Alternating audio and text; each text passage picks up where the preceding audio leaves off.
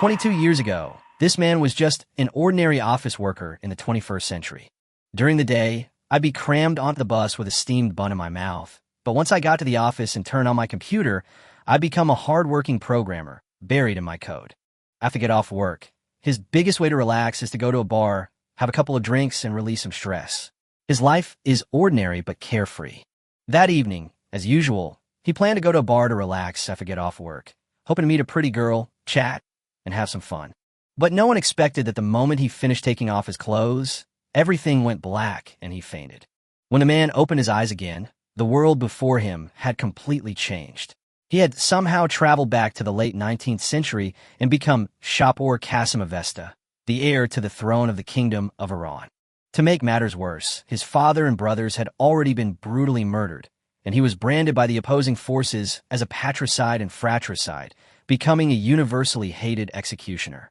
Fortunately, Shapur's memory was greatly enhanced, and he remembered historical events from the 19th to the 21st century with exceptional clarity, especially the undiscovered treasures within Iran. In order to survive and regain control of the army, he decisively offered up the undiscovered Gavur oil field, worth as much as 17 billion pounds, and made a deal directly with Germany. After the meeting with the Germans ended, only Akbar and Shapur remained in the office. Akbar couldn't help but ask, "Your Majesty, was the empire's gain this time too meager?"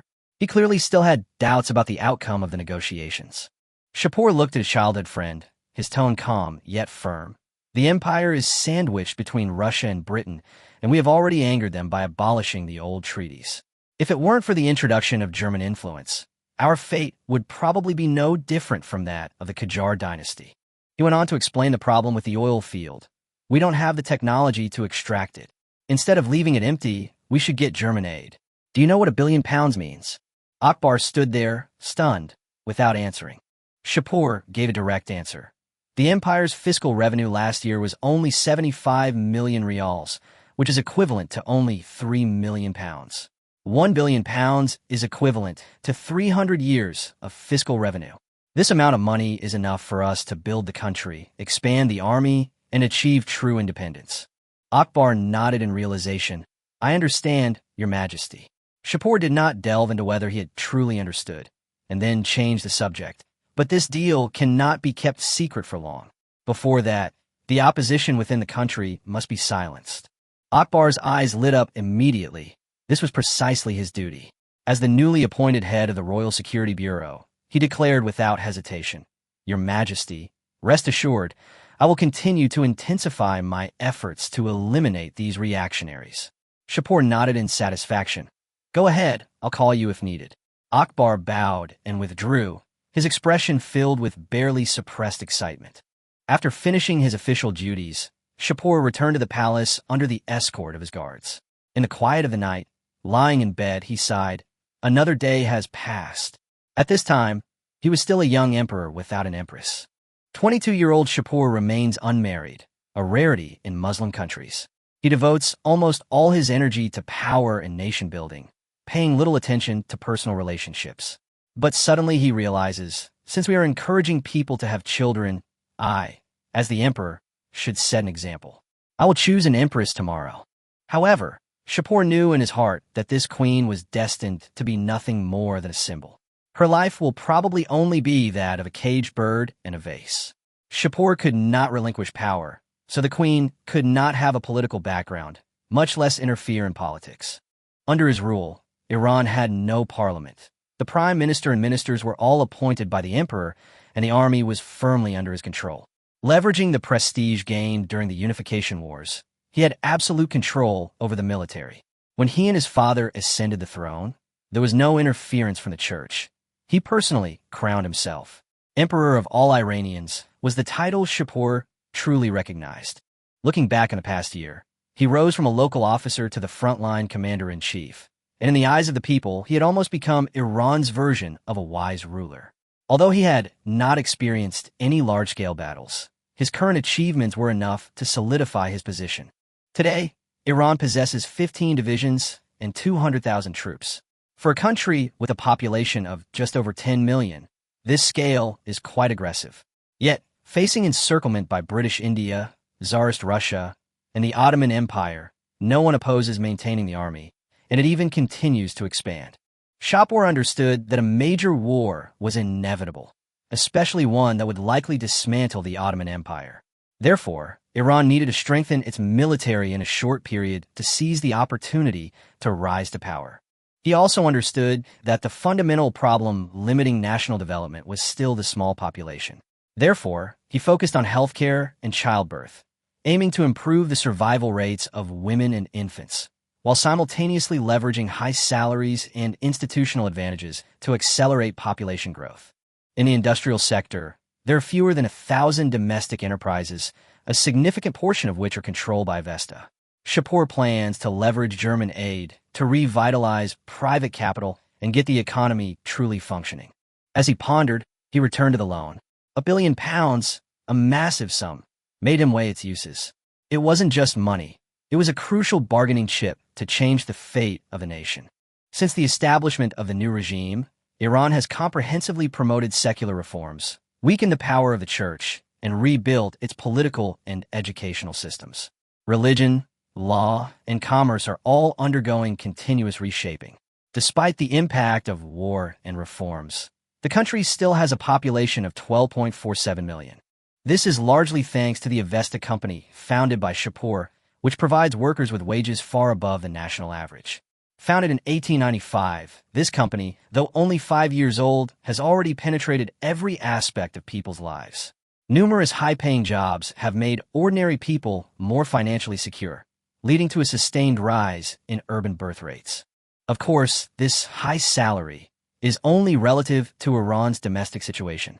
Compared with Western powers, Iran's overall standard of living remains shockingly low, with a significant disparity.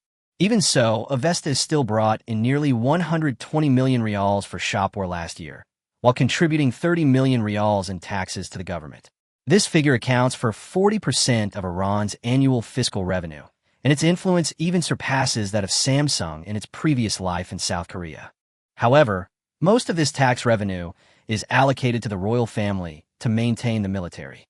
This is a rule established by law. Military expenses are paid by the government to the royal family, not the Ministry of War, to ensure the emperor's absolute control over the army. As the supreme commander, the emperor naturally holds the positions of Minister of War and Grand Marshal. For this reason, the Avesta family must firmly grasp military power.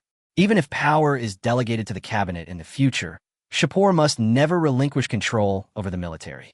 In terms of ethnic policy, Shapur championed the banner of the Iranian nation, claiming that all ethnic groups within the country were originally one, including the Baloch, Turkmen, Azerbaijani, Armenian, and Kurdish peoples, and attempted to achieve integration through cultural identity. For example, he promoted the idea that Azerbaijanis were actually Turkicized Persians and encouraged them to return to their Persian identity. At the same time, he distributed a large number of newspapers in Balochistan, claiming that they were descendants of the Sasanian dynasty and the last prince, thereby promoting the reshaping of their identity. In fact, this assimilation was not just empty talk. Persian culture survived for centuries under foreign rule, and even when its religion was Islamized, it chose a Shia path distinct from the Arab world, thus maintaining its uniqueness. Shapur even knew that in another period of history, after the Constitutional Revolution, Zoroastrian representatives could still enter parliament. And this religion still held influence in upper-class society. The Avesta family name itself originated from its scripture, the Avesta. The vigorous promotion of national reunification also has a more practical purpose, to pave the way for the upcoming identity card system. Qasim's sudden death disrupted Shapur's original plans, forcing many initiatives to be launched ahead of schedule, including the identity card system. Furthermore, the oil field deal with Germany was supposed to take place decades later. His vision was that post-World War I Iran would be stronger and better positioned to profit from the Great Depression, extracting greater gains from the United States and Germany. For example, he had already planned to acquire surplus industrial products from the United States at low prices, or even sign technology transfer agreements with bankrupt companies to obtain large-scale technological benefits. Shapley possessed equally astonishing intelligence. Some oil field projects were planned in cooperation with Germany and the Morgan family to challenge Rockefeller's oil monopoly, while some mineral resources were intended to be used by the Freemasons to restrain the Morgan Financial Group. The date was January 4, 1900, the day of Shapur's weekly meeting with the cabinet. Although he got up early, when he entered the dining room of Yelestan Palace, all the officials were already there, except for the head seat, which was empty. The attendant pushed open the door, and Shapur entered the hall with his chief guard, Rasul. The courtiers immediately rose and bowed, saying, "Good day, your majesty. May Allah grant you peace." Shapur merely waved his hand dismissively, walked to the head seat, and said, "Sit." Only then did everyone take their seats, their expressions still respectful, clearly showing their fear of this monarch. After all, the officials and revolutionaries of the old regime had long since disappeared, and even former allies had been purged. Those who could still sit at this table now were either former members of the Avesta family or long-term supporters. "What do you all have to report at today's meeting?" Shapur asked calmly. Everyone's eyes turned to Prime Minister Karim, but he remained seated and did not report anything. According to protocol, other ministries speak in turn only after the Prime Minister has nothing to say. Iran currently has 14 ministries, listed in order of importance, and at this moment, everyone's attention turned to the Minister of Industry, who was ranked high on the list. Industry Minister Ali Motahari stood up and said, "Your Majesty, the Ministry of Industry plans to build a steel plant with an annual output of more than 100,000 tons in Tehran this year. The site selection has been completed, and here is the detailed plan for your review." He handed the documents to the guard and sat down, his gaze inadvertently falling on a young man. The man was standing behind the other ministers. It was his son. He muttered to himself, "When did this kid get here?" He didn't even say hello. The guards who appeared in Shapur, where ministers held meetings, were among the most trusted men. Not only were their futures bright, but the position itself was a symbol of power, and they also had first access to state secrets. Becoming a close bodyguard was Shapur's reward for loyalty. These people would occasionally pass on some trivial information to their families, allowing the forces behind them to prepare in advance, which could be considered a tacit exchange of benefits. Motahari thought to himself that he should be more careful when disciplining his son in the future. Otherwise, if he really hurt him, it would not only affect his ability to serve His Majesty, but also jeopardize his future. At this moment, Shapur took the document and looked at it for a moment before speaking. "Minister Motahari, Tehran already has a steel plant, and it is not suitable to build a new one. The pollution is too heavy. I think it would be more appropriate to place it in Isfahan." He did not approve of continuing to develop heavy industry in Tehran. Firstly, the city lacked coal and iron, making raw material transportation extremely costly. Secondly, the city was surrounded by mountains, resulting in poor air circulation, and once pollution accumulated, it was difficult to disperse. Although future cooperation with Germany in building steel plants is still planned, Shapur did not reject the Ministry of Industry. He merely adjusted the strategic direction. Motahari, somewhat puzzled, advised, "Your Majesty, the capital is the face of the empire. Placing industry in Tehran better reflects prosperity and national strength." Shapur listened with a hint of helplessness. In many people's eyes, chimneys and pollution were symbols of power, a perception difficult to change overnight. His tone then hardened. "I don't want workers to be overly concentrated in Tehran. Isfahan will become the industrial hub. Do you understand?" Seeing the emperor's resolute attitude, Motahari could only remain silent. After all, many former nobles and high-ranking officials were still buried in the mass graves outside the city. This was the fate of those who opposed him. At this moment, the Minister of Education, Jalalai, rose to report, "Your Majesty, the theological seminaries have been nationalized, and currently only 3 comprehensive colleges remain. In addition, Tehran University has been inspected and accepted, and Isfahan University is nearing completion and will be able to enroll students this autumn." Both universities were built under Shapur's leadership during his time as Crown Prince, and were initially planned to accommodate 5,000 students. They may still be empty now, but he believes they will be filled soon. Currently, Iran's illiteracy rate is as high as 75%, with only a quarter of the population being literate. Most of these literate individuals are at the primary school level, and high school students are even fewer, mainly concentrated in a few cities. As for university graduates, they are an even scarcer resource. Theological seminaries graduate no more than 100 students each year, while the number of officials purged by the government is equally staggering, indicating a severe talent shortage. More importantly, most of these individuals study theology, leaving almost no scientific or technological talent, directly hindering national development. Shapur nodded and said, educational development should be accelerated. Funding can be obtained through interest-free loans from the Royal Bank. Jalali agreed. After all, the government relied on loans to operate when it was first established, and it is still borrowing money to maintain development. After a moment of silence, Shapur suddenly spoke up. Since no one has reported anything, I will say something. The empire will receive a £1 billion interest-free loan from Germany. No sooner had he finished speaking than Finance Minister Aratsi stood up abruptly. Your Majesty, this amount is far too large. We simply cannot repay it. Other ministers echoed his sentiments, and a murmur of discussion arose, the scene threatening to spiral out of control. Shapur signaled to the chief guard to maintain order, and after a shout of quiet, the hall returned to calm.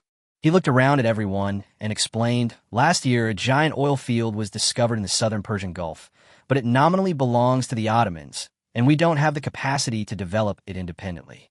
So we used the oil field to obtain this loan.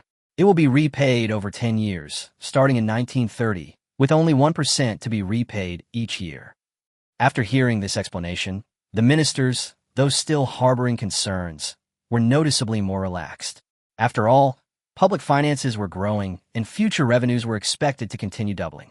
Many had already made up their minds. The only option now was to tighten spending and pay off the debt first. Aratsi, with his eyes closed, said with difficulty, Your Majesty, such important matters should be discussed in advance. The government has just been established and cannot bear such great pressure. Shapur simply smiled faintly, not taking it to heart. In his view, the world economy would grow rapidly in the future. Coupled with currency devaluation, this debt would not be difficult to digest. And his setting the repayment date in 1930 had another purpose. Don't you see, in the past, the Republic of China was fighting Japan while simultaneously paying the Boxer indemnity? Such an operation would seem absurd in any era. Thinking of this, Shapur actually found the logic of fighting a war while paying back money more convincing, and even thought the principal's method was quite ingenious.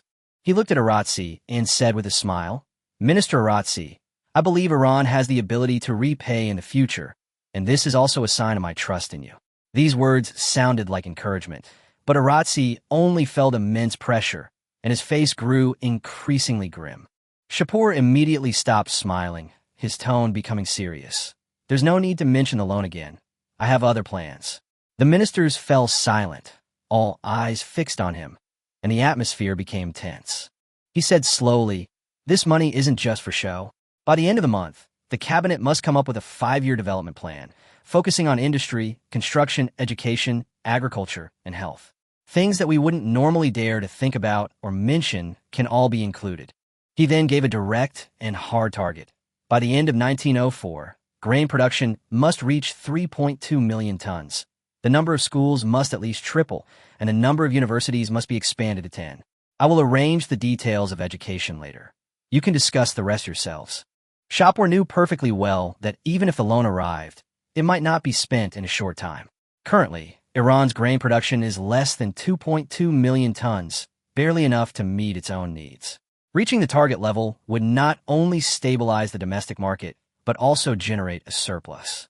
He had already planned out the path, introducing chemical fertilizers, developing the Caspian Sea and the Khuzestan Plain, and combining this with agricultural machinery and newly reclaimed land. This goal was not just empty talk. What he was even more concerned about was the future reverse acquisition of grain reserves. His approach to education was equally simplistic and brutal. The primary focus was on expanding the number of primary schools, quickly training a large number of junior and senior high school students to become teachers, ensuring the basic education system was established first. He didn't care about the depth of instruction. The key was to unify thinking. In a few years, once the returned overseas students supplement the secondary school teaching staff, the entire system will be gradually perfected. As for those who are disobedient, he has no intention of showing any leniency. The education system must be firmly in the hands of the government. Shapur had a clear vision for the future.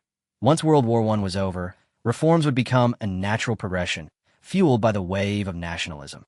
Therefore, this 5-year plan was more like a preemptive strategic move. At this moment, a minister couldn't help but speak up. Your Majesty, this data is probably... Before he could finish speaking, Shapur interrupted him directly. He said coldly, If you can't do it in 5 years, go find a place outside the city yourself. He added an even harsher statement. There's no need to worry about labor. The company has already imported slaves from neighboring countries, and they will take on the dangerous work. The Iranian people are a treasure, and I don't want the population to decrease after the project is completed. Meeting adjourned. With that, Shapur stood up and left, but the ministers remained frozen in place, looking at each other in bewilderment. For a moment, no one dared to speak, the pressure almost suffocating them. After a long silence, the Minister of Agriculture asked first, Prime Minister, will Germany really take out a loan? Rafsanjani coldly replied, whether or not a loan is taken out is not your concern. What you need to do is write down the plan, or you can go home. Aratsi couldn't sit still any longer and resigned with a bitter expression. He knew very well that once the loan was disbursed, various departments would ask for money, and he, as the finance minister, would inevitably be the first to bear the brunt of the pressure, which would be unbearable. Meanwhile, Shapur had already left the hall and was chatting casually with the chief guard. He sensed that Flava still harbored doubts about oil and loans, but dared not ask due to his status. So Shapur took the initiative and said, You still haven't figured it out? Flava nodded. Shapur then patiently explained his thought process again, but the other party still only half understood. This kind of decision, which had a bit of a gambling element, was obviously beyond his comprehension. Shapur didn't care. In his view, Flava's abilities were limited, but his loyalty was his strength. He could be sent to lead troops in the provinces, obtain a title, and live a peaceful life, which would be enough for him. As for the royal family, Shapur had already made arrangements. The Avesta family didn't have many capable people. Only a few elders had been truly knighted, and the rest were mostly just ordinary members of the royal family. After he came to power, he sorted out all these people, and most of them were sent back to Isfahan to receive a fixed annual salary. The younger generation was concentrated in the Royal Academy of Tehran to study and be trained together with the children of the newly rich. This academy, founded by his father, has now become a tool for selecting and shaping future talent. In Shapur's plan, both the bureaucratic system and the power of the royal family must be reshaped and firmly controlled. After the morning meeting, Shapur returned to his office to handle official business. Soon after, a guard reported that the German ambassador, Daniel, requested an audience. He put down his pen, smiled, and said to Flava, Looks like my money is coming. Flava smiled and asked cautiously, Your Majesty, now that we have the money, can we increase the military budget a little more? Shapur was taken aback. The army budget is already sufficient. With the empire's current population, it cannot support further expansion. Besides, the equipment is all purchased from Germany, so the quality is not bad. Flava scratched his head and explained, The research department is replicating German weapons, and the commander is very optimistic about it, hoping to allocate more funds to the Royal Guard. As both the chief of the guard and the deputy commander of the Royal Guard, this request was clearly driven by some personal motives. The Royal Guard has a long history, originating from the early family armed forces of the Avesta family. Today, its research department is also located at the Guard's headquarters, making it the only military equipment research and development institution in the country. However, Iran's industrial base is weak, and its research departments mostly only copy simple weapons. Apart from ammunition, the standing army still largely uses German equipment, with domestically produced weapons primarily supplied to the garrison and exported in small quantities. Shapur wasn't concerned. He knew that with the country's current strength, it would be difficult to develop truly advanced equipment. These investments were more of a training exercise. Real technological development would have to wait for talent cultivation. Thinking of this, he didn't respond directly, but simply patted Flava on the shoulder and turned to walk towards the reception room. Upon arriving at the entrance, Shapur saw Daniel and his entourage sitting respectfully, their attitude noticeably more deferential than before. Daniel immediately rose and bowed, saying, Your Majesty Shapur, good day. After exchanging pleasantries, Shapur took the head seat and, after a servant served coffee, asked, How is the oil field exploration going? Upon hearing the mention of the oil field, Daniel's expression became visibly excited. Your Majesty, it has been confirmed that the location you provided is indeed a super oil field. Although the exact reserves haven't been fully measured yet, this conclusion is sufficient. He then produced a document. This is the cooperation agreement. It only awaits your signature before it can be officially implemented. His tone was solemn and direct. After quickly glancing through the documents, Shapur handed them to his attendant for inspection, then continued his conversation with Daniel. I've heard that your family is involved in grain exports. Could you supply some to Iran? Daniel agreed without hesitation. This deal wasn't important to him. It didn't matter who he sold the grain to, and the profit was limited. Shapur then offered his terms. I'm willing to buy all the grain you can export at 30% above market price. Daniel was taken aback at first, but quickly realized that this was not just a transaction, but an exchange of benefits. After a moment's thought, he replied, Germany is also very interested in Iranian culture, and I believe your country's products will have a market in Germany. Shapur smiled slightly and said nothing more. The attendant then handed back the inspected agreement, which he took, signed, and returned to Daniel. Given Germany's strength, Daniel was fully qualified to represent the country in reaching this kind of cooperation with Iran. There is no true equality between weak and strong nations. But Shapur didn't care. He believed that given enough time, Iran would one day be able to occupy a place in the world order. After the signing was completed, he took the initiative to reach out and shake hands with Daniel, and said in a low voice, I only care about the results. Iran will pay whatever amount of grain you can bring. Daniel understood and replied in a similarly low voice. The 180 million pound loan originally scheduled for June will arrive by the end of January at the latest. Hearing this, Shapur's smile deepened. The exchange of benefits is the truest rule of this world. Then, Shapur snapped out of his thoughts and said with a smile, Pleasure doing business with you. Daniel responded with a similar smile, Pleasure doing business with you. Chapter 8 Oath-Taking Clerks. The Avesta family's rule over Iran was too short, and there has always been considerable opposition. While the southern tribes can be suppressed by military force, Shapur cannot completely resolve the issue with swords against the clergy. Today, Iranian clerics are roughly divided into several factions. The loyalists swear allegiance to Shapur and have become his mouthpieces. The academics also swear allegiance, but are only concerned with theological research and do not want to be disturbed by the government. The opposition outwardly pledges allegiance, but secretly resists Shapur's oppressive rule over the church and has long been the focus of suppression. Another group of people refuse to take the oath and incite civilian rebellions in various places. The government calls them cultists, and the Royal Security Service, led by Akbar, has a primary mission to purge these unoathed clergy. The presence of these individuals severely impacted Shapur's rule. The general public's lack of judgment and susceptibility to manipulation, coupled with the constant bloodshed in the region, complicated many people's perceptions of Shapur. In Qom province, a group of religious exiles are huddled together in a small hut, holding a secret meeting. Some angrily declare that the Avesta family has usurped Allah's authority, forcing religious leaders to pledge allegiance to them, and that Iran will sooner or later be destroyed in their hands. These people are among the more intelligent extremists. They knew how to evade the Royal Security Service's purges.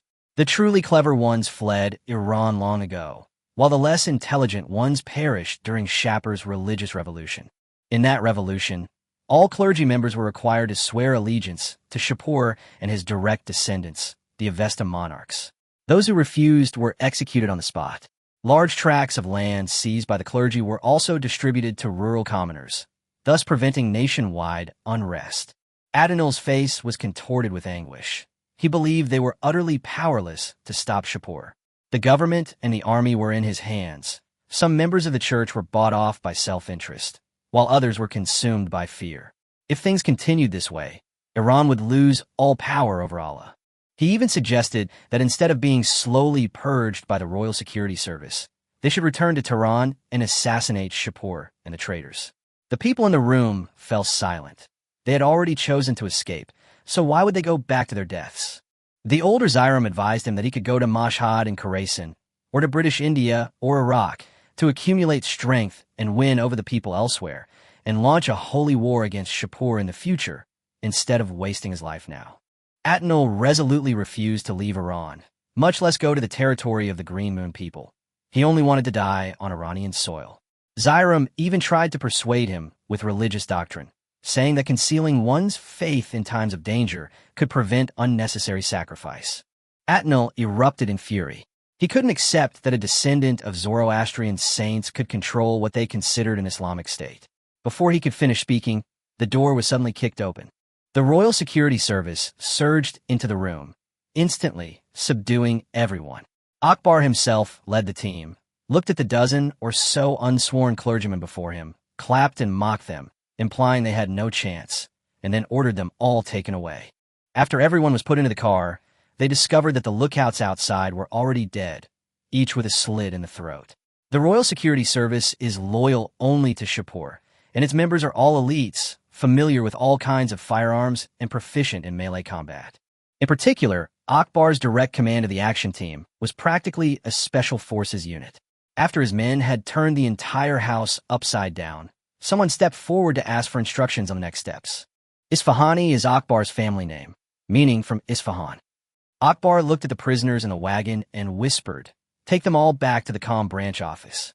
Interrogate them tonight and hang them outside Qom tomorrow." He knew these people were just the tip of the iceberg. Those Ayatollahs who refused to pledge allegiance to Shapur had been killed or imprisoned long before Shapur entered the city and in the early stages of the religious revolution. Yet, of the hundreds of thousands of clergy nationwide, fewer than 80,000 had publicly sworn an oath. The other 20,000 to 30,000 arrested clerics whose crimes were less serious have already been sent to repair the railway from Isfahan to Tehran. As for the diehards caught today, killing them would not be enough to deter others. Akbar came to Qom personally because there were too many clerics there, and he wouldn't feel at ease leaving him alone. He summoned his deputy, Jakarija, and ordered the crackdown to be expanded, with the arrest of unsworn clerics nationwide, and at least another 20,000 to be rounded up. Jakarija's eyes flashed with a fierce light, vowing never to let these priests go. Akbar nodded in satisfaction. This man was the one he had specifically promoted to handle this matter. He came from a respectable background, but had a blood feud with the church. The Jakarija family had farmed church land for generations. A few years ago, the whole family starved to death. In a fit of rage, he slaughtered more than a dozen people from the local church and then fled to Isfahan, where he joined the Isfahan Security Service, the predecessor of the Royal Security Service. When Akbar was tasked with establishing the Security Bureau, he took a liking to him and promoted him all the way up, allowing him to reach a mid-level position before the religious revolution. However, looking at his young face, Akbar sighed inwardly, thinking that if this man could not overcome his inner demons about the church, he would ultimately only become a blood-stained knife. Upon returning to the Qom branch, the agents immediately interrogated Atenil and the others. The results were unexpected. The interrogation barely began before they confessed everything, even revealing the hiding places of other unsworn clergy. Jakarija listened with disbelief, never expecting these fanatics to speak so readily. Fari, in charge of the interrogation, could only truthfully reply that that was indeed what they had confessed. Jakarija pondered for a moment, then, staring at Fari, ordered several more rounds of interrogation, while simultaneously sending men to verify the locations they had provided. If it was true, hang them immediately. If it was false, hand them over to Karina, the expert in torture. Thus, Atenil and the others, having given such detailed accounts, faced a second round of interrogation. Chapter 9. Enjoying the snow in the palace. The results of the two interrogations were completely consistent, and Jakarija finally felt relieved and presented the report to Akbar. Akbar sneered after reading it. These people had neither foreign backing nor the willingness to swear allegiance to His Majesty. They wouldn't admit their mistakes until they were faced with the ultimate truth. He couldn't understand who had allowed these people to escape Tehran in the first place, and ultimately could only blame the Security Bureau's incompetence, planning to give them a severe dressing down when he returned. Now that the situation had been clarified, Akbar immediately ordered that those who should be arrested, those who should be hanged, and those who should be sent to repair roads be sent to repair roads. After Jakarija left, Qom province quickly descended into turmoil. Large numbers of clerics hiding in Shia holy cities were arrested, while a small number of misled civilians were taken to Isfahan to work on roads. Akbar also ended this tedious operation and prepared to return to Tehran. He had originally thought there would be some big fish in Qom, but it turned out to be a bunch of cowards who were afraid of death. Calling them fanatics was an insult to the word fanatics.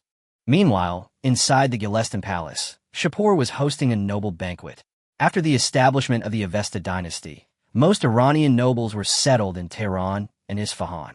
Qasim also specially expanded the Gilestan noble district to accommodate more nobles.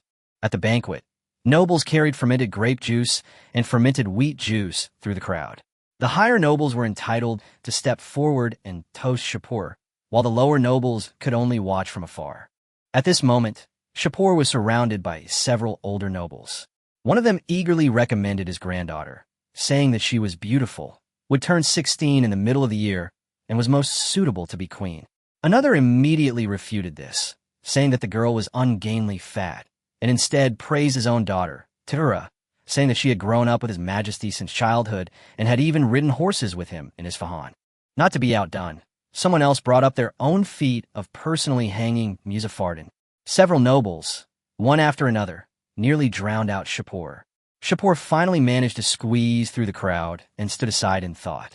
He had only subtly hinted at wanting a wife, and was immediately bombarded with questions from these nobles. In Iran, ordinary girls marry at 13 or 14, but noble children usually don't marry until 16 or older. However, most of the candidates they had just mentioned were not yet 16. In this era of scarcity, commoner women were never candidates for queen. Shapur had been to barren lands and witnessed the hardships of the lower classes. He was not a saint, but he knew that the queen could only be chosen from among the nobles. Flava followed behind him, and after leaving the crowd, he asked in a low voice, "Your Majesty, what do you think of the choice of empress?" Shapur turned his head and glanced at him, his tone turning cold. "What do you mean?" He could accept a political marriage, and he could marry different women for power, but he would never allow others to manipulate his marriage with a few words.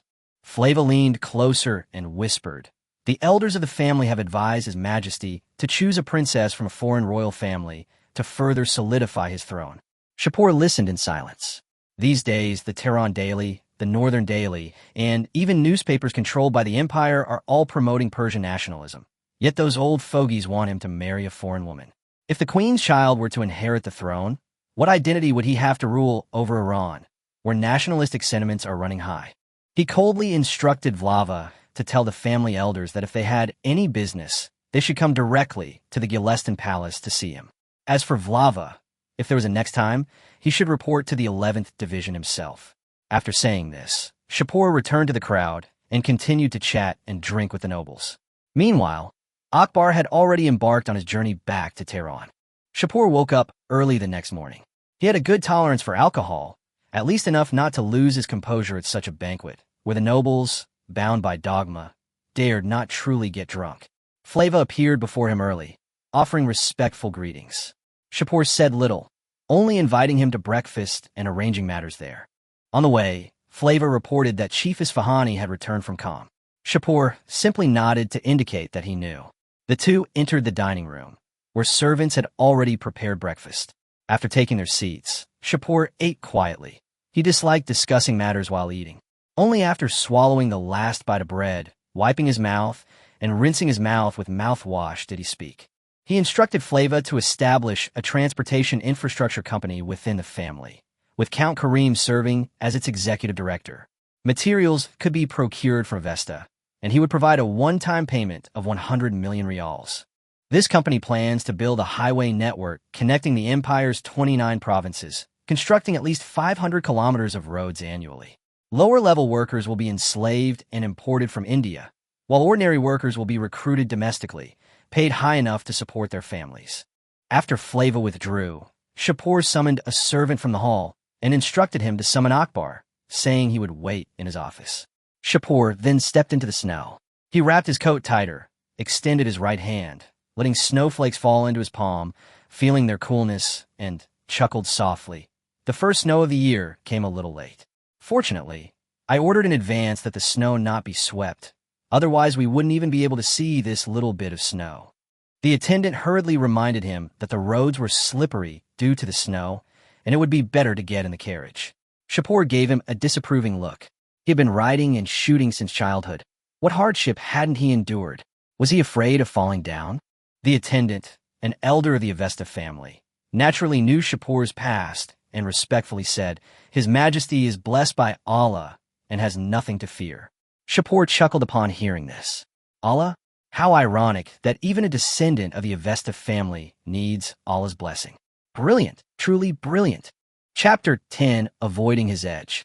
I wonder what the Avesta family ancestor, who became a core figure in Zoroastrianism in the Middle Ages and was personally named by Daster, would think if he knew the current situation of his descendants. After leisurely enjoying the snow, Shapur arrived at his office, where Akbar was already waiting outside. Upon seeing him from afar, Akbar knelt on one knee and respectfully greeted him as he approached. Shapur lightly kicked him twice and laughed. "Go inside, don't bother with all this fancy stuff." Akbar immediately got up and followed him into the office. Shapur sat down behind his desk, trimmed his cigar, tossed the cigar cutter to Akbar, and asked bluntly, "How's the situation on Kam's side?"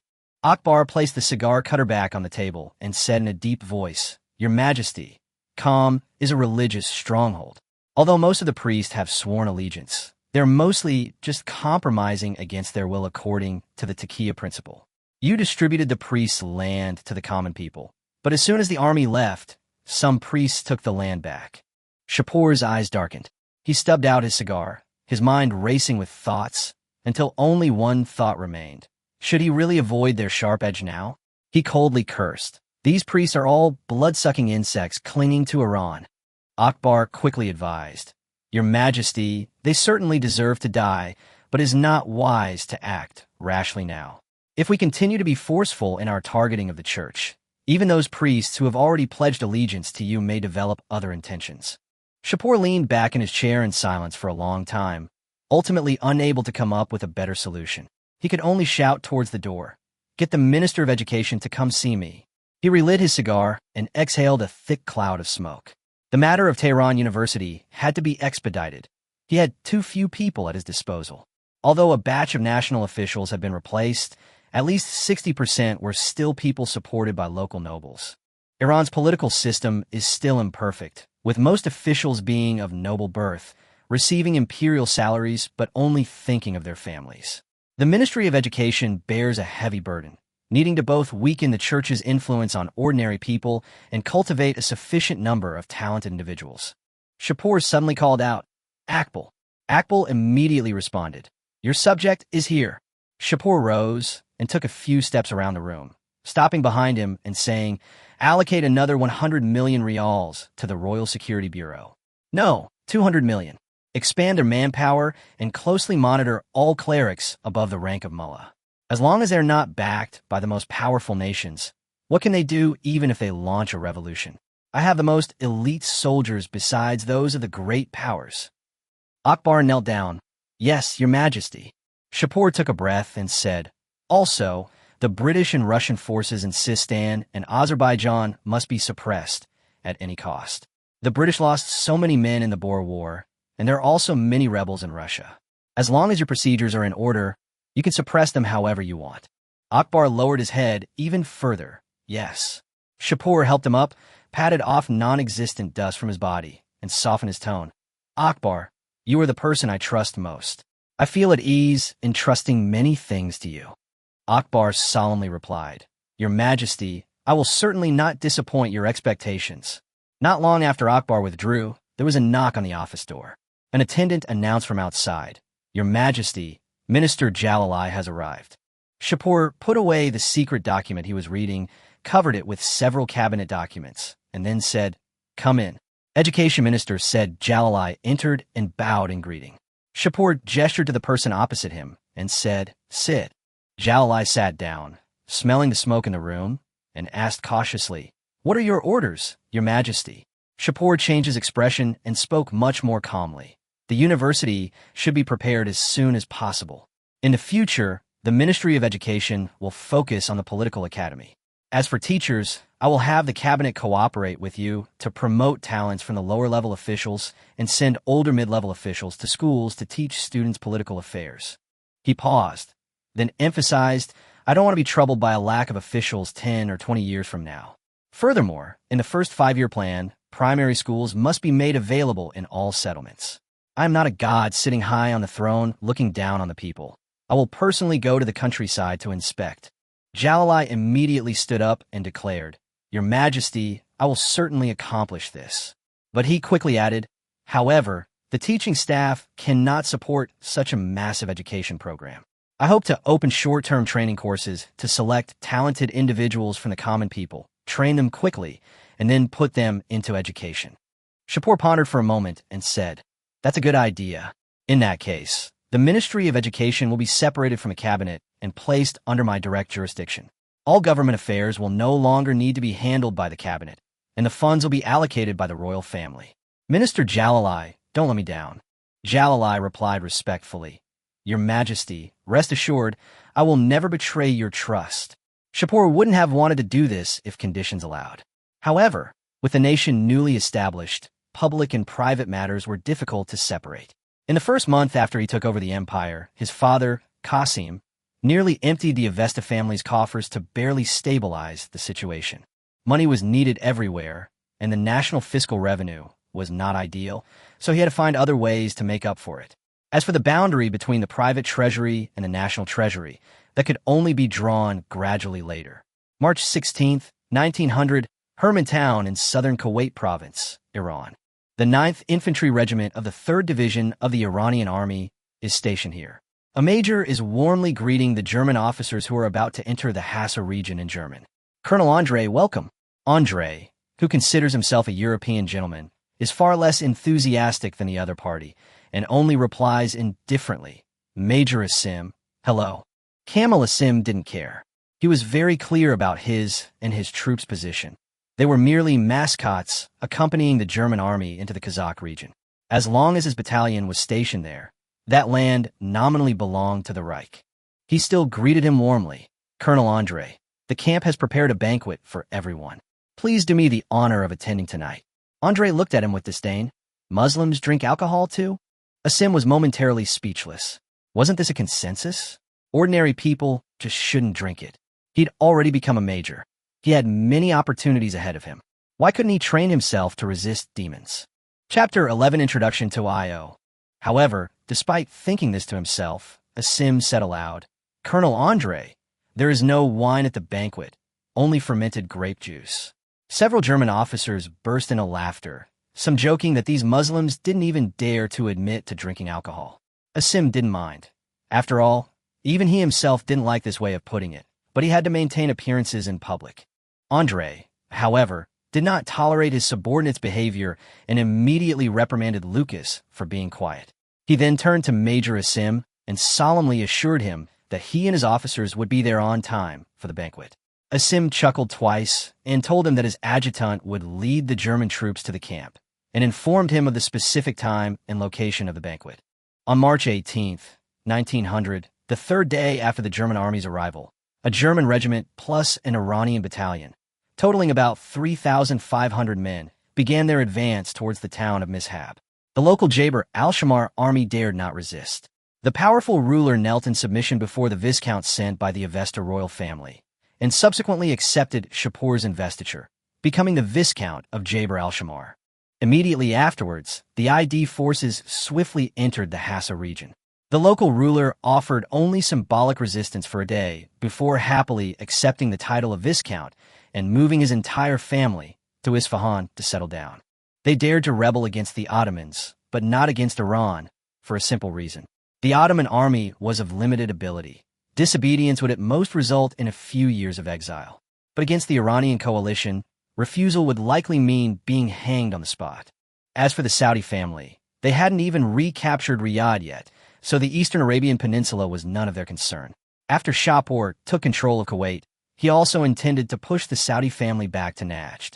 Because if there were no local enemies in the Middle East, the powers of Europe, Russia, and the Americas would intervene directly. If Iran had rivals, the powers would at most support proxies. At this stage, Shapur did not want to directly confront the powers. Meanwhile, in Tsarist Russia, in his office at the Winter Palace, Nicholas II sat behind his desk, his face contorted with rage, berating the noble ministers before him. "Useless!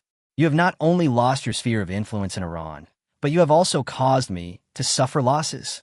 Nicholas II, who had been on the throne for less than 6 years, had not yet fully consolidated his power. Opposition existed within Tsarist Russia, and internal strife was brewing within the ruling class as well. One nobleman hastily offered an explanation, saying they hadn't expected Shapur to integrate Iran so quickly, and that the Persians were also suppressing Russian influence.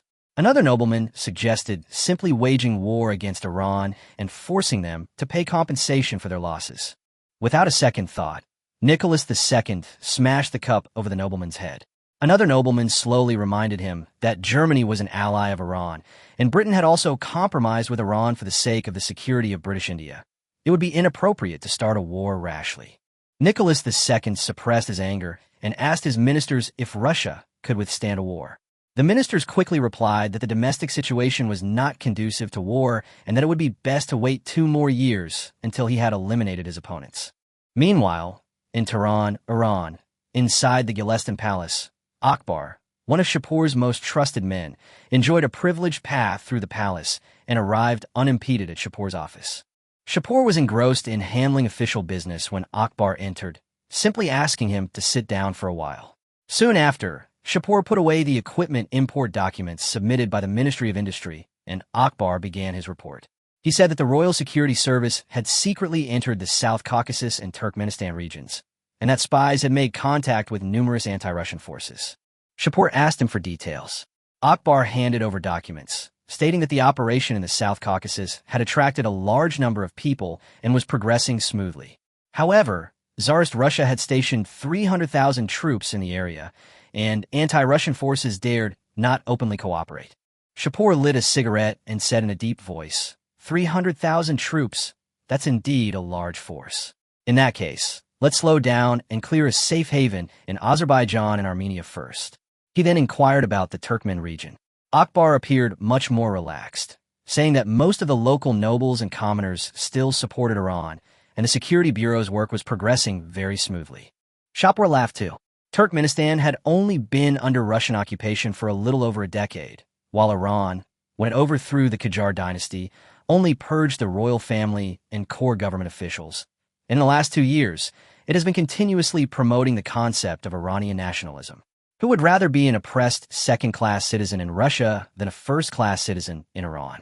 Akbar hesitated for a moment, then added that they had contacted the descendants of 2 prominent Turkmen noble families and, in the name of Shapur, promised them titles and money if they join Iran, which is why they fully supported the security agency's operation. Shapur smiled and said that Akbar's promise was his promise. If Turkmenistan could return to Iran, he would grant 2 count titles. Akbar breathed a sigh of relief, but soon hesitated again, whispering a reminder. Your Majesty, the gap between the Empire and Russia is too great, and going to war with Russia is too risky. Chapter 12 sparks between Iran and Russia. Shapur smiled and looked at Akbar, saying, the Empire will not go to war with Russia within 5 years. Japan, which is rising in the east, has already reached the strength of a great power, but it has never been recognized by Europe. Just watch, at the latest within 5 years, they will definitely go to war with Tsarist Russia. He finished speaking and slowly exhaled. Reclaiming some territory through the Russo-Japanese War was Iran's only chance. Once that Red Empire was established, Iran would no longer be able to expand northward.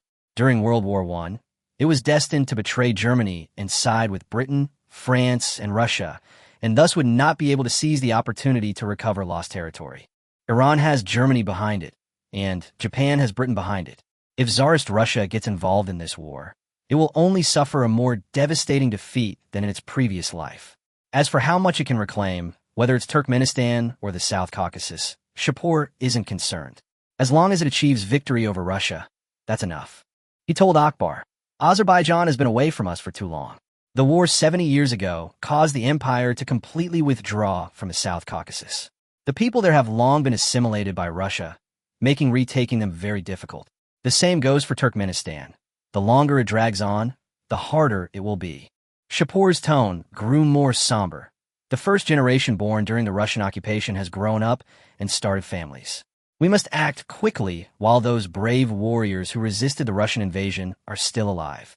Otherwise, once they are gone, the Turkmen will only consider themselves Russians. Akbar nodded and said, Your Majesty, rest assured, the Royal Security Service will handle the matter with those civilians.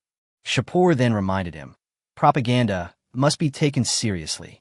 Azerbaijan has been away from the empire for too long, And there are even Azerbaijanis in the upper echelons of Tsarist Russia. If we cannot offer them sufficient benefits, they may not be willing to accept Iran. After discussing this matter, Shapur continued to instruct, in the southern Azerbaijan region, the targeting of the Russians can be appropriately reduced, but it cannot be stopped, nor can they be allowed to think that the empire is going to war. Even with German support, Iran alone cannot defeat Tsarist Russia. Yes, Your Majesty. Tabriz, East Azerbaijan Province, Iran. This is Russia's largest stronghold in Iran and its fifth largest city, with a population exceeding 100,000. Apart from Tehran, Isfahan, Mashhad, and Abadan, no other city is more prosperous.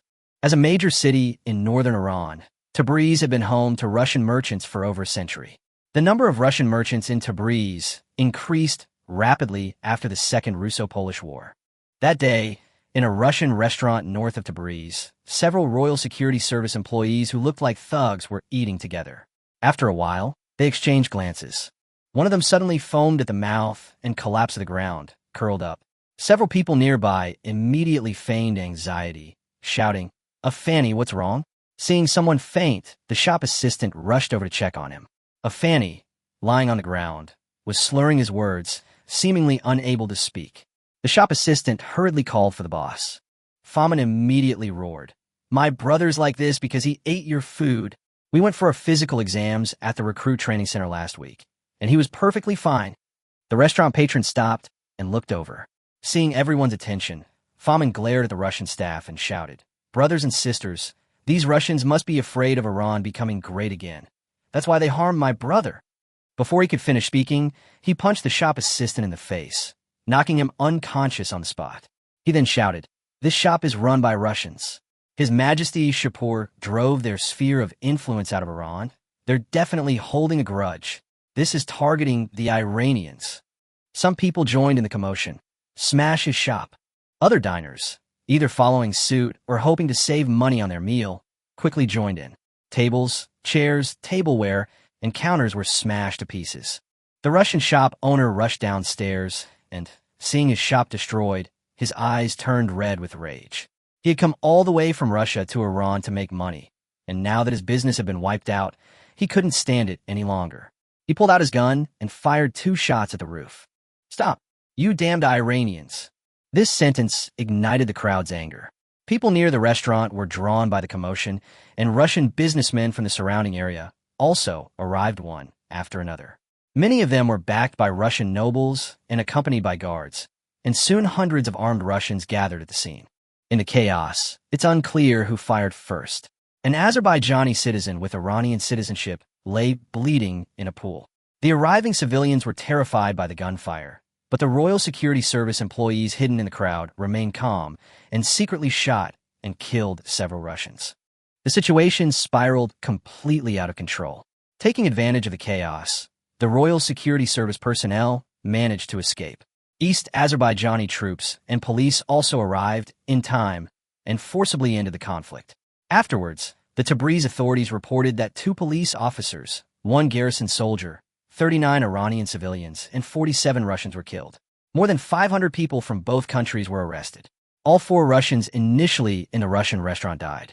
In an old house in Tabriz, Afani, who had been lying on the floor pretending to be dead, was now comfortably leaning back in a chair. Famin and several other security bureau members were also there. Someone laughed. "Afani, you're really good at playing dead. I touched your chest just now and couldn't even feel a heartbeat." Afani took a smug puff of his cigarette. "You wouldn't understand. This is something I learned from a mysterious Eastern wizard I met when I was a child. Before I joined the Royal Security Bureau, I used this trick to swindle quite a few landlords." The crowd immediately clamored. "Then teach us this mysterious witchcraft too." Afani shook his head repeatedly. No, this is my secret. How could I just teach it to anyone?" "What a stingy Afani." He glared at the crowd. "Bastards, it's a secret. I won't teach it, that's it. Being stingy is being stingy." Chapter 13. 5 years of preparation. The day after the chaos subsided, Shapur received Akbar at the Gulestan Palace. With a relaxed smile, he offered generous praise. "Akbar, you did a very good job this time. I have already refused the Russian ambassador's request for a meeting. However, this shouldn't happen too frequently, Otherwise, if we really push Tsarist Russia to the point of initiating war, we'll be in serious trouble. Akbar sat opposite him, his expression serious. Recently, his Royal Security Service had launched more than 10 operations against the Russians, and this one was the largest. He immediately declared, "Your Majesty, the Royal Security Service will certainly not let you down." Just then, there was a knock at the door. Shapur let him in, and the door opened, revealing General Hamid Kaslovi, Deputy Minister of War and Chief of Staff of Iran. Kaslovi was the first Chief of Staff after the establishment of the Avesta dynasty, and had served in the Isfahan local army 40 years earlier. He came from the Kaslovi family, the second largest noble family in Isfahan, and had served 3 generations of the Shapur family. During the War of National Founding, he distinguished himself in battle, not only personally capturing Ahmed, the last ruler of Qajar, but also defeating British and Russian forces on both the northern and southern fronts. Now, he is a Duke of Iran. Koslov quickly approached Shapur and bowed respectfully. "Your Majesty, may Allah grant you peace." Akbar, who was standing to the side, had already risen. As a rising star in the Avesta family's power, he greatly admired this current second-in-command of the military. As for the first-in-command, it was naturally His Majesty Shapur, the light of Iran. Shapur waved his hand, gesturing for Koslov to sit down, and then asked, "My Chief of Staff, if we really go to war with Tsarist Russia, what do you think the outcome will be?" Koslov looked at Shapur helplessly. He hadn't actually wanted to come today, because this was a difficult question to answer. It wasn't that he didn't trust Shapur. On the contrary, he had always praised the monarch's abilities at private gatherings. But 5 years is too short, so short that he dared not imagine Iran defeating Tsarist Russia in 5 years. After a moment of silence, Kaslovi still spoke truthfully. "Your Majesty, it is not that this old minister is afraid of war, but that the gap between us and Tsarist Russia is too great. Russia currently has an army of 1.3 million men and thousands of artillery pieces. Our army has only 200,000 men, and even with the addition of 120,000 garrison troops, we are only a quarter of theirs." He continued, "The situation is slightly better in terms of artillery, but there are only a little over 1,000 pieces, of which more than 600 are domestically produced and more than 400 are from Germany. Your Majesty, you are the messenger sent by Allah to save Iran, but Iran cannot afford the consequences of going to war with Russia and must seek stability." Shapur stroked his chin, his gaze lingering on Kaslovi and Akbar for a moment before he slowly spoke. "General Kaslovi, we have the support of the Germans. Over the next 5 years, we will receive a loan of £600 million from Germany, and I will allocate a portion of that to develop the army. I believe you can lead the Iranian army to new heights." Kaslovi looked at Shapur's trusting expression and felt a mix of emotions. After much hesitation, he ultimately did not object further, but instead began to deduce the possibilities based on Shapur's assumptions. "Your Majesty, if we were to go to war with Russia, we will need to mobilize at least 40 divisions. The South Caucasus will be the main battlefield, requiring at least 30 divisions. 5 divisions will be needed in each of the Golestan and Khorasan directions." He added, "Furthermore, the Russian Caspian fleet is not weak, possessing 20,000 naval personnel. We must deploy 5 divisions along the Caspian coast to prevent a Russian landing. The Strait of Hormuz will require the assistance of British and German warships to blockade it." Akbar continued, "General, the Royal Security Service's recent work has fueled anti-Russian sentiment in southern Azerbaijan. We've also contacted some anti-Russian forces in the Turkmen region. If war breaks out in 5 years, with some support, they should be able to muster several divisions." Shapur sighed softly. Iran's population is still too small. He looked at Kaslovi. "If we had a population of 100 million, we would no longer need to fear Russia. The Ministry of War can contact European countries to order warships and see if we can cooperate to build a few warship factories along the Caspian Sea coast. If we can train a Caspian fleet, the royal family will bear all the costs." Shapur added, "We can also strengthen cooperation with Japan in the East. They have developed to their current state in 30 years, and there must be things we can learn from them." After briefly explaining these matters, Shapur dismissed the 2 men. The office fell silent again. Shapur sat in his chair, briefly lost in thought. He didn't really need to think too much about the war with Russia, nor did he care much about winning or losing. Even if the outcome was different from the original timeline, and Tsarist Russia amass tens of millions of troops like in World War I and World War II, it didn't matter. Germany and Britain would never stand idly by and watch Iran be annexed by Russia. Even if he fails, 25 years later, a formidable figure will appear out of nowhere, Reza Pahlavi, the father of Iran's modernization in the original timeline. If Shapur remembers correctly, this man is currently serving in the 6th Division of the Royal Iranian Army stationed in Ardabil, and is one of the people he is paying close attention to. After all, Reza in his previous life was a nationalist who opposed Britain and foreign powers. In the current environment, he will only grow faster. It would not be surprising if he were to enter the upper echelons of the War Department in the future. Central Asia has limited resources to provide, so Shapur judged that the war 5 years from now would mostly be confined to the South Caucasus and southern Azerbaijan. This would spare Iran the burden of fighting on two fronts, a scenario he desired. There are too many Azerbaijanis in Iran, and even if they all converted to Persian ethnicity, Shapur wouldn't be completely at ease. Therefore, even if the Azerbaijanis in southern Azerbaijan don't experience the Iran-Russia war, he will eventually force them to go through a war. The Royal Security Service has no shortage of talent. Creating an atmosphere that could incite an uprising in Azerbaijan is not impossible. After all, since the Avesta dynasty was established, rebellions have never ceased throughout the country, and Shapur has long since become indifferent. In his eyes, these people are nothing more than clowns, utterly incapable of shaking the Avesta family's rule. On the contrary, they can be used to train the garrison and reserves. Chapter 14, heading south to Australia. While Shapur was talking with Akbar and Koslov at the Gilestan Palace, far away in the South Caucasus, the Russian military base was already crowded with Russian merchants who came to file complaints. Bank President Vasily was furious, his face flushed. He complained to General Shelikov that his bank had been robbed 3 times the day before. He went to Tabriz to report the crime to the Iranian police, but they refused to file a case due to insufficient evidence. Then someone else joined in, complaining that their tavern had been robbed 4 times in a week, with hundreds of thousands of rubles worth of liquor gone. But the Iranians claimed they had drunk it themselves. The various complaints mingled together, making the military camp sound like a bustling marketplace. Sherkov's ears were ringing from listening. Finally, he couldn't help but slam his fist on the table and loudly order everyone to be quiet. He told the merchants that he was aware of the losses and would report them to His Majesty Nicholas, who would then decide how to handle the situation. He added coldly that if they wished, they could contact the Winter Palace themselves. In any case, His Majesty Nicholas probably wouldn't mind appeasing them with compensation from the Iranians. Having said that, he immediately ordered everyone to leave the camp. After chasing away the wailing merchants, Sherkov rubbed his ears and turned to go to a small hut next door. 2 burly men were already waiting for him there. They were Ivan and Pavel, who managed his business. As soon as Sherkov entered, he eagerly asked if their businesses had been harassed by the Iranians. The two exchanged a glance and replied simultaneously that the general's factories and estates had not only been undisturbed, but had actually secured orders from the Iranian government amidst the chaos. One of them continued, saying that profits were now 80% higher than before, and Iranian rials were steadily turning into rubles and flowing into Shelikov's pockets.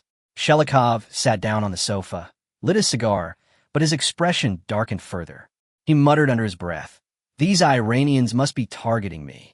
While other Russian nobles were losing money, only his businesses were making a profit. It was easy to guess what those nobles were thinking. Ivan and Pavel cautiously asked whether they should refuse the Iranian order. Sherkov immediately looked at them as if they were fools, retorting why they should refuse. How could the Tsar possibly support his 27 mistresses and 16 children with the meager funds he provided? The 2 men immediately shut their mouths, but couldn't help feeling contempt. Having followed Sherkov for many years, they knew that the general had a chaotic private life, but they never expected him to talk about it so frankly, even with a hint of pride. Despite their disdain, they understood that none of them were entirely innocent. Previously, they relied on Sherkov's military power for support, but now that the Iranians were offering money, who could truly refuse?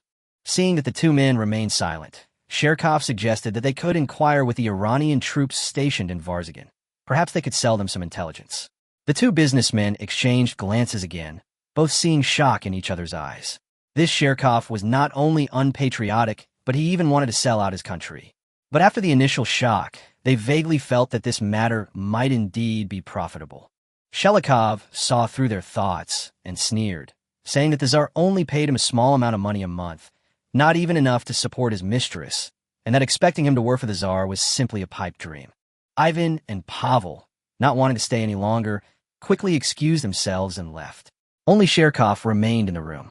A moment later, a young, beautiful woman emerged from the bedroom, quietly approached him from behind, and wrapped her arms around his chest. The woman, named Lucia, asked in a low voice, "General, are you really going to betray Russia?" Sherkov grasped her hand, his tone ambiguous, reminding her not to forget her place. These were not matters for her to consider. Before he finished speaking, he turned and hoisted Lucia onto his back, carrying her back into the bedroom. The 50-something-year-old Sherkov, still full of energy, left the 20-something-year-old woman gasping in astonishment. On April 28, 1900, a fleet of 7 merchant ships departed from Abadan, Iran, and sailed through the Strait of Hormuz, the Arabian Sea, Colombo, and Sumatra before finally arriving at the British colony of Western Australia. Western Australia's most important income came from coal, iron, gold, and silver mines. At this time, all 6 Australian colonies were vying for greater autonomy. Most people still identified themselves as British, but many others insisted that Australians were Australians. They believed they were merely descendants of British exiles and shouldn't be forever controlled by London. It was this rift that presented Shapur with an opportunity.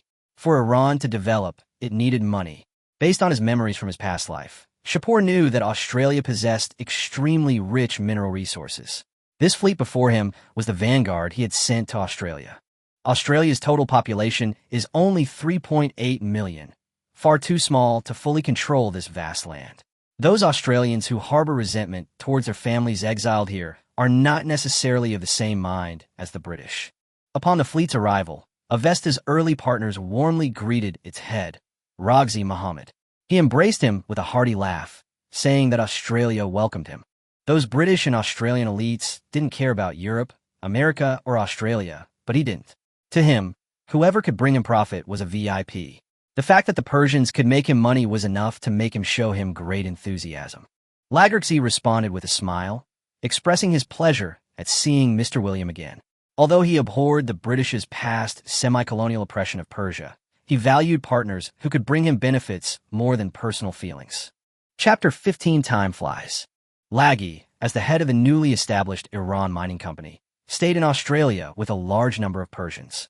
The fleet returned along the same route, first loading or in Western Australia, then purchasing tropical products such as rubber in Sumatra, and finally engaging in human trafficking in British India before returning to Abadan, Iran, via the Strait of Hormuz.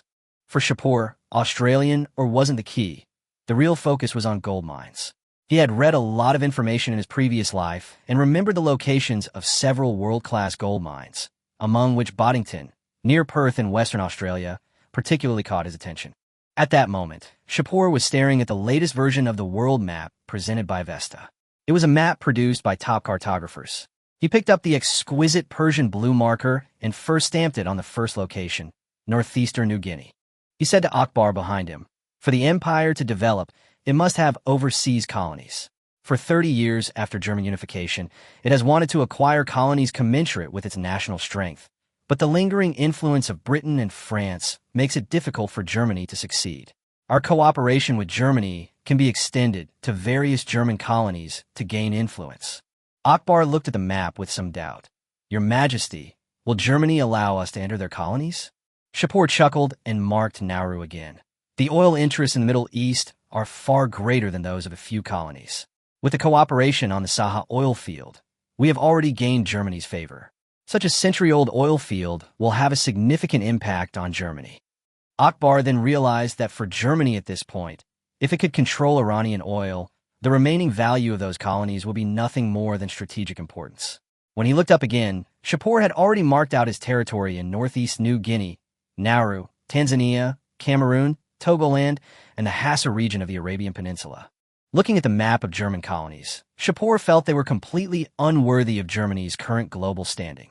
Their interests were disproportionate to their national power, even falling short of smaller nations like the Netherlands, Belgium, and Portugal. Time flew by, and 1900 soon came to an end. Iran's development began to get on track. Projects in cooperation with Germany began to be operational. New companies were under construction, and Avesta's merchant ships were sailing freely in the Indian Ocean. By June 1901, the Commonwealth of Australia had been established, and Queen Victoria of Great Britain had passed away. Meanwhile, a sudden wave of uprisings erupted in the four Iranian provinces of Kerman, Sistan, Hormozgan, and Khorasan. With British and Russian support, religious figures, tribal peoples, ethnic minorities, and forces opposed to the Avesta family's rule united. Baloch militias on the British-Indian border crossed the border into Iran. Clergy who had fled to Central Asia during the earlier religious revolution also returned to Iran with Russian assistance. The rebellion affected more than 2.8 million people, with over one-fifth of Iranians living in the insurgency zones. Inside the Gulestan Palace, Shapur convened a meeting with his generals from the War Department and Akbar, the head of the Royal Security Service. He reviewed intelligence reports, his tone cold. "You mean the rebels who couldn't even defeat the garrison before have now defeated my royal army?" Intelligence indicates that the 11th Division of the Royal Iranian Army, stationed in Sistan province, was misled by the rebels at the beginning of the war. Its equipment depot was seized, and it was defeated by the Baloch people, forcing it to retreat from eastern Sistan to the northern capital, Sahidan. Meanwhile, a large influx of religious figures poured into the Khorasan province, near the Russian border. Incited by them, some clerics rallied the populace and occupied several cities. Fortunately, Shapur's development focus had previously been on the central and western regions. The Avesta dynasty's industry and construction since its founding had been concentrated along the industrial arc formed by Tehran, Isfahan, and Khuzestan, and its core was not directly shaken by the rebellion. Akbar reported helplessly, "Your Majesty, the Sistan branch has determined that approximately 6,000 Baloch tribal soldiers for British India, along with nearly 1,000 British troops, have illegally entered the empire. The Baloch people reached a reconciliation with the British, received more advanced weapons with British assistance, and used their experience fighting the British to launch a surprise attack on the 11th Division." Shapur put down the intelligence report, his face showing impatience. "The British Victoria is dead, and they're still restless. A mere 200,000 Baloch people dare to rebel against the empire." He immediately ordered, "Koslavi, the War Ministry shall immediately dispatch the 9th Division of Fars Province to Sistan to quell the rebellion. The 2nd Division of Isfahan and the 8th Division of Qam shall enter Khorasan.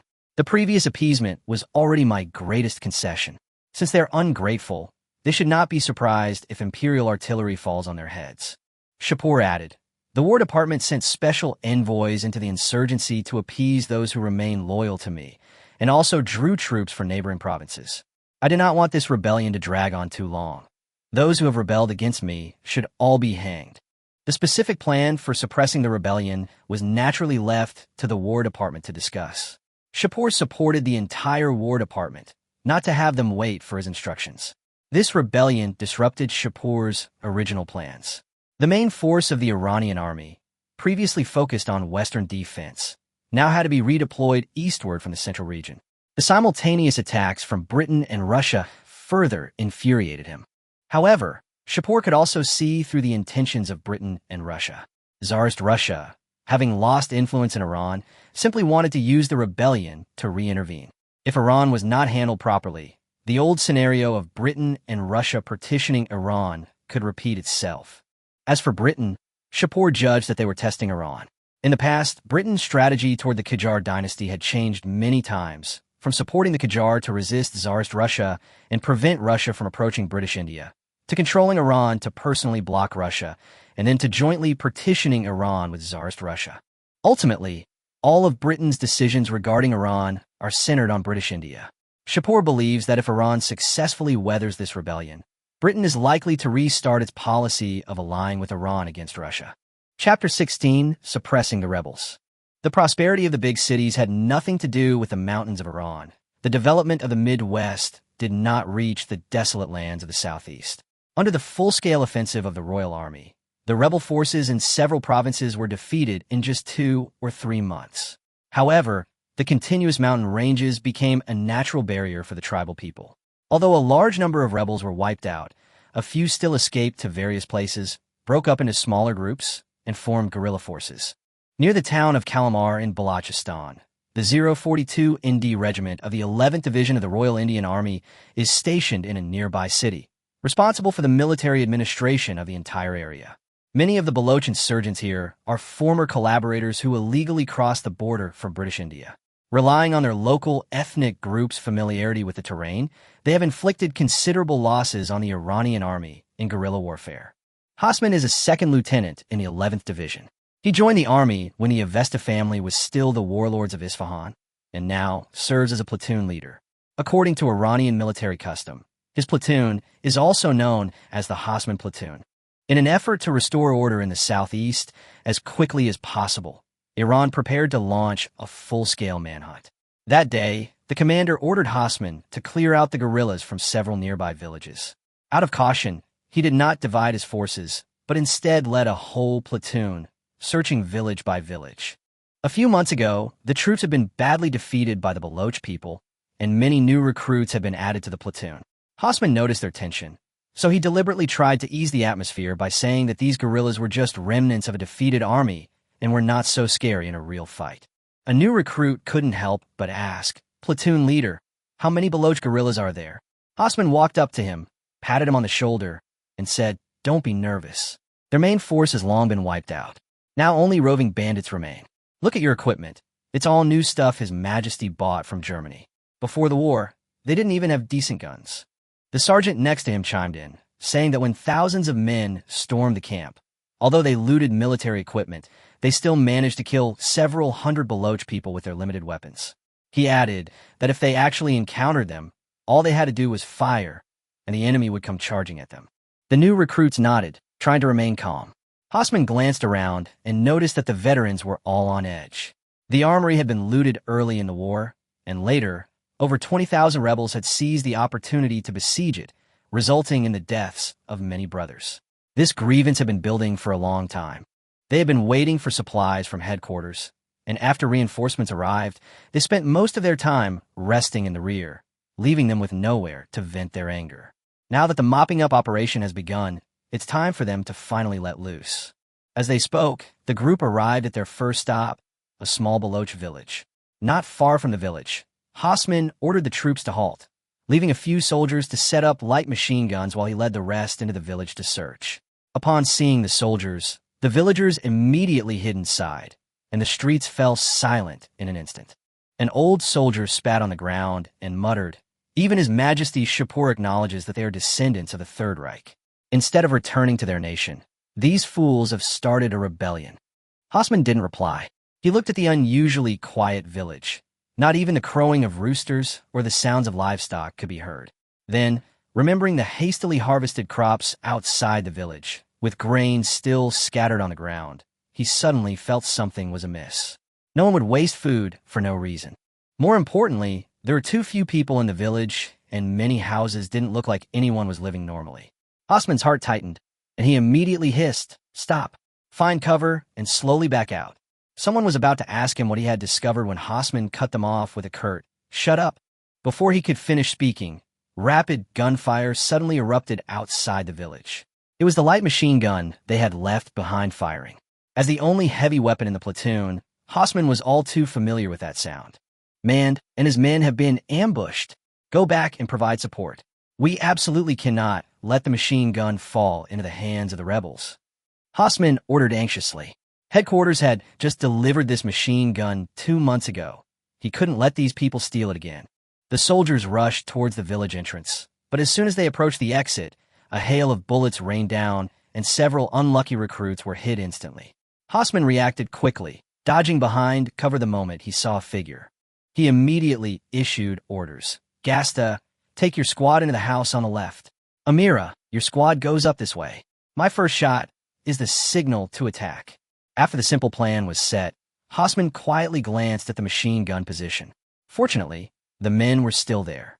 However, their current position in front of the machine guns was actually limiting their firepower. 2 squads quickly took their positions. Hasman fired first, a bullet whizzing through a gap and striking a guerrilla fighter precisely in the head. Soldiers on both sides immediately followed up with fire, and a fierce firefight erupted at the village entrance. Hasman's platoon had 40 men. After a brief exchange, He roughly estimated that the enemy numbered close to 100. However, after fighting for a while, he keenly noticed that the enemy's firepower was decreasing at an abnormal rate. He immediately realized the enemy was retreating. They're running away, charge.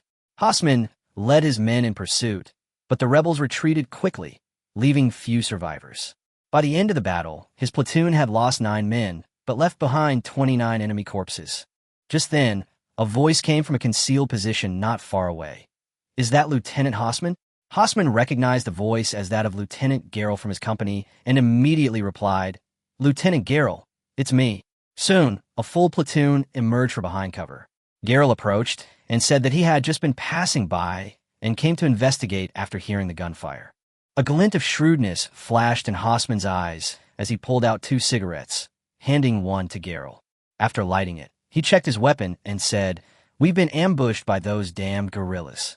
But they're poorly equipped and had a group of villagers with them, so they shouldn't have gone far. If we catch up now, we can wipe them out." Garrel smiled and asked, "How many men do they have?" Hasman replied in a deep voice, "No more than 70, possibly with another 30 or so Baloch civilians." Garrel didn't hesitate, replying with just 2 words, "Let's do it." Chapter 17. Inspecting the capital.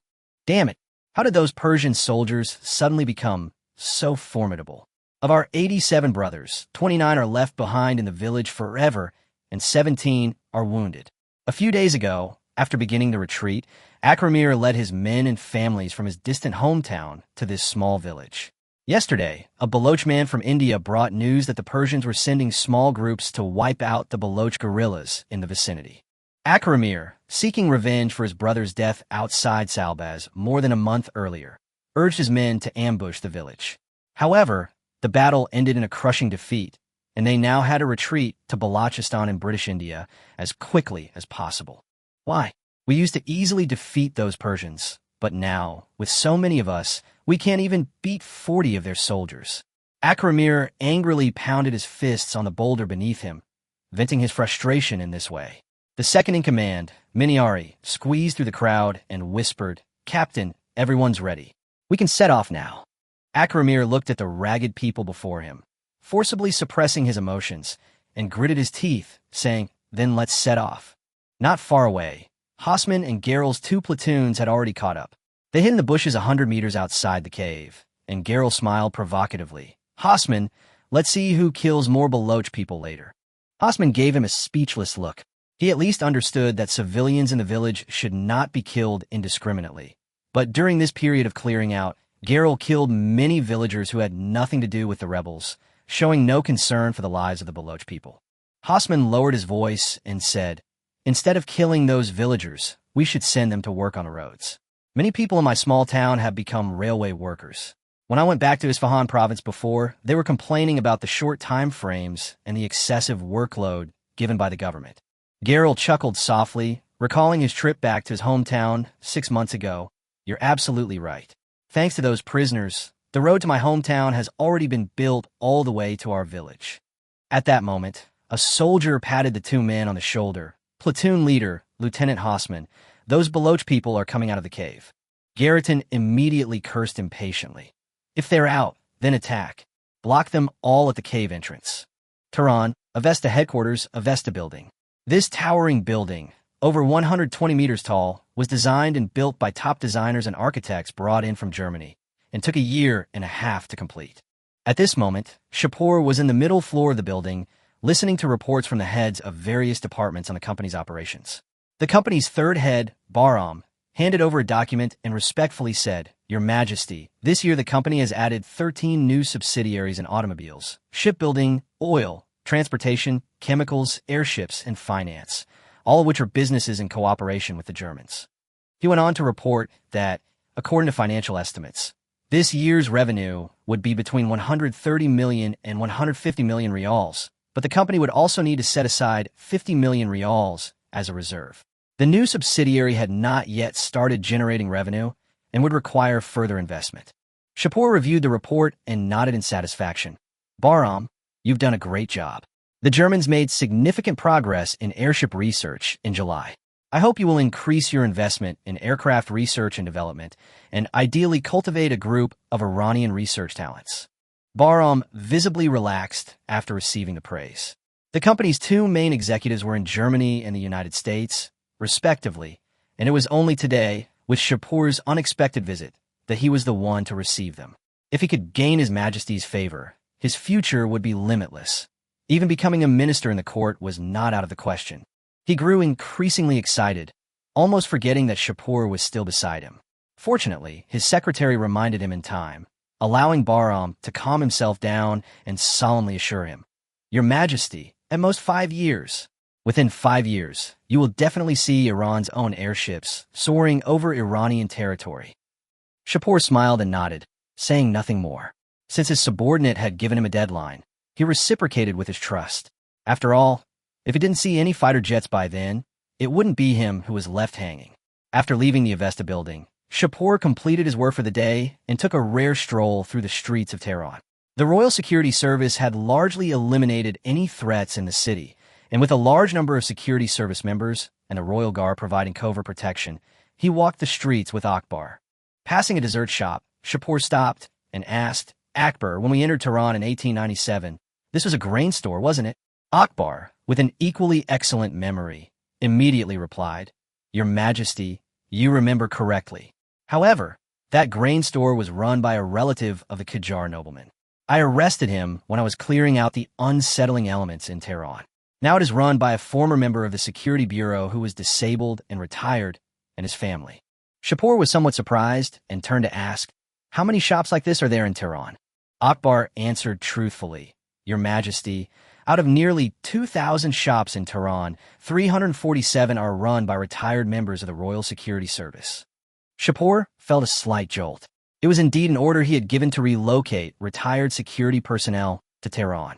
The Royal Security Service had only one standard: loyalty to the emperor.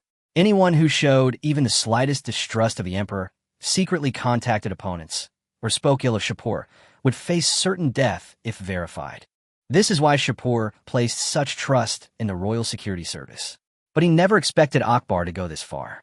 1/7 of Tehran's shops were already under his control. Add to that the properties held by the royal family in Avesta, and if these shops were to close simultaneously, the entire capital would be plunged in a crisis. Isn't this good? The thought had barely crossed his mind when Shapur quickly dismissed any unnecessary concerns. He was a dictator. After all, controlling the capital was the most basic thing for him. Chapter 18.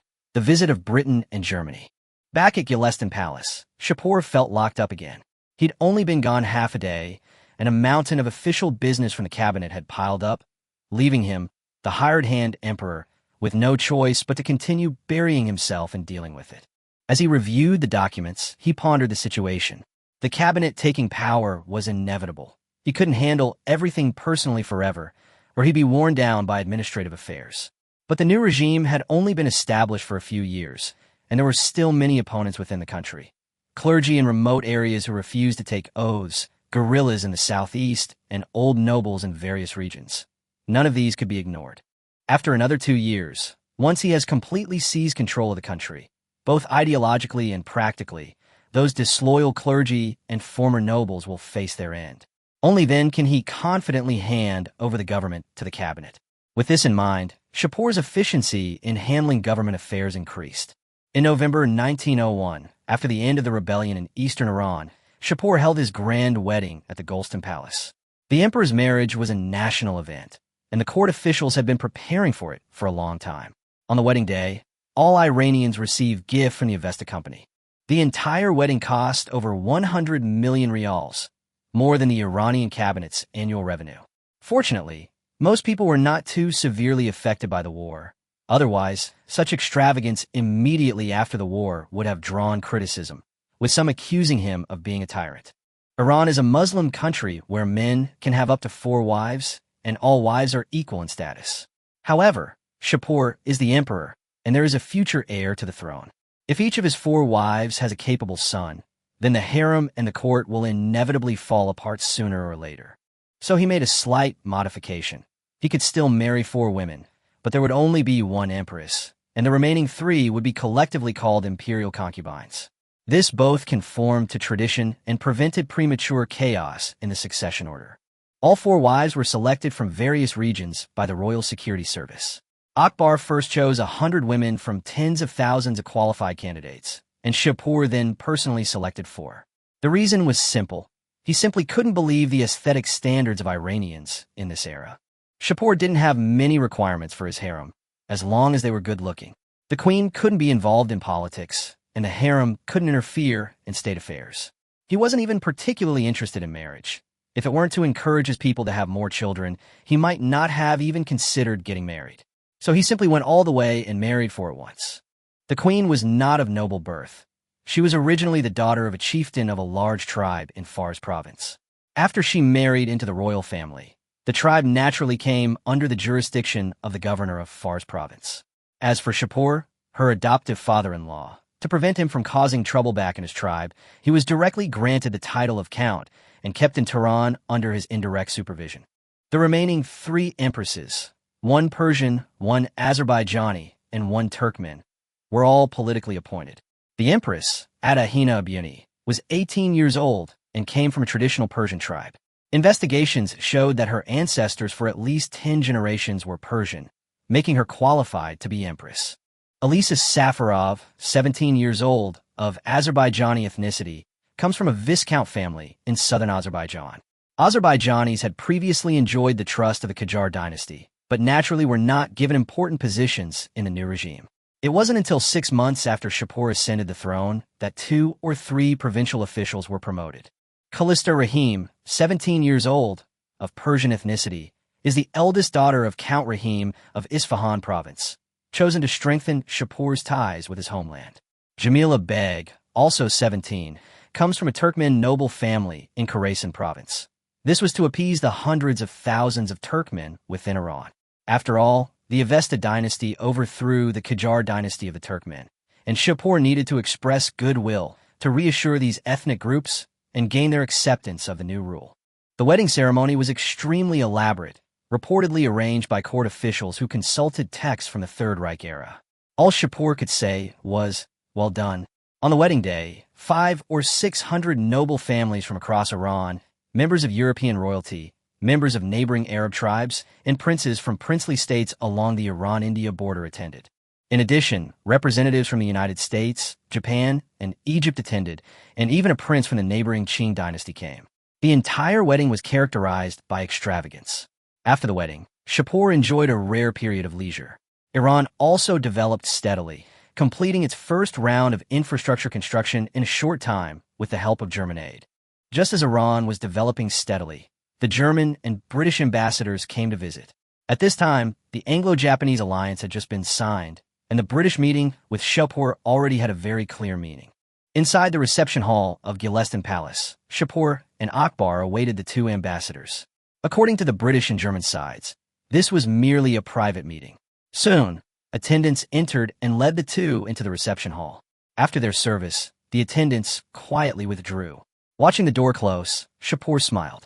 German Ambassador Daniel spoke first. "Your Majesty Shapur, good day." Shapur extended his hand and smiled. "Mr. Daniel, it's a pleasure to see you again." Daniel shook his hand reservedly and replied, "It's my honor."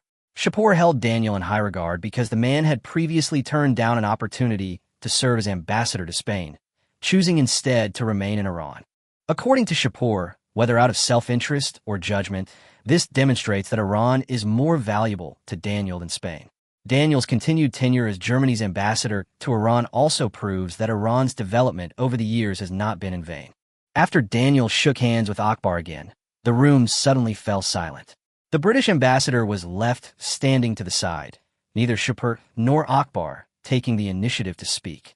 After a few seconds of silence, Daniel stepped forward to introduce them.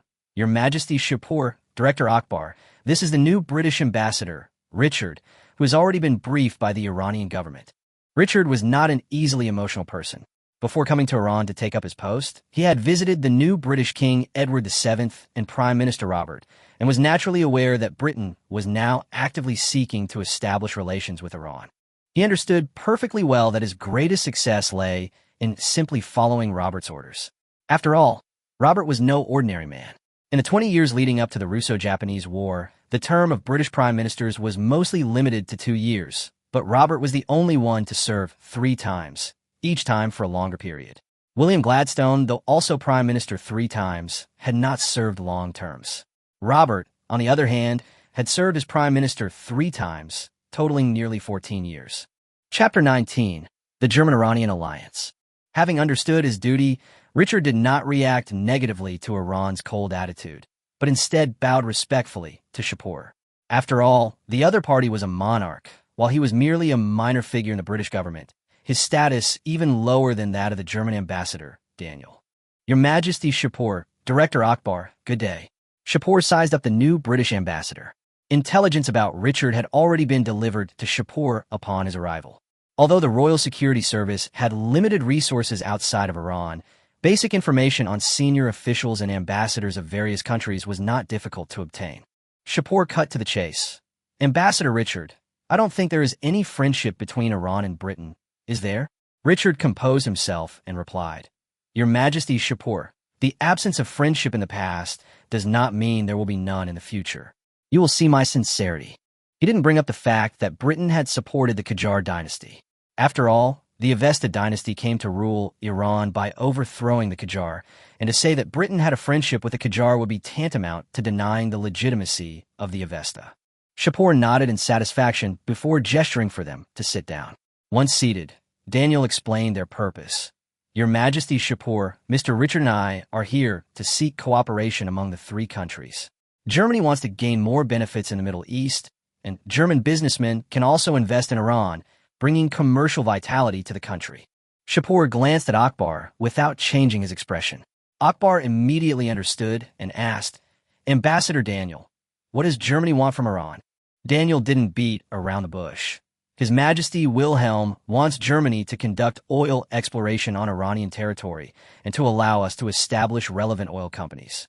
Shapur chuckled twice. He had thought it was something serious, but it turned out to be just this. Since that was the case, he no longer asked Akbar to mediate and directly agreed. Ambassador Daniel, Iran can agree to this. Shapur previously expelled the British exploration team because Iran lacked the strength. He believed that if Britain were allowed to penetrate deeper, Iran's oil interests would eventually be completely swallowed up. However, he would welcome Germany instead. As long as Britain and Russia did not continue to expand their influence in Iran, Shapur could generally accept the entry of other powers into Iran. Of course, there was one exception, Belgium, which had once controlled Iranian maritime affairs. Daniel was satisfied with the result, and then gestured to Richard with his eyes that it was time for the British to speak. Actually, Daniel didn't want to come with the British, but after Queen Victoria's death, there was a brief period of closer ties between Britain and Germany, which led Wilhelm II to reassess Britain. Richard recalled his mission and then said, Your Majesty Shapur, I first apologize for the Baloch tribesmen of British India who previously entered Iran. But that was not the intention of the United Kingdom. Britain has always advocated friendly cooperation with all countries. If you wish, British India will arrest and punish those tribesmen who illegally entered Iran. Akbar immediately retorted, Iran has the right to punish forces that disrupt peace in Iran. British India should hand over those tribal militias to Iran. Richard immediately adopted a tough stance. That's impossible. In any case, they are subjects of British India, part of the United Kingdom, and should be tried by British India. The 2 sides then debated the issue for nearly an hour. While outwardly appearing to be arguing, both knew this was merely a bargaining chip. Ultimately, Richard and Shapur reached an agreement. Britain acknowledged its previous inadequate oversight of Balochistan militias within British India, which allowed these militants to enter Iran and therefore offered to compensate Iran through investment. At the same time, Britain needed Iran to counter the continued southward expansion of Russian influence. In exchange, Britain allowed Iran to conduct a certain degree of controlled expansion without harming the interests of British India. After the simple transaction was completed, Shapur saw the 2 ambassadors off. But not long after, Daniel returned to the room alone. Shapur asked, Ambassador Daniel, is there anything else? Daniel smiled and spoke in a friendly tone. Your Majesty Shapur, you are surely aware of the Anglo-Japanese Alliance Treaty signed in London. Germany's visit this time is also intended to sign a German-Iranian Alliance Treaty. His Majesty William highly values the friendship with Iran. For Wilhelm II, Germany had been supporting the Avesta family long before they ruled Iran. Yet, to date, Iran's returns to Germany, aside from the Khazad oil field, have offered little more tangible benefit. But Wilhelm II remained optimistic about Iran's future. This power, nurtured by Germany, had already demonstrated its value. Now that Iran dominates the Persian Gulf, Wilhelm II summoned Daniel separately during his previous trip back to Germany to reiterate the importance of cooperation with Iran. Wilhelm was well aware that if Iran continued its current development, it would soon replace the Ottoman Empire's influence in the Near East and the Middle East. Given another 10 years, with German support, Iran could very well assimilate the entire country and even become one of the great powers. By then, Iran, without overseas colonies, would no longer need to fear the British Navy as other countries did. The threat posed by Britain's most prized fleet would be significantly reduced. Iran could form an effective defense simply by blockading the Persian Gulf, with the Strait of Hormuz serving as the perfect natural barrier. Wilhelm II was pleased with the outcome. Supporting Iran was clearly more beneficial than harmful to Germany. Germany's core interest in the region lay in its oil cooperation with Iran, and Wilhelm believed that Iran was unlikely to independently extract oil from Germany in the short term, and therefore posed no threat to Germany. In Wilhelm's mind, if Iran could be turned into an ally, it would be a crucial pawn in any future redistribution of global interest by Germany. For this, even paying a higher price would be entirely worthwhile. Iran's geographical location is too important. To the north, it could join forces with Osman to threaten Tsarist Russia. To the east, it could contain British India, buying time for Germany. And to the south, it could cut off the Suez Canal, disrupting the fastest link between Britain and British India and weakening Britain's ability to obtain support from its Oceania colonies. In Wilhelm II's eyes, Iran was practically a chosen ally. His only regret was that Iran was too backward. If Iran had possessed the strength of a middle-class European power, Wilhelm II might have even dared to launch a war to redistribute world power in 1902. Chapter 20. Exchange of Benefits.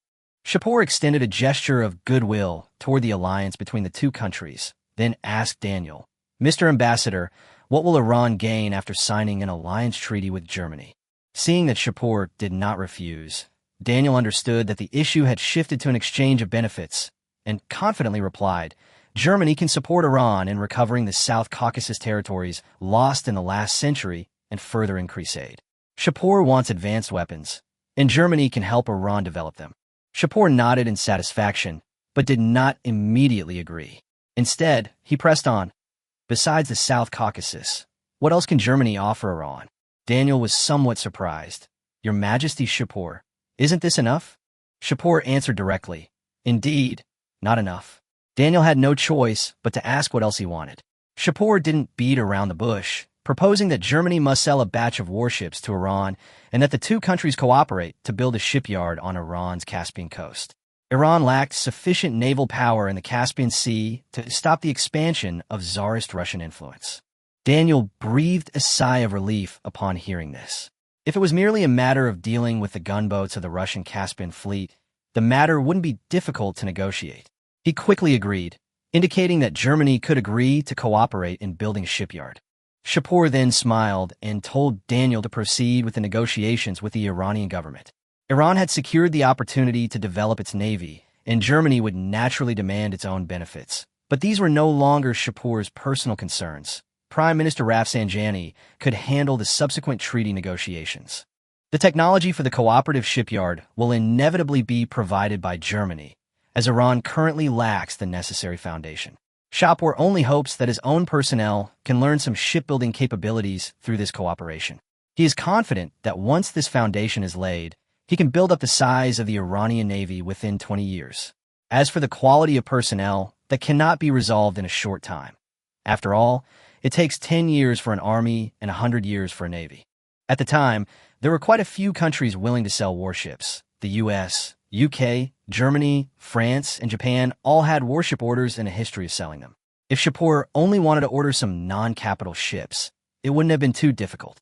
In January 1903, Akbar reported a major development to Shapur. 2 fast-class battleships built by Chile and Britain were put up for sale by the Chilean government due to domestic economic pressures and improved relations with Argentina. Now, both Japan and Tsarist Russia have their eyes on these 2 battleships, and Britain also intends to buy them to prevent them from falling into the hands of other countries. Shapur sat in his office, reviewing the documents on the two battleships, and suddenly felt a surge of goodwill towards Chile and South America. Battleships appearing at this juncture were exactly what Iran desperately needed.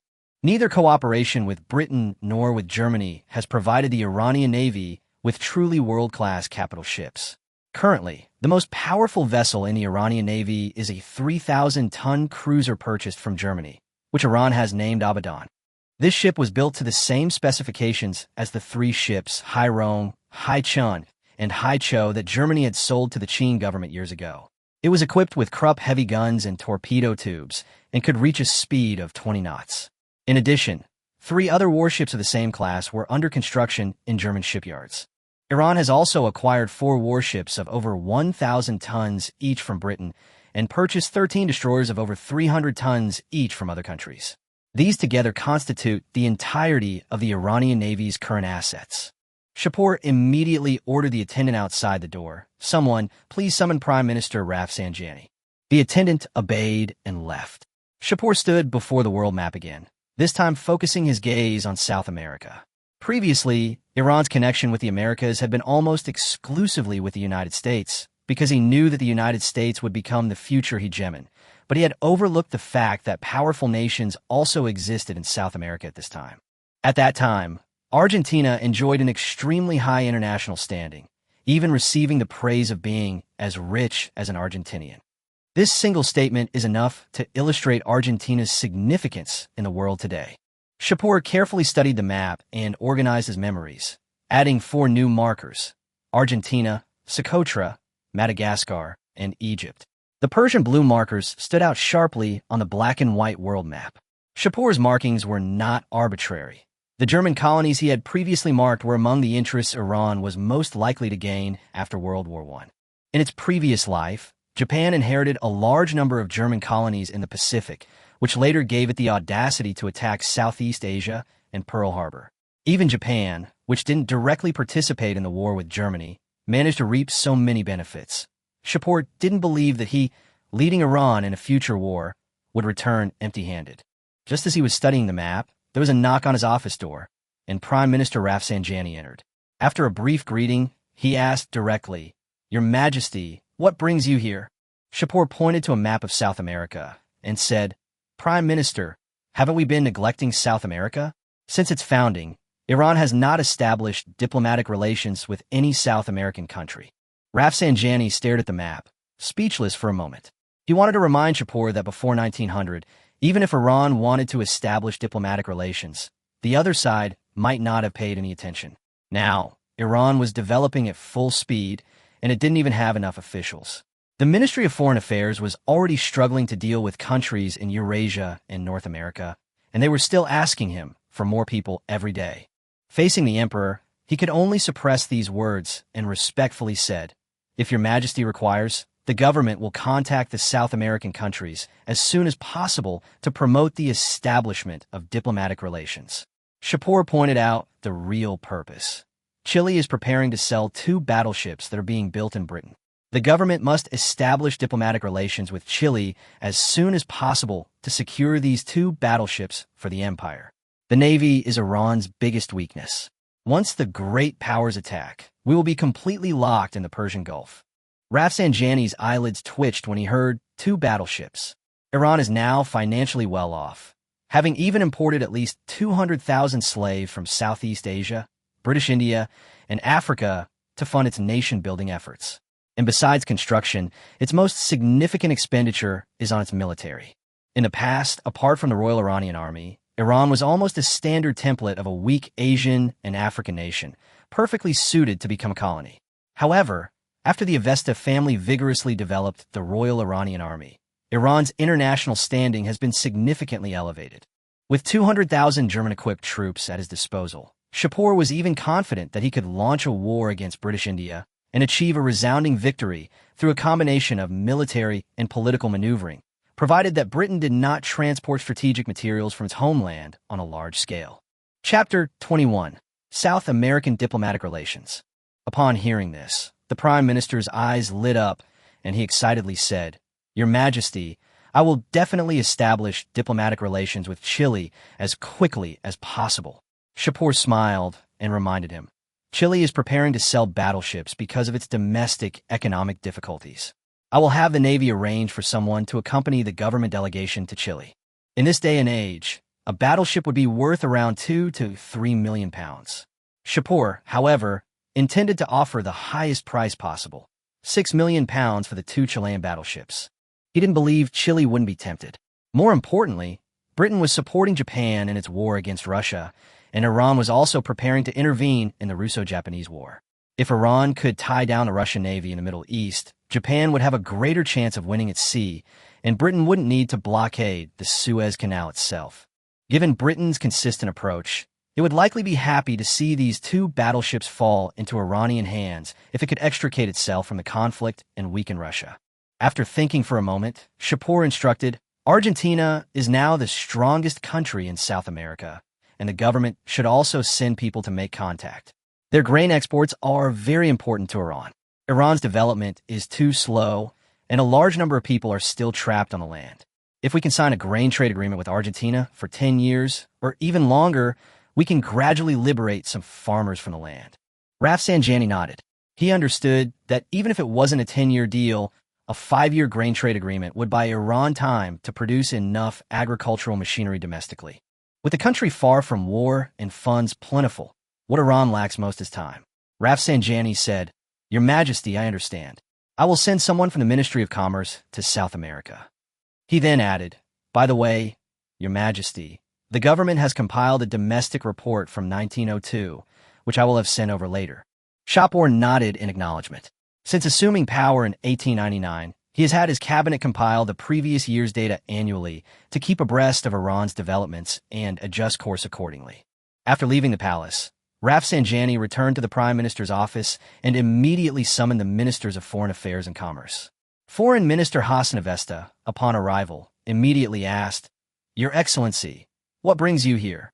At that time, Iran's strength was limited, and the Ministry of Foreign Affairs did not hold a high position in the cabinet.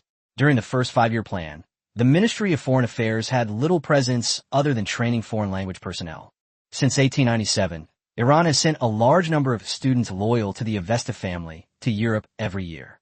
The 5-year plan only slightly increased the number, since the government screening of students is extremely strict, and if they do not meet the requirements, further expansion is futile.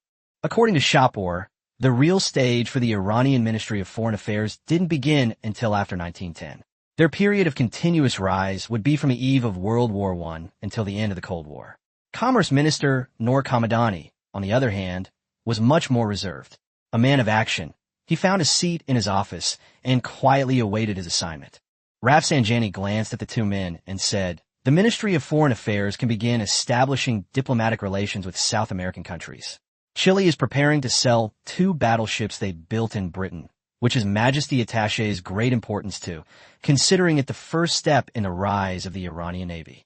The Ministry of Foreign Affairs must establish diplomatic relations with Chile as soon as possible and obtain the eligibility to purchase them. Hassan nodded and said, Since it is His Majesty's order, I can assemble a mission within 3 days at the latest.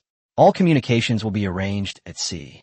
Hassan was very tactful, which was precisely why he was able to serve as a minister in the cabinet assembled by Shapur. Rafsanjani was satisfied with his attitude and then turned to Hamdani. The Ministry of Commerce is accompanying us this time with the primary task of reaching a grain deal with Argentina, preferably for more than 5 years. The government is currently well-funded and can also offer concessions if it can establish cooperation with South American countries. What we need is attitude and channels. Kamadani nodded. Your Excellency, I understand. South American affairs were temporarily left to the cabinet to handle, and Shapur had already begun to review the 1902 Iranian domestic report. His primary concern remained population.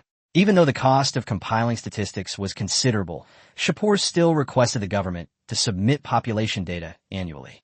This wasn't a census in the strictest sense, but rather a report compiled by each county summarizing birth and death figures. However, under the current circumstances, this data was sufficient for Shapur's reference. In 1902, Iran's population surpassed 13 million, reaching 13.07 million. Shapur felt this number was still too low. After all, in recent years, the women brought into Iran from neighboring countries had been allocated to those who weren't lazy but couldn't afford to marry, or those who could afford multiple wives. The former were mostly recruited by the Avesta company, which alleviated some of the pressure on the lower classes. However, considering the two periods of population loss caused by the religious revolution and the Southeastern Rebellion, he felt that this result was not unexpected. At least 50,000 people died during the religious revolution, and another 50,000 to 60,000 died in the Southeastern Rebellion. Of course, the religious revolution did not kill 50,000 clergy, most of whom were fanatics, and many others were sent to work as slaves on roads. These people are naturally no longer counted in the Iranian population. In the Southeast insurgency, aside from the 6 or 7,000 from British India, the Iranian rebels actually numbered less than 20,000. The real mass deaths were the result of the indiscriminate massacres of ethnic minorities by Persian nationalists like Geril. Overall, a population of 13 million is acceptable. Shapur thought of Iran in his previous life, which only had 15 million people by 1940, and couldn't help but feel speechless. It clearly had over 12 million in 1900, yet 40 years later, it had only grown to that level. While the causes included war, famine, and rebellion, it was enough to demonstrate the incompetence of the Qajar dynasty. The constitutional revolution killed at least tens of thousands. The Great Famine of 1917 to 1919 claimed another million lives, and the dynasty was plagued by frequent uprisings at its end, with the Pahlavi era also spent constantly suppressing rebellions. Thinking about this, Shapur was glad that he had traveled to 1878 so that he could begin ruling Iran in the 1900s. According to the current population growth trend, if Iran in this timeline did not have 30 million people by 1940, he could have abdicated immediately. Chapter 22 Domestic Report. After reviewing the population data, Shapur turned to the ethnic group section. In the first census in 1897, Persians comprised only 64% of Iran's population, Azerbaijanis 25%, Kurds 5%, and other ethnic groups 6%. This report shows that the proportion of Persians has risen to 74%, Azerbaijanis have dropped to 16%, Kurds remain at 5%, and other ethnic groups at 5%. The fact that Persians now make up nearly 3/4 of the population is quite satisfactory to Shapur. After he continued to promote the idea that Azerbaijanis are Turkicized Persians and Balochis are descendants of Sasanian Persian Baloch princes, coupled with the Persianization of marginalized ethnic groups, he believed that it would not be difficult for the Persian population to exceed 90% in the future. In terms of GDP, Iran still only has a few hundred million US.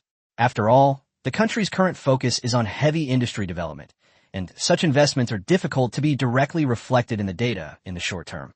However, the changes in fiscal revenue are significant.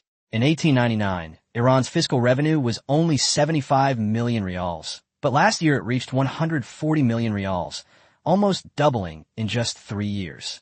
This is mainly due to the improved tax system.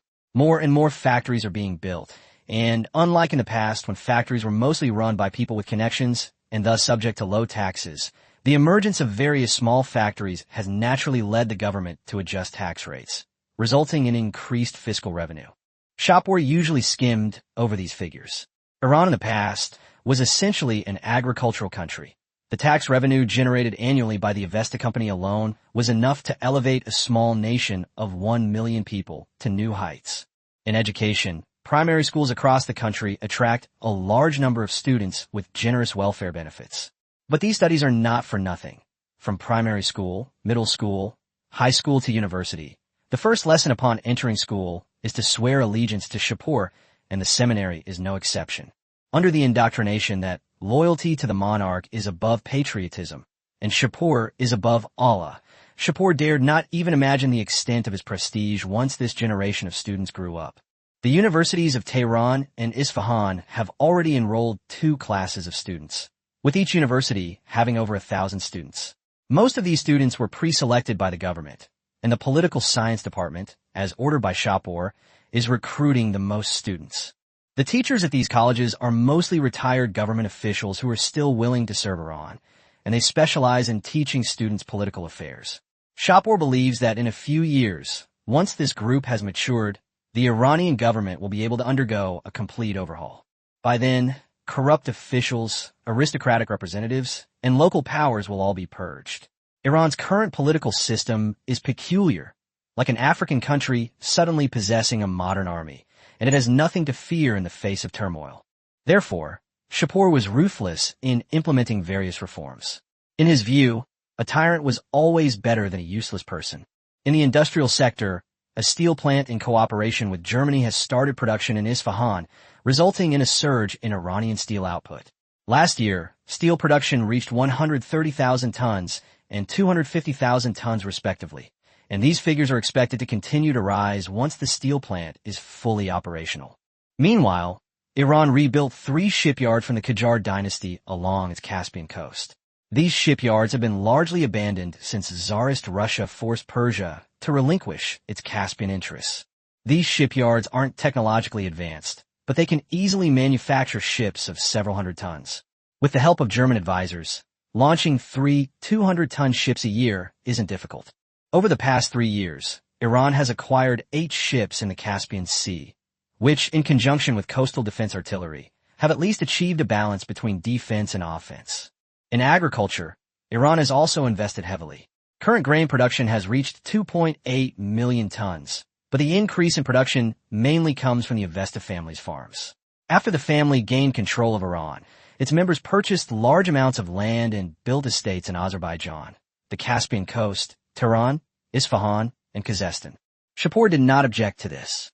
After all, one of the key targets of the Oversight Council and the Royal Security Bureau was the Avesta family. He would never allow his own family to tarnish his reputation. He could be a tyrant, but not a tyrant. With the addition of imported grain, Iran has now essentially ensured that every Iranian has enough to eat. As for why it's only essentially, that's a question for the tribal and minority groups. In any case, those Persians who don't work are sent to build roads, while those who are capable but have nowhere to work are absorbed by the Avesta company. The Iranian government can currently store 100,000 tons of grain annually, while Avesta can store 200,000 tons. This grain is sold the following year, and new grain is purchased from the market, thus maintaining reserves and stabilizing grain prices. Shapur's goal was clear: to ensure that at least one worker's salary could support 3 people. Only then would people be willing to have more children. Children would be raised to 2 or 3 years old, then sent back to the countryside to be cared for by the elderly, and more children would be born, thus increasing the population. After all, raising children in rural areas is easier than in cities. Elderly people can support several children by selling agricultural products. Iran's next step is to ensure its citizens have enough to eat. Once they are well fed, Shapur believes people will naturally be more willing to have children. But feeding them remains a problem. Iran is importing large numbers of camels, Ankara sheep, and goats, all of which are suitable for large-scale domestic farming. Ankara sheep can even be raised in the desert. Iran has already established several desert livestock farms, but they are not yet large-scale. Once they expand, the central desert will become an important source of meat for Iran. As for increasing the population, that will depend on the church. What can a church do? Of course, it will encourage people to have children. God needs you to have more children to make Iran great. Shapur has already figured out the reasons. As long as the government can provide enough jobs, there's no need to worry about workers not having children. The same applies to the peasants. Shapur executed many former nobles, and their land was divided into 3 parts. 1 part went to the government, 1 part went to Shapur, and the rest was distributed to landless peasants.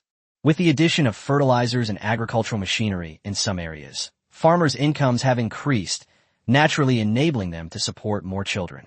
Another important reason why Shapur retains religious influence is that many unreasonable things become reasonable as soon as they are handed over to the church.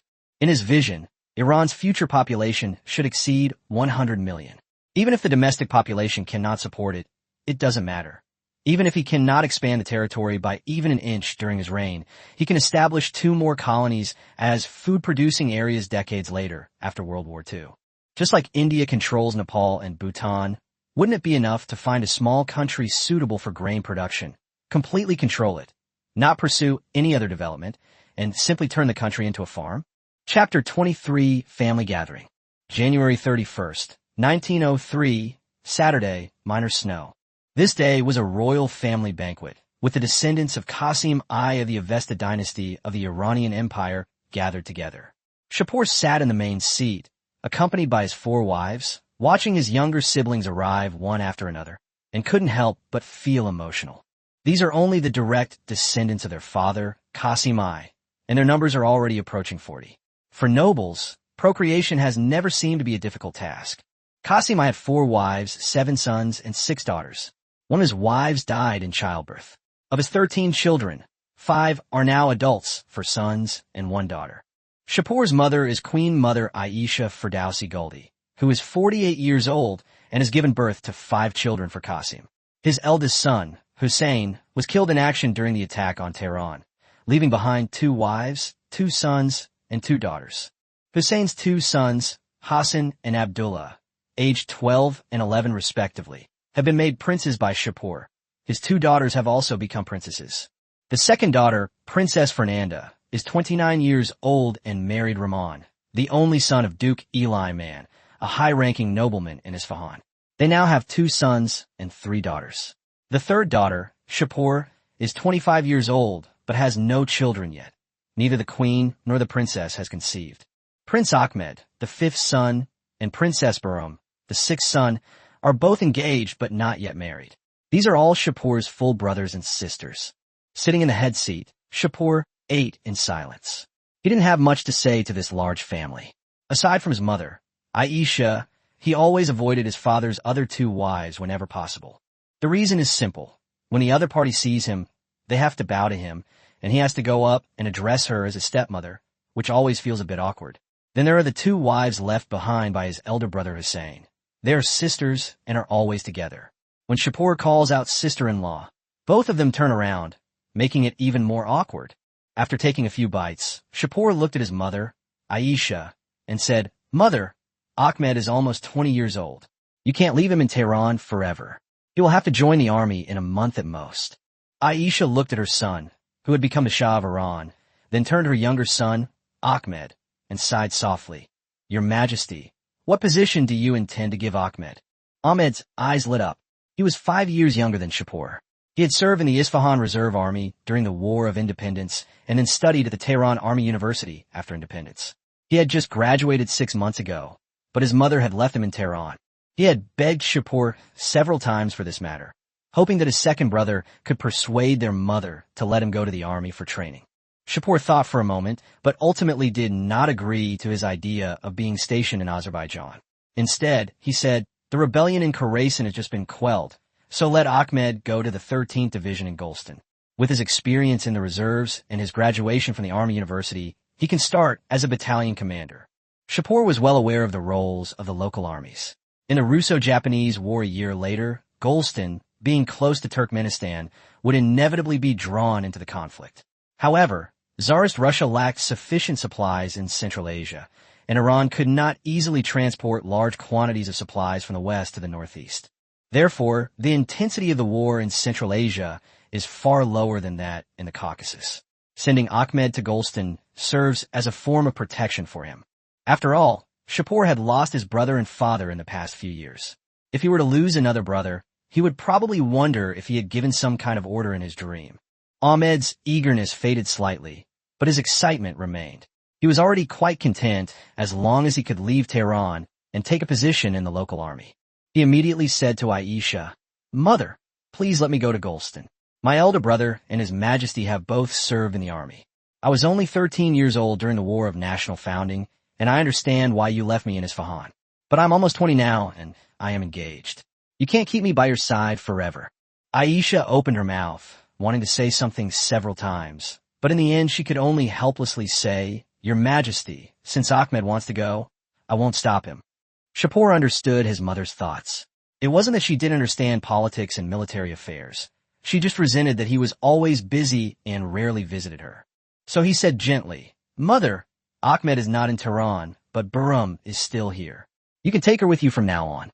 My wives will also visit you often."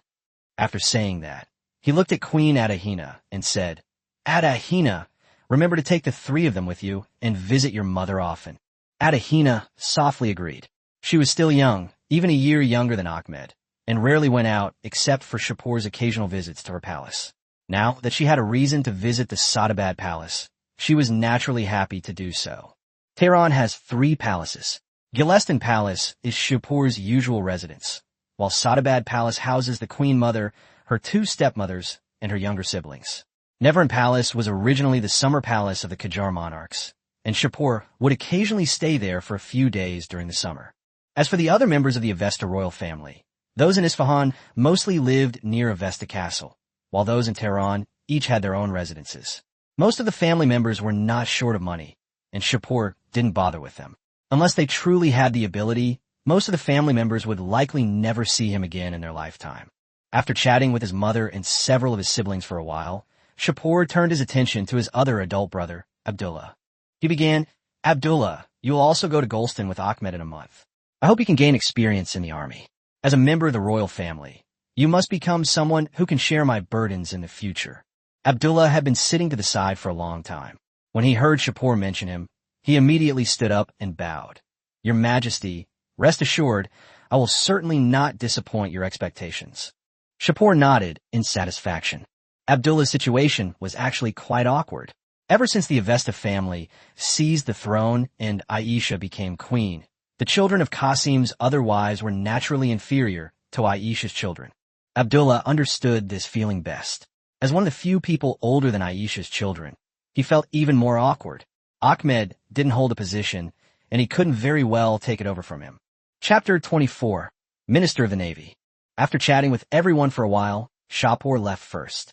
Iran's plan to expand its navy had already begun, and he had a lot of things to deal with next.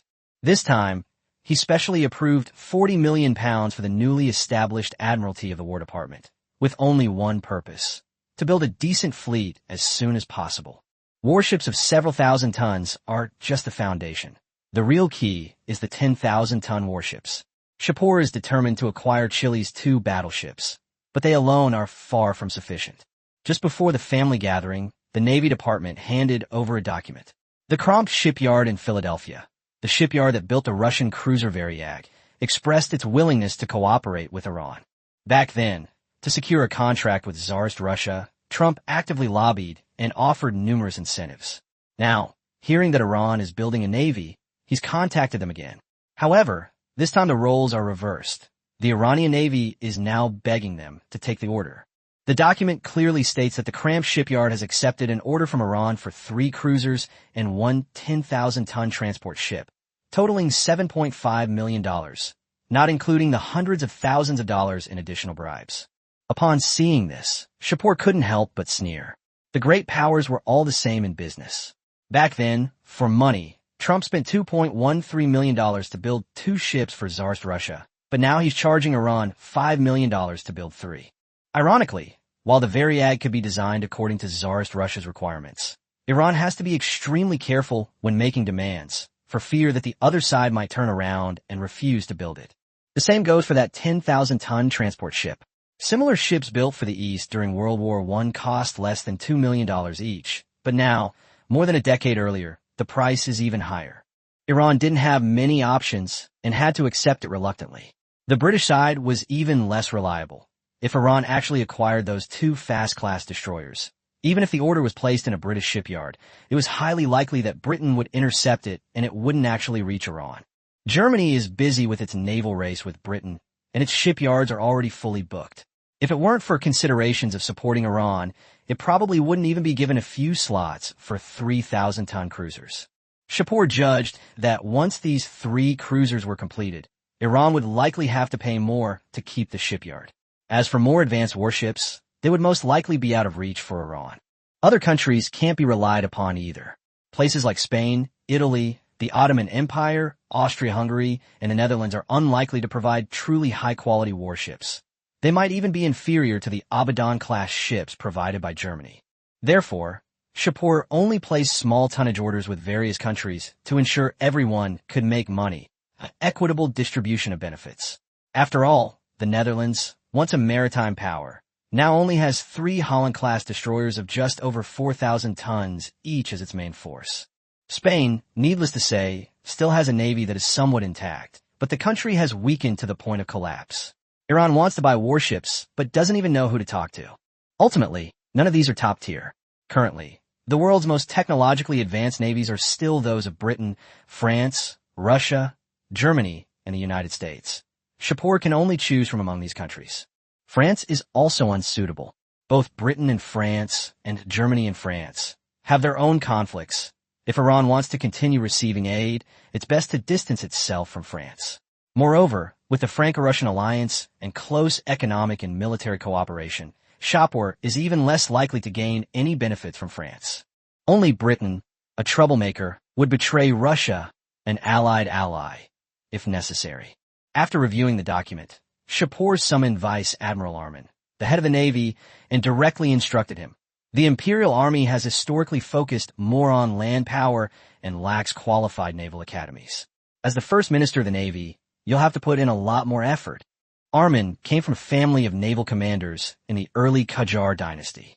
Later, with Tsarist Russia controlling the Caspian Sea and Britain occupying the Persian Gulf, the Iranian Navy declined, and his family also fell into decline. Relying on the last vestiges of his family's wealth, Armin studied in England.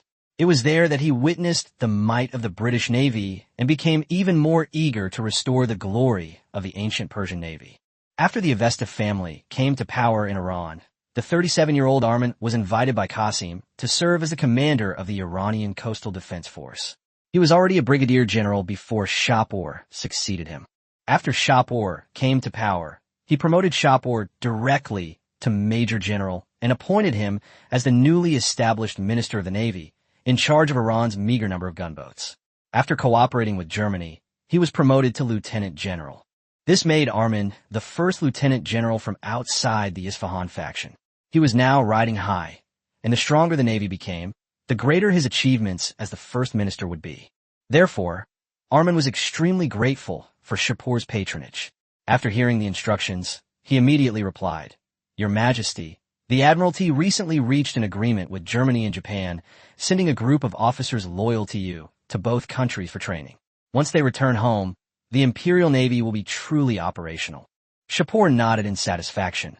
Training alone is not enough.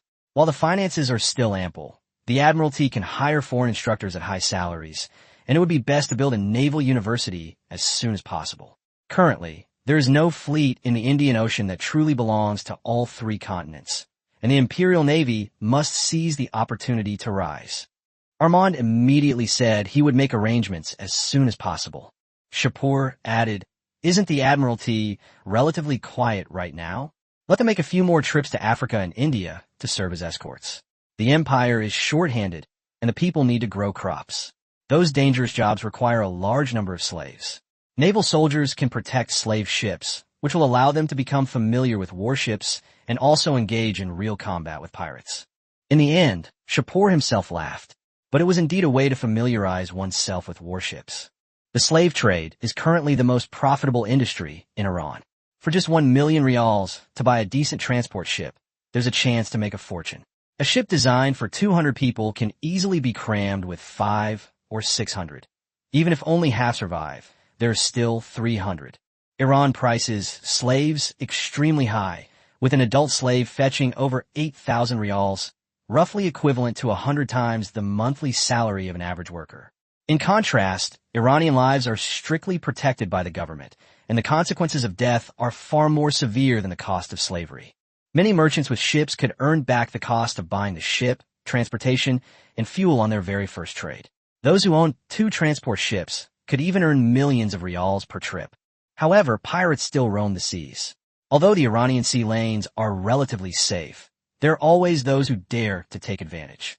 If the Navy were to provide escorts, domestic slave traders would certainly be willing to pay high prices, and the Navy could also earn its own military expenses. Chapter 25: Old William's Ancestral Business. This is Iran's version of the Age of Exploration. Many impoverished families still retain old connections. In the past, these relationships were often only used when a genius emerged in the family, to support the family's hopes. But things are different now. People are pulling out all the stops, lending money, taking out loans, or even borrowing ships, all to catch this wave of trade. Iran has also seen a surge in its private shipbuilding industry, with shipyards across the country expanding, yet still unable to meet the demand. In a few years, once these shipyards have truly matured, They will inevitably hire technical expert from abroad to update their processes and then take on huge orders from the Iranian Navy.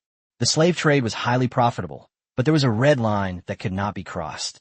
If the Imperial Intelligence Agency discovered that someone was selling Iranian citizens into slavery, not only the individual, but their entire family would be sent to work on roads. Shapur was not merciful enough to spare their children. In this era, not being born in Africa, South Asia, or Southeast Asia is considered blessing. Iranian law even retains the punishment of exterminating the entire clan, although Shapur abolished the death penalty after ascending to the throne, replacing it with slavery. Since Shapur's ascension to the throne, Iran has rapidly become a major importer of slaves. Within a few years, over 200,000 slaves were brought into Iran. The government also hired experienced slave owners from Europe and America at high salaries to reduce slave mortality rates. These slave owners were also adept at suppressing rebellions. They wouldn't let the slaves eat their fill, but they would make them work at least 14 hours a day. After a long day of labor, most slaves simply didn't have the energy to think about anything else. Shapur didn't care what the slaves thought.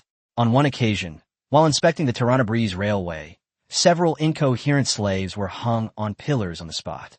After that, everyone was much quieter throughout the entire inspection route. Those hanged slaves were not entirely useless. His Majesty the Great Shapur even couldn't bear burying them in the railways and highways, instead preserving their remains. As for the slaves occasionally getting to eat meat, they had no need to thank His Majesty Shapur. In recent years, the ministers of industry, construction, and roads have been extremely influential in the cabinet. They control half of the core of the 5-year plan, and their reputations have soared accordingly. Today, the Ministry of Industry announced the construction of a factory and will recruit 500 workers after construction begins. Tomorrow, the Ministry of Construction announced urban redevelopment and will need 100 Iranians to learn from foreign technicians. The day after tomorrow, the Ministry of Roads announced the construction of a highway and will need a group of Iranians to supervise the construction. The three have become cabinet stars. Nowadays, if you walk through a small Iranian town and ask who the prime minister is, many people may not know. But if you ask the Minister of Industry, people on the street will immediately shout out the name Ali Motahari.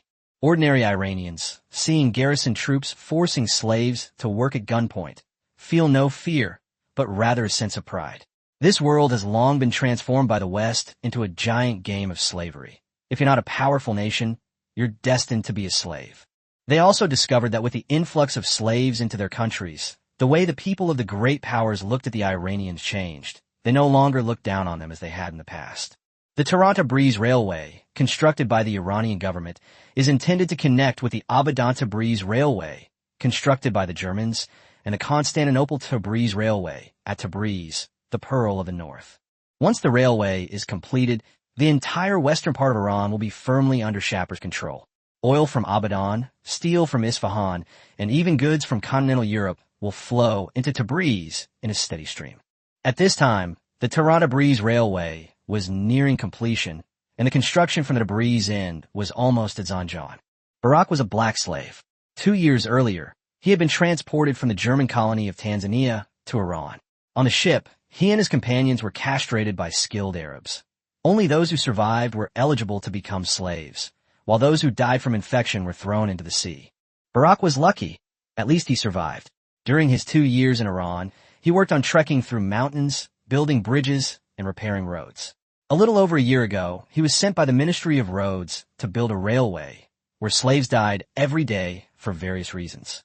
That day, Barak was lost in thought when an Englishman suddenly shouted angrily, "Hey, you black man, what are you daydreaming about? Do you think the men give you food so you can slack off?" With a sharp crack, the whip lashed down on Barak. He immediately snapped to his senses, knelt on the ground, and pleaded in broken Persian, "Lord William, I'll go to work right away. Please stop hitting me." Here, even dodging the whip is an unforgivable sin. Barak could only kneel with his head down, trying to avoid the whip landing on a fatal spot in order to have a chance to continue living. William, the once powerful British slave owner, stopped what he was doing, watched Barak run off to work in a disheveled state, nodded with satisfaction, but a look of nostalgia appeared in his eyes. When he was a child, although Britain had abolished slavery, many people still used slaves. On his family's farm, There were more than 30 black people working for their masters. One day, an anti-slavery organization stormed the plantation. These self-proclaimed righteous people killed the family slaves and drove them off the plantation. William's skills, which he had learned since childhood, had become useless. 3 years ago, at nearly 50 years old, he came to Iran not simply for the high government salary, but to continue using the skills passed down from his father. Today, he not only works for the Iranian government himself, but has also taught his 2 sons the skill. The family has settled in Iran, and all 3 members work for the government. William also plans to pass on his skills to his 4-year-old grandson. Once his grandsons are 6 or 7, he will take them under his wing and teach them personally. After all, this is the only ancestral business passed down in their family, and they must not let future generations forget it. Chapter 26. Life as a Slave. Soon it was lunchtime, and Barak and his companions stood in silent queue. Several large pots ahead of them emitted fragrant aromas, and they all knew in their hearts that the man who had been hanged a few days ago was probably dead. When it was Barak's turn, the Englishman serving the food threw a piece of black bread in front of him, then filled his colorless, smelly bowl with soup, and finally tossed in 2 pieces of meat with hair still attached. Barak bent down to pick up the black bread and walked aside. He wasn't a cannibal. When he was a child in the tribe, the elders often used stories of cannibalistic tribes to frighten children. But now, those stories had become a reality before his eyes. He quickly finished his black bread, stared at the soup and meat in his bowl for a moment, then closed his eyes, grabbed a piece of meat, stuffed it into his mouth, and gulped down a large mouthful of soup. Several other people from his tribe reacted in much the same way. One of his companions, with bits of meat still stuck to the corner of his mouth, mumbled in the local dialect, "Barak, I don't want to live like this anymore. Working for them every day and having to eat this kind of stuff, I'd rather be dead."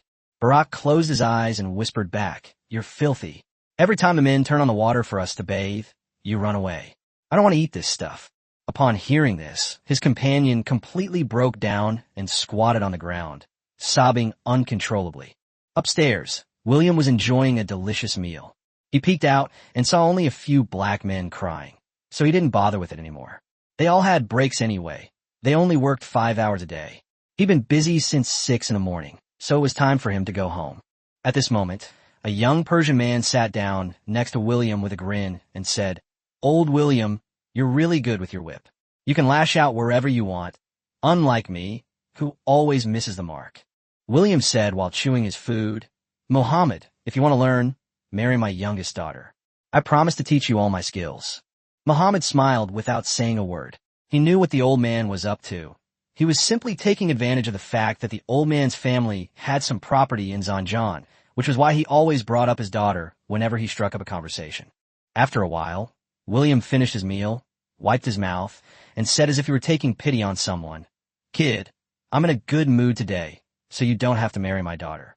Just find someone from your family to marry her, and I'll teach you." Muhammad's eyes lit up, and he immediately agreed. Okay. William had his own reasons for coming to Iran. As a member of the British lower class, he didn't have an easy life in his own country. Unlike many others, he didn't believe that Britain's strength was his source of confidence. In his view, Britain's prosperity was nothing more than the result of the exploitation of the common people by those powerful men. He looked down on those people. If Britain is so powerful, why are so many people at the bottom of society suffering? Shouldn't all British people be equally noble? So he came to Iran. Here, he earns 300 rials a month, which is less than his income in England, but the cost of living in Iran is lower.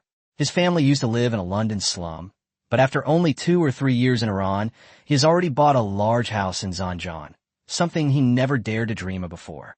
Around 10 p.m., Barak and the others returned to their thatched hut after finishing their work. Several people from the same tribe gathered together, their expressions somber. Barak looked at them and asked in surprise, "What are you plotting?" A companion whispered, "Barak, I thought that although this life was tough, at least we could survive. But what have they been feeding us these past few months? Badan, who died a few months ago, was supposed to be hanging in the previous city, but 2 weeks ago, I actually saw his head. I almost didn't recognize him." At this point, the man's voice trembled. "We must resist. I can't accept this." The next morning, William, refreshed and beaming, arrived at the construction site. It was only a little past 5 o'clock, but he was already holding his nose and carrying a whip as he walked into the hut where the black slaves lived.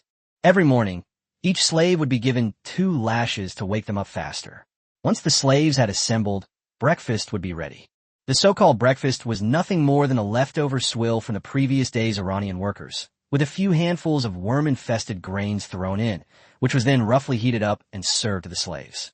After breakfast, the enslaved men looked at each other in the darkness. A few of them quietly moved into the shadows, found some hammers in the pile of tools, and crept towards the back of the sentry post. The next moment, gunshots rang out. After several gunshots, the black slaves fell to the ground, and several garrison soldiers walked out from behind them. A soldier chuckled at the man on the sentry post. "Bark, these guys really won't give up. This is the 4th time this week, isn't it?" Black shook his head. "I'm not interested in these things, but they are certainly getting bolder." The other sentry's face was grim. He had been busy chatting with Black and hadn't noticed anyone approaching from behind. His cigarette was still burning, but his eyes were filled with rage. A few slaves had actually frightened him. That's damn good. Soon, it was made public that slaves were planning to ambush the soldiers.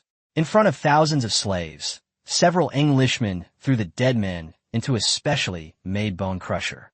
This is something they just made recently, and it's being used for the first time today. This way, they won't have to worry about the difficulty of handling bones anymore, and it won't affect Iran's environment. Under the watchful eyes of soldiers with guns drawn, all the black people were forced to watch as minced meat was poured into the large pots used to cook for them. A British man stood on a high place, shouting through a megaphone, "Watch closely. If anyone has any more inappropriate thoughts, this is what will happen. If you don't want to continue eating this disgusting stuff, go and persuade those who want to rebel. Don't worry, in a few days you won't even be able to eat meat if you want to." Among the foreigners in Iran today, the British and Germans are the most numerous. The Germans are mostly technicians and are relatively respected in Iranian society, while the British generally play the role of villains and are notorious among Iranian civilians and slaves. There were dozens of British officers on this section of the railway, under the supervision of officials sent by the Ministry of Railways, responsible for overseeing the black slaves in this area. Along the entire Tehran-Tabriz Railway, there were 6 or 7 similar outposts, each with thousands of slaves and dozens of British officers. Chapter 27, The Empress is Pregnant. In early summer, Shapur and his 4 wives were escaping the heat at the Niavaran Palace in northern Tehran. That day, he was handling official business in his office at Nevelin Palace when there was a soft knock on the door. Shapur looked up and said, "Come in." A guard pushed open the door, bowed, and announced, "Your Majesty, Duke Emir of Avesta requests an audience." Shapur put down the documents in his hand and said calmly, "Please invite Duke Emir to his office." Shortly afterward, a burly man was brought in. This man was none other than a member of the royal family, Duke Emir of Avesta, a contemporary of Shapur, and one of the 7 dukes of the Avesta family. Emir bowed and greeted him. Shapur picked up his teacup, took a sip, and simply said, "Sit down." After he sat down, Shapur got straight to the point. Duke Emir has been in Germany for 3 years and is now back in the country. He will stay in the Ministry of War as the Deputy Minister of the New Recruits Department. The second batch of new recruits in the country has been handed over, totaling 100,000 people. You need to take good care of them for me. Upon hearing this, Emir's eyes lit up with joy. He had thought he would always be in charge of bilateral relations and affairs concerning students studying in Germany, but he never expected that he would be given such an important role so soon after the military students returned home. He immediately stood up and said, "Your Majesty, rest assured, I will definitely manage the new recruits well and strive to build an elite army for your Majesty." Shapur nodded. Most of the so-called new recruits had actually received annual reserve training, so their basic skills weren't bad. He then asked, "Have you found any of the talents I asked you to keep an eye out for?" Emir quickly replied, "In these 3 years, I have indeed discovered many outstanding students, among whom 3 stand out. The first is Karim Avesta, who comes from a prominent family and is His Majesty's nephew. His father died in the War of National Founding. His Majesty Qasim once wanted to make him a baron, but his mother refused on the grounds that he was too young."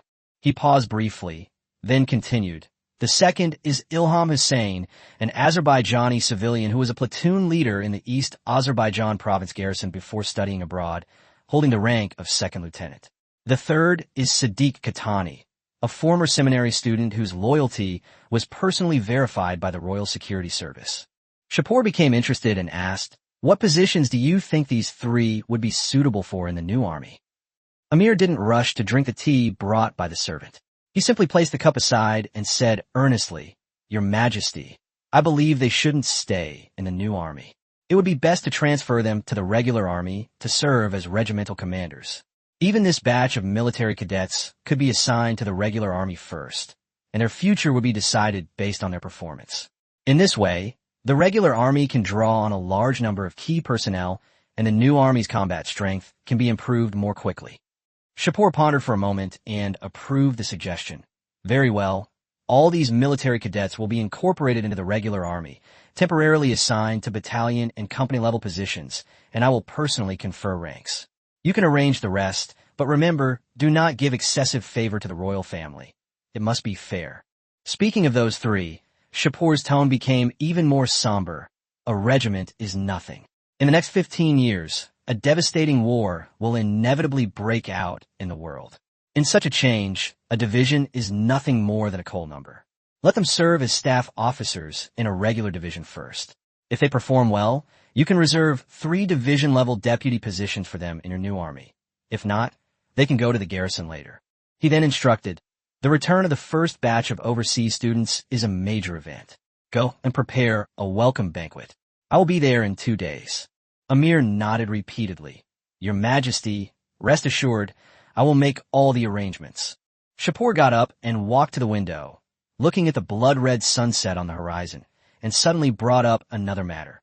"The negotiations between Japan and Russia have repeatedly failed, and your new recruits must be reorganized as soon as possible. I'm still waiting to use troops." His voice was low and deep. "Success or failure depends on this one. If we fail, we will simply be repeating the mistakes of the Qajar dynasty.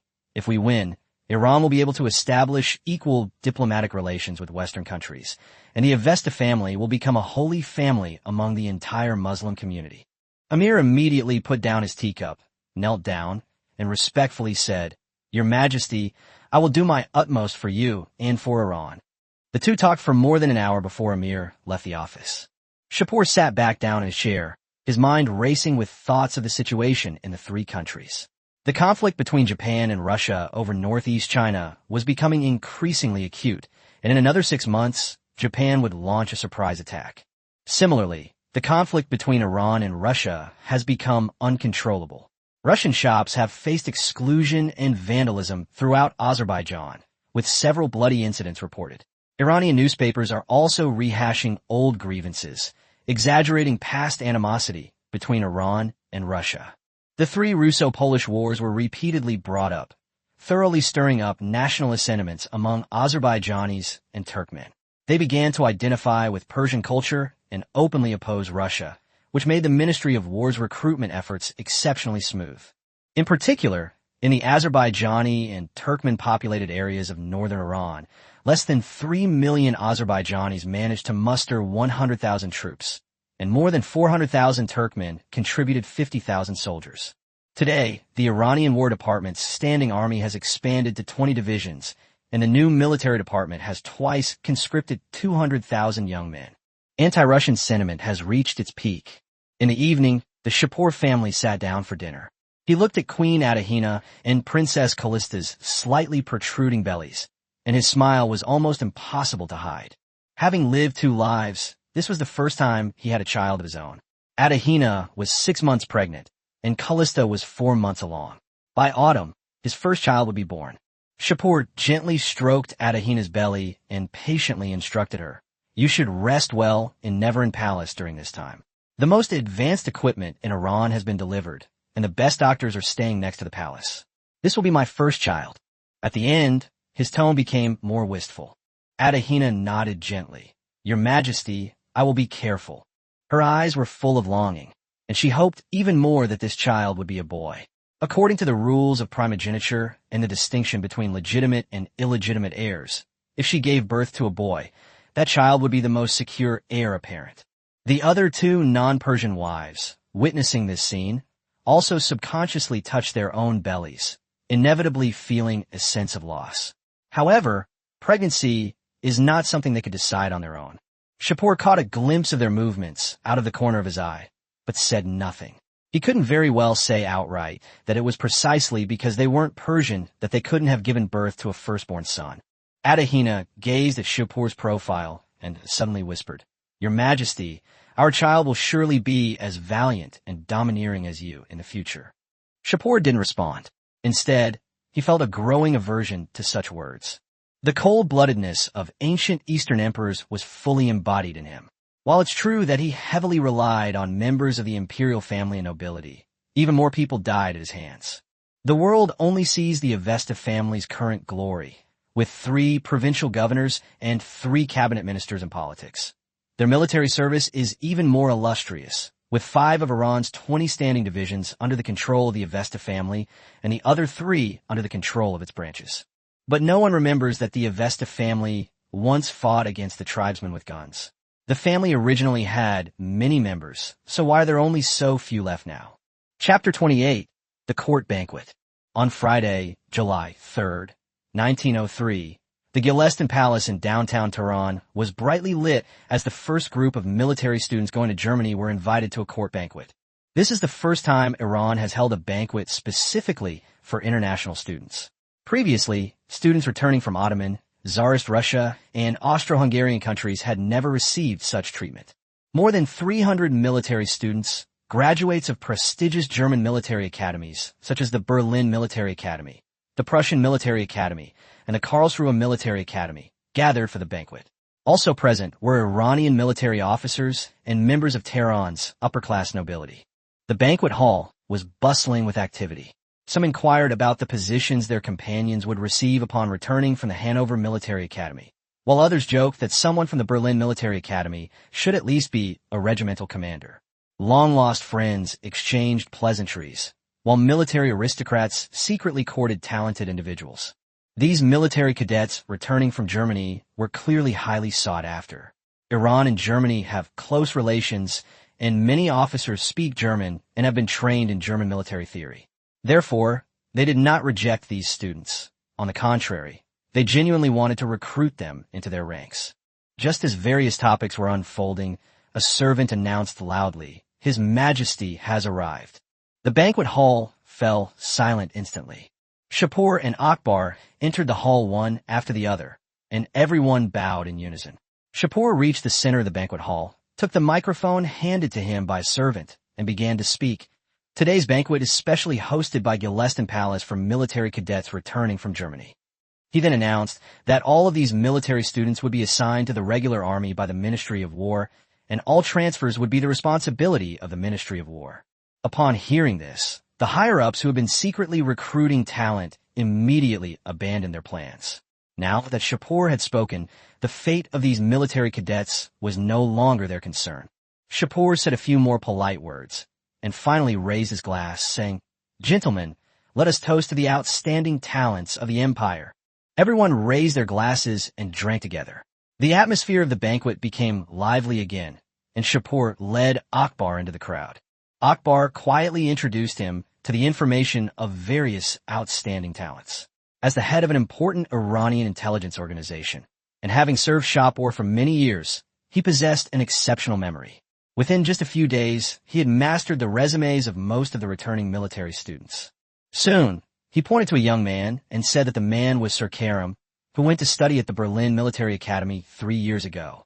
He was one of the 47 students who went to study there that year, and Shapur personally saw him off.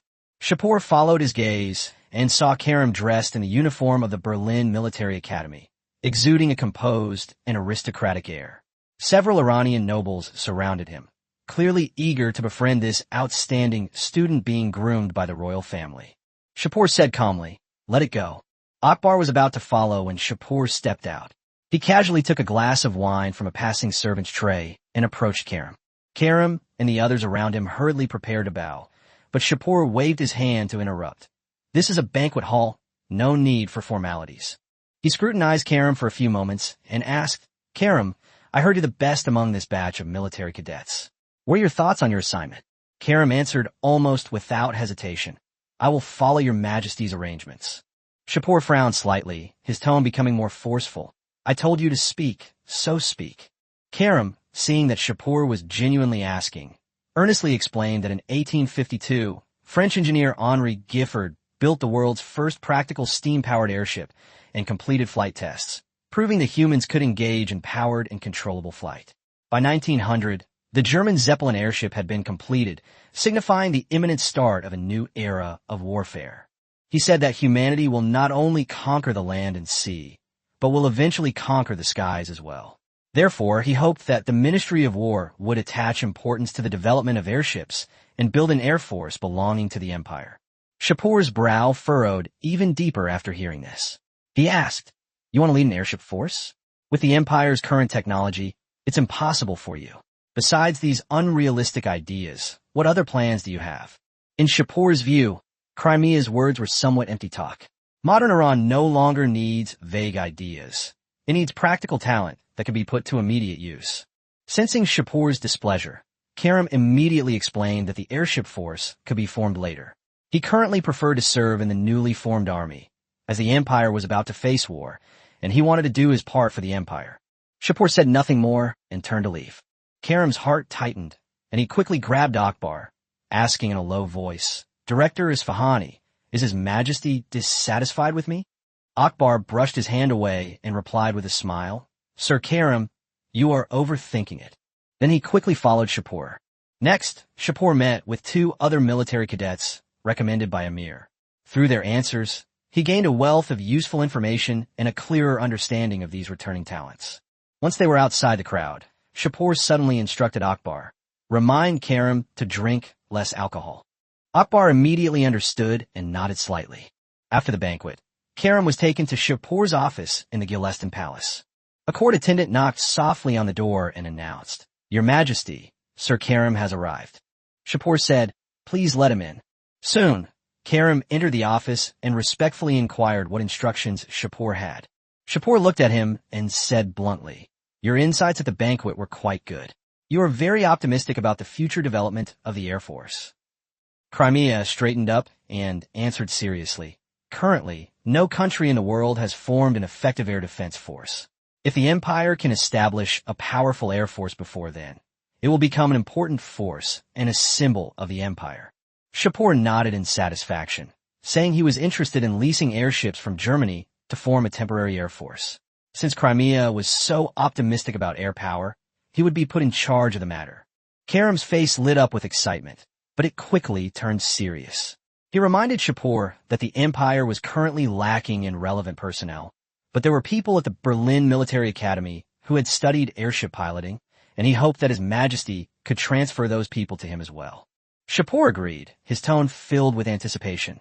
"Yes, I'm also looking forward to it." Chapter 29, A Late-Night Visit. After ending his conversation with Crimea, Shapur went straight back to his palace to rest. Meanwhile, thousands of miles away in Newcastle, England, a meeting was being held in a building. In the lounge, Benjamin, a senior British government official who had come from London, asked in a low voice, somewhat puzzled, "Sir, isn't the aid to Iran too much? Wasn't the reason we didn't sell those 2 battleships to Japan precisely because we didn't want Russia's enemy to become too powerful?" The other party shook his head, saying that the Iranians were, after all, white, and that they had already arrived in Newcastle with the Chileans. Unless the United Kingdom itself bought them, the 2 battleships were essentially already in Iran's hands, and there was no need to forcibly stop them. Meanwhile, in the Iranian representative's lounge, Iranian Navy Colonel Majid received a special envelope from his attendant and handed it to the Englishman Paul in front of him. He said politely, "Mr. Paul, this is a token of my sincerity as a friend. Iran really needs these 2 battleships." Paul squeezed the envelope, a satisfied smile immediately spreading across his face. Just by looking at its style and weight, he could tell it contained at least 50,000-pound notes, a full 50,000 pounds. Many people couldn't earn that much in their entire lives, and he could make even more simply by facilitating a deal that was already in the works. Paul laughed and said he admired the way the Persians treated their friends, and assured that since Iran and Chile had already reached an agreement, the United Kingdom would not interfere too much. Majid cursed the old man inwardly. Iran had bribed him with 200,000 pounds to get the negotiations to this point, enough to build a cruiser of over 2,000 tons. If they still couldn't reach an agreement, he really wanted to kill Paul. On the surface, however, Majid remained respectful. I believe in your abilities. If this deal goes through, Iran is willing to pay another 100,000 pounds just to be your friend. Paul nodded in satisfaction and quickly left the lounge. Shortly afterward, the three parties renegotiated and ultimately agreed that Iran would purchase and continue building the two battleships. The news reached Iran immediately. Shapur was still fast asleep in the palace, completely unaware that his navy was about to embark on a real voyage. At the palace gates, two guards looked on with difficulty at Vice Admiral Armin, who was not far away. His Majesty had instructed that if Vice Admiral Armin requested an audience, he must be woken immediately. However, Shapur had only recently fallen asleep, and no one dared to go in and disturb him. Finally, a palace maid entered the inner sanctum and woke Shapur up. A dazed Shapur asked, "What is it?" The maid replied in a low voice, "Your Majesty, Vice Admiral Armand, the Minister of the Navy, requests an audience." Shapur instantly regained his senses and immediately ordered preparations for washing up, telling Armin to wait in the side hall first. Not long after, Shapur entered the side hall. Lieutenant General Armand excitedly greeted him, suppressing his excitement, and said, "Your Majesty, those two battleships are now ours." Although Shapur had expected it, he was still overwhelmed with excitement when he heard the news. He exclaimed, "Good!" twice and immediately ordered that all personnel sent on official missions be awarded 100,000 rials, military personnel be promoted one rank, and government officials be promoted one rank. He then instructed the Navy to contact Germany as soon as possible to see if German battleships could be borrowed to train Iranian sailors, and to hire a group of German instructors. Once the two battleships were completed, they must be taken over immediately and sailed back to Iran. Alan beamed, his entire being seemingly ablaze with joy. He could almost see the glory of the ancient Persian navy reborn in his own hands. Seeing his excitement, Shapur encouraged him. "Vice Admiral Armin, the Navy has done a great job. However, I would prefer to hear more good news like this next time. It's about Iranian-made warships being launched." Armin immediately assured that domestic shipbuilding technology was improving every day. The Abadan shipyard was jointly developing a 4,000-ton cruiser with the Germans, and the Germans had agreed to send experts and technicians to provide guidance throughout the process, ensuring that the Iranians truly learn how to build it. Shapur was so excited that he was wide awake. He walked to the refrigerator in the hall, took out a bottle of red wine, and said to Armin, "Lieutenant General, let's have a drink together." A few days later, Shapur donned a specially made uniform for the three marshals of the Iranian armed forces and, as the Emperor of the Iranian Empire, participated in a ceremony to confer military ranks. The ceremony took place on the parade ground of the Iranian Ministry of War. The Ministry of War is an agency on par with the cabinet and owns a large military area in western Tehran, where important departments such as the Army headquarters, Navy headquarters, and gendarmerie are stationed. As Shapur drove onto the War Department Road, a guard of honor consisting of thousands of Royal Guard soldiers and military police saluted in unison. Shapur rolled down his car window and waved to the soldiers. The Royal Guard, in particular, was responsible for the safety of his family. He frequently traveled between the three palaces, and over time, he could even name many of the soldiers. After the car arrived at the ceremony site, Shapur alighted. Accompanying him were Akbar, Director of the Royal Security Service, Ramin Kashani, Commander-in-Chief of the Royal Guard, and Duke Amir, among others. Although Akbar serves as the head of the security service, he retains the rank of Major General. At only 27 years old, he is one of the youngest generals in Iran. Ramin and Amir are both lieutenant generals. After the group appeared, the generals from the War Department rose to greet them. Shapur didn't engage in much small talk, walking directly to the head seat on the platform. More than 30 generals were present today, almost half of Tehran's generals. One of the three core military leaders was present, along with deputies from the general staff, the army, and the garrison. This high level of attention was due to Shapur's great regard for these military cadets. Major General Aswis, the person in charge of the ceremony, walked up to Shapur and asked in a low voice if it was permissible to begin. Shapur nodded. "Let's begin."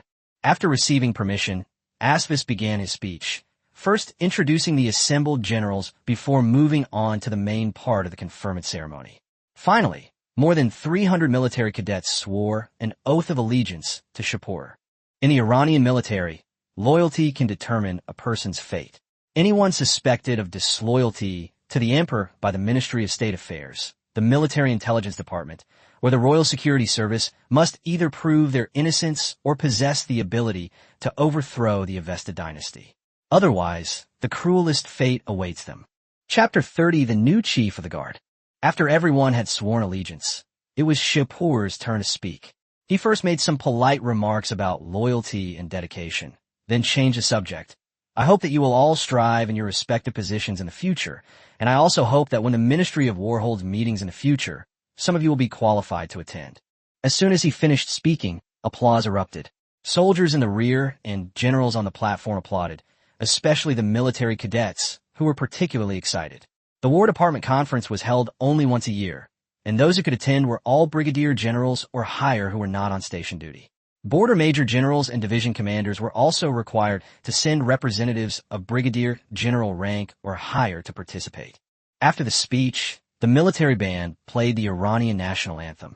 Everyone except the band members stood up to show the solemnity of the ceremony. When the national anthem ended, the military band played again, and the military cadets went up on stage one by one, where Shapur personally pinned their rank insignia on them. Everyone who steps onto the platform must once again swear allegiance to Shapur.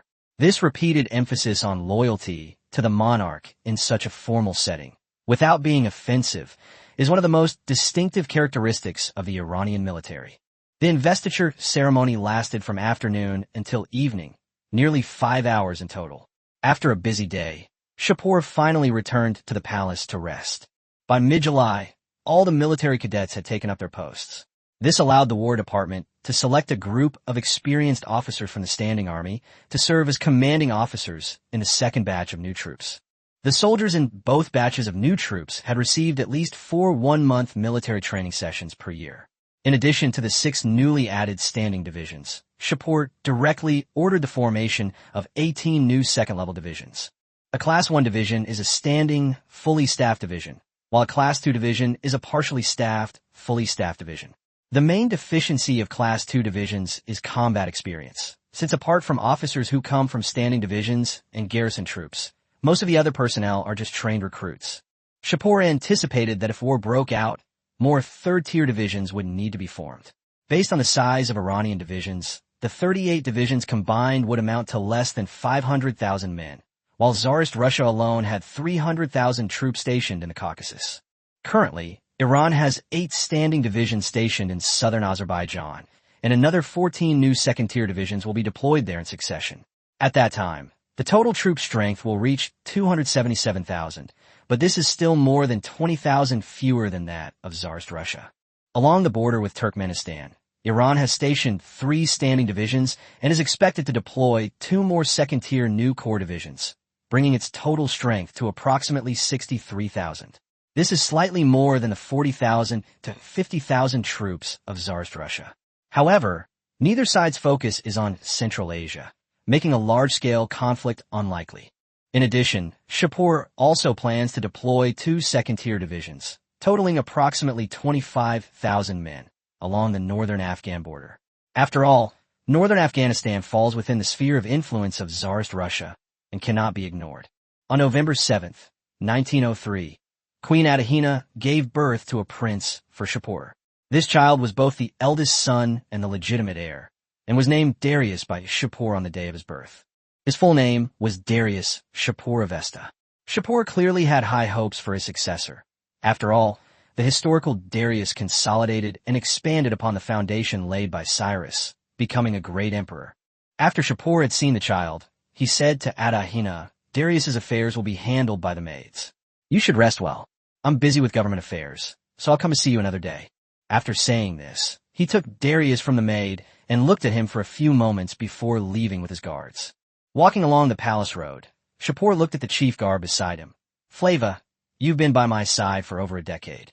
I'm planning to send you to serve in the new army. What are your thoughts?" Flava's face lit up with joy, and he immediately replied, "Your Majesty, I have no such thoughts. Your arrangement is my destiny, and I am willing to go to the new army." Flavia Avesta is 30 years old and already a brigadier general. If he is transferred to a second-level new military division, he should at least be promoted another rank to Major General. His starting point was already quite high. Shapur started as the Deputy Brigadier General of the Isfahan garrison, Akbar started as a colonel and regimental commander, and Vlhava started as Shapur's major bodyguard. After the founding of the nation, he was promoted to colonel, a bodyguard to the crown prince. When Shapur ascended the throne, he became the deputy commander of the royal guard and the chief of the palace guard. He rose from major to brigadier general in less than 4 years, and has now honed his skills in the position of brigadier general for another 3 or 4 years, which is quite a lot of experience.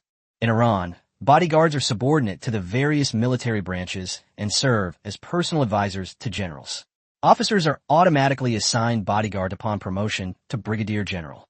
These individuals possess exceptional combat skills and military expertise, making them more likely to be promoted. In this expansion of Iran's new army, a large number of mid-level officers were originally bodyguards. Having served alongside generals for a long time, they learned many skills and were capable of commanding troops after being transferred elsewhere, thus serving as reserve officers. After hearing Flav's answer, Shapur said directly, "There are still positions available in the 37th Division of the second batch of new troops. After you report to the Ministry of War, you can take up your post directly." Flava immediately knelt down and kowtowed heavily. "Your Majesty's teachings will be remembered by your Majesty." He never imagined that he, who was just an ordinary person in a collateral branch of the family, would reach this point today simply because he was assigned to follow this second master. Shapur didn't stop, but slowed his pace slightly and said softly, "Get up. It's not a good thing to hurt your head." Flavia quickly got up and followed. The guards nearby watched with envy. He had already reached the rank of Major General. Sure enough, being by His Majesty's side offered the most opportunities to rise in the ranks. Seeing him follow out of the corner of his eye, Shapur said, "Don't just think about going out to be a division commander yourself. You should also recommend a few candidates for captain of the guard." Flava glanced back at the guards and replied respectfully, "Your Majesty, Trajan, Dagan, Russell, and Farouk are all colonels in the guard. Perhaps you could promote one of them. They were all officers in the Isfahan garrison and have served for more than 10 years. Shapur didn't hesitate and decided immediately. "Trajan. He'll be promoted to brigadier general and appointed as the 7th deputy commander of the royal guard. As for you, you'll retain your position as the 6th deputy commander. Commander-in-chief of the royal guard, loomed, is a lieutenant general. His 3 deputy commanders are major generals. The 4th deputy commander is a nominal brigadier general, and the 5th is Qasim's chief bodyguard, also a brigadier general. He currently serves in the army headquarters, but the 5th deputy commander retains his military rank." Chapter 31, The Secret Visit. The expansion of the armed forces by Iran and Japan has long been an open secret to other countries. The fact that both countries simultaneously increased their military strength to 500,000 is clearly not intended to start a war between them, but rather to let the major powers sense the impending conflict with Russia. After all, an army of this size is second only to those of Russia, Germany, France, Austria-Hungary, and Great Britain. And the only common enemy between Iran and Japan is Tsarist Russia. In this timeline, Germany no longer supports Tsarist Russia, but instead cooperates with Iran. As a result, the only major power truly standing behind Tsarist Russia is France. The United States might also lean towards Tsarist Russia due to the need for a balance of power in the Pacific, given that the Russo-Japanese War exposed many of Japan's weaknesses. Without British support, Japan would have been defeated long ago. However, Tsarist Russia remained basking in its status as a European power, believing that Japan and Iran had limited war potential and were not enough to threaten this vast empire, so it did not truly attach importance to them strategically. Even high-ranking members of the Iranian Royal Security Service had free access to Russian military camps in the Caucasus. Large sums of money were labeled as bribes, with Lieutenant General Sherkov of Tsarist Russia receiving the largest share. Logically, a corps commander shouldn't be short of Iranian money. However, Sherkov is not Russian, but a native of the Caucasus. According to the Security Service report, he came from an anti-Russian armed group in the Caucasus in his early years, was later incorporated into Tsarist Russia, and climbed his way up to the position of lieutenant general. In late 1903, Japan secretly dispatched 7 ministers to Iran aboard a British merchant ship. After 2 weeks of negotiations, the two sides formally signed an alliance treaty with Russia. The treaty stipulated that whichever side was attacked by Tsarist Russia or initiated war against Tsarist Russia, the other side must send troops to attack Tsarist Russia. In addition, the two sides opened trade, allowing Iranian capital to enter Japan and its sphere of influence, and Japanese capital to enter Iran and its sphere of influence. At the same time, Japan sold warship-related technologies such as destroyers, torpedo boats, and cruisers to Iran for a total price of up to $40 million US, equivalent to 80 million yen or 200 million rials. Inside the Gilestan Palace, after listening to Prime Minister Rafsanjani's report, Shapur casually placed the treaty on the table and asked, "So, Japan hasn't decided on a time to start the war yet?" Rafsanjani replied that Japan had not disclosed a specific date, only stating that it would notify Iran in advance should war break out. Shapur picked up his teacup, took a sip, and calmly said, "In that case, the government should make preparations first. The supplies that need to be transported should be transported now. War is the Ministry of War's business, and I don't want a war to delay the empire's development." He then suggested that the government could continue to increase propaganda to intensify public hatred of Russians, and ideally, encourage the formation of a volunteer army to liberate northern Azerbaijan and Turkmenistan. Rafsanjani nodded seriously. The stronger the war propaganda, the higher the public's enthusiasm for participating in the war, and even if the war is ultimately lost, the government will bear much less responsibility. In Shapur's view, the real value of this treaty lies in allowing both sides access to each other's spheres of influence. Even now, in the colonial era, the world has long been divided into territories by the great powers. For example, British India belonged to Britain, and Iran had no say in it, unless it was only involved in the slave trade. Otherwise, if Iran dared to dump industrial goods into India, it would be waiting for British battleships to bombard the Strait of Hormuz. Signing an agreement with Japan would at least allow Iranian influence to enter Japan, the Korean Peninsula, and northeast China. Although it involves distance and significant investment, it's still better than watching money slip away unearned. After Rafsanjani left, Shapur summoned Akbar, the head of the Royal Security Service. As soon as Akbar took his seat, he asked His Majesty directly what his orders were. Shapur cut open a cigar and waited for Akbar to light it before saying, "War is coming soon. The Royal Security Service can recruit a group of mercenaries in the Arab region. Under Ottoman rule, those Arabs couldn't even get enough to eat. As long as you give them money and food, you can recruit them." Akbar immediately understood his meaning and said he would open shops in Arab-populated areas so that they could buy food with Iranian rials. Shapur, however, told him not to rush. This mission was crucial. They needed to recruit at least 50,000 Arabs to fight for the empire. At the same time, they could use the guise of jihad to spread propaganda locally. Although Iran and they had differences, they were ultimately Muslims. Akbar nodded. Religion is indeed the most convenient tool for Iran to unite these forces. Compared to the Sunni-Shia conflict, Muslims are clearly more likely to stir up public sentiment when waging war abroad. Shapur then instructed that some of the Indian slaves under the control of the Royal Security Service could also be transferred to the battlefield to fill gaps. Those who survived would be given the opportunity to obtain Iranian citizenship. In addition, the capital controlled by the Security Bureau needs to be expanded. While industrial products cannot compare to those of Europe and America, specialty products are different, and this can be used to enter the European market. Shapur's several estates and castles in Germany can be put to good use. Akbar respectfully accepted the order and withdrew. Those German estates and castles were ordinary assets that Shapur had purchased during his studies abroad. One of the estates had even been converted into a base camp for government-sponsored students. Shapur often went there to gather with a dozen or so companions back then. After returning home, these assets were transferred to Avesta, but many students still regularly travel there, which can be considered a benefit given to them by Shapur. These government-funded students are loyal agents selected by the Royal Security Service from across the country. Their investigations involve spies going door to door, followed by 4 layers of scrutiny from the branch office, headquarters, government, and the royal family. If there is even the slightest problem with their identity, background, or loyalty, the entire network will be implicated. Therefore, Shapur was willing to trust them. Although most of them came from humble backgrounds, he was not worried that they would become a threat to the monarchy when they grew up. On the contrary, they would become a new force injected into Iran, helping him to counter local powers in various fields. As for the nobility, they were personally selected by Qasim and Shapur and were deeply bound to the imperial power.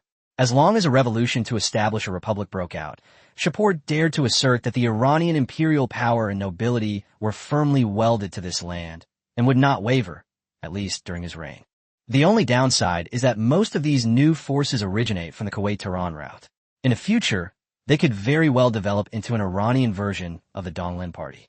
Chapter 32, Annual Meeting Report. On January 16, 1904, Shapur's second child was born. Callista gave birth to a daughter for him, and in just over 2 months, he had both a son and a daughter. Naturally, he was in a good mood and decided to take a day off. 2 days later, it was time for Shapur's routine meeting with his ministers. This time, not only the cabinet was present, but all the ministers of the Ministry of War were also in attendance. Almost all of Iran's real power was gathered in the meeting hall. Before Shapur arrived, the ministers were already whispering among themselves. Finance Minister Aratzi was the first to speak, saying that the empire's fiscal revenue had exceeded 270 million rials in the past year, an increase of 107% compared to 1902, and, at this rate, it could reach 500 million within 2 years. The Ministry of Commerce immediately chimed in, saying that the Ministry of Finance owed so much money to the Ministry of Commerce. The generals of the Ministry of War, however, were displeased, coldly stating that the empire was built on a strong military. Without the Ministry of War, these politicians would have long been manipulated by the great powers, becoming the useless figures of the late Qajar period. Government officials retorted, asking if the War Department, which was good at fighting, could govern the country. They also questioned how the 500,000-strong army could be supported without their massive logistical support. Just as the two sides were arguing fiercely, a guard outside the meeting hall shouted, "His Majesty has arrived." Everyone immediately fell silent and tidied their appearance. Soon, Shapur entered the meeting hall, surrounded by his bodyguards. Government officials rose and bowed, while the generals of the War Department saluted in unison, offering respectful greetings. Shapur took his seat at the head of the table and said calmly, "Please sit down." After the ministers thanked him, they respectfully took their seats. Once everyone quieted down, Shapur asked, "Does anyone have anything to say at this routine meeting?" Prime Minister Rafsanjani rose to report that all departments had compiled their annual reports for the previous year. But Shapur waved his hand, clearly not wanting to hear that now. He turned to the Ministry of War and asked, "Where is the Ministry of War?" Vice Admiral Arman, the Minister of the Navy, rose to salute and reported, "Your Majesty, the Caspian Fleet and the Persian Gulf Fleet have been initially established. The Caspian Fleet has 1 cruiser and 12 destroyers. The Persian Gulf Fleet has 8 cruisers and 20 destroyers, in addition to more than 30 other ships of various types. Once the 2 battleships are completed, the Navy will be able to form a sufficient deterrent." Shapur nodded, his tone encouraging. "The Navy is developing well. When those 2 battleships return home, remember to remind me to go and see them." Chief of the General Staff Koslovi understood what Shapur really wanted to hear and immediately stood up, saying, "Your Majesty, the Ministry of War is ready to launch a full-scale war. The arsenals in Tehran, Isfahan, and Tabriz are producing ammunition at full capacity, and the Ottoman Empire will prevent the Russian Black Sea Fleet from sailing south." He continued, saying that the Russians in the north remained arrogant, believing that 1 Russian soldier could defeat 3 Iranian soldiers or 3 Japanese soldiers.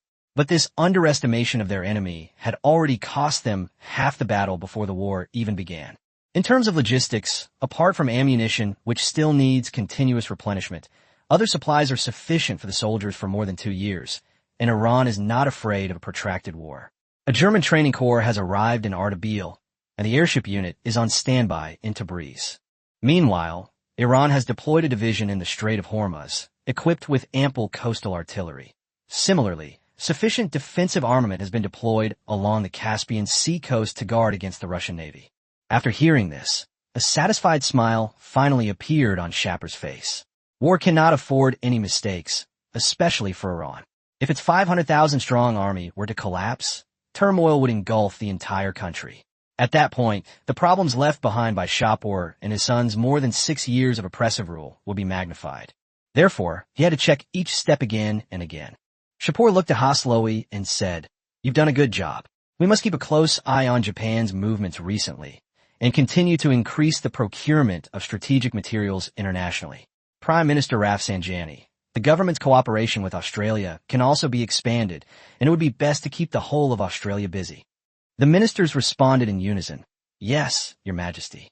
The meeting lasted for more than an hour, and the main focus of the discussion was related to the major powers. With affairs piling up on the eve of war, everything needed to be repeatedly confirmed, and Shapur spent almost the entire following period in a state of constant activity.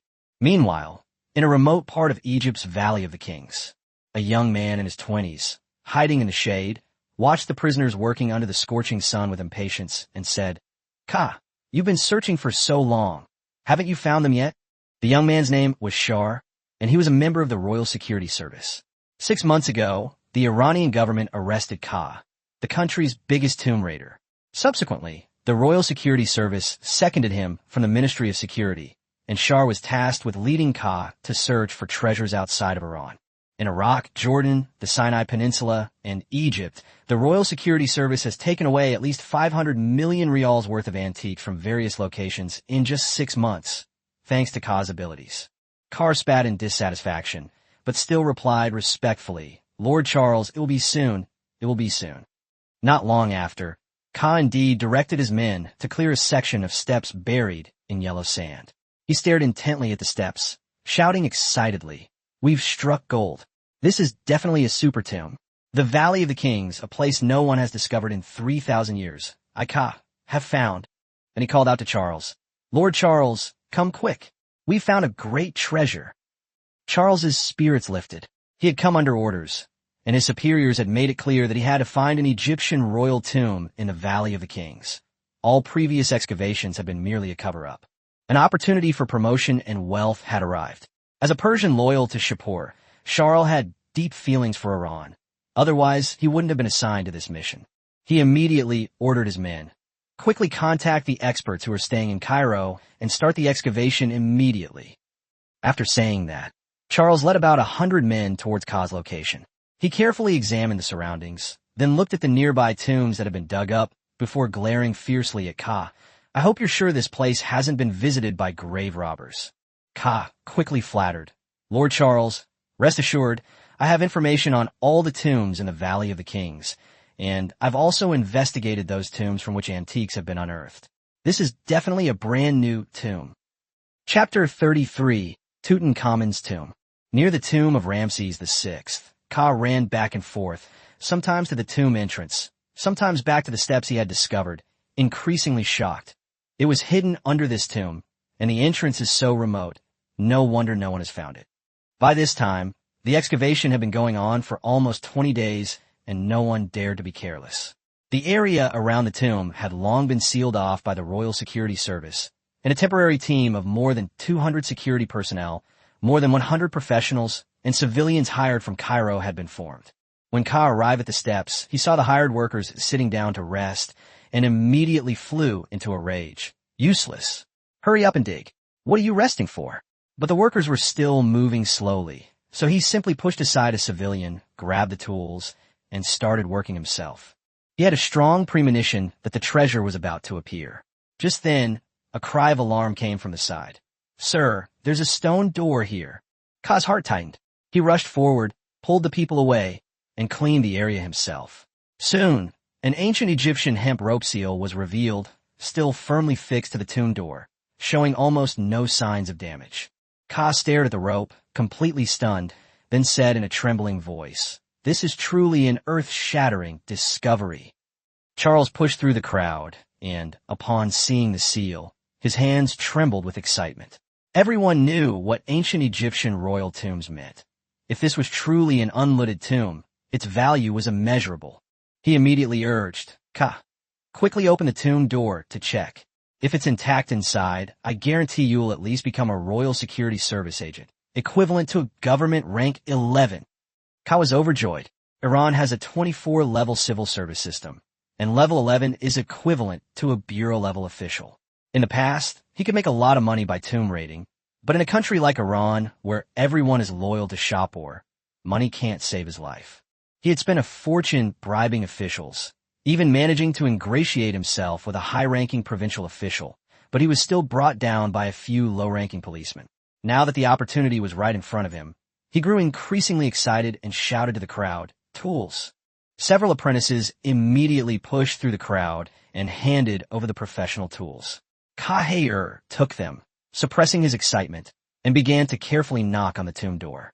Meanwhile, in Tehran, Iran, inside the Gulestan Palace, Shapur, unusually seated on his throne, addressed General Koslov. "Tomorrow is the agreed-upon day for the attack with Japan. The War Department must make final preparations. Simultaneously, a portion of the insurgent forces controlled by the Royal Security Bureau will create chaos within Tsarist Russia. Success or failure hinges on this." Haslovi's expression was solemn, but his tone was firm. "Your Majesty, the Empire will not be defeated." He had many concerns before the war, but once the war began, he put aside all his worries.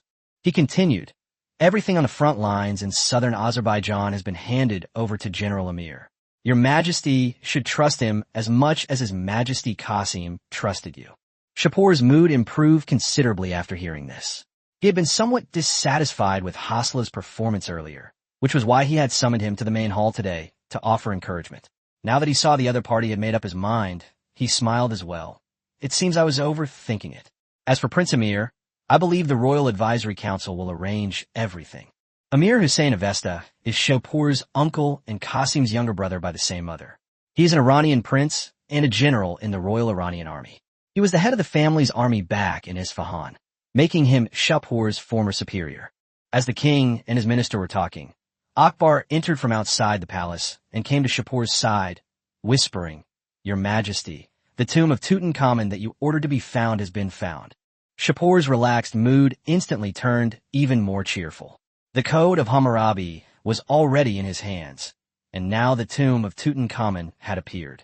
After the Cold War, the world will inevitably enter an era of cultural competition, and exporting culture is essential.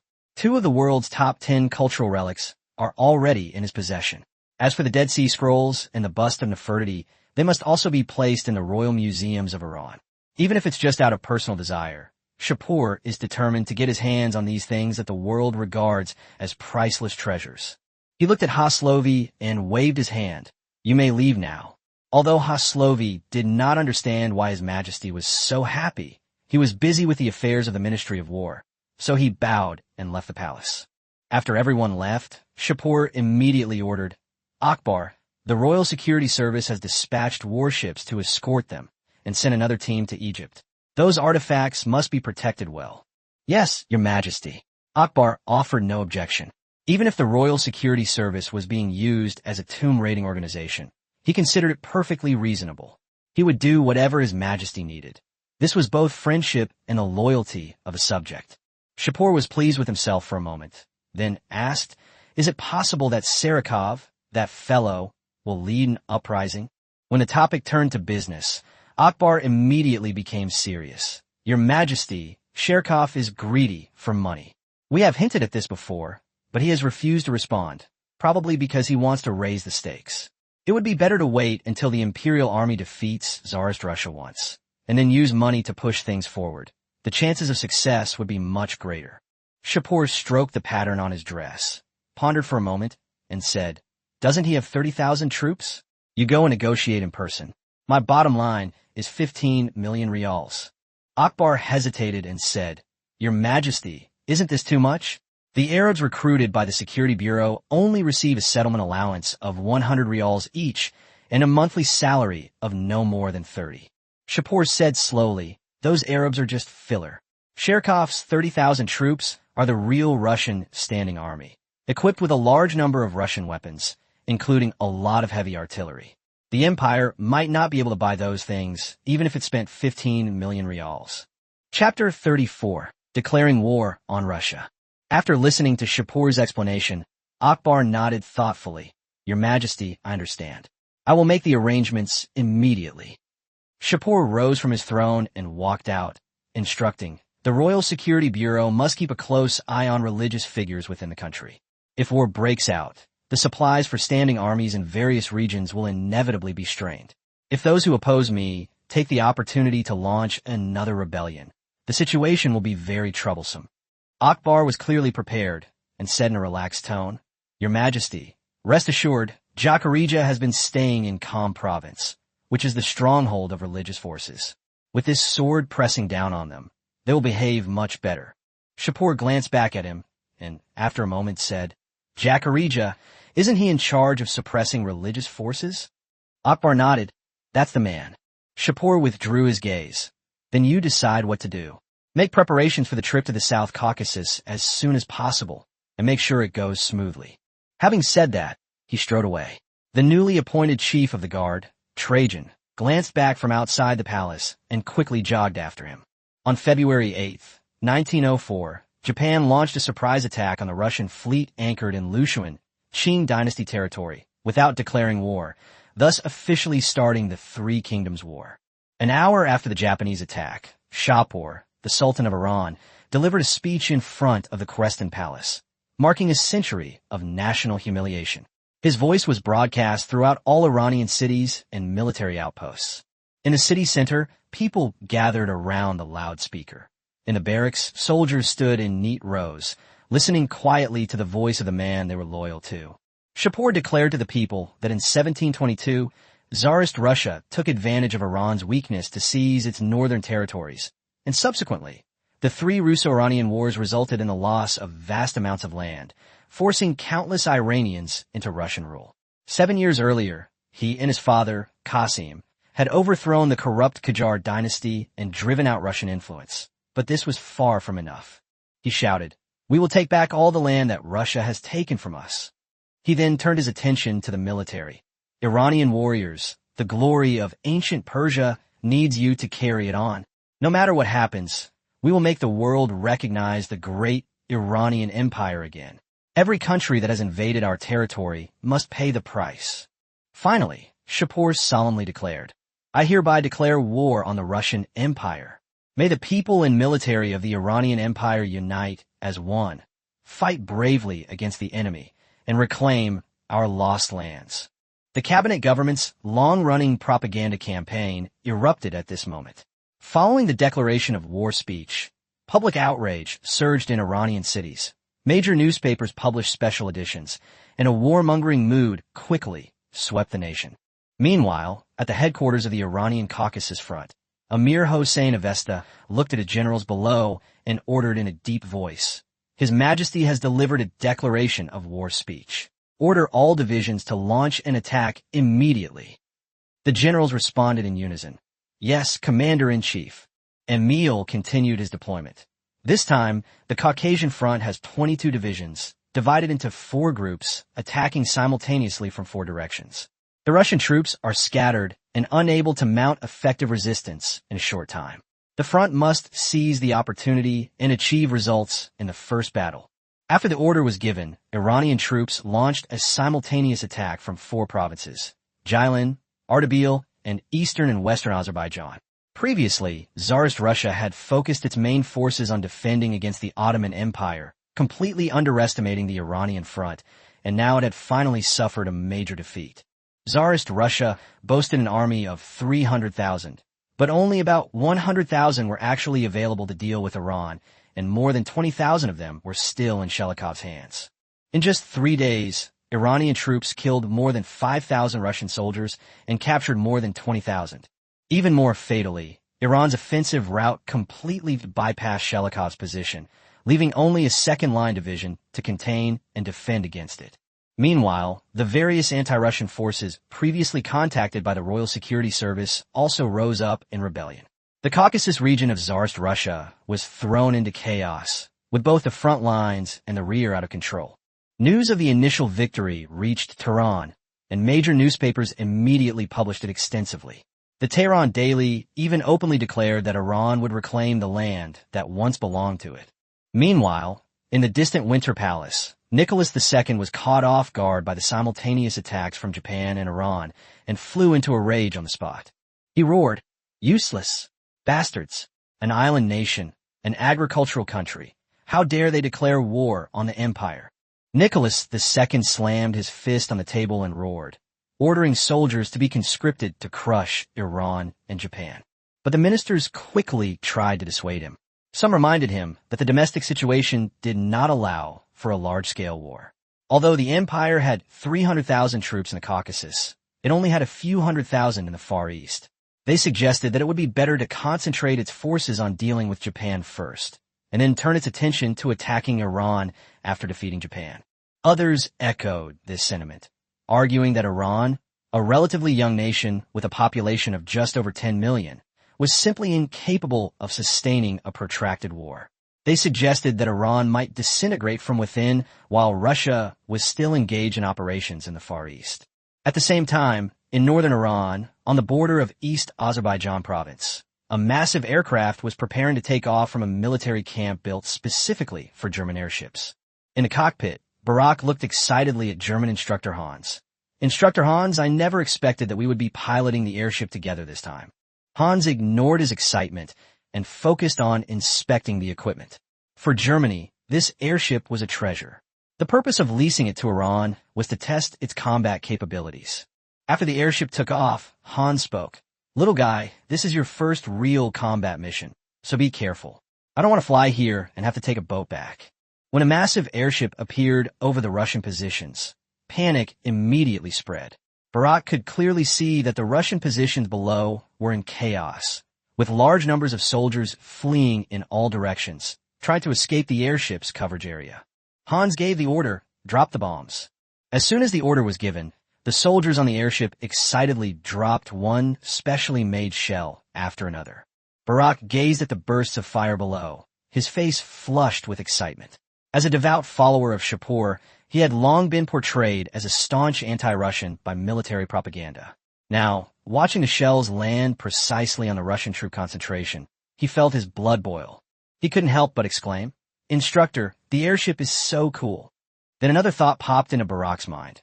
It would be great if Iran could also have its own airships, and it would be best if it could even build a large airship fleet. Chapter 35, Tribal Uprising. The fighting also spread in Iran's Khorasan province, where it borders Tsarist Russia's Turkmenistan, but the scale was much smaller than in the Caucasus, and neither side committed its main forces. Near Ashgabat in the Turkmen region, in the Far tribe, Ismail rushed into his father's room and asked, "Father, the Iranians have sent 100,000 rounds of ammunition. Shouldn't we start an uprising?" The Iranians had previously delivered 800 guns and a batch of supplies. Yesterday, the Iranian Royal Security Service brought a large quantity of food, ammunition, and even artillery and shells, which thoroughly excited Ismail. He is 40 years old this year and participated in the war 20 years ago. Many people in the Farid tribe also went to the battlefield, but the Turkmen were defeated time and time again. In order to preserve the tribe, the old chieftain Camel had no choice but to surrender to Tsarist Russia, which allowed his people to survive the massacre. Now that they have better weapons and their equipment is no longer inferior to that of the Russian army, Ismail does not believe that they can still lose to Tsarist Russia. Old Camille slowly opened his cloudy eyes, a glint of shrewdness flashing in them. He said in a deep voice, "Ismail, I'm old. This uprising will be led by you. Your prestige in the tribe is enough." Ismail was taken aback and asked, "Father, what about my eldest brother?" Camel replied calmly, "He went to Tehran with the Iranians yesterday. The Turkmen have never been able to establish their own state, and the Iranians are not entirely trustworthy either. In the end, both Iran and Tsarist Russia are after this land beneath our feet. You must be careful." Ismail frowned, but quickly regained his composure. He was an Iranian nationalist himself, and strongly agreed with Shapur's vision of a greater Iranian nation, which was why the Iranians had approached the Farid tribe. In his view, the Farid tribe and the Persians spoke similar languages and used the same script. The only difference was that they were called Turkmen, and many of them also spoke Turkmen. He understood his father's concerns, but said nothing, only bowing respectfully. "Father, rest assured, I will make sure the name Farid spread throughout Iran." After saying this, Ismail left the room. Just as he stepped outside, his eldest son, Lazar, approached him and asked, "Father, when has grandfather decided to launch the rebellion?" Ismail said directly, "I'll take charge this time. You and your brothers must immediately gather the tribe and start the rebellion today." Ismail had 7 sons, 5 of whom were already married, the eldest being Lazar, who was 25 years old. Upon receiving the order, he quickly went to gather the able-bodied men of the tribe. Before long, More than 700 Farid tribe warriors gathered in the largest open space. Ismail publicly ordered, Lazar, distribute weapons and ammunition. Omar, take men to the nearest Russian army camp to scout and confirm whether they have reinforced their troops. He then looked at his other son. Tahir, go and contact the nearby tribes that are preparing to revolt, and have them all arrive in Farid before nightfall. Only when we have more than 2,000 troops combined will we be more certain to attack the Russian army. After assigning the tasks, Ismail took out his own weapons, 2 Iranian-made 1902 S7 pistols.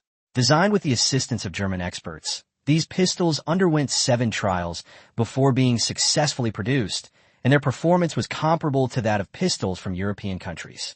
This was a gift from a special envoy of the Royal Security Service. Even the Iranian army only equips its troops up to the sergeant level, while the Royal Security Service, having its own production line, can provide anything. As night fell, the area outside the Farid tribe was already filled with armed tribesmen. Chiefs from several nearby tribes also arrived one after another.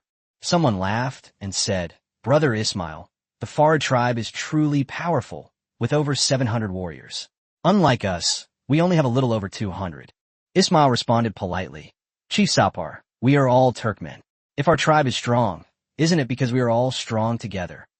The chieftain laughed heartily. You've been to Iran a few times, and you've come back quite differently. You're getting better and better at talking.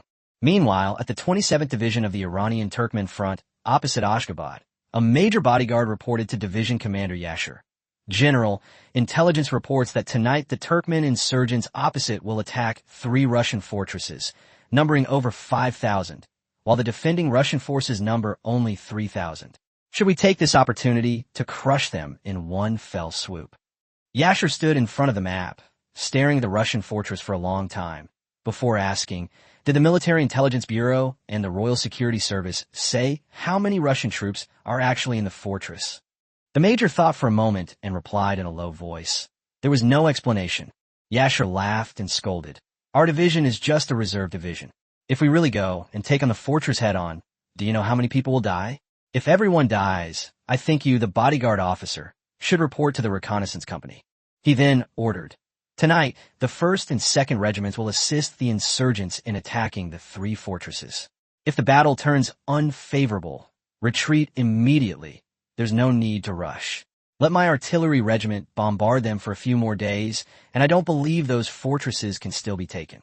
After receiving a few words of reprimand, the guard immediately went to relay the orders obediently.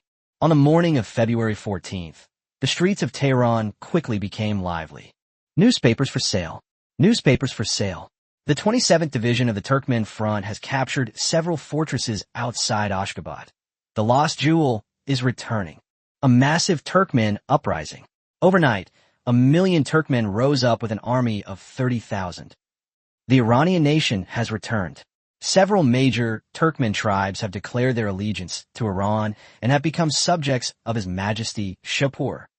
Several children selling newspapers walked through the street carrying a thick stack of newspapers, and people would stop them from time to time and generously buy a copy. The battle situation of Iran's 2 major fronts was recorded by designated personnel, and the information was sent back to the War Department in Tehran as soon as the battle ended. The War Department would first give it to Shapur for review, and then sell the non-core information to major newspapers. Private newspapers naturally have to pay for information.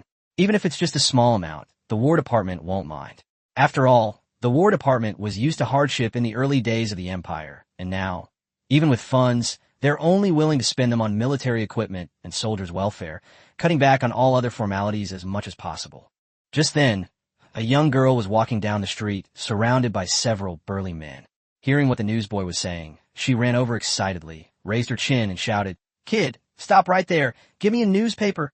The little boy selling newspapers looked up and saw so many people, and his legs went weak with fear. But thinking of his parents' burden and his younger siblings, he suppressed his fear and took small steps forward, saying, "Miss, 1 newspaper for 1 tumbler.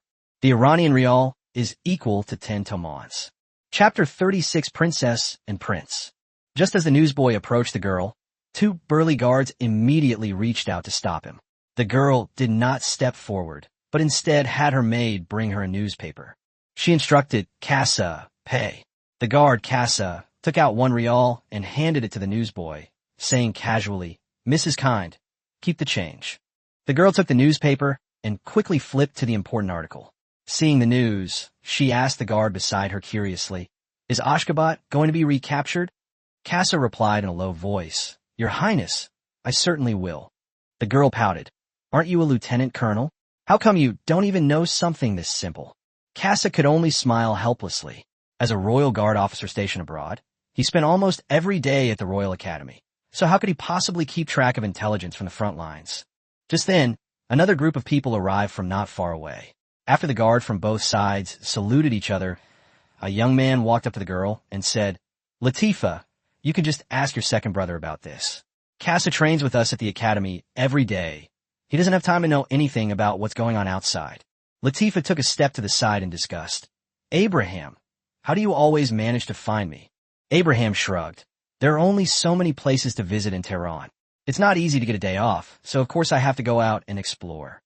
Latifa grumbled discontentedly. Shapur's second brother is really something, only giving us 1 day off every 2 weeks. I'm stuck in the academy every day. I don't feel like a princess anymore. Abraham's expression turned serious. Latifa, it is the responsibility of members of the royal family to receive military training.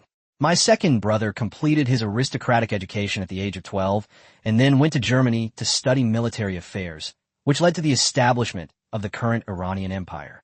The guards nearby immediately lowered their heads and pretended not to hear.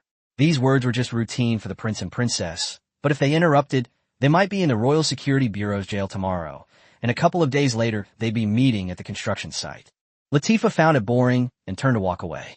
The Royal Academy of Tehran is Iran's top university and a true aristocratic institution, with all its students being children of nobles. Even someone like the Prime Minister, who holds an official position but no title, cannot get in. The rules here are extremely strict, from minor details like speech and etiquette and equestrian rules, to major matters like military formations and state affairs. All are taught by specialists.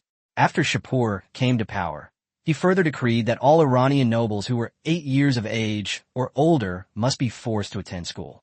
The academy has only 1 day off every 2 weeks, with no public holidays and a fixed 21-week course each semester. Latifa is 11 years old and has been enrolled for 3 years. Abraham is 13 and has been enrolled for 5 years. According to the system, he can only apply for overseas military studies when he is 16, and he can only study military science. Shapur's plan was clear. All Iranian nobles must undergo intensive military training, ensuring they're always ready to fight and the first to engage in combat. Currently, 70% of the officers on the Caucasus front come from prominent noble families. The government can be handed over to the common people to run, but it must never become hereditary. Shapur controls 5 major departments: the Royal Security Bureau, the Royal Household Oversight Council, the Military Intelligence Department, the Royal Guard, and the Gendarmerie.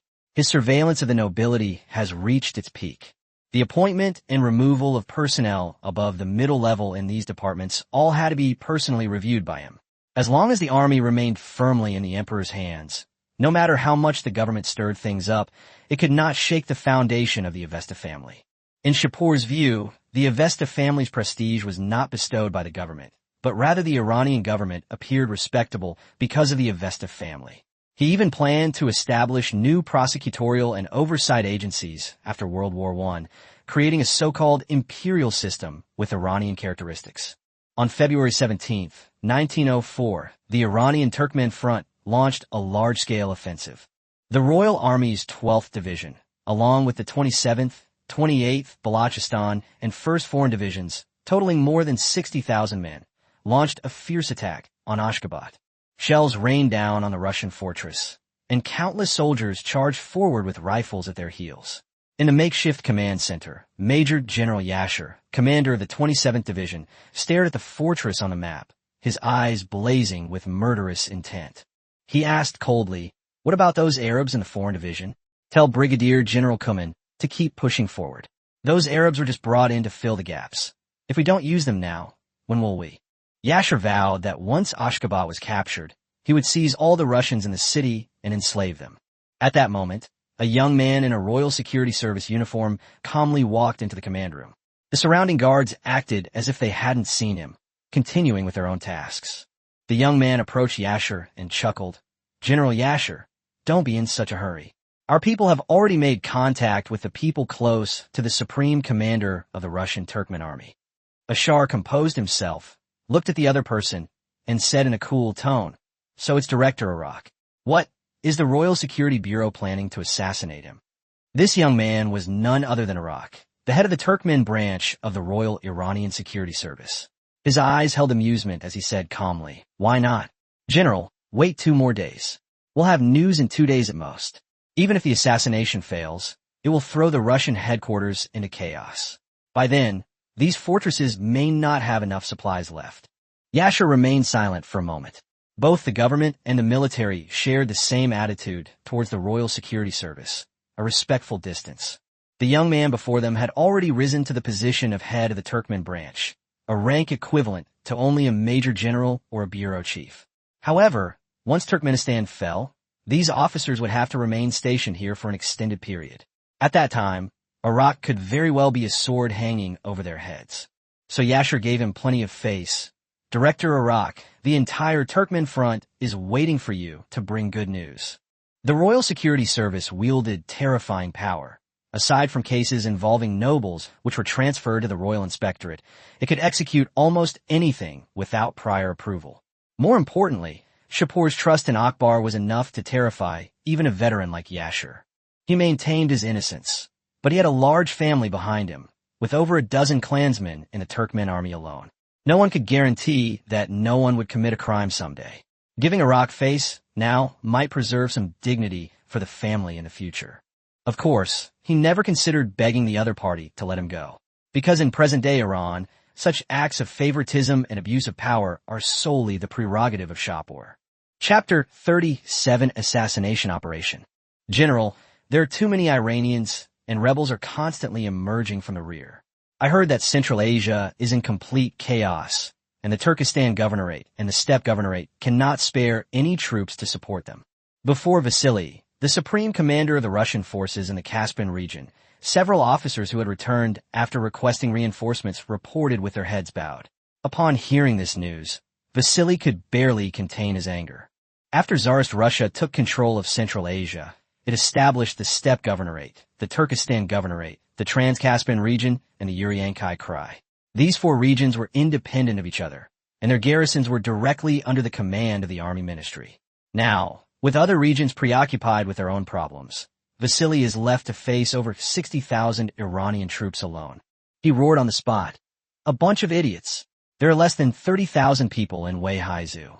How can they stop 60,000 Iranian troops?" Several officers dared not speak. Vasily had a terrible reputation in the outer Caspian region. Although he was relatively kind to his subordinates, he was a notorious bloodthirsty butcher, greedy and lecherous, and had plundered the locals extensively during his tenure. If he had restrained himself even slightly back then, the situation wouldn't have deteriorated to the point where there were rebels everywhere. An officer, bracing himself for a moment, asked, "General, what do we do now? The Iranians have already reached the outskirts of Ashgabat." Vasily grabbed the documents and threw them at them, roaring, "Immediately notify the army ministry and order them to send reinforcements. What about the Caspian fleet? Have them attack the Iranian Western Army." The officer quickly replied, "The fleet said that the Iranian coastal defense artillery fire is too intense and they cannot get close. Moreover, the Iranian Western Wing is not close to the coast and is not within the range of the ship's guns." Vasily was speechless. The Iranian Turkmen front was divided into 3 routes. The western route was heading straight for Turkmenbashi, where he was now. The central route was attacking Ashgabat, and the eastern route was approaching Mary from the direction of Afghanistan. All 3 routes were under attack at the same time. If it weren't for the many fortresses built by Tsarist Russia in recent years, the outer Caspian Sea region would probably have been overrun long ago. He abruptly swept everything off his desk, and after a long pause, he spoke in a somber tone. "These natives are not to be trusted. Recruit local Russian immigrants. Of the hundreds of thousands of immigrants, all those over 16 years old will be incorporated into the Foreign Navy. Those who defend the Winter Palace will be rewarded. Those who fail will face death upon returning, or death if captured by the Iranians. Let them choose for themselves." "Yes, General." After the officers left, Vasily sat alone in his office for a while before getting up and heading to a small villa in Turkmenbashi. Inside the villa, a young woman saw him return and quickly went to help him change his clothes, asking softly, "General, why are you back so early today?" Vasily, suppressing his anger, said, "The front lines are almost destroyed by the Iranians. What am I still doing staying in that godforsaken place?" After saying that, he picked the woman up and carried her straight to the bedroom. The woman struggled in fright, saying, "General, it's only noon." Vasily slapped her and said coldly, "I don't care when. I'll do whatever I want." After all that fuss, Vasily didn't leave. Instead, he ransacked the villa, packing up his valuables. The young woman watched him stuff the gold bars into the box and couldn't help but ask, "General, what are you doing?" Vasily turned and glanced at her, his tone impatient. "This is none of your business. Just mind your own business." The woman called out softly, "General." Vasily hesitated for a moment, then said, "The Iranians are coming soon, and there are no reinforcements in Weihai State. Pack up all the valuables in the villa later, and you'll leave with me by boat tomorrow." The woman paused, then asked in a low voice, "What about my parents?" Vasily's expression changed. He pushed her away, straightening his clothes as he said, "It's too late. They're in Kulamek, and the Iranians won't do anything to them." In the dead of night, the young woman quietly opened her eyes and pulled a dagger from under the bed. She looked at Vasily, sleeping soundly, tears silently streaming down her face. 2 years ago, after Vasily took a liking to her, he imprisoned her entire family and tortured them daily, trying to force her to submit. Only when her parents and siblings were tortured beyond recognition did she finally agree to stay by this monster's side. She gripped the dagger tightly and whispered, "You devil! You think you can escape with our money?" With that, she lunged at Vasily's chest. But just as the blade was about to strike, she suddenly stopped. The Iranians had warned her that a stab to the chest might not hit the heart. The safest move was to slit the throat. She slowly bent down, pressed the dagger close to Vasily's neck, gritted her teeth, and slashed hard. "Ah!" Vasily awoke with a start, but his throat had been slit, and his screams were so faint they were almost inaudible, leaving only a strange sound coming from his throat. The woman stared intently at him, her voice trembling. "You deserve to die here. What right do you have to leave with our money?" Vasily struggled, gritting his teeth as he cursed. "Daria, you wretched woman!" With his last ounce of strength, he pulled a pistol from under his pillow and fired several shots at Daria. Daria knew he had a habit of hiding guns, but to avoid waking him, she didn't touch the pillow. She never imagined he would still take her life. Before she collapsed, she recalled the scene from a few days earlier when those Iranians brought her brother to her. Tears streamed down her face, yet she managed a faint smile. On the morning of February 19th, 1904, a message spread rapidly from Turkmenbashi throughout northwestern Iran and Central Asia. Vasily, the highest-ranking military commander stationed in the Caspian region, was killed at home by having his throat slit. The news was leaked by members of the Iranian Royal Security Service who had infiltrated Turkmenistan. The news greatly boosted the morale of Iranian forces. On February 20th, the western route of the Turkmen front captured Okaram and Bugdara. The central route took the entire Ashgabat region on February 21st, and the eastern route quickly advanced from the Iranian-Afghan border, successively capturing Shiraz and Sandkach. Meanwhile, fierce fortress battles continued in the Caucasus region. Iran deployed a large number of its slave divisions and foreign divisions to reinforce the lines, suffering extremely heavy casualties. Had Iran not strictly controlled the loss information of its various units, these non-Iranian troops would likely have already mutinied. Meanwhile, the Japanese combined fleet had just completed its initial attack on the Russian fleet at Port Arthur, and its army had not yet achieved any significant results. Thus, the Turkmen campaign became the first truly significant victory in the Three Kingdoms War, at least in terms of territorial occupation. Iran had already taken the lead. Chapter 38 Battleships arrive at their posts. Early March was unusually busy in Abadan, Iran, as 2 fast-class battleships from Britain finally arrived at the Iranian port. Shapur also traveled to the emerging city by royal train to personally attend the enlistment ceremony of the 2 battleships. The entourage was quite large, including the Deputy Chief of Staff of the War Department, the Deputy Chief of Staff of the Army, the Chief of Staff of the Navy, as well as the Cabinet Minister of Industry, the Minister of Commerce, the Director of the Royal Security Bureau, and representatives of various noble families. Today, Iranian nobility is roughly divided into three categories: the royal Avesta family, non-royal Persian nobles, and minority nobles. Nominally, there is no difference between them, but in daily life and formal occasions, the royal family still holds a significantly higher status, and the Persian nobles are slightly superior to the minority nobles. The Avesta family held relatively few titles, totaling just over 30. In contrast, the Persian nobility numbered over 400, mostly families who had followed the royal family since the uprising, distributed across the military, commerce, and industry. The minority nobles were primarily Azerbaijanis and Turkmen, and Qasim, in an effort to appease the various ethnic groups, also bestowed titles upon many of them. After disembarking from the special train, Shapur boarded a convoy arranged by the Abadan government. As soon as he was seated, Vice Admiral Armin, the Imperial Navy Minister, couldn't contain his excitement and began reporting on the warship's data. These two fast-class battleships, purchased from Chile, had a standard displacement of over 12,000 tons and a full load displacement of 14,000 tons. They were 144.9 meters long, 21.7 meters wide, and had a draft of 8 meters. They were equipped with two vertical triple expansion engines, producing a maximum horsepower of 14,000 and a speed of 19 knots. During British sea trials, they even reached 20 knots. Its firepower was also considerable, with a twin 254mm main gun at the bow and stern, 14 190mm secondary guns, 14 76mm quick-firing guns, 4 57mm rapid-fire guns, and two 457mm torpedo tubes. According to the measurements taken by the commissioner station in Britain, the ship had a tentative crew of 802 and was originally built to suppress armored cruisers. Ullman spoke at length, and Shapur listened quietly without interrupting. Only after he finished did Shapur ask, "Are there any other British people on board?" Armand paused for a moment, not expecting the Emperor to ask this, before replying, "Besides the officers we sent to learn, there are more than 70 British naval personnel on the two ships.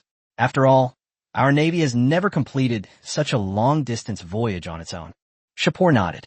He then remembered that the Iranians had only been learning how to navigate battleships and were not yet familiar with the seas. Without the British to guide them, they might not even have been able to return to Iran. It seemed that they must explore the surrounding waters as soon as possible and complete the mapping while the Indian Ocean was still largely colonized. Otherwise, it would be difficult to do so once the situation changed. Seeing Shapur remain silent, Armin cautiously spoke up. "Your Majesty, may I ask you to name these two fast-class ships? After all, they're a milestone for the Imperial Navy."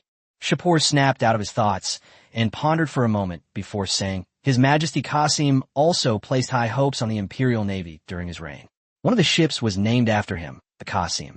As for the other ship, His Majesty Qasim spent most of his life in Isfahan and mentioned moving the capital to Isfahan several times after ascending the throne. So let's name it the Isfahan." Alan was overjoyed and quickly expressed his gratitude on behalf of all the officers and soldiers of the Navy. Shapur looked at him and chuckled. "These formalities are unnecessary. The best way to thank me is when the Imperial Navy will have its own domestically produced battleships." Ullman's expression turned serious. "Your Majesty, rest assured, at most 10 years, we will be able to produce battleships on our own." Seeing that he was so excited he could hardly sit still, Shapur thought that if he weren't confined to the car, Armin would probably have given a deep bow on the spot. He said earnestly, "Just keep the battleship issue to yourself. I'm only in my 20s, and you're only in your 40s. You have plenty of time. You'd better hold on to this position as Minister of the Navy until you've trained the next one." Given Iran's current military and political system, Armin's rise to Lieutenant General at the age of 44 and subsequent appointment as Minister of the Navy is already considered extremely promising. Once the Iranian Navy is fully developed, or once he achieves merit on the battlefield, his promotion to Admiral is almost only a matter of time. Once the Navy's strength approaches that of the Army, Armin will have the opportunity to become the Deputy Minister of War, joining the ranks of the most important figures in the military and political system under the Emperor. The convoy soon arrived at the Abadan Deepwater Naval Port. After entering the designated area, Shapur saw through the car window a large number of naval officers standing in the port, all with smiles on their faces. However, their ranks were generally not high. Most were field officers, and there were no more than 6 or 7 brigadier generals and major generals combined. Compared to the Army's occasions with a dozen or so generals in attendance, the Navy still appears weak, not even comparable to the Royal Guard. Shapur looked at Armin and said, "Many people in the Navy come from the maritime families of the previous dynasty. Although they hold high ranks and titles, they lack military achievements. This war with Tsarist Russia is an opportunity. At that time, the Russian Baltic Fleet will definitely support the Pacific direction. If possible, I hope you can defeat part of the Russian fleet in the Red Sea, so that the generals in the Army can feel more at ease." Ullman certainly understood what those words meant. Army generals were almost all veterans, while many in the Navy joined after the founding of the nation. He himself had started as a brigadier general. Without achievements, anyone would question their abilities. He immediately and solemnly declared, "Your Majesty, rest assured, the Navy will certainly serve the Empire well in this war." Shapur nodded in satisfaction. In fact, the position of Minister of the Navy was highly controversial when it was first created. Many high-ranking officials wanted to recommend their own people. Some were generals who had participated in riverine warfare during the Unification Wars, and even a duke from the Avesta family. These men would be adequate for the initial establishment of a navy. But both Shapur and Qasim rejected the idea. For Shapur, the navy should either not be built at all, or once established, a truly suitable leader must be found. Finally, thanks to Qasim's prestige during his more than 10 years in charge of the Avesta family, and Shapur's merits accumulated during the war, the two men overpowered the other ministers and pushed Armin to the position of Minister of the Navy. Chapter 39. Warships Enter Service. After the Royal Guard took over the security of the entire naval port, Deputy Commander Major General Tariq helped Shapur out of the car. Now that it was wartime, Shapur was unwilling to leave his safe haven easily. No one could guarantee that Tsarist Russia or the domestic opposition wouldn't take the opportunity to assassinate him. Amidst layers of security, after Shapur alighted from the car, several guards first straightened his uniform as a marshal. Having traveled by special train and then by car, his clothes might not actually be wrinkled, but the necessary formality had to be observed, at least to demonstrate the importance he placed on this inauguration ceremony. "Thank you for coming, Your Majesty Shapur." "Shah, Your Majesty Shapur." "Marshal." Amidst a cacophony of titles, Shapur, surrounded by a crowd, walked toward the seat arranged for him by the Navy. Along the way, people constantly approached to greet him, mostly local Abadan officials and naval officers, as well as officials from Britain, Germany, and Japan stationed in Abadan. In just a few years, Abadan has surpassed many established major cities, with a population exceeding 200,000, becoming Iran's third largest city. It is both a commercial port and a major center of the oil industry, attracting a large foreign population. The establishment of Abadan University has further solidified its position as a new educational hub in southwestern Iran. At this moment, a middle-aged German man approached Shapur, bowed respectfully, and introduced himself as Karl von Somm, the head of the German oil company in Iran. He said he was honored to attend the commissioning ceremony of the Iranian battleship and, on behalf of His Majesty Wilhelm, apologized that Germany was engaged in a naval arms race with Britain and could not accept the Iranian battleship order. Shapur sized up the man, thinking he resembled someone he knew in Germany. He secretly guessed his identity, but calmly said, "Mr. Somm, please tell His Majesty Wilhelm that the friendship between Iran and Germany will not change because of these trivial matters." Subsequently, the British officials in southern Iran and the Japanese officials in Abadan also stepped forward to exchange pleasantries.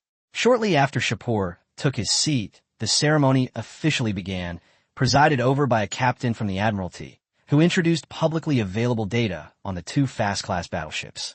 The host, in an impassioned tone, declared directly, "The commissioning of the Qasim and Isfahan means that the Iranian Empire now possesses the naval power in Asia, second only to Japan and Tsarist Russia."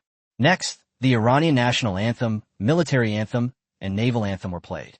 The story then began with the glory of the ancient Persian Navy, reviewed the development of the Iranian Navy over the past 2,500 years, and then mentioned the decline of the Navy during the Qajar dynasty. The host concluded by loudly proclaiming that the Iranian Navy has begun its reconstruction and, he believes, will soon return to the glory days of the Achaemenid dynasty. Newspapers from various countries immediately began taking photos, and some reporters had even come up with headlines. Iranian naval officer boldly declares at warship commissioning ceremony that the Iranian Navy will surely regain its status as a world superpower. As for how the newspapers would embellish the story, that was beyond the control of the Ministry of the Navy. Then it was Shapur's turn to give a speech. He wasn't particularly interested in such speeches, since the two warships weren't built by Iran itself. It was essentially just a way of demonstrating Britain's superior shipbuilding capabilities. However, given Britain's current strength, in the eyes of other countries, being able to purchase British warships is itself a kind of honor. Shapur gave a brief 10-minute speech based on his prepared remarks, mainly focusing on the strength of the ancient Persian Navy and the future revival of the Iranian Navy. After the speech, Shapur stepped down from the stage, and Akbar promptly handed him a golden axe, saying in a low voice, "Your Majesty, please." Shapur took the axe and weighed it in his hand, his heart sinking immediately. It was quite heavy. It was advertised as gold-plated, but it felt like solid gold. Could such a heavy axe really cut through the cable in one blow? He secretly noted this down, intending to have Akbar investigate after the ceremony to find out who had prepared it. It would be embarrassing if he couldn't cut the cable in public. Then, under the watchful eyes of the crowd, Shapur raised his golden axe and forcefully chopped at the cable. A muffled thud was heard, and the cable snapped. Reporters from various countries immediately began snapping photos, and it's likely that tomorrow we'll see a plethora of sensational headlines. Shapur breathed a sigh of relief. Thankfully, it had been cut off. Next came the second cable. He raised the axe again, appearing relaxed but secretly exerting force. Fortunately, this one also broke smoothly. After the two cables were cut, the naval port fired a salute, and the crowd erupted in applause. Following this, a series of elaborate ceremonies, including cutting the cables with scissors, were arranged, leaving Shapur somewhat exasperated. He thought to himself that these people might as well just give him a button, so he could just press it and it would all be over, saving him time and effort. However, he knew he'd only be able to attend such ceremonies a few times in his life. At most, he'd attend again when Iran's domestically built battleship entered service, and again when its future aircraft carrier entered service. Even when Iran's domestically built aircraft carrier is launched, he may not personally attend. After all, Shapur is already 26 years old. Perhaps by then it will be his offspring's turn to participate in such an event. As two colorful balls landed on the hull, the Iranian Empire's two battleships, the Qasim and the Isfahan, officially entered service with the Iranian Navy. The naval officer presiding over the event shouted excitedly, "Long live the Iranian Empire! Long live His Majesty Shapur! Long live the Imperial Navy!" In an instant, the Iranian officers present responded in unison, "Long live the Empire! Long live His Majesty! Long live the Navy!" Finally, the ceremony concluded with the oaths taken by the officers and men of the two battleships. Shapur's trip to Abadan thus came to an end. He had no interest in visiting this rising star of Iran and left the day after the dinner. He still had many things to deal with, especially since the two northern fronts were still at war, and he had to keep abreast of the situation at the front.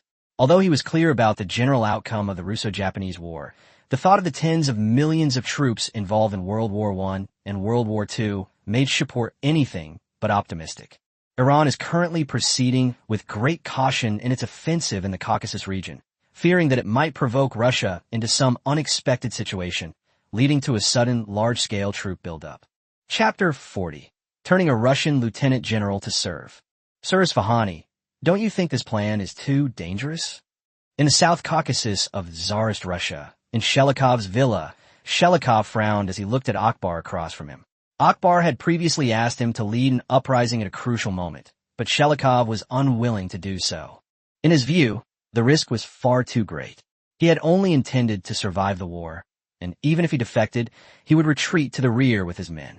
If he were to actually revolt, those fanatical Russians would never let him go. Of course, Shelikov never considered himself Russian. He was merely a conquered man. And who would want to be a lieutenant general if it weren't for making a living and incidentally earning a few million rubles a year? Akbar observed his expression, a hint of curiosity in his mind. How had this man climbed to his current position? But perhaps it was for the best. The more corrupt Tsarist Russia became, the greater Iran's chances of winning. He took a drag of his Imperial 1899 cigarette, exhaled white smoke, and said in a low voice, "General Shelikov, We are willing to purchase your army's weapons and technicians for 15 million rials, and the Royal Security Bureau will pay you 10 million rials as a settlement allowance. His Majesty Shapur is also willing to grant you the title of Count. Shelikov's hand, holding a cigarette, froze in midair. 25 million rials plus a title. That price was enough to buy his life. He only climbed to the rank of lieutenant general for money. If Iran is truly willing to offer that money and title, what does it matter if he stays in Iran for the rest of his life? He doesn't have any grand ambitions anyway. But he was still not satisfied and said, I want a real position. Director Isfahani. Without soldiers and weapons, I'm just a sheep, you should understand. Akbar walked to the window and pointed to the sky outside. General Shelikov, if you are willing to join Iran, we can guarantee that this war will be a great victory. At that time, I will propose to His Majesty that all the occupied Caucasus territories be combined into the Caucasus province, with you as its governor. He paused for a moment, then added, at the same time, His Majesty will grant you the rank of General of the Royal Iranian Army and allow you to form your own garrison. Modern Iran no longer has the position of Governor-General. Each province is governed by its provincial governor, and the military is under the control of the military. However, the situation is different in the Caucasus and Turkmenistan, which are slated for occupation. Shapur had long envisioned that the Governor-General would first take charge for 3 years and then hand it over to the cabinet and the Ministry of War after stabilization. In other words, once Sherkov became Governor-General, he would be a powerful regional official with both military and political authority. Hearing this, Sherkov's eyes visibly brightened. He pressed on, what other conditions can you offer? Akbar smiled, knowing that the other party was already interested, and said, General Shelikov, the rank of general is currently the highest military rank that can be obtained by soldiers in the empire. There are less than 10 people in the entire War Department who hold this rank. But Sherkov remained unmoved. Anything else? Akbar looked at him and said calmly, after your 3-year term as governor ends, you can nominate the next commander of the Caucasus garrison. General, you are already 60 years old, and it's time for you to retire in 3 years. Okay. Shelikov finally nodded. I will lead my soldiers in an uprising, but I can't guarantee how many will follow. Having received enough benefits, he no longer bothered to conceal his true intentions. In fact, the title of Earl alone was enough to tempt him. As long as his descendants didn't act recklessly, even if they were marginalized in the future, they would still be far better off than ordinary people. In a generation or two, it wouldn't be impossible for them to rise to the rank of brigadier general in the military. The year is May 1904. Tsarist Russia sent 2 new commanders to the Trans-Caspian region, but without exception, both were successfully assassinated by the Iranian Royal Security Service. The deaths of 3 commanders plunged the Russian army in the Trans-Caspian region into turmoil. Seeing the unfavorable situation, the Turkestan and steppe governorates in Central Asia immediately dispatched troops to the Trans-Caspian region, where fierce fighting ensued. Compared to pre-war predictions, the situation on both the Caucasus and Turkmen fronts has completely reversed. In just over 2 months of fighting, the Iranian Turkmen forces have suffered more than 13,000 casualties. Fortunately, their gains were significant enough that Iran seized 2/3 of Turkmenistan's sphere of influence, which temporarily silenced the dissenting voices within the country. South Caucasus, outside Yerevan. Iranian forces in the Caucasus have advanced to the foot of the city. As a major city in the Armenian region, the emir's staff has devised a massive operational plan for him. 2 standing divisions, 3 second-tier divisions, and 2 foreign divisions, totaling 7 divisions and more than 80,000 men, were assembled outside the city. Yerevan's population was only 80,000, and the Russian soldiers stationed there numbered just over 10,000, although other Russian troops were on their way. Large quantities of supplies continued to arrive from the rear, and trucks, horses, and heavy artillery appeared one after another around the camp, with temporary military camps springing up one after another. Many foreign soldiers curiously examined these weapons because Iran has extremely strict control over foreign divisions, and many of them did not even recognize all of Iran's equipment. During combat, they're often sent to the front lines with only a few bullets. Of course, before they begin filling in the gaps, Iran will give them a small allowance, only 100 rials. An Arab soldier looked at the heavy weapons and frowned, asking his comrade, Khalid, have you noticed that there are more and more Iranians here? Those weapons haven't been seen in previous battles. Khalid, however, didn't pay much attention. He just carried a bag of rice into the temporary warehouse and turned back to laugh. Omar, don't overthink it. We're here to learn from war. As long as someone can learn something from the war between the Iranians and the Russians, that's enough for us to go back and start an uprising. They come from Arab independence parties in Iraq, and their purpose in joining the Foreign Division is to learn practical combat experience. Omar was still unwilling to give up, muttering under his breath. Those Iranians are just using us as cannon fodder. Khalid, we're not learning any real fighting techniques. Khalid smiled and pointed to the rank insignia on his shoulder. I'm already a foreign second lieutenant, and the company commander has agreed to let me into his command post. Iran has an independent rank system for foreign soldiers, but all ranks above company commander are held by Iranians, so the prestige of these ranks is not high. After a battle, foreign soldiers can generally be promoted one rank, but at most they can only become staff officers of commanding officers or bodyguards of brigadier generals. The highest ranking officer in the Foreign Division is now a major, and he has been transferred to the Foreign Guard office to serve as the bodyguard of the commander of the 3rd Foreign Division. Chapter 41 Imperial Vallayan. Omar glanced at his companion's 2nd lieutenant rank on his shoulder, then looked down at his own sergeant rank. He immediately forgot what the Iranians were doing and began to complain irritably. They trained and fought together, yet Khalid had become an officer while he remained a sergeant. In his view, those Iranians were truly short-sighted. Khalid wasn't angry. He smiled and encouraged him to work hard and get promoted to 2nd lieutenant soon, so he could perhaps get a chance to see what it was like in the Iranian command. Even if he only learned a little, it would come in handy in the future war for independence. At this moment, 2 patrolling military police passed by. Seeing that they were foreign soldiers, they didn't pay much attention to them, but just coughed lightly to remind them to stop whispering. Iranian military police hold extremely high positions within the military, with each division having its own dedicated military police battalion.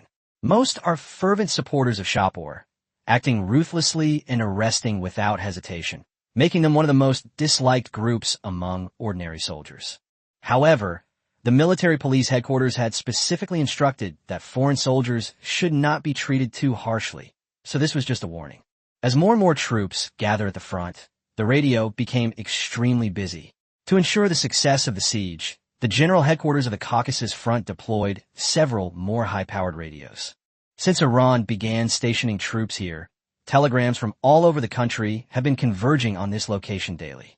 Iranian military regulations stipulate that soldiers can send and receive messages once a week, but the sending times vary across divisions, resulting in consistently high communication pressure. Tsarist Russia had a considerable number of troops in the Caucasus, and their fighting strength was superior to that of Iranian soldiers. However, they also had to defend the Ottoman border and suppress uprisings in various places, leaving them with only about 3/5 of their forces that could be deployed to fight against Iran. With both sides increasing their troop strength, Iran learned from Sherkov that the Russian army was preparing to hold Yerevan at all costs. Therefore, General Amir, commander-in-chief of the Caucasus Front, officially ordered preparations for a large-scale battle. Numerous orders from Arir were also delivered to Lieutenant General Pamir Sami, the wartime commander-in-chief. Pamir was a ruthless figure who emerged during Iran's War of Independence. In this era where guns and cannons reigned supreme, he accomplished feats typically reserved for ancient generals, raiding and beheading enemy commanders, being the first to scale a city wall, and capturing the flag in a major battle. Because of these military achievements, the generals of the Qajar dynasty called him Avesta the Lion.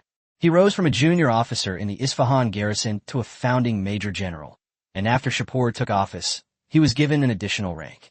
Now he is a lieutenant general commanding an army of 80,000. At that moment, in the command center, Pamir was pacing anxiously back and forth. Although he was brave and resourceful, he preferred to engage in direct combat rather than wait for the Russian army to gradually assemble. The chief of staff was getting restless and was about to step forward to dissuade him when he suddenly shouted towards the door. "Guard!" 2 young majors immediately ran in, saluted him, and waited quietly for orders. Pamir stared at the map of the Caucasus and said in a deep voice, "The Russian army expects to send more than 50,000 troops to Yerevan. Iran can't do nothing." He then named Major Basel and ordered him to select men from the reconnaissance battalion to carry explosives and disguise themselves to enter the city.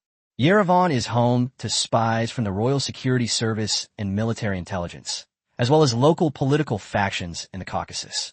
Pamir requests that Basel try to contact them, and, once the war begins, find an opportunity to destroy the Russian weapons depot.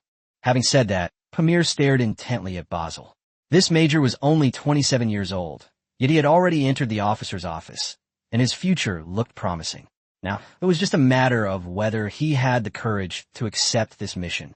Without the slightest hesitation, Basel immediately responded loudly, "Commander, I am willing to carry out the mission." Seeing the determination in his eyes, Pamir nodded in satisfaction. This young man was a promising talent. Meanwhile, on the west side of Lake Savon, a group disguised as civilian refugees was making their way. As they walked, Fanny, a member of the action team, laughed and complained about how poor the Russians were. They had robbed so many targets and only managed to get a little money. He wondered how those Russian businessmen lived on a daily basis. Famin glanced at him helplessly and reminded him not to call him captain in public, but big brother. The two men had performed well in previous operations against Russian shops in Tabriz and the surrounding area, and had been promoted from employees of the Royal Security Service's Tabriz branch to full members of the Caucasus branch. Famin is now the captain of this team of more than 30 people, and Afani is his deputy.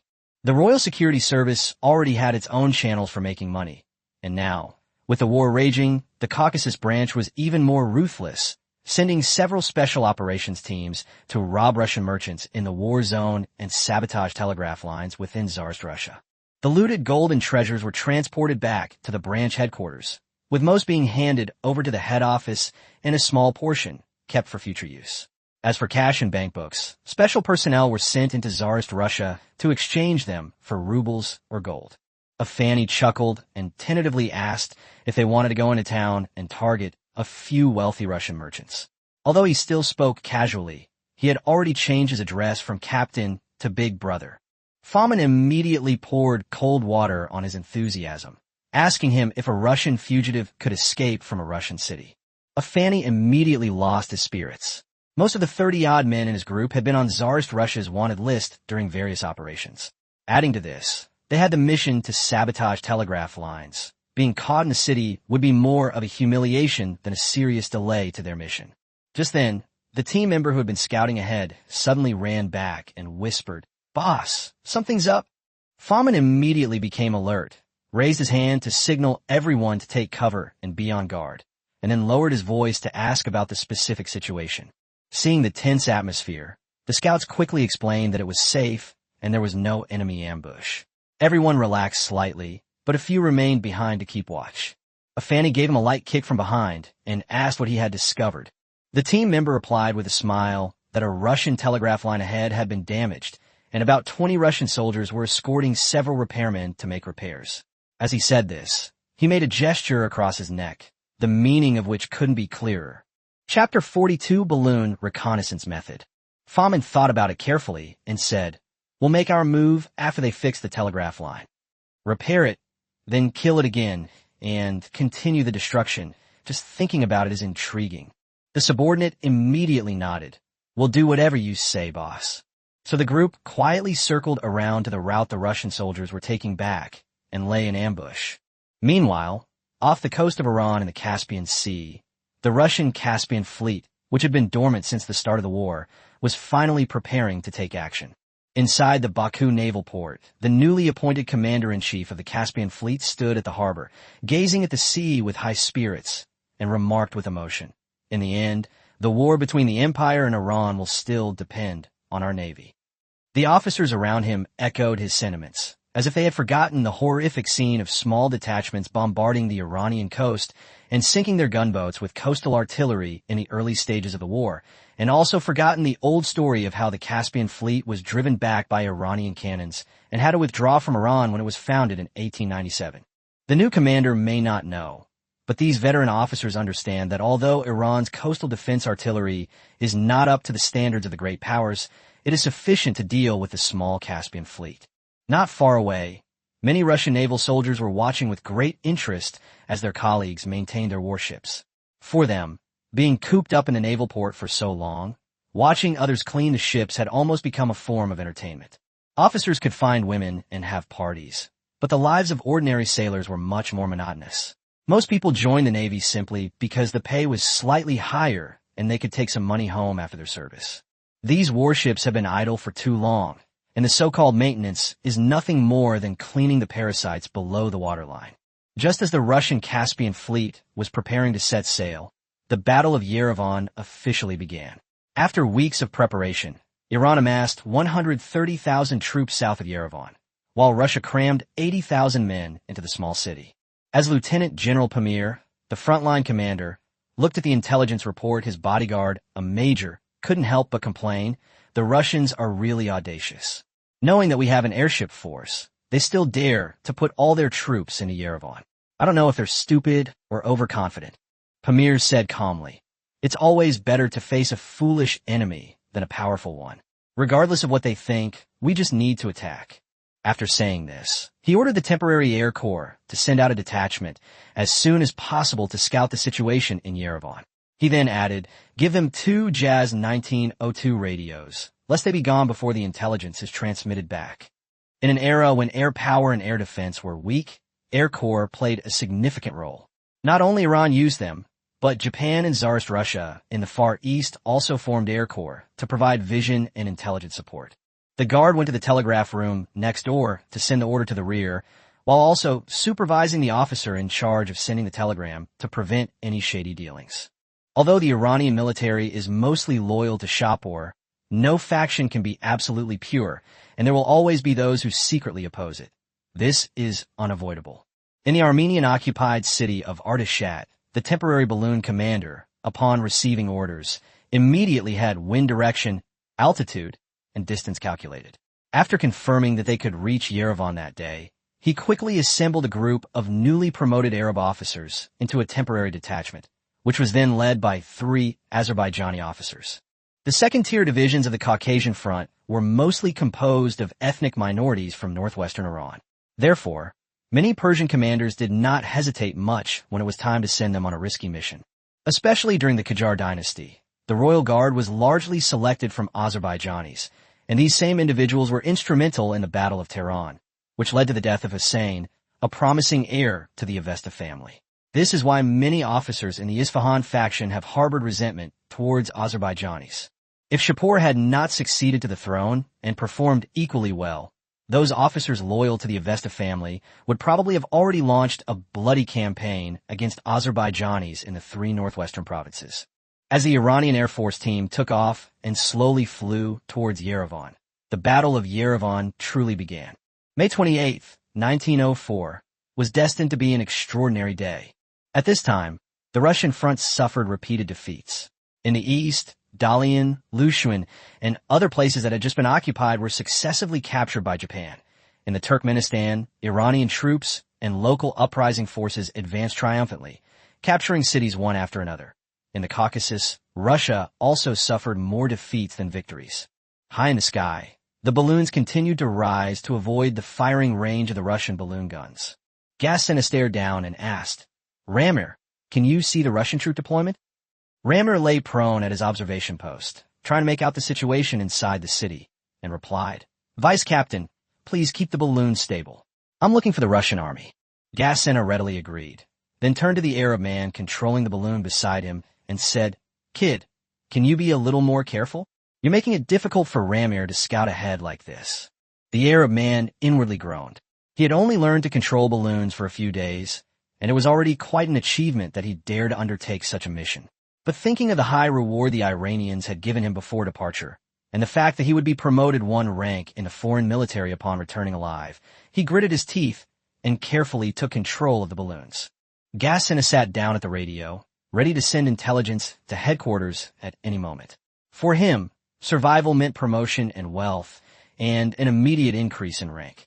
As for those who were hit by Russian balloon cannons and did not survive, they were not entirely without protection. The pension provided by the royal family was enough for his wife to support their 3 children in the countryside. Furthermore, families of martyrs have priority in many areas, including schools, factories, and government positions. His wife will find work with the help of the local government, and the royal family will continue to provide financial assistance annually until his youngest child turns 16. In this era, only Shapur possessed the vision and financial resources to support such enormous expenditures. The majority of the funds the royal family received from the government, as well as the profits from the Avesta company, were invested in the military. In a place like Iran that lags behind the world, Shapur is confident that the Iranian army will be treated at the same level as the armies of the great powers.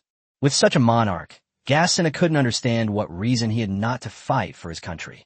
Should he still yearn for the Qajar dynasty, which had humiliated the nation and treated its soldiers like dirt? Chapter 43, The Slave Purchase Plan. With all the traceable data transmitted back to the Iranian military camp, Pamir quickly completed the deployment. As for the Russian balloon soldiers overhead, he couldn't be bothered with them at all. Neither side could hit the other anyway.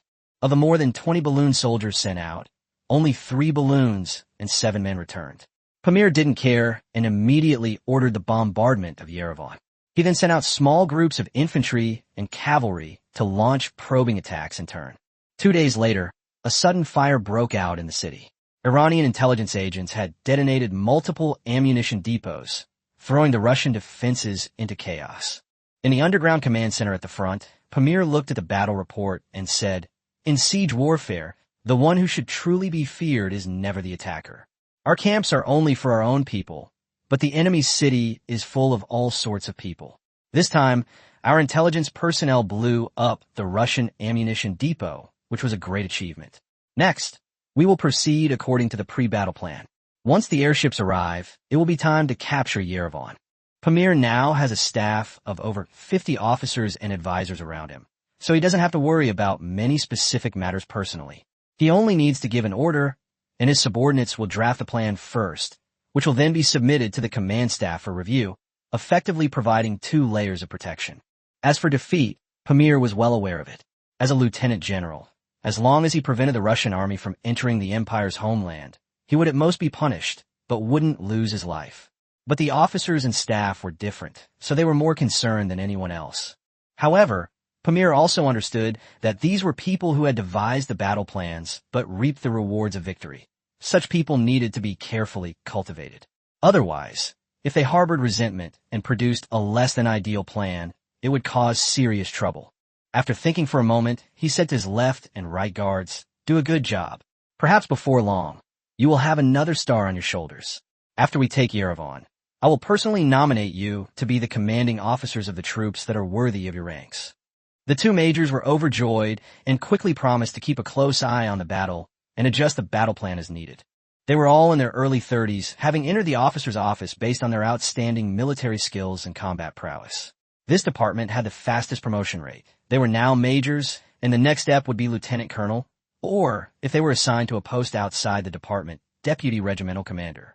More importantly, no one dared to underestimate those from the officer's office, because no one knew just how deep their relationship with their former superiors truly was. As the Battle of Yerevan began, Iranian forces on other fronts were also advancing steadily. The second-line troops, supported by Tsarist Russia, were simply unable to stop the Iranian offensive. If it weren't for the continuous influx of troops, Prince Amir even predicted that they could reach Baku within 3 months. That was the Northern Pearl lost for a century. Even when the Ottomans rose to power, Iran regained suzerainty over the Baku Khanate. But it was later occupied by Tsarist Russia for a century, which was a disgrace in the eyes of Iranians. Bad news kept pouring back to the Winter Palace from all over, and Nicholas II could no longer sit still. Reports of defeats came almost daily, especially the deaths of 3 governors of the outer coastal states, all truly high-ranking officials. Now, no official was willing to take over, so he had to look among lower-ranking officials and barely managed to find a mid-level official to fill the position.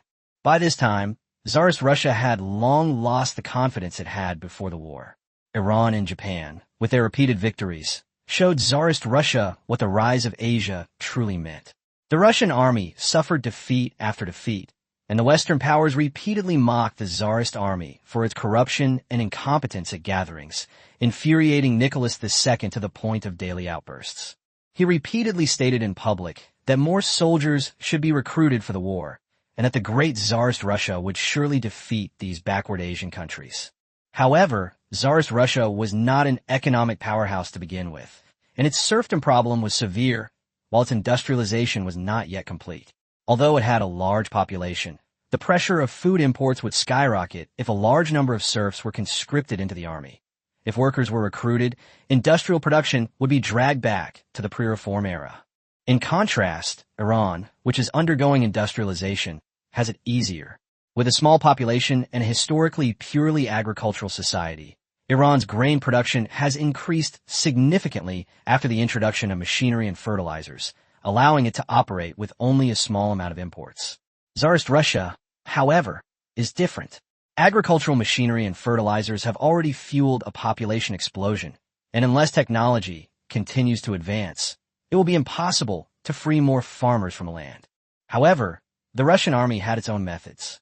If the Tsar needed soldiers, they would simply conscript men from the fields. As for what to eat or use, the army wasn't in a hurry.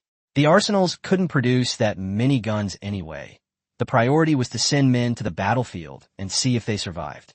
As a result, large numbers of serfs were conscripted into the army. While manpower was plentiful, weapons were severely lacking. Newly formed units often had only one gun for every 3 or 4 soldiers. Tsarist Russia even opened old warehouses and sold long-sealed antiques to soldiers at low prices. Yes, sold. Not only were serfs conscripted, but they also had to pay for their own weapons and supplies for the battlefield. When the intelligence was sent back to Tehran by the Iranian Royal Security Service, Shapur couldn't help but burst into laughter after reading it. Ha ha, this is unbearable. Are those people in the north all pigs? What kind of time is this to dare to make money off soldiers? Akbar had just returned to Iran from Shelikov and was now with Shapur. He said with a smile, "Your Majesty, I've heard that this system in the West lasted for hundreds or even thousands of years. I really don't know how those people could endure it and not resist." Shapur said, "It's just a limitation of the times. In the age of knights, a single armored knight could indeed crush dozens or even hundreds of peasant soldiers. But now we live in the age of firearms, and the Western European powers have long abandoned classical fighting methods. Does Tsarist Russia still dare to play like this? Aren't they afraid of their soldiers mutinying and revolting?" Akbar nodded, also finding Tsarist Russia's actions absurd. But he quickly changed the subject, asking, "Your Majesty, these newly recruited serf soldiers are hardly loyal to Tsarist Russia. Could we spread some of their ideas?" Shapur shook his head. Those serfs had obeyed their masters for too long. Without a sufficiently profound wound, it would be difficult for them to accept change immediately. But then he remembered something else and said, "I almost forgot, Tsarist Russia also has a large number of slaves. Go and see if you can contact the Russian nobles and see if we can buy a batch of Russian slaves from them." Shapur's idea was straightforward. The male slaves he bought would be castrated and sent to work in the mines, while the females would be distributed to soldiers as wives after the war. This way, Iran could quickly increase its population. In his view, this was an absolute bargain. Once the Soviet Union was established, it would be much harder to acquire people from there. While there was still an opportunity, buying 20 or 30,000 slaves from Tsarist Russia every year wasn't unreasonable, was it? And half of them, women, wasn't that reasonable either? If each person has 4 children and this continues for more than a decade, Iran's population could increase by hundreds of thousands or even millions out of thin air. Chapter 44. The Battle of Yerevan. Just thinking about it made Shapur feel good. As for the issue of Persians mixing with other ethnicities, he wasn't worried. Modern ethnic groups can't always remain so-called pure. They're all formed through continuous integration. As long as he manages the initial integration process well and spends several decades building Iran into a developed country with generous welfare benefits, he won't be afraid of these hidden dangers. At the same time, he must let the Iranian people see firsthand the dire situation in neighboring countries, such as the Palestinian territories. Only by developing a sufficiently detailed plan can the Iranian people truly accept the concept of a greater Iranian nation. Shapur was never indecisive. Cold-bloodedness was his norm. At this moment, he had only 2 ambitions: to become one of the most distinguished people in the world, and to ensure that his name would be forever etched in the annals of world history. The simplest way to achieve this was to colonize the world like the United Kingdom in the 19th century. But that approach is too ugly and unrealistic. By the time Iran truly develops, there won't be any more colonies left for it in the world. Meanwhile, the commander-in-chief of the 300,000-strong Russian garrison in the Caucasus, was looking at a telegram from the Ministry of War and a message sent privately by a close friend. Bang! He slammed the two telegrams on the table in anger, and several trusted officers around him immediately fell silent. Just moments before, they had been discussing the Yerevan campaign, and now, the commander-in-chief was so enraged by these two telegrams. The room was eerily quiet. After a moment, a general cautiously asked, "Commander, what has happened?" Milyukin handed the telegram to everyone. Several officers crowded around to read it, then fell silent. A lieutenant general muttered in a low voice, "Supporting 200,000 new troops, but only 80,000 guns. Not a single heavy weapon? Have those people in the army ministry been kicked in the head by goats?" No one objected because they all thought the same thing. 80,000 guns meant that the remaining 120,000 men would go to the front lines almost empty-handed. Someone else asked, "You only mentioned replenishing personnel. What about supplies?" Milyugin breathed a sigh of relief. Fortunately, apart from weapons, food and other supplies were still being supplied, and ammunition stockpiled domestically was being sent to the front lines. All production lines were working at full capacity. This news still killed everyone's interest in continuing the discussion. After the first person left under the pretext of being busy with military affairs, the other officers also took their leave one after another, leaving only Milyugin alone in the command post angrily cursing the army ministry.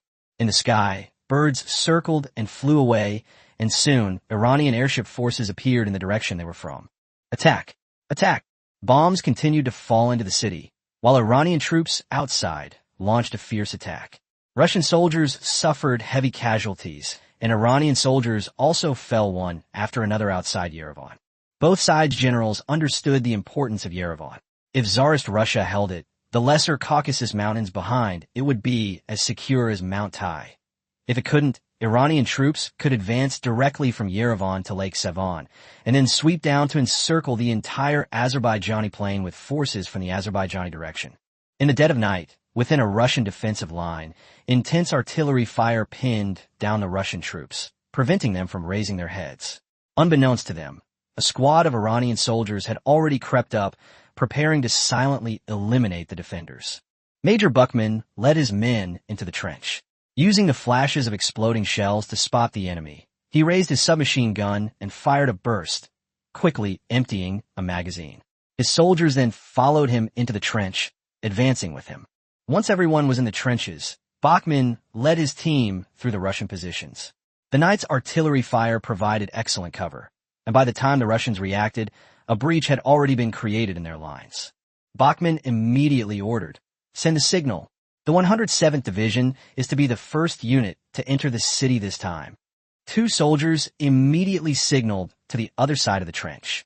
The Iranian officer waiting in the distance saw this and immediately shouted, "Those bastards have really gotten in. Order the whole regiment to push forward." A large number of Iranian soldiers immediately launched an attack. Soon, an entire regiment of the 107th Division pressed forward.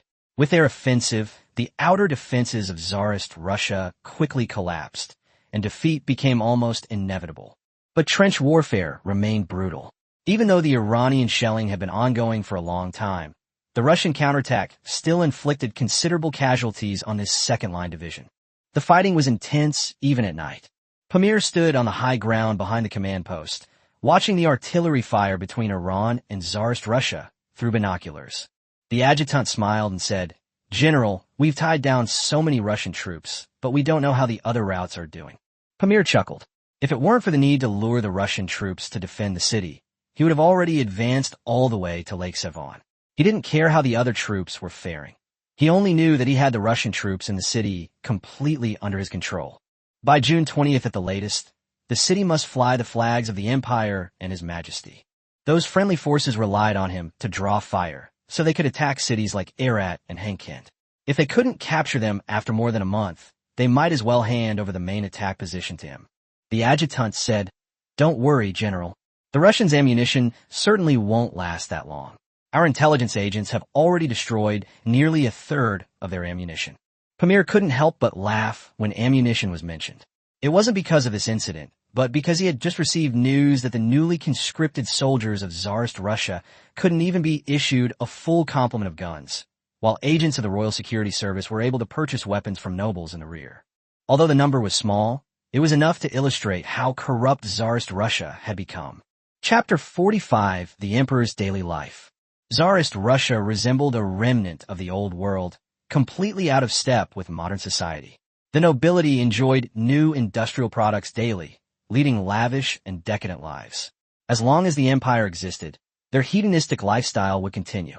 On the other hand, the lives of serfs were almost no different from those of decades, or even centuries ago. They were firmly bound to the land, toiling away, with most of the fruits of their labor seized by the nobles, leaving them barely able to survive. This enormous gap between rich and poor exacerbated the internal conflicts within Tsarist Russia. Shapur paid close attention to this. He looked forward to a civil rights movement breaking out in Tsarist Russia and to the emergence of that Red Empire.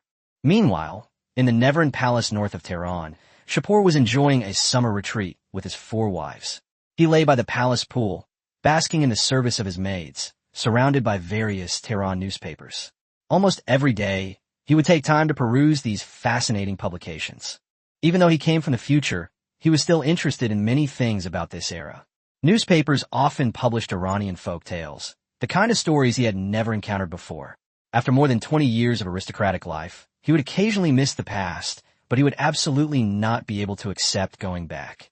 Because once he returns to the past, he will never be able to enjoy the life of an emperor again. At this moment, Prime Minister Rafsanjani arrived to report on state affairs. The Prime Minister immediately said that the government's various construction projects still required a large labor force, and since the army had already taken away many slaves, they could no longer be allowed to continue recruiting new soldiers in the country. Rafsanjani has been extremely busy these past few days, waking up every day to face ministers from various departments. These men are more talkative than the clergy, and each one has their own demands. Shapur rolled over, took the tea from the maid, moistened his throat, and said lazily, "The scale of private merchant ships should have grown by now. Let the government take the lead and continue transporting slaves. This war won't end until at least next year." He added that the 5-year plans of various departments were almost completed, and there was no need to rush. He was satisfied as long as the officials did their jobs well. Rafsanjani lamented that Avesta had devoted a great deal of energy to the war, with many civilian factories being converted into temporary arms factories, and the people in some cities beginning to feel dissatisfied with the war. Shapur, however, was in no hurry. Instead, he saw this as an opportunity. He believed it was a good time to allow private capital to enter the industrial sector. As Avesta gradually shifted towards military production, a large amount of light industry could be transferred to the private sector, while the government would maintain control over a portion to prevent private capital from becoming excessively powerful. In his view, Avesta could not control all of Iranian commerce forever. That would be too dangerous. If domestic political turmoil were to occur in the future, the company would instead cause enormous harm to the country. As long as the royal family remained a royal family, he did not care about these commercial interests. Rafsanjani understood his meaning and stopped pursuing the topic, instead reporting on oil affairs. The National Oil Company had begun operations, and, as instructed by Shapur, the government had acquired a portion of the Royal Oil Company's shares in ID Oil Company.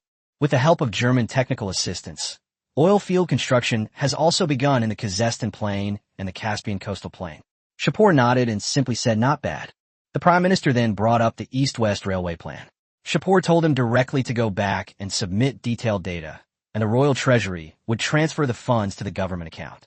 However, he also reminded Rafsanjani that with only £80 million annually in the ongoing two-front war in the north, major projects had to be temporarily halted. The government needed to expedite negotiations with other countries to purchase strategic resources, especially food.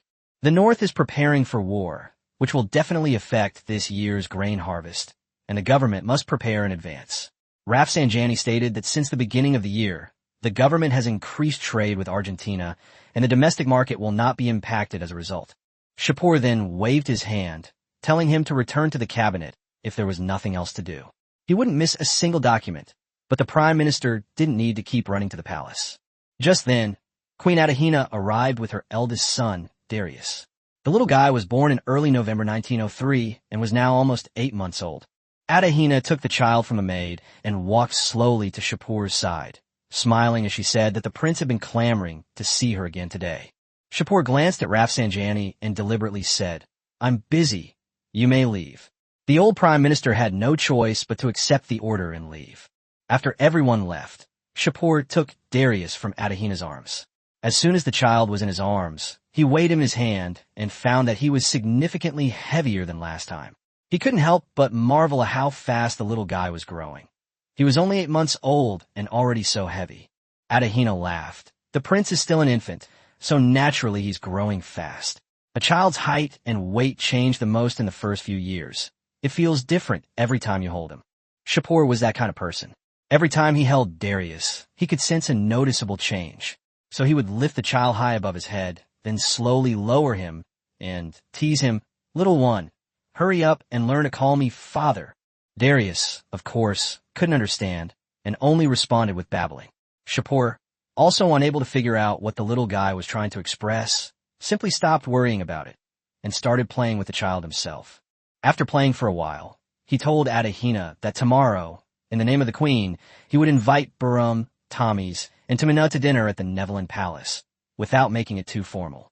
3 more adult princesses and princes are coming, and Shapur inexplicably feels that her family has suddenly grown larger.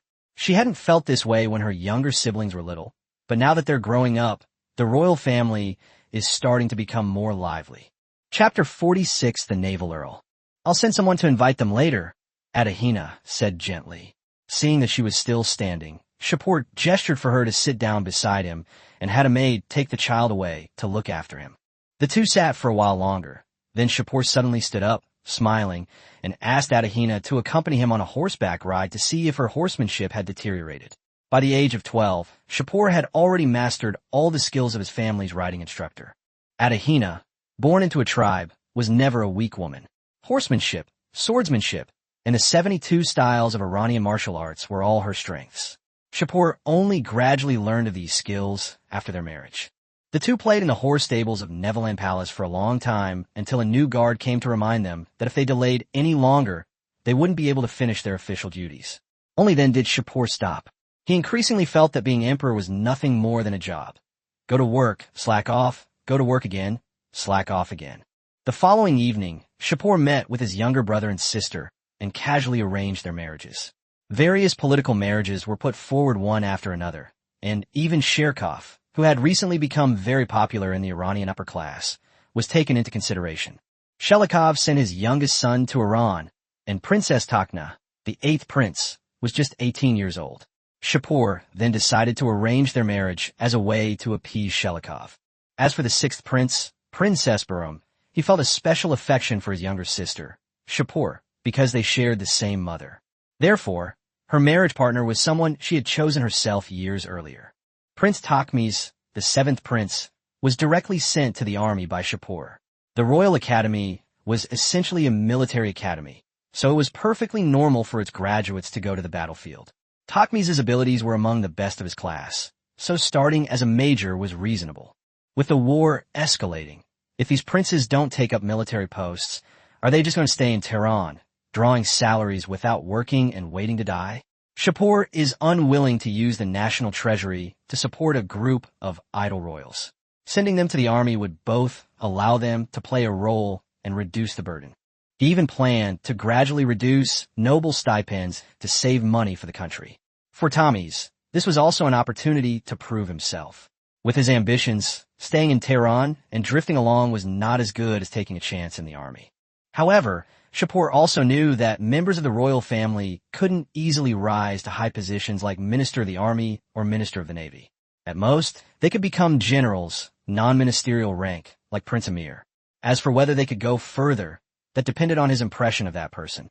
Meanwhile, the Winter Palace, a symbol of the glory of the Russian Empire, has recently been shrouded in the anger and despair of Nicholas II.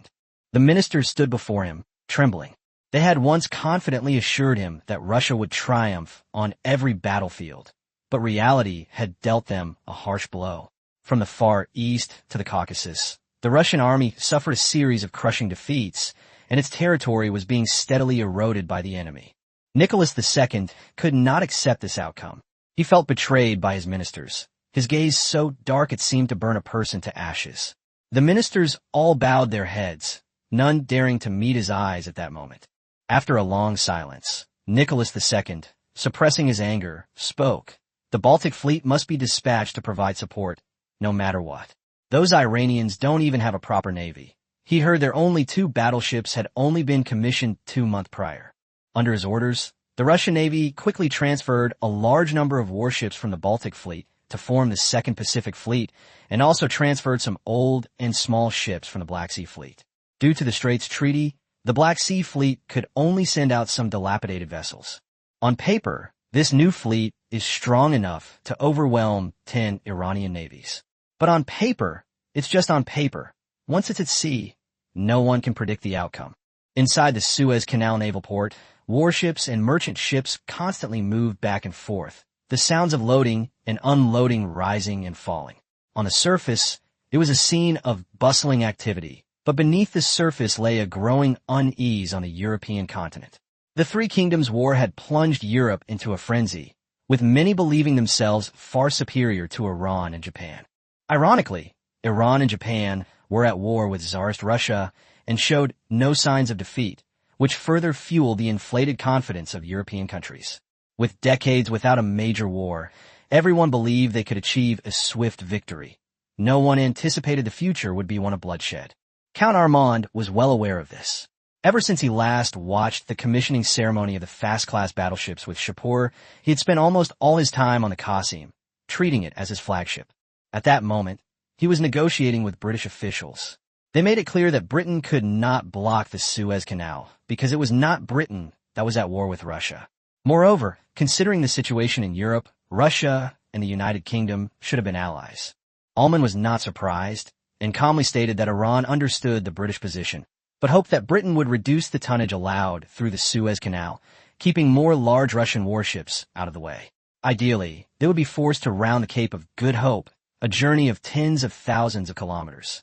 British officials remained firm in their stance, unwilling to directly offend Russia over the canal issue. However, they also understood that offering no assistance would be inappropriate, so they offered compensation. Britain would send a team of instructors to Iran to teach them how to use battleships. Time flies. Chapter 47: Naval Battle Preparations.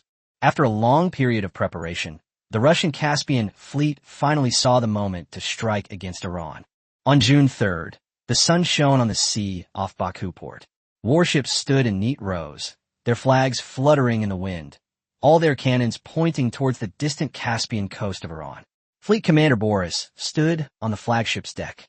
He was not tall, but his face was resolute, his eyes filled with a desire for victory and an almost blind confidence. After the order was given, the fleet slowly sailed away from Baku port and entered the southern Caspian Sea. Boris stood at the bow, followed by a group of Russian naval officers. He looked down at the surging sea, as if this sea already belonged to him. The Caspian Sea currents mostly flow north-south along the west coast, eventually forming complex currents in the southern Caspian Sea, which the Russian fleet took advantage of to sail south. However, fierce storms are common near Baku in the summer, and the fleet had to wait a long time before finally setting sail during a lull in the storm.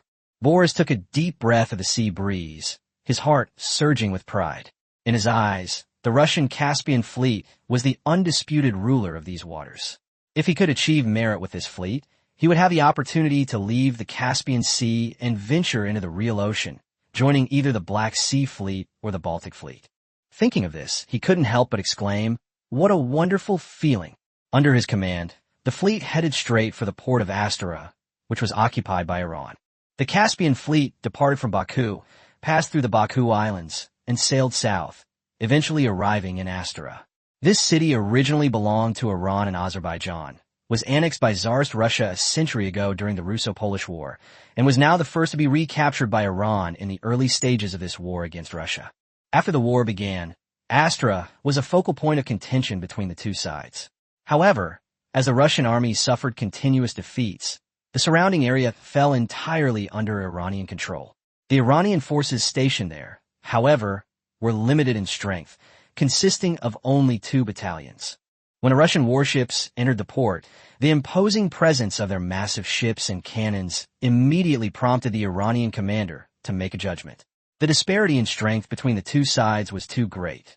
The Iranian garrison numbered only 1,000 men and lacked coastal artillery, making a direct confrontation pointless. He then decisively ordered a retreat from the city, leading his soldiers northward toward the Alas River to avoid a direct confrontation with the Russian fleet. With the Iranian troops withdrawing, Astra quickly became deserted. A tense and eerie atmosphere permeated the streets. Russian soldiers landed and swiftly occupied the city, encountering almost no resistance. Upon learning the news aboard his flagship, Boris immediately quipped to his officers, "Look at this, the Iranian army." They ran away the moment they saw our fleet. The empire remains the undisputed ruler of the Caspian Sea. No one can stop the imperial fleet here.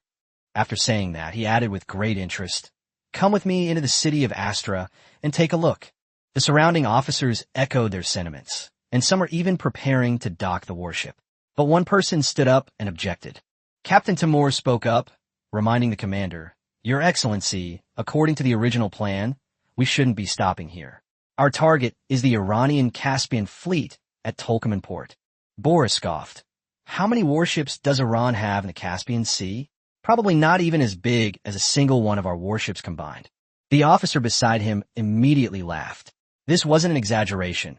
Tsarist Russia's largest warships in the Caspian Sea weighed 3,600 tons, while Iran mostly possessed small destroyers of a few hundred tons.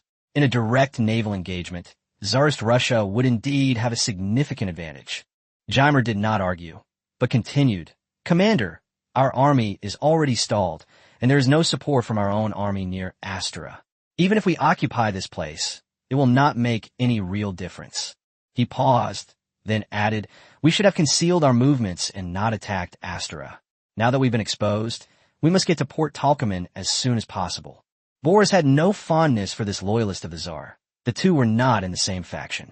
Although he was his superior, his own faction was too weak, far inferior to Nicholas II's ruling faction, and he could only wave his hand impatiently. "All right, Captain Timur, let the fleet continue its journey." After this unpleasant conversation, the Caspian fleet set sail again, continuing its journey towards Turkmen. Meanwhile, in the port of Turkmen, Brigadier General Pierre, commander of the Iranian Caspian fleet, had received news of the deployment of the Russian fleet. He and Armin belonged to the same family, and had always dreamed of possessing a truly powerful navy. Now the opportunity had arrived. If he could combine the port defense forces with the Russian navy to inflict a heavy blow on the Tsarist navy, he could take the first step in building a powerful navy. The harbor was bustling with people, and a civilian major nearly bumped into him. Pierre grabbed the man and chuckled, reminding him, "Watch where you're going." In a good mood, he didn't reprimand the man, but instead headed straight for the fleet headquarters. Inside the conference room, the commanders of the various warships, the coastal defense commander, and the naval advisor heir for Germany were already waiting.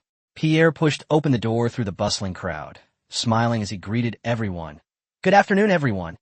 The officers rose to respond. After a brief greeting, Pierre took his seat at the head of the table. Beside him sat an elderly German advisor, a retired officer of the German Navy, and a former battleship captain. The Iranian Navy had offered him a monthly salary of 3,000 rials, higher than Pierre's salary as a brigadier general. The old advisor was dozing off with his head down. Pierre leaned over and called out with a loud laugh, "Good afternoon, Mr. John." The old man was startled and opened his eyes to look at him with displeasure. "Kid, this is my afternoon nap time. If there's nothing else, hurry up and end the meeting." Pierre, without any airs of a commander, said with a smile, "Old John, put your sleep aside for now. The Russian Caspian fleet has moved. Their target is Turkmen, where we are." Chapter 48, Naval Victory. Old John's eyes lit up, but he quickly suppressed them, saying with a forced smile, "You have coastal defense guns, 270mm cannons, that you brought back from the Empire. Nobody knows about this except us and you. With these guys around, the Russian Caspian fleet might not be able to defeat you." A naval lieutenant commander immediately chimed in. "Advisor John, it would be a shame to sink these warships directly." "Commander, you probably have your eye on these very ships." Pierre gave him an approving look and laughed. "You think the same way I do. It's a real shame to destroy them. If we could take in some of the Russian warships, the Iranian Caspian fleet would be truly operational instead of just a few destroyers making up the numbers. He then turned to old John. But you're right, the coastal artillery is our biggest trump card. Those damned Russians have no idea that we've brought such terrifying giant cannons from the German Empire. The meeting ended amidst noise. Pierre walked out of the meeting room with a smug look on his face, for he had finally gotten the answer he wanted. The winning strategy offered by old Johann, the former captain of a German battleship. At 4 o'clock in the afternoon, the sun was still bright, but a tense atmosphere permeated the air above Turkmen Port. Iranian soldiers on the watchtower stared intently at the horizon, and soon, a series of massive warships appeared on the horizon. As the distance closed, the flags and cannons on the Russian warships became clearly visible. Everyone understood that the recently rebuilt Iranian Caspian fleet was about to face its first real naval battle. Boris, a mediocre but high-ranking Tsarist general, completely ignored the advice of his subordinates. In particular, he disregarded the warnings of the veteran General Timur and directly ordered the fleet to sail into Turkmen harbor. Timur paced anxiously in the warship's lounge, inwardly sighing. This kind of compromise and recklessness could no longer be used. Entering Turkmen was easy, but once something went wrong, getting out would be difficult. The port of Turkmen has a unique topography. Iranian territory extends deep into the Caspian Sea, like a giant hand enclosing a semi-enclosed area of water in the southern Caspian Sea, leaving only a narrow entrance. Once a fleet ventures deep into it, it's like being trapped in a pocket, extremely vulnerable to being surrounded and killed. But Boris didn't care at all. Standing on the command platform, gazing at the distant port, he gave the order without hesitation. Open fire immediately. Bombard Turkmen Port. In his imagination, the Iranian ships were still undefended in the harbor. With the firepower of the Tsarist Russian warships, a few salvos would be enough to destroy all those vulnerable boats. The disparity in equipment between the two sides was enormous, and he never took the Iranian fleet seriously. After several rounds of shelling, Turkmen harbor was shrouded in smoke, and the docks were in ruins. Everyone's attention was focused on the Russian warships and the devastation of the port, but they overlooked a crucial fact. There were no Iranian ships in the harbor at all. At this moment, behind the Russian fleet, near the entrance to Turkmen Port, Pierre was leading the few destroyers of the Iranian Caspian fleet, quietly re-entering the port from a key position. Pierre stood on the flagship's bridge, his gaze fixed on the distance. Even though he couldn't see the Russian warships for the time being, he knew this was a life-or-death battle. They had to seize the opportunity to deliver a fatal blow to the Russian fleet. Otherwise, there would be only one fate awaiting him and his small fleet. The ship would be destroyed, and everyone would perish. Old John stood beside him, his expression equally grave. As an experienced German advisor, he possessed a keen understanding of the battle situation. Now that Pierre had temporarily entrusted him with command, he had to create a miracle. Pierre smiled slightly, his tone filled with trust. "Haha, old John, you are our true commander." Old John did not respond. His face was tense, his entire attention focused on the front and the constantly arriving intelligence, not missing a single detail. He stood ramrod straight, his lips moving occasionally, uttering short, decisive commands. Under his command, and with the assistance of German instructors, the Iranian Caspian fleet operated like a precise machine. Every warship acted according to orders, without the slightest unnecessary movement. At the same time, the coastal defense guns hidden in the coastal fortifications finally came into play. As the Russian fleet approached, the 270mm guns roared, shells tearing through the air and slamming into the Russian warships. Under the cover of coastal artillery fire, the Iranian destroyers stealthily approached, taking advantage of their speed.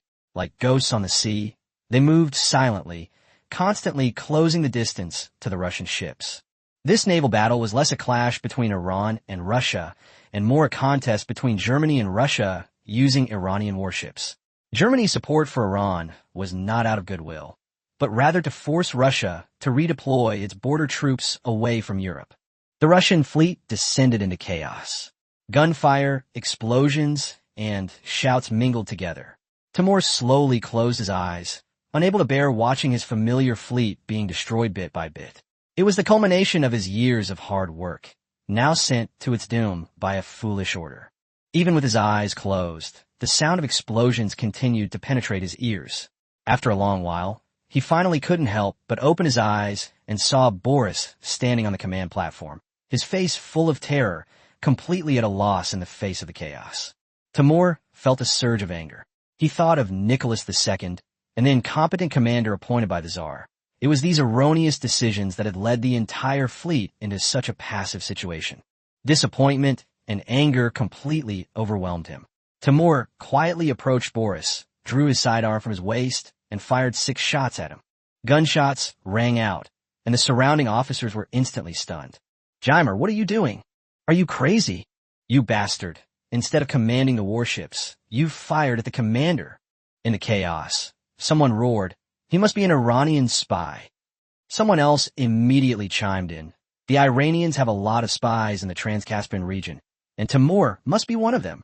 Chapter 49, Thrilling Assassination. Just as the tension reached its peak, the officers on deck acted simultaneously, drawing their pistols and pointing their dark muzzles at Timur. In the blink of an eye, he was surrounded, with his menacing colleagues all around him. Inside the encirclement, an officer from the ruling faction glared at him and demanded sharply, "Jaimer, do you know what you're doing? The man before you is the fleet commander personally appointed by His Majesty."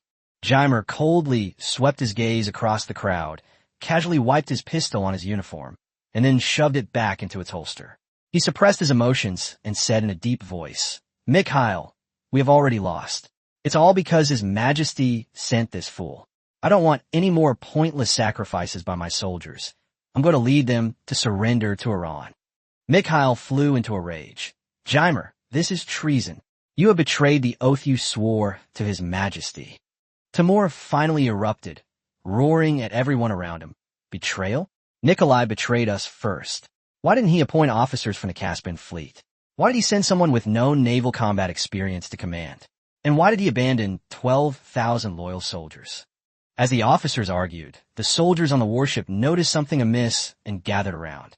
These men were usually Jaimer's subordinates, and seeing their commander surrounded by guns, they naturally stood behind him, forming a standoff with the officers.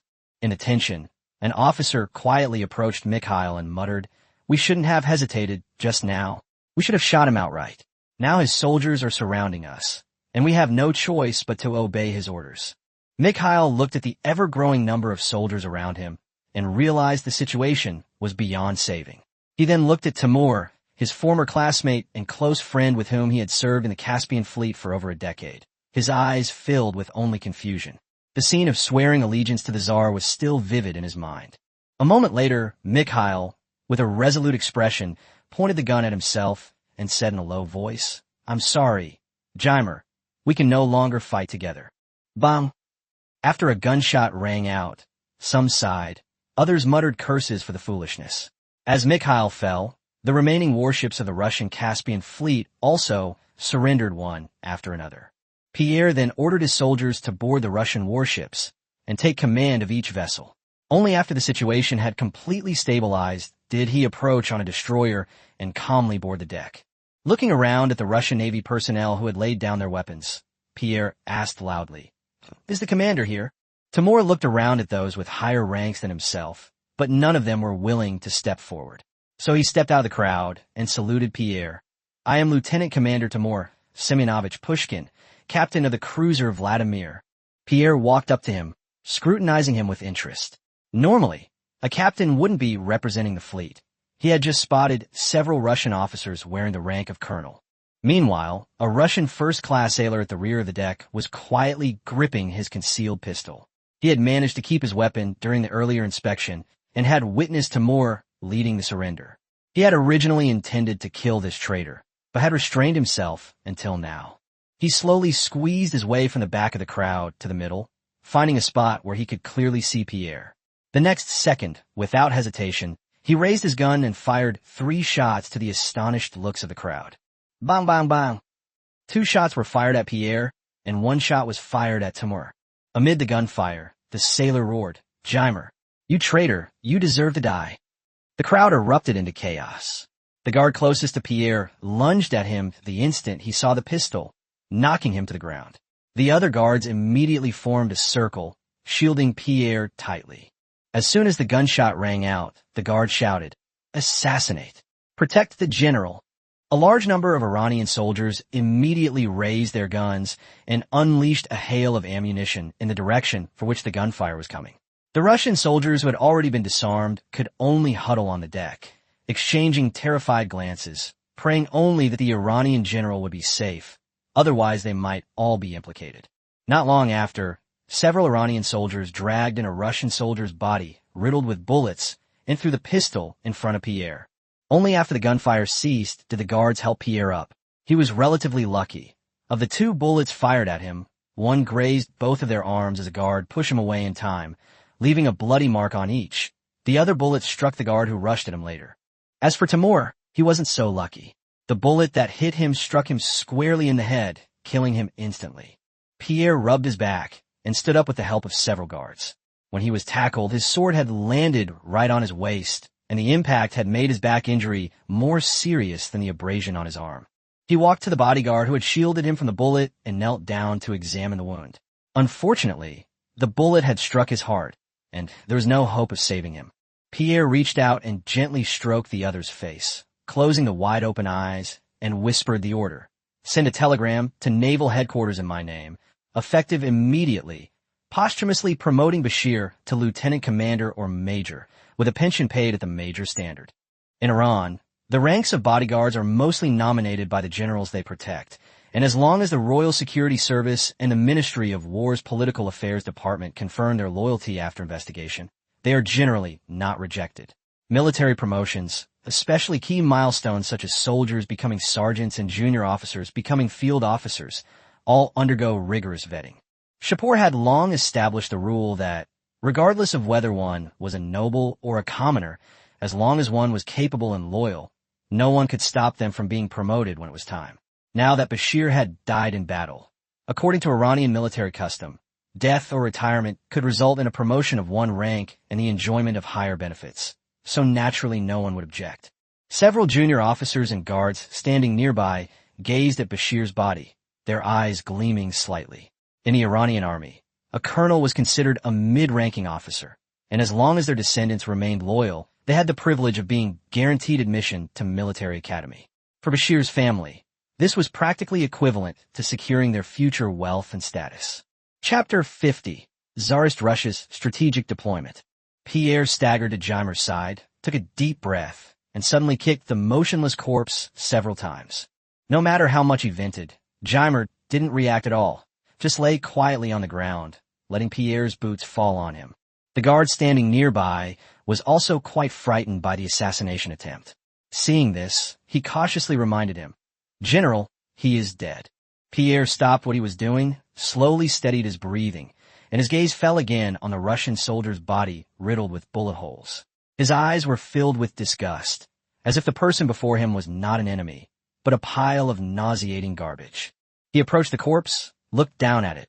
A cold smile appeared on his lips, and then spat at the corpse without hesitation. Having done all this, Pierre suddenly turned around, looked at the Russian soldiers who were already terrified, and his voice exploded like thunder. "Now, tell me this man's identity immediately. I need all his information, not a single detail."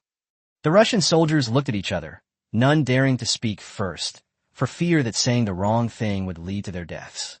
After waiting for a long time, no one stepped forward. Pierre simply drew his pistol and fired 2 shots into the air, threatening in a cold voice. "If no one speaks up next time, the bullets won't fly into the sky." Finally, a Russian soldier who was standing nearby stepped forward at the urging of his comrade. As soon as he met Pierre's eyes, he knelt down in fright and stammered, "General, I know him. He's from Moscow like me, and his name is Dmitri. I don't know anything else, but the military clerk has his home address and family information." Pierre's lips curled into a slight smile, and he nodded in satisfaction. He then turned his gaze to the men in officer uniforms and asked in a low voice, "Who is the civilian officer in charge of this warship?" After a brief silence, several refined-looking noblemen, devoid of any military bearing, stepped out from the crowd. Their steps were hesitant, clearly unsure of what awaited them. Pierre did not make things difficult for them, but simply ordered a few soldiers to escort them back to his office to retrieve the documents. Before long, the group was brought back. Pierre was already sitting in a chair that the guard had brought him, toying with an Iranian-made, German-style pistol in his hand and smoking an Imperial 1899 cigarette, looking as relaxed as if he were taking a break. Urged on by the Iranian soldiers' occasional slaps with rifle butts, the Russian officers walked faster than on a march. They approached Pierre, respectfully handing him the documents. One of the majors whispered, "General, this is the soldier's file." Pierre didn't even bother to look at it, casually tossing it to the guard next to him like trash, and indifferently ordered, "Give it directly to the Royal Security Bureau." The naval battle in June thus came to an end. After fierce fighting, the Russian Caspian fleet was completely destroyed, and Iran captured more than 2,000 Russian soldiers and seized dozens of small warships, thus becoming the dominant power in the Caspian Sea. This crushing defeat was undoubtedly a heavy blow to the southern regime of Tsarist Russia. When the news reached the Winter Palace, Nicholas II was furious. He could not accept this outcome, nor could he tolerate such humiliation of the Russian Empire, so he convened another meeting of ministers to discuss countermeasures. The atmosphere in the meeting room was terribly oppressive. An heir's gaze swept over everyone, and the officials present could feel his anger. Suddenly, he stood up abruptly and threw the battle report in his hand at an officer's face. The papers scattered and landed on the ground, as if mocking the incompetence of the Tsarist Russian army. "Niarord, useless. Is this your answer to me? If the army department makes no substantial progress, all of you senior officers will personally go to the front lines to take command." There was not just one battle report on the table, but a whole pile from the outer Caspian Sea state, the Steppe Governorate, the Turkestan Governorate, the Caucasus headquarters, and even from the Far East.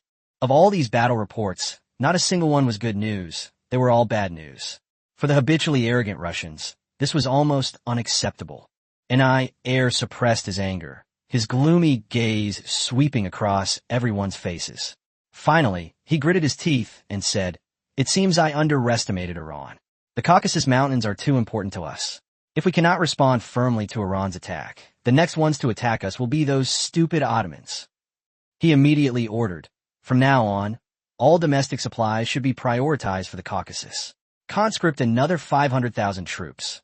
I want all of Shapur's soldiers to remain in the snowy mountains of the Caucasus." At this moment, an official stepped forward and reminded him, "Your Majesty, we do not have enough firearms to arm our soldiers. Even if we conscript another 500,000 men, we can only arm a maximum of 50,000. The heir paused for a moment, his face growing increasingly grim. "Then we'll buy weapons from abroad. I refuse to believe those guys in the West aren't interested in the imperial ruble." Finance Minister Vladimir Nikolaevich Kokovtsov then stepped forward and said, "Your Majesty, the Ministry of Finance does not have enough money to conscript soldiers, nor does it have enough money to purchase foreign weapons." Nicholas II waved his hand impatiently. "If you don't have money, collect taxes, borrow money from France, Switzerland, and the United States." At this time, the U.S. strategy in the Western Pacific is to support the weaker party. In the past, when Tsarist Russia suppressed Japan, the U.S. sided with Japan. Now that Iran and Japan have joined forces to wage war against Tsarist Russia, the situation has clearly shifted to one where Tsarist Russia is at a disadvantage. Nicholas II, however, was unaware of these facts. He simply believed that since Russia had sold Alaska to the United States at a low price years ago, it was highly unlikely that the U.S. would refuse to lend money to them now. Vladimir had no choice but to back down. He had originally wanted to persuade Nicholas II to use some of the royal assets for emergency purposes, but it was clear that Nicholas II had no intention of handing over his money to the government. Thus, Vladimir's plan completely failed. Chapter 51, Iran's Slave Trade. Time flies, and 2 short months have passed in the blink of an eye. Advances on the Russian Far East front remain slow. Despite continuous attacks, the Japanese army has yet to achieve a decisive victory. Meanwhile, Iran made significant gains on another front. They successfully occupied all of Armenia, which was under Russian control, as well as parts of Azerbaijan. This land is of great significance to Iran. From the Lesser Caucasus Mountains to the Azerbaijani plain, the terrain gradually flattens out, making it ideal for the Iranian army to continue its advance. Once it establishes a foothold, the Iranian army can use the terrain advantage to limit the space for Tsarist Russia to retaliate. That day, Akbar, the head of the Royal Security Service, sat opposite Shapur and, after reading the telegram that had just arrived, said, "Your Majesty, Tsarist Russia is purchasing various weapons at high prices.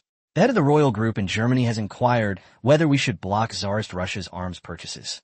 The Royal Iranian Group is another force in Shapur's business empire besides Avesta. It primarily engages in military and weapons production and has secretly established factories in Germany, France, Italy, the Netherlands, the United Kingdom, Spain, and Portugal. These factories are ostensibly run by ordinary Iranian businessmen, and outsiders have no idea that they have royal connections. Shapur put down the documents, took the telegram, remained silent for a moment, and then said, "The royal group in Germany and France is giving priority to selling weapons to Russia." Akbar paused slightly. Shapur continued, "The Russian population is too large, and we cannot cross the Greater Caucasus Mountains in a short time. Moreover, their newly formed soldiers lack experience and have limited combat effectiveness. Rather than blocking them, we should sell them some of our outdated weapons to compensate for the royal family's losses in the war." Akbar opened his mouth, wanted to say that this was making money off the lives of soldiers on the front lines, but he swallowed the words back.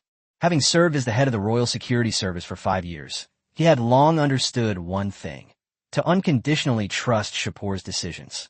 After thinking it through, Akbar turned and shouted towards the door, "Guards, send out His Majesty's order. Elevate the trade between ID, United Manufacturing Company, and IFA Trading Company in Russia to the highest priority." He quickly wrote down the order and handed it to the entering guard. The guard bowed to Shapur and Akbar, then immediately took the order and left. Shapur looked down at the documents for a while, then suddenly looked up and asked, "How is the serf trade with Russia going?" Akbar thought for a moment and replied, "The preliminary preparations are complete. The first batch of 2,000 Russian female serfs are being transported by sea to Anzali port in Jilin province." Shapur nodded in satisfaction. The quality of the security personnel in Russia must be guaranteed. Those aged 16 to 30 are given the highest priority, and their physical health must also be strictly screened. I don't want Iran to be full of genetic diseases in the future. He then asked, "How many people can you send in each month going forward?" Akbar said, "The first 3 months are the preparation period, with the first batch of 2,000 people and the second batch of 3,000 people. After that, there will be no fewer than 3,000 people every month." Shapur was satisfied with the progress. According to his estimates, this trade could continue at least until after 1911.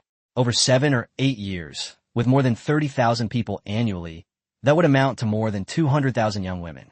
If each of these women can give birth to 4 or more children, Iran could have nearly 1 million more people in the future. In addition, the Turkmen region already has over 900,000 people. The Armenian-occupied territories have over 1.2 million, and Azerbaijan's population is likely even greater. It possesses the western Caspian Sea plain, a major grain-producing region. Even with 3 million people there, Shapur wouldn't be surprising.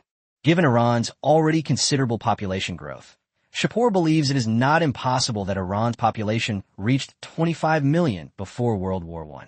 The only problem is that the Persian population may drop to around 60%. This is undoubtedly a problem for the government. Fortunately, there is a basis for integration between Azerbaijanis and Baloch people, and with effective propaganda, a number of people can still be encouraged to join the Persian ethnic group. Thinking of this, Shapur said to Akbar with a serious expression, "After you go down, inform the royal group and the factories controlled by the Security Bureau to prepare for recruitment expansion in advance, and give priority to Persian men to enter the factories." He further emphasized, "Every 6 months, the Security Bureau must grasp the latest consumption situation among the people and must ensure that the salary of an adult male is enough to support 2 adults and 5 children. The Royal Family Oversight Council, the National Intelligence Agency, and the Religious Affairs Bureau will also update intelligence in the same way. I do not want the Royal Security Bureau to make mistakes in this matter." Seeing Shapur's solemn attitude, Akbar immediately declared, "Your Majesty, rest assured, the Royal Security Bureau will always be your most loyal subjects." At this stage, Shapur still believes in Akbar's loyalty. While some of the military may feign loyalty for power, the Royal Security Service is different. It has layers of internal oversight, and almost every member is under transparent surveillance. No one knows exactly who in the security bureau is responsible for internal surveillance, and no one dares to overstep the line easily. Akbar was about to leave the office when Shapur suddenly called out to him. "By the way, Akbar, your eldest son is already 10 years old, isn't he?" Akbar turned around with some confusion and nodded, saying, "Yes, Your Majesty, Hussein Akbar is already 10 years old." Shapur glanced at the documents submitted by the Ministry of Education and the Royal Academy, and said in a low voice, "The Royal Academy's education of noble children is not perfect enough. There are many talents among the nobles who are suitable for other fields. Sending them all to the army will only be a loss to the empire." He paused for a moment, then said, "I plan to establish a new academy specifically to train mid to high-ranking officers for the army and navy. Perhaps your child could enter this academy." Akbar did not refuse and immediately said, "Your Majesty, Hussein Akbar most admires Prince Hussein and you. Despite his high position, he understands soldiers and is invincible in military affairs. He will certainly be willing to become the first student of this new military academy." When Akbar mentioned his elder brother Hussein Qasim, who had died in battle, Shapur's expression momentarily dazed. Chapter 52. The Opening of the Suez Canal. Shapur looked down at the piles of documents in front of him and suddenly felt a pang of nostalgia for the past. Back then, he only needed to lead troops in a battle. His elder brother handled military administration, and Qasim was in charge of affairs in the occupied territories. His initial plan was to remain behind the scenes, with the Royal Security Bureau and the Royal Oversight Council as his true calling. But his elder brother died in battle, and his father went from being seriously ill to passing away in just 11 days. He was caught off guard and suddenly became the emperor of Iran. Now, his obsession with power is uncontrollable. Shapur even feels that if he can't control the army and the country, he might as well be dead. He suppressed these superfluous emotions, convinced that feelings were the most troublesome thing in the world. As an absolute dictator, he had to cast aside all thoughts of weakness. Shapur beckoned to Akbar and said after the other man approached, "I don't want the army to fall into the hands of someone I can't control. The Royal Special Military Academy is now in your hands." The first batch of trainees were selected from noble sons and lower-ranking officers. Shapur demanded that Akbar devise the most brutal training methods, ideally resulting in the deaths of several members of the Avesta family. Of course, he would appoint a royal general or duke as vice principal, while he himself would serve as principal. As long as one could graduate, regardless of age or background, and provided absolute loyalty, the starting rank would be lieutenant colonel or higher. Akbar was shocked. If even members of the Avesta family could die, the mortality rate among the other students could only be more terrifying. Yet, he also vaguely sensed that this academy might become a pillar of the Iranian army in the future. Watching Akbar leave, Shapur thought of his 11th and 12th brothers, one 15 and the other 13. Hussein Qasim's eldest son, Hassan, was 12, and his second son, Abdullah, was 11. They could also be sent in together. He then summoned 2 guards and ordered them to bring the 4 men to him. He continued to ponder, for life and death are the best tests of talent, and the pool of potential candidates is not necessarily limited to nobles. Graduation as a lieutenant colonel is also an opportunity for commoners to transcend social classes. The nobility is always a hidden danger. They can suppress for a time, and their lingering influence may be awe-inspiring for a century, but if their successors are incompetent, their decline will only be accelerated. Shapur picked up a pen and wrote 7 characters on the paper. No one may inherit a title except from the royal court. He then put the paper in a drawer, intending to give it to Akbar after he had drafted the school system. Death is always the cheapest thing. If this plan succeeds, the Royal Special Academy in Iran will become a gateway to success for countless people. Graduating at 24 means becoming a school officer, 40 a colonel, and perhaps 50 a brigadier general. It's a path to heaven. In August 1904, the Russian Baltic Fleet, which had set sail ahead of schedule, arrived in the Mediterranean and joined up with some of the Black Sea Fleet's warships. Due to obstruction from the Ottoman Empire, the Black Sea Fleet had very few warships, only 4, that were able to pass through the straits. When the fleet reached the Suez Canal, the British did not, as in Shapur's previous life, completely shut out the Russian fleet. However, several large warships were still prohibited from passing, on the grounds that the canal could not handle the load. This put Tsarist Russia in a dilemma. either divide its forces or detour entirely around the Cape of Good Hope. After the fleet commander reported the situation to the Winter Palace, Nicholas II and his ministers discussed the matter at length and ultimately chose to divide the forces. The reason is simple. Going around the Cape of Good Hope entirely would be too costly, and Tsarist Russia had no extra money to waste. Moreover, they believed that the fleet that could pass through the Suez Canal alone would be enough to annihilate Iran's Indian Ocean fleet. On August 11th, outside the Bab el-Mandeb Strait, the Iranian Navy's Indian Ocean fleet was anchored in a port near Socotra Island, which has been occupied by Britain since 1834. Clearly, Britain did not adhere to the so-called neutrality rules it had set for Tsarist Russia. The Iranian fleet could not only resupply in British-controlled ports in the Red Sea, but could even remain docked at Socotra Island for extended periods. The fleet contained over 100 British and German personnel, and operational command was almost entirely conducted by officers from these two maritime powers. Unlike the Caspian fleet, which had more foreign technical personnel, the Indian Ocean fleet had more foreign officers. As for the technical personnel, most of them had already gone to Britain for further studies during the construction of the warships, and were at least able to undertake basic maintenance and repair work. General Armin, the Russian fleet is already passing through the Suez Canal. You can begin preparing for battle. The speaker was British officer George. He was extremely satisfied with his new job, enjoying the cigars and wine offered by the Iranians. It was much easier and more comfortable here than serving in the British fleet. In the past, if he wanted to earn illicit income, he had to ask for it himself. Now, he can earn much more money simply by lying on an Iranian warship and occasionally passing on messages from friends. George even planned to immigrate to the United States after completing this deal. After all, Iran had just received a large amount of gold marks, pounds, and dollars from Germany. Alman watched him smoke expensive cigars and drink pricey red wine, and felt quite pleased. Although he usually couldn't afford such things, compared to the Imperial Navy's dominance, this amount of money was nothing. He summoned the colonel's bodyguard outside his office and whispered instructions for the fleet's next move. George, however, could not hear the details. Since George could sell British and Russian intelligence to Iran, he could naturally sell Iranian intelligence to Tsarist Russia as well. Not every Briton was as wary of Russia as the rulers of the United Kingdom. In fact, most Britons didn't take these things to heart at all. In their eyes, Britain had dominated the world for so long that everyone took it for granted that the British Empire would remain powerful forever. England has been powerful for over 4 centuries since defeating the Spanish Armada in 1588. Even during the American Revolutionary War, didn't Canadian soldiers turn the presidential palace into the White House? As for the Boer War, in their view, Great Britain hadn't even truly exerted its strength before the enemy collapsed. Isn't that enough to prove just how powerful the British Empire was?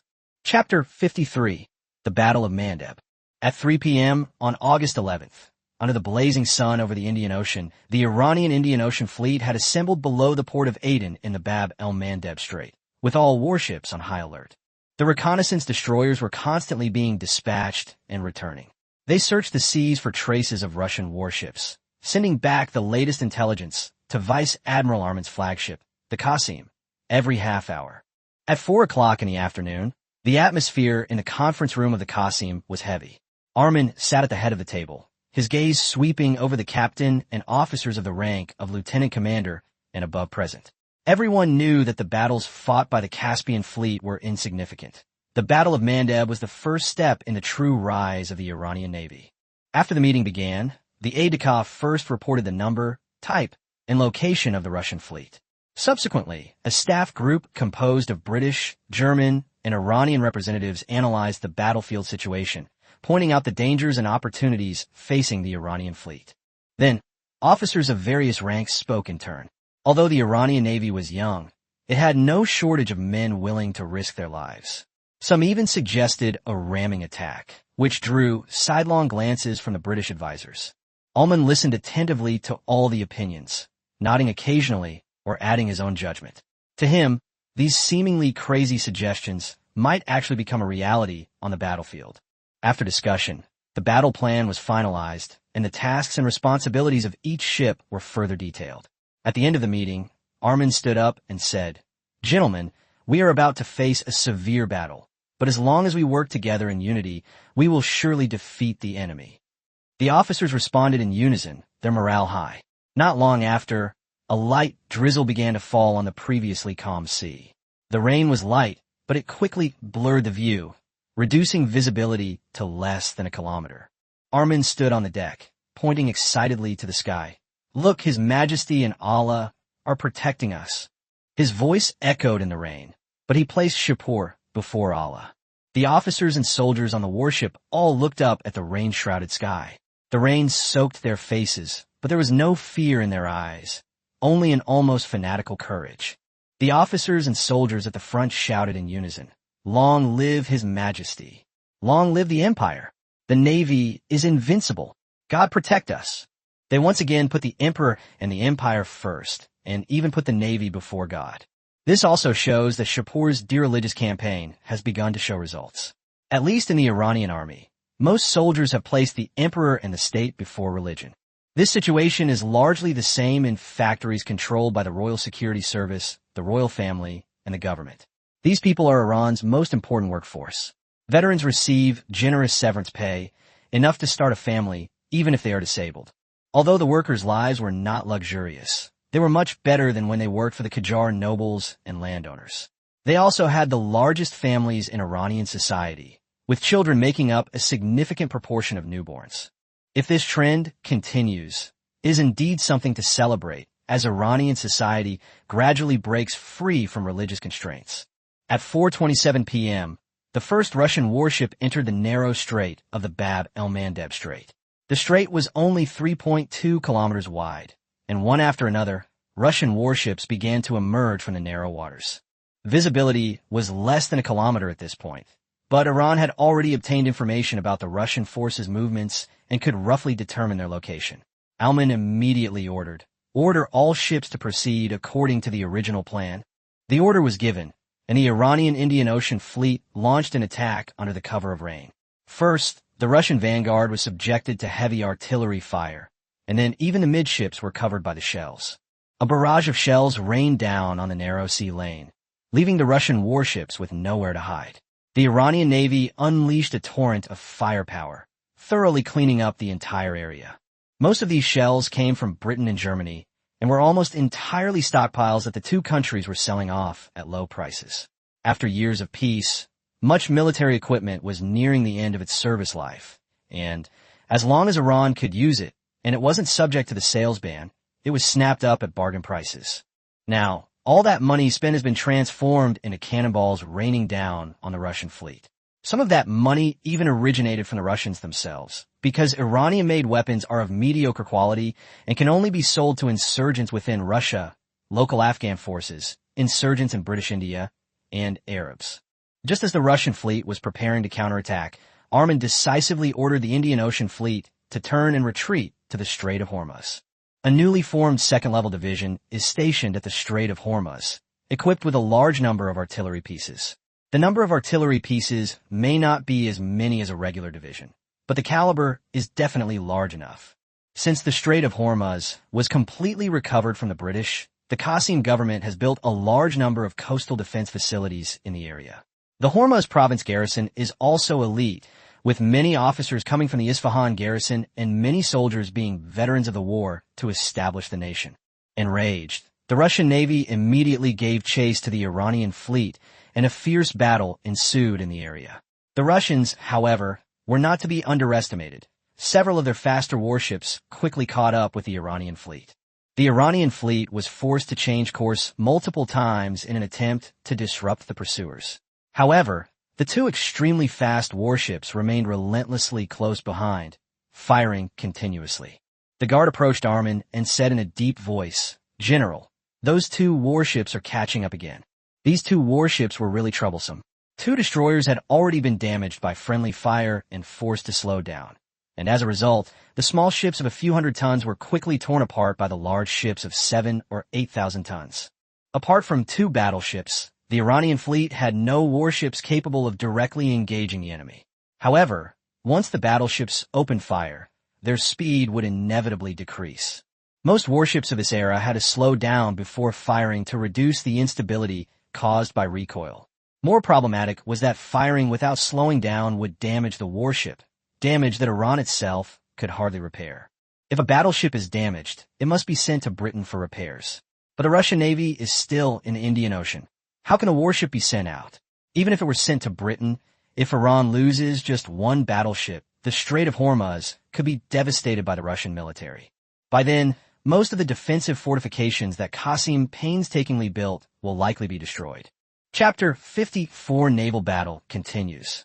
These two rabbit-like warships are too fast, Armand said helplessly, and there's a battleship trailing behind them. If we slow down to deal with them, we'll likely be overtaken immediately. His only option now is to return to the Strait of Hormuz as soon as possible. At the current speed, he should be able to get back within 3 days without much trouble, but those two Russian fast ships will keep chasing him and could shoot one down every now and then. What's even more disgusting is that they fire a shot every now and then.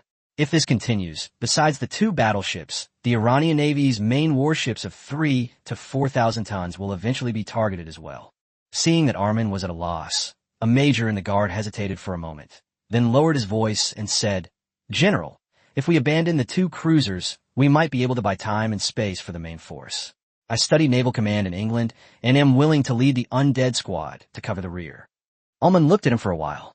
He had considered this method, but they hadn't reached a truly desperate situation yet, and sending his men to their deaths was ultimately not in the duty of commander. Since the guard had volunteered, Armin said in a deep voice, "Major, I will immediately nominate you for lieutenant colonel. I hope you will return alive." The major's eyes lit up, and he replied firmly, "Yes, sir. Mission accomplished. Long live His Majesty. Long live the Empire." Ullman nodded and then gave orders to the ships. After preparations were complete, he patted the major on the shoulder and said, "Go, Qam and Mashhad. You are now in full command." The major smiled, his gaze resolute. "Long live His Majesty." Armin saluted and shouted in return, "Long live your Majesty." Soon, the major boarded the Qam. The Qam and Mashhad were warships originally intended to appease religious forces in Iran, and both were named after important Shia holy cities. Correspondingly, they were also the two weakest cruisers in Iran's fleet. After the major and his men took control of the two ships, they sailed straight into the drizzle and quickly disappeared from the sight of Armin and his men. Armin sighed inwardly. Although he had prepared before the war, and all the warships except the battleships might be scrapped, he still felt the pain of having to abandon two cruisers. He quickly composed himself and ordered, "Send word to all ships. Full speed ahead. A mere 2,000 kilometers. Are we really going to take 3 days to cover it?" On the other side, the Qam and Mashhad, which had separated from the main force, had already formed a standoff with the Russian fast ships. On the Russian ship, the adjutant excitedly said, "Captain, it seems the Iranians only left 2 small ones behind." The Russian Navy suffered heavy losses in the war, and the adjutant had long been scheming to become a captain after the war. To achieve that position, he needed to prove himself in battle, and now was his chance. The captain glanced at him and casually said, "It's up to you." Upon receiving the order, the adjutant immediately left excitedly. Meanwhile, aboard the Qam, the major and the immortals gathered together. Some suggested charging at full speed before the two sides opened fire. Others thought it was too dangerous, and that if they could safely return to the Strait of Hormuz, their future would be secure. The other man sneered, "What's there to be afraid of if we charge in? At worst, we'll jump into the sea. Survival is the only way to have a future. We're already in the undying squad. Why are we afraid of dying?" After listening for a moment, the major made a decision immediately. "Ram it. Let those Russians have their say to my cruiser." He immediately ordered, "Order the Mashhad to ram the Russian warship with all its might." The Mashhad quickly replied, accepting the order. The major personally piloted the warship, broadcasting his message over the loudspeaker throughout the ship. "Charge! For the glory of the Navy! Long live His Majesty!" The undead soldiers, who were already prepared, shouted in unison, "Glory! Glory! Glory! Long live His Majesty!" On the Russian warship, the adjutant was standing at the side of the ship with binoculars, preparing to order an attack. But he soon saw 2 Iranian cruisers accelerate at full speed and charge straight toward them. The adjutant panicked instantly. What's wrong with these Iranians? Why are they using those old tricks from the Qing dynasty? Are they trying to ram us? He shouted urgently, "Fire! Sink these damned Iranians immediately!" The artillerymen cursed inwardly at the urging. The muzzle rotation speed was so slow. Were they supposed to be treated like animals pushing it? In their haste, they opened fire on the and Mashhad without even fully calibrating their positions. Shells exploded one after another, and the two sides closed the distance between them. The adjutant had completely lost any thought of becoming captain. Only one thought remained in his mind. He'd go back and retire. Everyone in war uses this kind of tactic now. How are we supposed to compete? He roared in exasperation. You bunch of useless trash. Aim your shots. If the enemy comes crashing in, none of you will survive. The captain quickly learned of the situation and personally led his men to the deck. He remained calm and immediately ordered the closed doors to be closed, the soldiers to be evacuated, and the ship's position adjusted to protect vital parts and ensure it would not be sunk. He then ordered, let the Karavich accelerate with us. Let them ram us if they want, and see which one sinks first. Orders were swiftly issued, and the entire Russian ship immediately sprang into action. The captain was clear-headed. Given the significant tonnage difference between the two sides, he didn't believe he couldn't ram these two small Iranian cruisers. But the Russian warship collapsed the moment the two warships made contact. The Russian captain had no idea that, for this naval battle, Iran had specially hired a group of technicians from Britain at a high price to temporarily install rams on the bows of all the warships in a British Indian port. In other words, apart from those two battleships, the Iranian Navy was already prepared to abandon everything. Chapter 55 Pre-Battle Meeting. The moment the warships collided, the rainy night seemed to be paused. The next second, a terrifying explosion suddenly erupted, flames shot into the sky, illuminating the entire sea surface in a ghastly white light, and a deafening roar rolled across the clouds like thunder. Meanwhile, the Iranian fleet led by Armin had already retreated to a distance. The pursuit continued, but it was no longer possible for the Tsarist Russian fleet to catch up with them. Gazing at the distant flashes of the explosion, Vice Admiral Armin sighed softly. It seems they're in grave danger. The naval officers around him remained silent. If the Iranian Navy were strong enough, they wouldn't have been forced into this situation by two Tsarist Russian warships. For some time afterward, the Russian Navy remained stationed in the Arabian Sea, even diverting some warships to Madagascar for resupply. As time passed, the effects of Iran's blockade of the Strait of Hormuz gradually became apparent, and if Russia wanted to defeat Iran, it would ultimately have to rely on its land forces. After the Russian fleet that had circled the Cape of Good Hope regrouped, Tsarist Russia quickly devised a new plan to bombard Iranian coastal defenses along the Strait of Hormuz. The situation in the Far East was tense, and they needed to open up routes for support as soon as possible. By the time the empire defeated the Japanese Navy and returned, Iran would have no time to rebuild its defenses. For several days in a row, the Russian military has been sending reconnaissance ships to probe the waters. If the Iranian Navy launches an attack, its main warships will appear behind it. If Iranian coastal defenses open fire, they will be immediately and precisely targeted. After several days of repeated clashes, Iran ultimately lost several more destroyers, and most of its coastal defenses in the Strait of Hormuz were destroyed. However, Iran had achieved its goal of holding back the Russian Navy, much to Japan's satisfaction. From Japan's perspective, the fact that the Iranian Navy, still in its infancy, could accomplish such a diversionary mission is quite remarkable. This has made Japan even more committed to the alliance between the two countries, with some cabinet members even traveling to Iran to lobby for the continuation of the alliance after the war. For Japan, even if Iran continues to expand, its sphere of influence remains in Central and West Asia, posing no threat to Japan's interests in the Far East. Moreover, both countries are Asian powers, and in their eyes, they might even be able to jointly resist Western powers in the future. But Shapur thought differently. He simply wanted to use Japan to strengthen Iran. Although Japan couldn't compare to the established Western powers, its technology was still far ahead of Iran's, and he would never let go of any benefits he could gain from this. At a military conference in Tehran, Shapur gave orders to the army. The Imperial Army offensive must be accelerated, and it would be best to occupy the entire Azerbaijan by April of next year. The importance of Baku is self-evident. It is the most crucial port on the Caspian Sea and an important oil-producing region for Tsarist Russia. Taking Baku will give the empire a huge advantage in its development on the Caspian Sea. These words greatly boosted the morale of the Iranian army.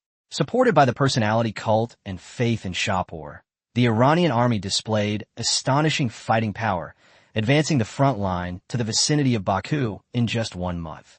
Inside the frontline command center, the main generals and staff officers of the Caucasus Front were gathered.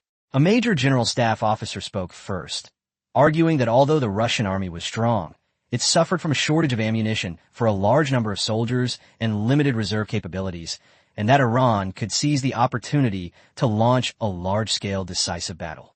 Another staff officer immediately echoed this, arguing that Tsarist Russia's logistics couldn't even reliably guarantee basic ammunition, and that if a high-intensity battle were waged in Baku, the Russian army would collapse on its own. At this moment, a major general staff officer who knew the inside story revealed a meaningful smile, stood up and said to Emil, "Commander, Sherkov has received so many benefits from us recently. It's time to put him to use." Someone immediately realized, Sherkov? Is that the army that's always doing business?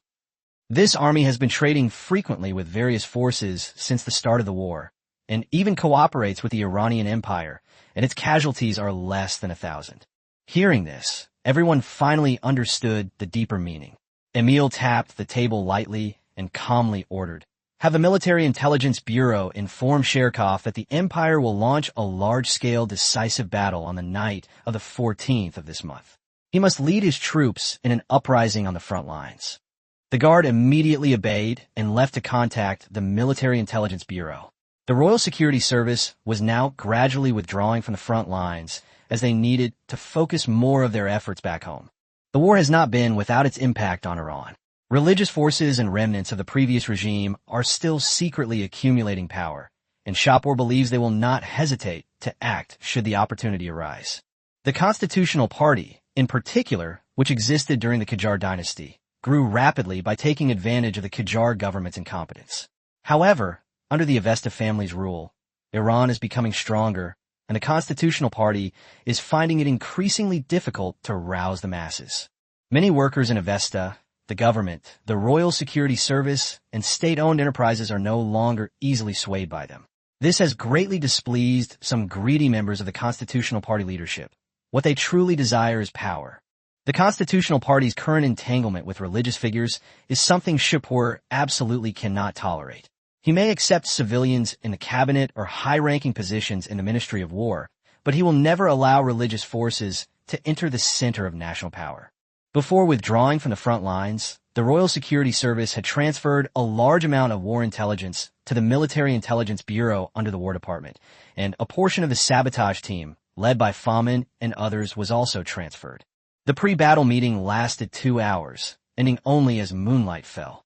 The Emir and the generals of the Caucasus Front conducted a comprehensive simulation of the impending Battle of Baku.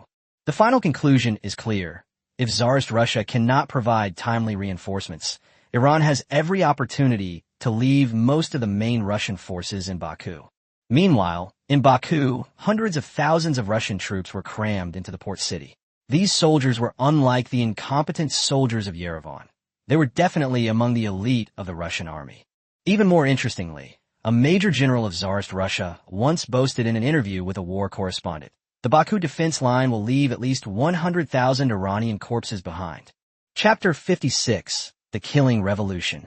After months of war, the high command of the Russian army in the Caucasus remained baffled as to why the imperial soldiers had suffered such a humiliating defeat.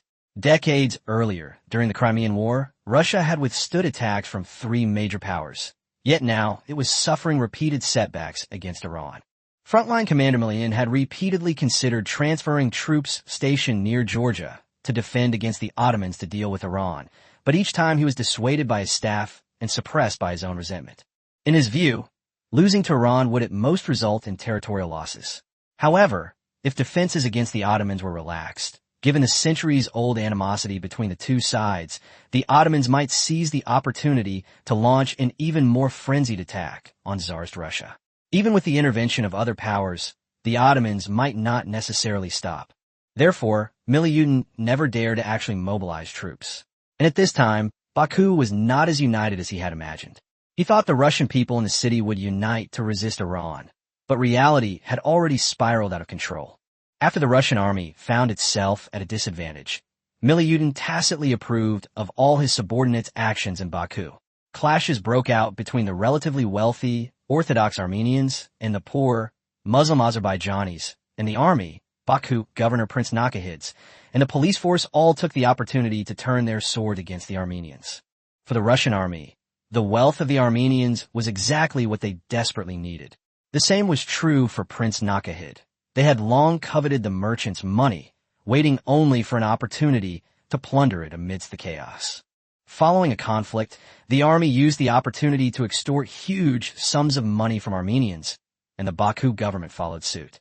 However, instead of stopping the riots, they opened the floodgates for Azerbaijani rioters, allowing people from outside the city to enter and participate in the massacres. The Cossack cavalry, who were supposed to maintain order, even provided weapons to the rioters. Amid the chaos, Iranian spies also took the opportunity to infiltrate the riots, obtain a batch of old weapons, and temporarily remain in Baku under legal status. As the riots escalated, people from the entire region were drawn in. Instead of intervening, the Russian army secretly sold war-damaged weapons at inflated prices. Baku quickly became a hell on earth, with large numbers of people from non-Iranian occupied territories flooding into the city and committing indiscriminate killing. After the chaos subsided, the government and army arrived belatedly.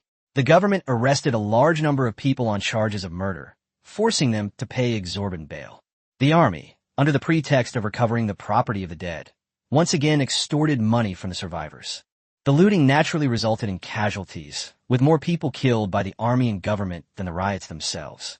During that time, almost no one understood why they were killing each other.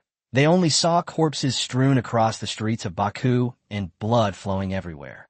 The stench emanating from the corpses was suffocating. Women frantically searched for their children, while men were forced to move piles of bodies.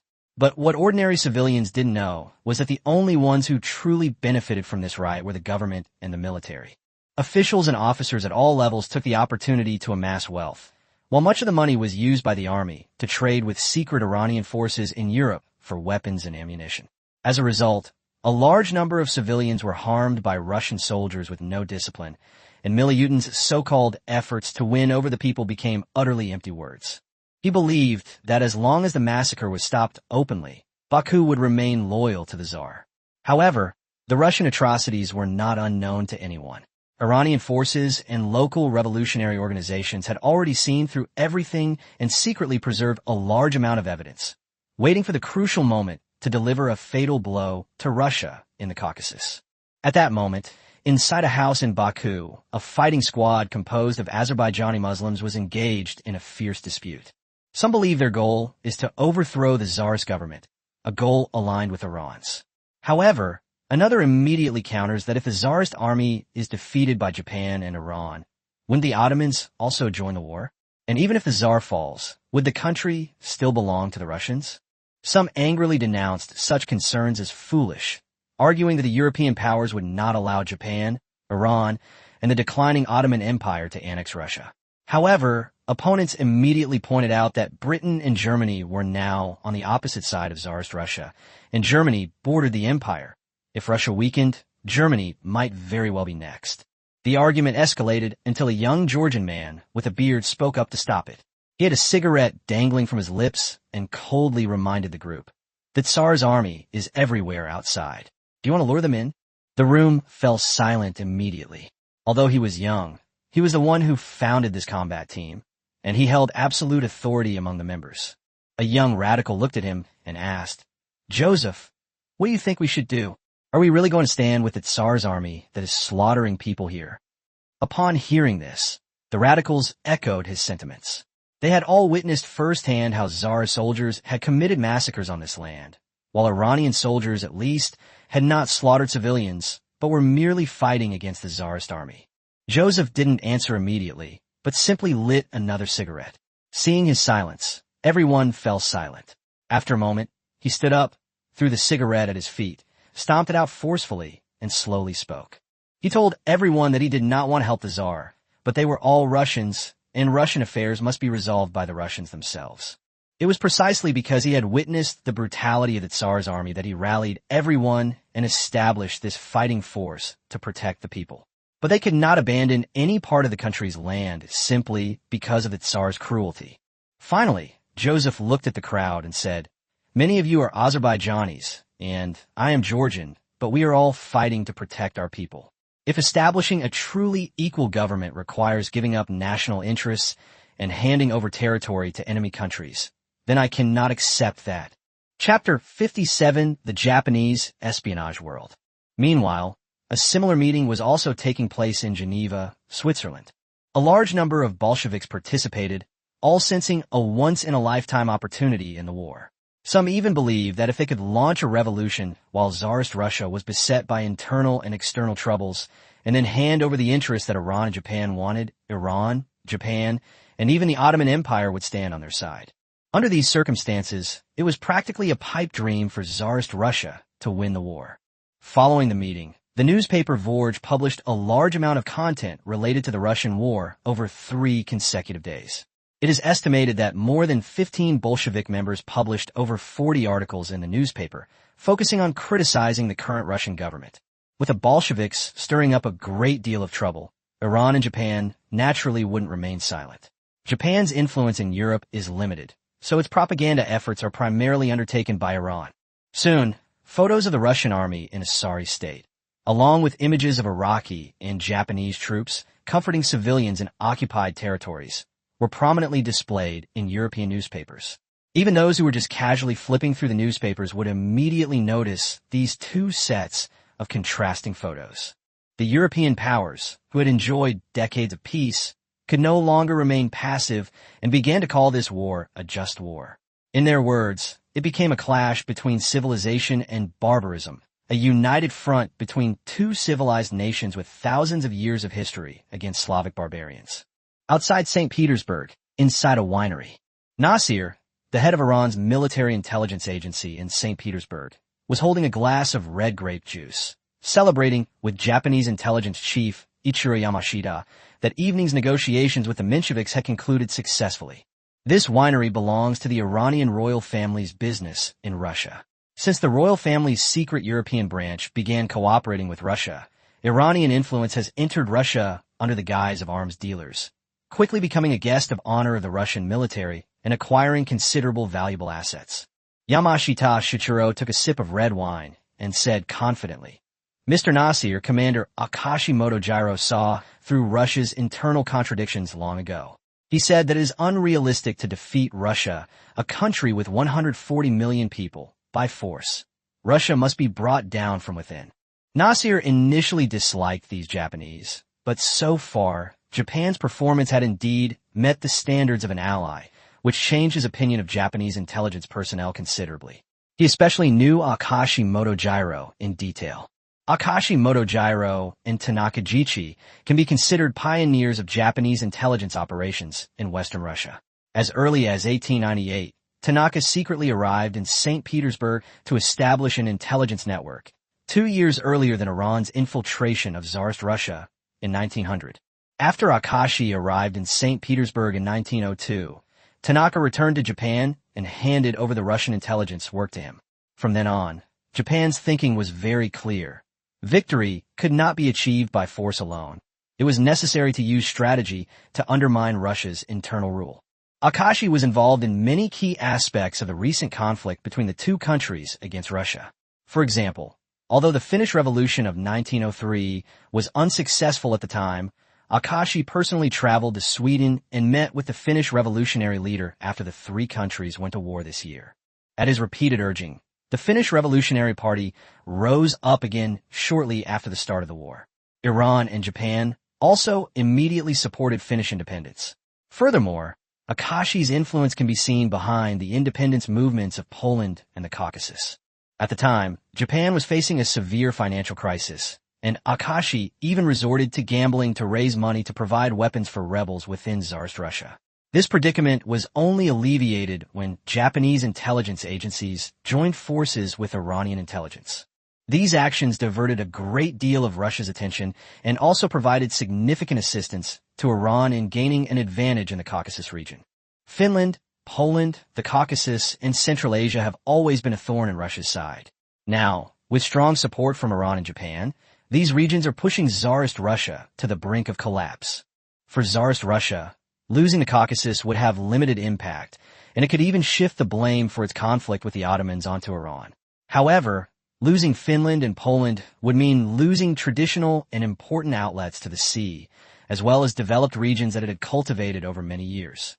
With Finland and Poland on one side, and the Caucasus, which frequently sought independence, on the other, the Tsarist Russian rulers naturally knew which side to prioritize.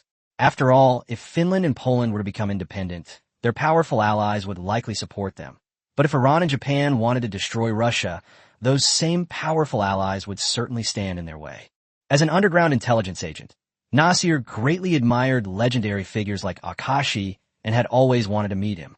However, he was an underground agent for the Iranian military and had almost no contact with government officials, let alone Akashi Motojiro. So he asked Yamashita directly, "Mr. Yamashita, I am very interested in this legend who is still in St. Petersburg. I wonder when I will have the honor of meeting him." By this time, Yamashita Shichiro had already drunk several glasses, his face slightly flushed. After listening, he downed his drink in one gulp, deliberately feigning drunkenness, and said, "Mr. Nasir, you may not know, but our great Japanese empire has quite a few spies in the Russian army. I doubt Iran has that, does it?" Nasir immediately thought of Sherkov's entire army, but could only politely agree. "Mr. Yamashita, you also have spies in the Russian army? That's certainly good news. Why not let them create chaos within Russia?" Yamashita Shichiro smiled mysteriously.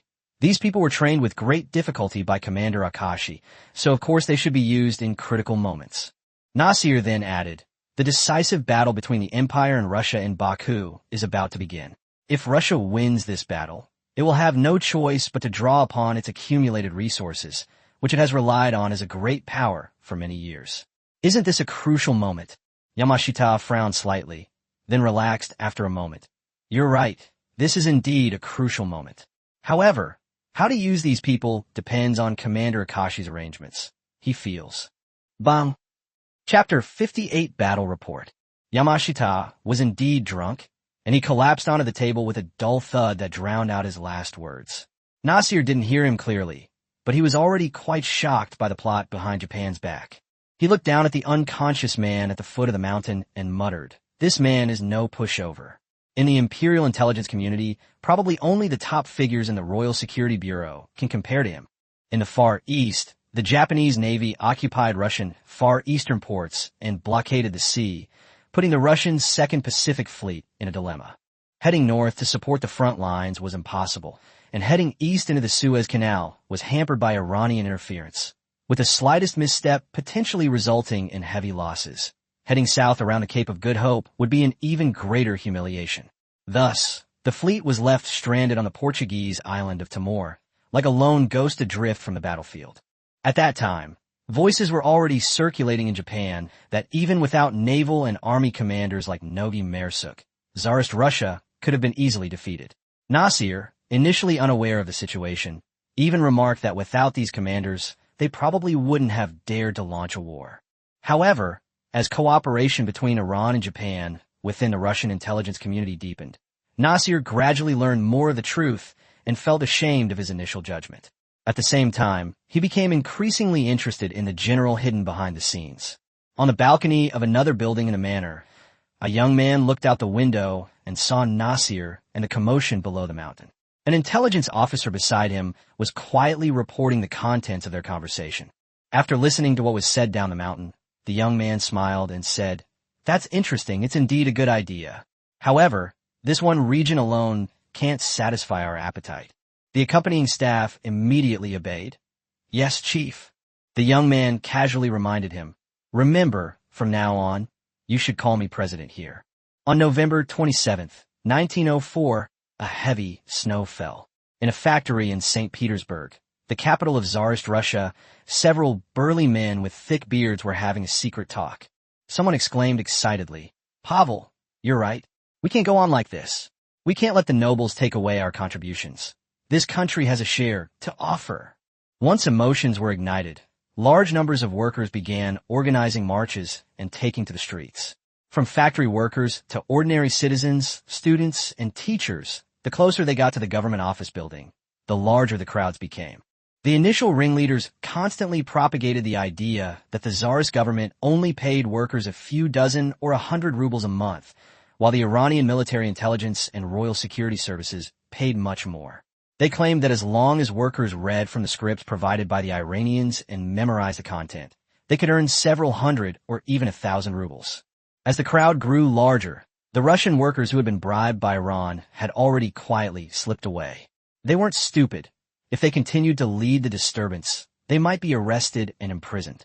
Rather than take the risk, it was better to escape first and then continue making money from the Iranians. Under the influence of Iranian spies, these people even came up with a reason for themselves. By taking money from the Iranians, Russian soldiers on the front lines would take fewer bullets, which was also a contribution to the country. After the outbreak of war, the St. Petersburg police were overwhelmed with work every day. To be precise, the entire northern security forces were tied up with a constant stream of incidents across the country and were severely understaffed.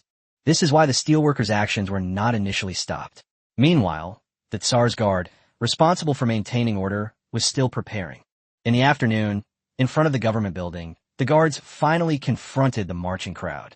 A conspicuous Menshevik officer stepped forward to persuade the crowd to leave, saying not to be misled by foreign spies, that St. Petersburg was the heart of the empire, and that if something happened, the Iranians and Japanese would be the happiest. But the crowd had no interest in listening to his speech. Soon, someone shouted, "Cease fire! The people don't need war, we need peace." Others incited, "Stop talking nonsense, just charge in." As some anti-Russian elements mingled in the crowd and continued to stir up trouble, the entire group quickly descended into chaos. Several young men with bulging waists at the back exchanged glances, one of them staring at the officer in front and whispering, "Comrade-in-chief, let's move out." As soon as he finished speaking, the men simultaneously drew their guns. Bang, bang, bang. The Imperial Guard officer who had just been giving a speech on stage was shot in the head, and several unfortunate men around him also fell to the ground. The sudden gunfire completely escalated the already chaotic situation. The guards surrounding the crowd, mistaking the march for a riot, immediately opened fire to suppress it. The crowd, believing the army intended to massacre them, drew their weapons in resistance. The area in front of the government building instantly transformed into a battlefield. Inside the temporary headquarters of the Tsar's Guard, the commander in charge of the suppression had just returned from the front lines and made a phone call with a solemn expression. "Sir, the rioters are carrying a large number of SAM 04 rifles, which are our second-line weapons. I suspect that there is military support behind this riot." The Shah 04 rifle was ordered by the Tsarist Russian military from an Iranian arms company operating in Germany and was manufactured entirely to the Tsarist Russian specifications. The contract stipulated that the arms company could not sell it to any country, power, or region outside of Tsarist Russia. The Iranian secret company, of course, strictly adhered to the agreement. The anti-government forces were also internal forces within Tsarist Russia. Therefore, selling to them was not considered a breach of contract. There was a moment of silence on the other end of the phone. Then it seemed as if the receiver was moved away and covered. The commander could vaguely hear indistinct conversations on the other end. After a while, the officer's voice came again. "Now, order your troops to retreat immediately and cease fire. I will have the security forces take over all affairs of your unit." After receiving the order, the commander quickly issued a retreat command and then packed his belongings to leave. What he packed was, of course, the property abandoned by the civilians. If others didn't want it, then it was his.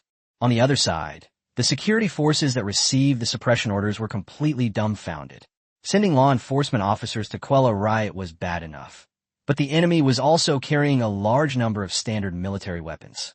The army had already withdrawn, yet they were being forced to take their place. What kind of logic was this? Meanwhile, in northern Afghanistan, the guerrilla war between Iran and Tsarist Russia continues. The two sides, taking advantage of Afghanistan's complex terrain, engage in repeated clashes. Russian merchants in Afghanistan spontaneously formed a guard to fight against Iran. Iran, in turn, mobilized a large number of Persian-speaking people in the region who were potential targets for recruitment. Afghanistan was weak, while the Iranian army was powerful. The tribal chiefs weren't fools. Being a prince in Afghanistan was far less appealing than being an Iranian noble. As a result, A large number of collaborators quickly emerged within Afghanistan, and Tsarist Russian influence suffered repeated defeats. Further north, the battle lines between Iran and Tsarist Russia had advanced into the Uzbek and Kazakh regions, and the balance of power had completely tipped in Iran's favor. To the west, the Ottoman Empire was tying down part of the Russian forces stationed in the Caucasus, and the Black Sea Fleet was also bogged down. When Russia first formed the Second Pacific Fleet, some Black Sea Fleet warships attempted to pass through the Black Sea Straits, only to be immediately bombarded by Ottoman warships. Osman's explanation was only one sentence. It was an accident during basic training. Chapter 59, The Winter Palace Conference. What began as a small-scale riot escalated rapidly, spiraling out of control. Adding to the unease of the Russian leadership, the rioters were found to be in possession of the Russian military's latest standard-issue weapons. These weapons were intended to circulate only among frontline troops and some of the newly re-equipped Imperial Guards. Upon seeing the source of the weapons, the general in charge of the suppression immediately misjudged the situation, assuming that the Imperial Guards were backing the riot. Thus, the action that should have been swiftly dispatched troops to suppress the unrest was instead dragged out into a wait-and-see approach. After all, if there were indeed colleagues secretly plotting something, they wanted to assess the situation first. In case the other side succeeded, they might be able to take the opportunity to advance further. The riots grew larger and larger. Initially, it was just spies inciting workers to protest, but as the crowd spread, a large number of anti-Tsarist elements also infiltrated the movement. They continuously stirred up emotions and created chaos, making the situation in St. Petersburg even more unpredictable. Inside the Winter Palace, the atmosphere was so oppressive it was almost suffocating. Nicholas II sat in a magnificent chair, his face grim. He had just learned of the workers' uprising in St. Petersburg and was filled with anxiety. Summon all senior generals still in St. Petersburg immediately. Nicholas II commanded sternly, his voice echoing through the palace. The attendant hurried off to relay the order, while he paced back and forth in the room. Before long, high-ranking Russian military officers began arriving at the conference room. The generals moved with hurried steps, clearly not expecting to be summoned so suddenly. On the way to the conference room, many people whispered among themselves, trying to get information from their colleagues. Lieutenant General Artyom, the commander of the guards, was in particular having been asked 7 times in a short period of time.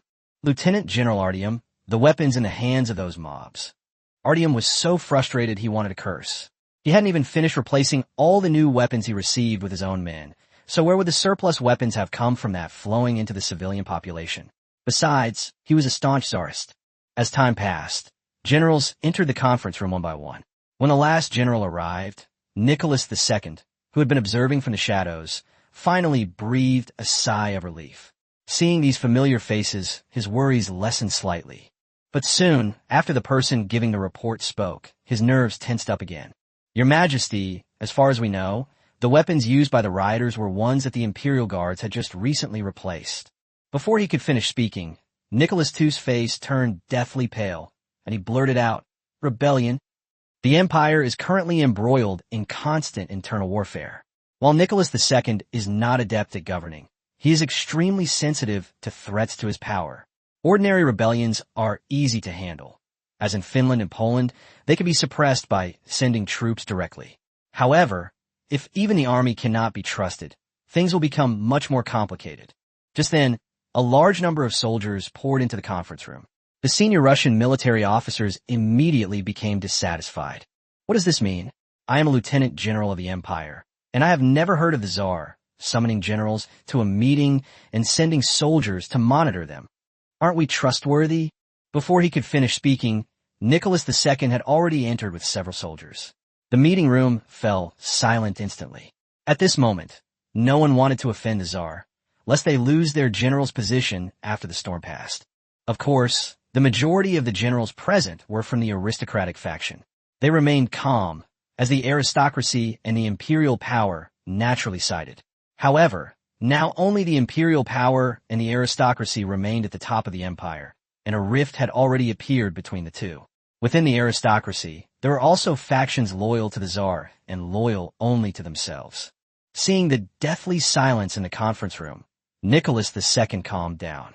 He subconsciously glanced at the weapons in the soldiers' hands, and after confirming that it was safe, his gaze swept over the generals present. Most people looked bewildered, but some wore expressions of detached amusement. Nicholas II secretly noted these people down, deciding to deal with these disloyal individuals after resolving the issues with Iran and Japan. "What's going on?" Nicholas II asked in a deep voice, his tone filled with anger. The generals shook their heads, indicating they knew nothing. Nicholas II stared at their expressions, trying to find a clue. After a moment, he slowly sat back in his chair, his fear gradually replaced by doubt. It seemed that it was all likely just a misunderstanding. He glanced around at everyone again, and after confirming that he was not in danger, he asked directly, "Fellow high-ranking generals of the empire, can anyone tell me why the riots that the army was responsible for suppressing kept escalating? Why was the suppression task ultimately handed over to the police force?" The generals below exchanged bewildered glances. They, too, wanted to know who had released those standard-issue weapons. They were even more curious to know if there was a real mastermind behind this riot. If it was indeed a general present who secretly supported him, what was his purpose? Did he want power, or something else? Faced with the silence of the crowd, Nicholas II's anger surged. Suppressing his emotions, he sternly ordered, "You must resolve this matter immediately. First Guard Corps, I order you to act immediately and kill all those who dare to incite a riot in the imperial capital. In the process, you are permitted to use all necessary military means, without mercy." He glanced around but still couldn't see anyone acting suspiciously. He then continued, "Furthermore, the weapons issue must be thoroughly investigated. Why are military-issue weapons appearing in civilian hands? However, I believe that everyone here should start investigating this weapons leak from the German company Sandra." Upon hearing that the spearhead was no longer directed at them, the generals below breathed a sigh of relief and immediately began to pledge their loyalty. "Your Majesty, rest assured, the Imperial Guard will quell this riot in the shortest possible time." Chapter 60. The War Ends. In January 1905, Iran launched a final assault on Baku. Midway through the war, Russian Lieutenant General Sergei Sherkov led a mutiny of 13,000 men, severely damaging the morale of the Russian army. The hundreds of thousands of Russian troops in Baku were immediately routed, with more than 40,000 killed and 80,000 captured. The remaining troops retreated all the way to the north of the Greater Caucasus Mountains. After this war, Iran not only completely drove the Russian army out of Azerbaijan, but also left Russia's influence in the South Caucasus only in the area bordering the Ottoman Empire, namely Georgia. For Iran's top leadership, especially Shapur, annexing the entire South Caucasus was not an option. Otherwise, Iran would face pressure from both Tsarist Russia and the Ottoman Empire simultaneously. Rather than that, it would be better to leave Georgia as a buffer zone for the three parties and also to use its geographical location to contain Tsarist Russia together with the Ottomans. While achieving victory, the Iranian army also seized a large quantity of weapons and ammunition in Baku that the Tsarist Russians had failed to take with them during their retreat. After all, this major defeat came too suddenly, and the Caucasian front had anticipated that a significant amount of military supplies would be left behind. In the far east, near the Dutch East Indies, the Russian fleet remained in the vicinity after leaving the Arabian Sea. Portuguese Timor, on the other hand, opened its doors to them, allowing the Russian fleet to conduct full resupply. Both Iran and Japan silently took note of Portugal's non-neutrality. Although the United States also claimed neutrality, it sold large quantities of supplies to Japan in the early stages of the war and later aided Tsarist Russia, but neither country found this surprising. The involvement of major powers like Britain, France, the United States, and Germany was part of a power struggle among nations. However, a small country like Portugal, insignificant in the eyes of either side, actively intervened, naturally drawing criticism. In April 1905, after the Iranian Empire occupied the port of Baku, Tsarist Russia lost its most important oil-producing region. At the same time, Tsarist Russia was also suffering successive defeats on various fronts. In the north, Finland was on the verge of independence. In the west, Poland's power was rapidly growing. The North Caucasus was experiencing widespread conscription and food shortages due to the war on the southern front, leading to widespread public discontent. Needless to say, in the South Caucasus, Tsarist Russia's rule over Azerbaijan, Armenia, and Georgia almost collapsed, and even Georgia was occupied by Iran in large parts. In Central Asia, Turkmenistan fell entirely, and Iranian troops also occupied parts of Uzbekistan. Tsarist Russia's influence in Afghanistan was also wiped out by Iran, with only a few Russian merchants remaining in the country. As for the Far East, the outcome remained unchanged. On April 11th, the major powers, led by the United States, began to intervene and mediate the war. Representatives from the so-called neutral United States, Germany, backed by Iran, Britain, backed by Japan, and France, backed by Tsarist Russia, gathered at the port of Baku, which had fallen to Iran. The Russian delegation looked around the port, especially at the Azerbaijani people, and could not hide their disappointment. A mighty empire had actually lost to Iran, a country they had once looked down upon. From the triple intervention at the end of the last century, which led to the return of Liaodong Peninsula to Russia, Tsarist Russia began its decline. Today, Tsarist Russia can be considered the twilight of an empire. In contrast, the Iranian and Japanese delegations were in high spirits, especially the Iranian representative. Before the meeting, the Iranian military specially cleared an area for delegates from various countries to walk through.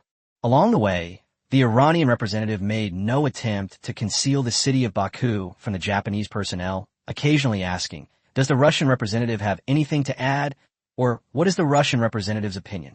After several rounds of talks, the Russian delegation members turned ashen-faced, each one as dark as Zhang Fei on the opera stage. The French representative seemed not to hear anything and continued walking forward. After all, France hadn't really participated in this war. At most, it had only sold arms and provided loans to support Tsarist Russia. The German and British representatives, observing the undercurrents of competition between Iran, Japan, and Russia ahead, exchanged glances before their gazes fell upon the French delegation. The German representative's lips moved slightly, and the British representative, who happened to be able to read lips, recognized that he was saying France. The two exchanged knowing smiles, and the little incident came to an end, with the four-nation mediation officially commencing. After more than 20 days of meetings, it was finally confirmed that Iran has legitimate sovereignty over Azerbaijan, Armenia, and Turkmenistan.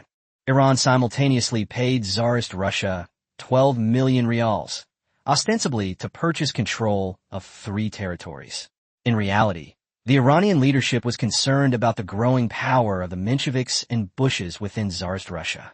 If Tsarist Russia were to be overthrown by both factions as a result, it would be extremely detrimental to Iran. This is because the concept of such a completely new political system is entirely unacceptable to the Iranian leadership. Shapur was particularly aware that unless Tsarist Russia could no longer sustain itself, it had to drag things out with these two factions for as long as possible. The later Tsarist Russia shifted its stance, the more advantageous it would be for Iran. At the meeting, Iran voluntarily relinquished its occupied territories in Georgia and Uzbekistan in exchange for diplomatic immunity in both places and established Iranian concessions in the Sirkhan River region of Uzbekistan and Tbilisi, Georgia. This move was tantamount to completely humiliating Tsarist Russia. Tsarist Russia thus became the first of the Western powers to have a foreign country establish a leasehold on its territory. The Treaty of Baku-Israel consists of 10 main articles and 2 supplementary articles. Article 1. Peace and amity shall be restored between His Majesty the Emperor of Iran and His Majesty the Emperor of all Russia, and between the subjects of both countries. Article 2. Tsarist Russia recognized Iran's permanent sovereignty over Armenia, Azerbaijan, and Turkmenistan, and permitted Iranian citizens to operate and fish in the northern Caspian Sea. Article 3. With the consent of the Afghan government, Tsarist Russia shall transfer all its power and privileges in northern Afghanistan to Iran and recognize Iran's political, economic, and military privileges in Afghanistan. At the same time, after Iran takes over northern Afghanistan, it must respect the residency and property rights of the local Russians. Article 4. Uzbekistan, under Tsarist Russian control, is open to Iran and jointly administered by both countries.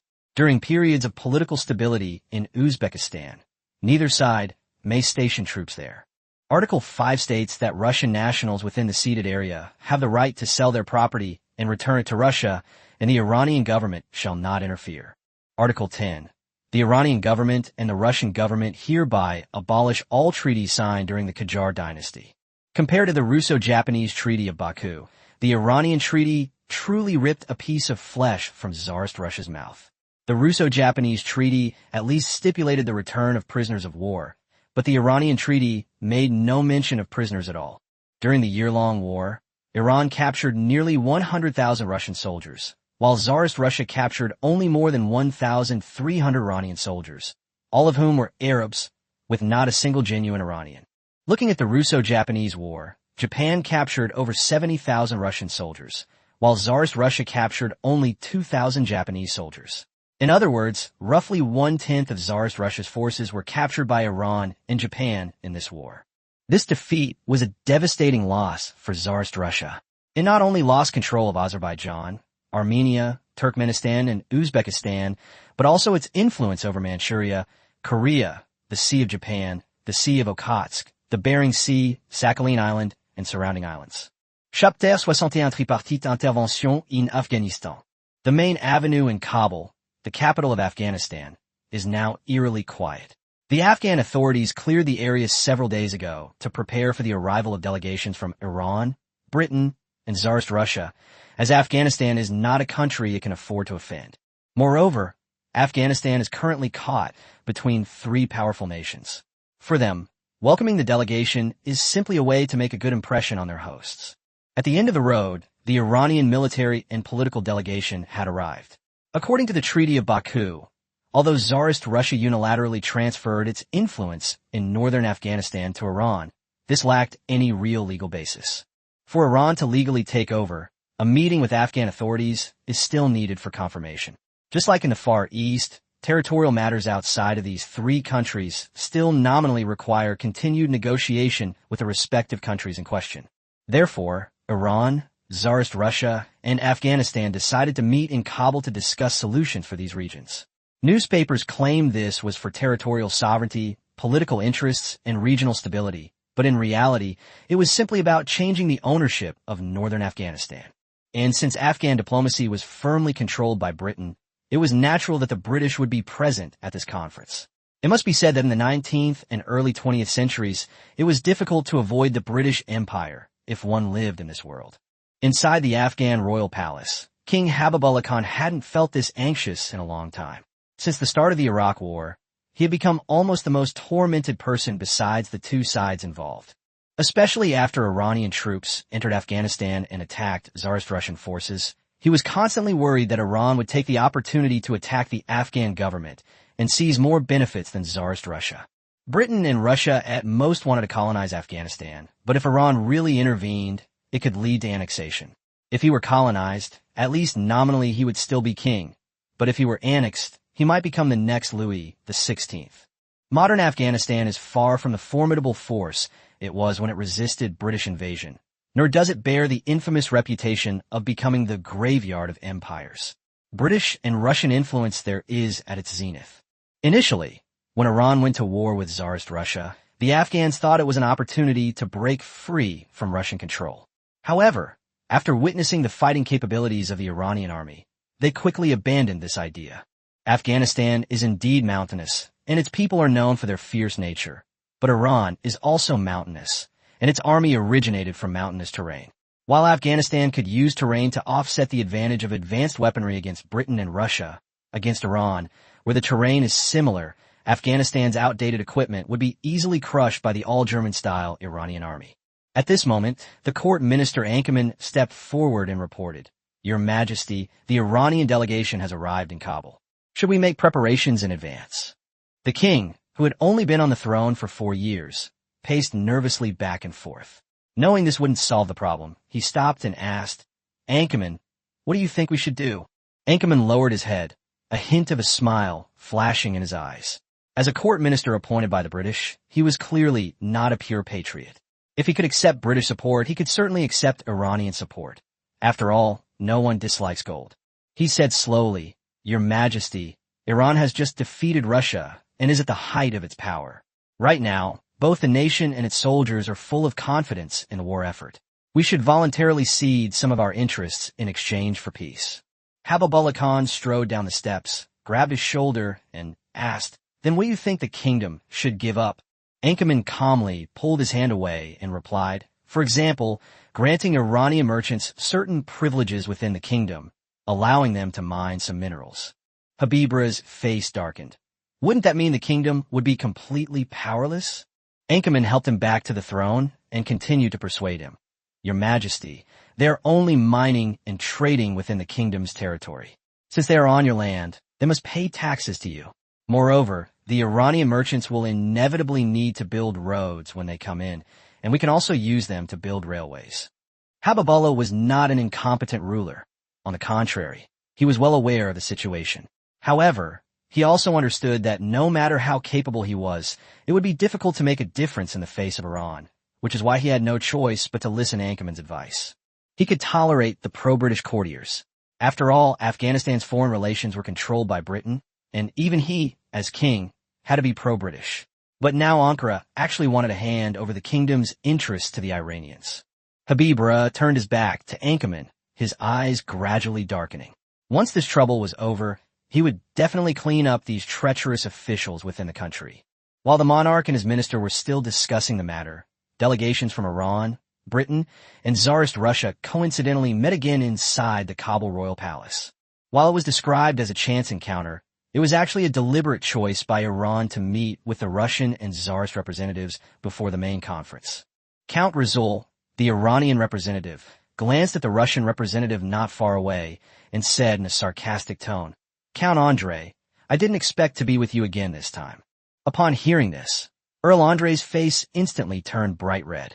Viscount Charles, the British representative standing beside him, couldn't help but cough lightly twice. Several years ago, when Britain and Russia intervened in the Iranian coup attempt, Andrei and Charles were the top officials of their respective countries in Iran. When they left Iran, they were both in increasingly embarrassing situations. The Russian Caspian fleet was completely sunk by Iranian coastal artillery. The army that came to support the Qajar royal family was also captured by Shapur's army. The situation was even worse for the British. All the Indian soldiers they sent were left behind in Iran, and even the South Persian Rifle Corps was completely wiped out. The person in charge of the peace talks with them at the time was Rizul. However, he was still a viscount then, but now he is Count Rizul of the Iranian Empire. Chapter 62, Receiving the Nobles. Lassayer's distinguished military achievements on the battlefield and his tough stance toward Britain and Russia earned him Shapur's high level of trust. The brief meeting between the three delegations earlier did not affect the subsequent negotiations. Since there was no set deadline for the negotiations, and with the warm hospitality of Afghan King Habibullah, the three delegations simply spent several days sightseeing in Kabul. Inside a luxurious castle in Kabul, an elderly man in his 50s or 60s, still quite robust, looked at the butler beside him and asked, "Have you prepared everything I asked you to?" The butler pointed to the dozen or so carriages outside and whispered, "Master, all the finest women in Kabul are here." The old man was none other than Palmer, one of the most powerful nobles in the kingdom of Afghanistan. Hearing the steward's reply, he nodded in satisfaction and then ordered them to depart. Despite being a high-ranking nobleman, Palmer's situation in Afghanistan was far from ideal. Other nobles were either pro-Russian or pro-British, either subservient to the king or acting as local tyrants within their own tribes. Palmer couldn't side with either side. 20 years ago, he fought the British. A decade or so, he fought against Tsarist Russia. And a few years ago, he even supported another heir in the struggle for the throne against the current king. In other words, no matter which side he wanted to align himself with, neither side was willing to accept him. Thus, this great nobleman became an invisible figure in the Afghan power structure. But now, the opportunity has arrived. With the Iranians entering Afghanistan and Tsarist Russia's power already waning. If he would be the first to ally with Iran, he would have the opportunity to become Iran's proxy in Afghanistan, at which point his situation would inevitably change completely. The carriage drove towards the vicinity of the royal palace and finally stopped in front of a huge mansion. As soon as Palmer alighted, the Iranian royal guard soldiers on guard immediately raised their guns and aimed them at him and the convoy behind him. Soon, a lieutenant colonel emerged from behind the gate and asked in a cold voice, "This is the residence of the Iranian delegation. Who are you?" Palmer showed no displeasure, but instead announced loudly, "I am Palmer, and I was granted an audience with Earl Assault a few days ago." The Earl's servant told me that I could come to see him at this time today. The lieutenant colonel then waved his hand, signaling the soldiers to put away their guns, and casually beckoned to Palmer, as if summoning a dog. Despite this humiliation, Palmer remained calm and even stepped forward with a smile. He took a box from the old butler, approached the guard, and gently opened a corner of it. The box suddenly shone with a golden light, revealing not only gold coins but also many glittering treasures. The guard's expression softened. Palmer immediately said, "Sir, this is a small token of our appreciation. All the expenses incurred by the brothers during this period have been recorded under the Palmer family's name." The guard took the box, weighed it in his hand, and said calmly, "Consider these things your gift to His Majesty Shapur. We are merely keeping them for temporary safekeeping." Palmer quickly smiled apologetically. "Don't worry, sir, I understand." The guards didn't care what he thought. The items would definitely have to be handed over anyway. As guards to Shapur, they were among the best and most loyal officers in the army. If they weren't absolutely reliable, they wouldn't have been assigned to serve alongside various generals. Of course, these guards were both learners and, in effect, the eyes of Shapur to monitor the generals. The generals earned their loyalty by having qualified subordinates, and the guards, in turn, earned their futures by being loyal. As for such political donations, it was a matter of course for the guards. Half was handed over, and half was kept for themselves. Even the Earl of Lassault, a lieutenant general in the Royal Army, had no right to interfere. The guard pointed to a lieutenant. "Go check them out. If there are no problems, let them in." Palmer immediately lowered his voice. "Sir, the carriage is full of small gifts for Earl Lassault, and these soldiers." Before he could finish speaking, the guard understood.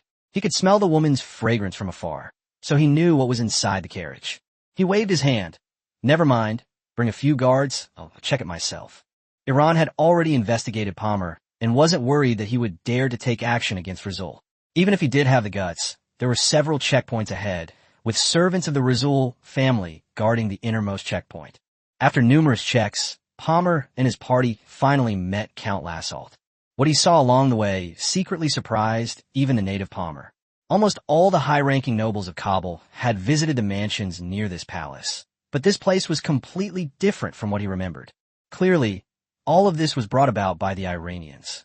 Although Afghanistan once had its own civilization, it was far inferior to ancient Persia. In modern times, Afghanistan gradually reverted to a tribal state due to geographical reasons. In contrast, Iran, from the Safavids to the Qajars, has maintained its traditions unbroken. Even after being severely damaged by the Durrani dynasty, Iran recovered and remained Iran. Afghanistan, on the other hand, was attacked by Iran once, but has been slow to recover. This difference in civilization caused Palmer, who came from a tribal background, to involuntarily bow down. Upon entering the main hall, he immediately saw Rasul sitting at the head of the table and was stunned by the man's imposing presence. Rasul was a trusted follower of Shapur and a lifelong admirer of the glory of ancient Persian civilization. Even when traveling, he constantly displayed this grandeur. Some found it pretentious. Others secretly looked down on him, but he never cared. Palmer had only one thought in his mind, truly befitting the nobility of a great nation. Compared to them, the nobility of a small country like Afghanistan was like stars before the moon. Even though his status in Afghanistan was not low according to his title, he still obediently bowed and said, "Count Rasul," looking at the burly old man in front of him, and recalling the intelligence he had seen a few days ago. Lassault felt a headache coming on. Even without the intelligence reports, he could tell at a glance that Palmer was a formidable military figure. He really didn't understand what the intelligence department was trying to convey by spending so much time on that report. Chapter 63, A Special Gift for Palmer. Lassault was actually prepared for Palmer's arrival. He had deliberately delayed the meeting since Palmer's first request, scheduling it for today. Iranian intelligence had long ago thoroughly investigated Palmer and his family. This family was quite influential in Afghanistan, yet they were disliked by the British. In Afghanistan, if one is not favored by the king, one can still seek refuge with the British.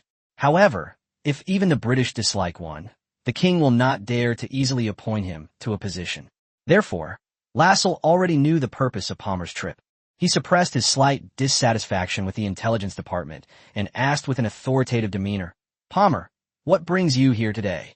Palmer replied respectfully, "Sir, I have some small gifts outside." May I bring them in first? Lassell nodded. He had been receiving news about the gifts ever since Palmer began preparing them. As a high-ranking figure who had already confirmed his attendance at the conference in Afghanistan, his attention to the situation had never waned.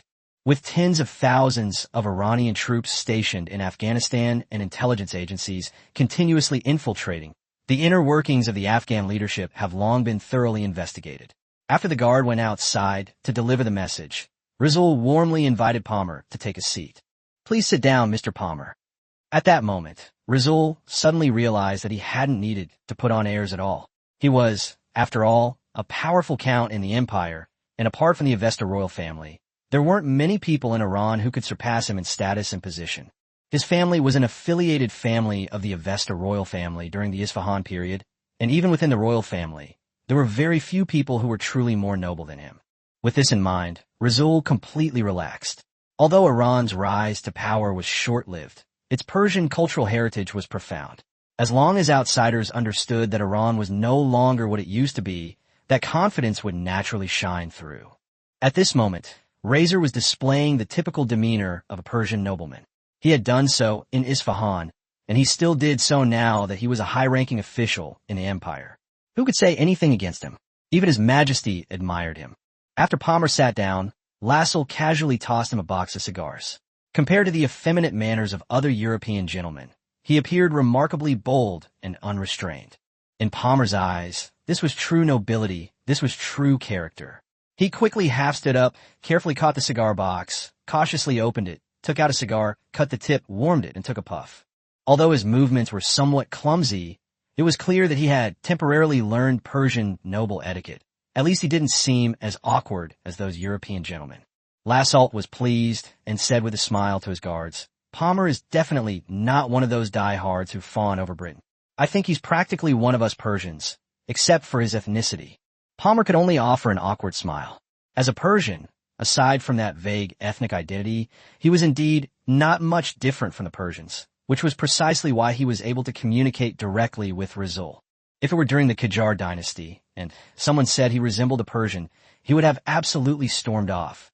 At that time, Afghanistan had just distinguished itself in the Anglo-Afghan War, and the king at least still held considerable domestic power. In contrast, during the Qajar dynasty, Russian troops invaded Tabriz, and the British South Persian riflemen drove the official forces out of the southern coast. But things are different now. Iran has just decisively defeated Tsarist Russia and sees substantial benefits from it. To Palmer now, being described as resembling a Persian is actually a compliment. As a general who had defended Afghanistan against the British and Russian invasion, Palmer was quite pleased with the praise. His initial discomfort at having come to humbly beg for help dissipated considerably at that moment. He even secretly felt that it was definitely the right decision to learn Persian noble etiquette in the last few days, and that he should continue to learn in the future. The atmosphere then became very harmonious. After Lassell saw the gift Palmer had brought, he immediately felt that the old man was definitely worth getting to know better. The gifts were not only exquisite, but also imbued with a rich cultural heritage.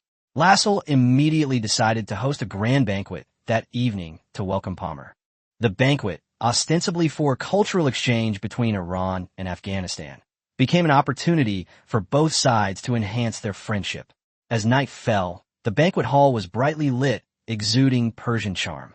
Those of any standing in the Iranian delegation were dressed in their finest attire, chatting and laughing, raising their glasses in a warm and congenial atmosphere. Palmer also summoned a group of Afghan nobles from his own faction. At the banquet, both hosts and guests enjoyed delicious food, wine, and music, spending a pleasant evening. Only after the banquet ended did Palmer's true gift appear before Lassell.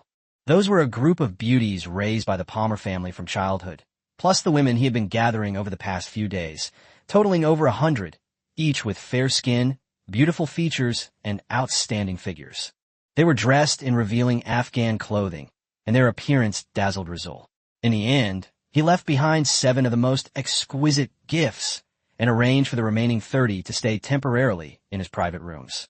After all, 37 was far too many.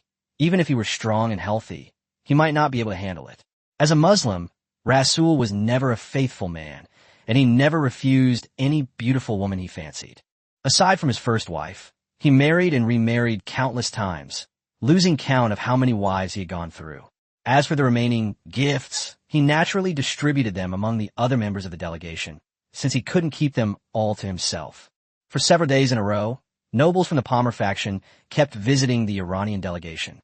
Wine, women, gold, and jewels were sent over in droves, which Rasul accepted without hesitation. Back in the empire, he had to consider the consequences, as he was a trusted minister of His Majesty, and going too far would damage His Majesty's reputation. But in a small country like Afghanistan, he didn't care at all. Moreover, Iran will soon become one of the masters behind Afghanistan, and then local forces will naturally handle all the troubles for them. Several days later, the meeting finally entered the so-called tense formal negotiation phase. But in essence, this negotiation was nothing more than the three countries directly notifying Afghanistan and incidentally demanding benefits. Tsarist Russia was the first to state that Afghanistan had interfered with their operations during the war and therefore deserved reparations. Iran, naturally not to be outdone, also demanded compensation, citing Afghan mountain people's interference with Iranian military operations. As for the British, they had long disliked Afghanistan. This country had repeatedly refused to become a British colony, and now it was time to teach them a lesson. Once they witnessed the sinister intentions of other nations, would Afghanistan still be able to refuse Britain? Chapter 64, Leisurely Time. Tehran, Iran. Inside the Gilestan Palace, the emperor of all the Iranian people, the Shah of all Persians, the Khan of Isfahan, the monarch of Basra and Kuwait, the great Shapur the Great, enjoyed a rare day of leisure. With the end of the Three Kingdoms War and Iran's victory, Shapur's prestige within the country rose once again. As the first monarch in the greater Iranian region in centuries to truly defeat Western powers, he had become almost divine in the hearts of Iranians. With the war just ended, many affairs in Iran were temporarily put on hold, especially in the Ministry of War, where the generals were now simply waiting to distribute the spoils of victory. Shapur left a portion of the second-line troops on the front lines, while the majority were directly disbanded. As for the Foreign Legion, he accepted all those who wanted to stay. In any case, the death of these people would not have a significant impact on Iran itself. At most, it would just cost more money to maintain a batch of blood packs that could be used at any time. Most of the troops had been withdrawn from the front lines, while the 4 divisions, 7 regiments, and 32 battalions that had achieved the most outstanding results were transferred to Tehran by Shapur. The Royal Guard did not participate in this war. Shapur's decision to bring these elite troops to the capital also served as an opportunity for the Royal Guard and the 1st Division stationed in Tehran to select soldiers. After all, the capital region was a strategically important area, and he would never feel at ease unless it was guarded by elite troops. Those soldiers who had retired from the front lines and distinguished themselves in battle were the most suitable candidates. Shapur planned to select a group of loyal and reliable men from among them, and send them to the Royal Guard and the Attendance Office for further training. After a few years, he would promote them by 1 or 2 ranks and send them out to serve. This would not only stabilize the loyalty of the army, but also keep capable officers firmly under his command, preventing them from being misled by outsiders. Shapur was resting in the Gilestan Palace when he suddenly caught sight of Akbar approaching from a distance. The man was carrying a document and was being led closer by a guard. As Akbar approached, Shapur casually asked, "What's going on?" Akbar respectfully replied, "Your Majesty, preparations for the 1905 military parade are complete. The Royal Security Service and the Royal Guard cleared Tehran province 2 weeks in advance, so you can watch the parade with peace of mind." With the war won and the soldiers having secured new territory for the empire, they naturally deserved to be treated well. Shapur's rewards were extremely generous, allowing soldiers to choose any woman imported from Tsarist Russia they wanted, and if one wasn't enough, he'd give them 2. If a soldier's family was struggling financially, Shapur was generous. He would give out bonuses in red envelopes, cash gifts, providing them for 15 festivals a year, including both ancient Persian and Muslim holidays. It doesn't matter if the government and the War Department are short of money. Avesta Corporation earns more than enough each year. If Shapur can't use it all himself, he can simply allocate funds from the company to reward those who have made contributions on the front lines. Shapur rolled over. Every corner of the Gilestan Palace had air conditioning all day long, so staying in the room was cool enough, but basking in the sun while enjoying the air conditioning was clearly more comfortable for him. As for whether he would get sick, he didn't care at all. He had completed his aristocratic studies at the age of 12, was skilled in archery and horsemanship, and was proficient in wrestling, martial arts, and traditional Iranian martial arts. This bit of wind and sun was nothing to him. After turning over, he looked at Akbar and asked, "When is the military parade scheduled?" In fact, Shapur did not know the specific date. He was only responsible for issuing orders. The timing of the parade was determined by the government, while the selection and training of soldiers were the responsibility of the Ministry of War. The War Department's preparation report had already been submitted to him, but the government hadn't yet provided the complete process. Shapur couldn't help but sigh inwardly. It seemed his Prime Minister Rafsanjani, this staunch feudalist comrade, had been somewhat negligent in his work lately. Meanwhile, inside the Prime Minister's residence, Rafsanjani was holding a brief meeting with several Interior Ministry officials. Suddenly, a chill ran down his spine. He looked at the crowd in front of him with a puzzled expression, then turned to look behind him. Because it was just a small, impromptu meeting, only 5 or 6 people attended. They didn't even go to the meeting room. Instead, they stood in the corridor listening to him give instructions. The former Prime Minister finished assigning tasks in a few words and then dismissed the officials. After they left, he looked back and saw only the Minister of Industry, Ali Motahari, and his eldest son standing there. The man was none other than Lalola Ali Motahari, a lieutenant colonel and member of the Shapur Guard. 5 years ago, he was just a captain, but now he has risen to lieutenant colonel, and he is only 32 years old. No wonder the military always says that bodyguards are the most sought-after officers. If a captain were placed in an ordinary position, it would take at least 8 years to be promoted to lieutenant colonel, and that's assuming everything goes smoothly. If there's even a slight setback along the way, it might take 12 years. Looking at his son, old Ali couldn't help but sigh. Good lad, serving His Majesty is truly different. You become a lieutenant colonel so quickly. Back in the day, it took me a full 17 years to rise from platoon leader to lieutenant colonel deputy regimental commander. He spoke of the past with a hint of pride. When the war broke out, his regiment was decimated. The first call came from the division headquarters. The company commander and deputy company commander had both been killed in action, and he became the company commander the moment he answered the phone. After the second phone call, he became a battalion commander. The third call, and he became a deputy regimental commander. Old Ali chuckled as he recounted this. La Lola looked at her father with a puzzled expression. It was quite an achievement to be able to explain military incompetence in such a simple and easy-to-understand way.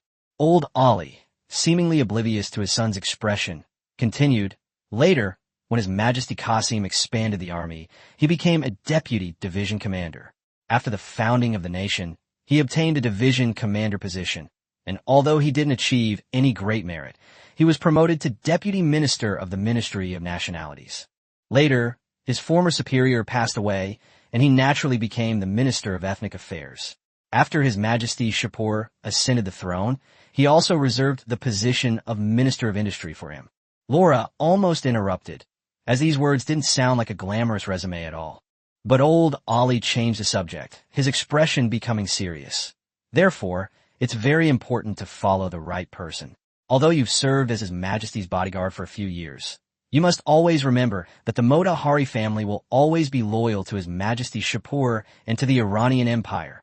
La Lola rolled her eyes, not taking her father's advice to heart. His loyalty to His Majesty was beyond question. How could someone who wasn't loyal become His Majesty's bodyguard? So he simply replied, "Minister, I'm still busy.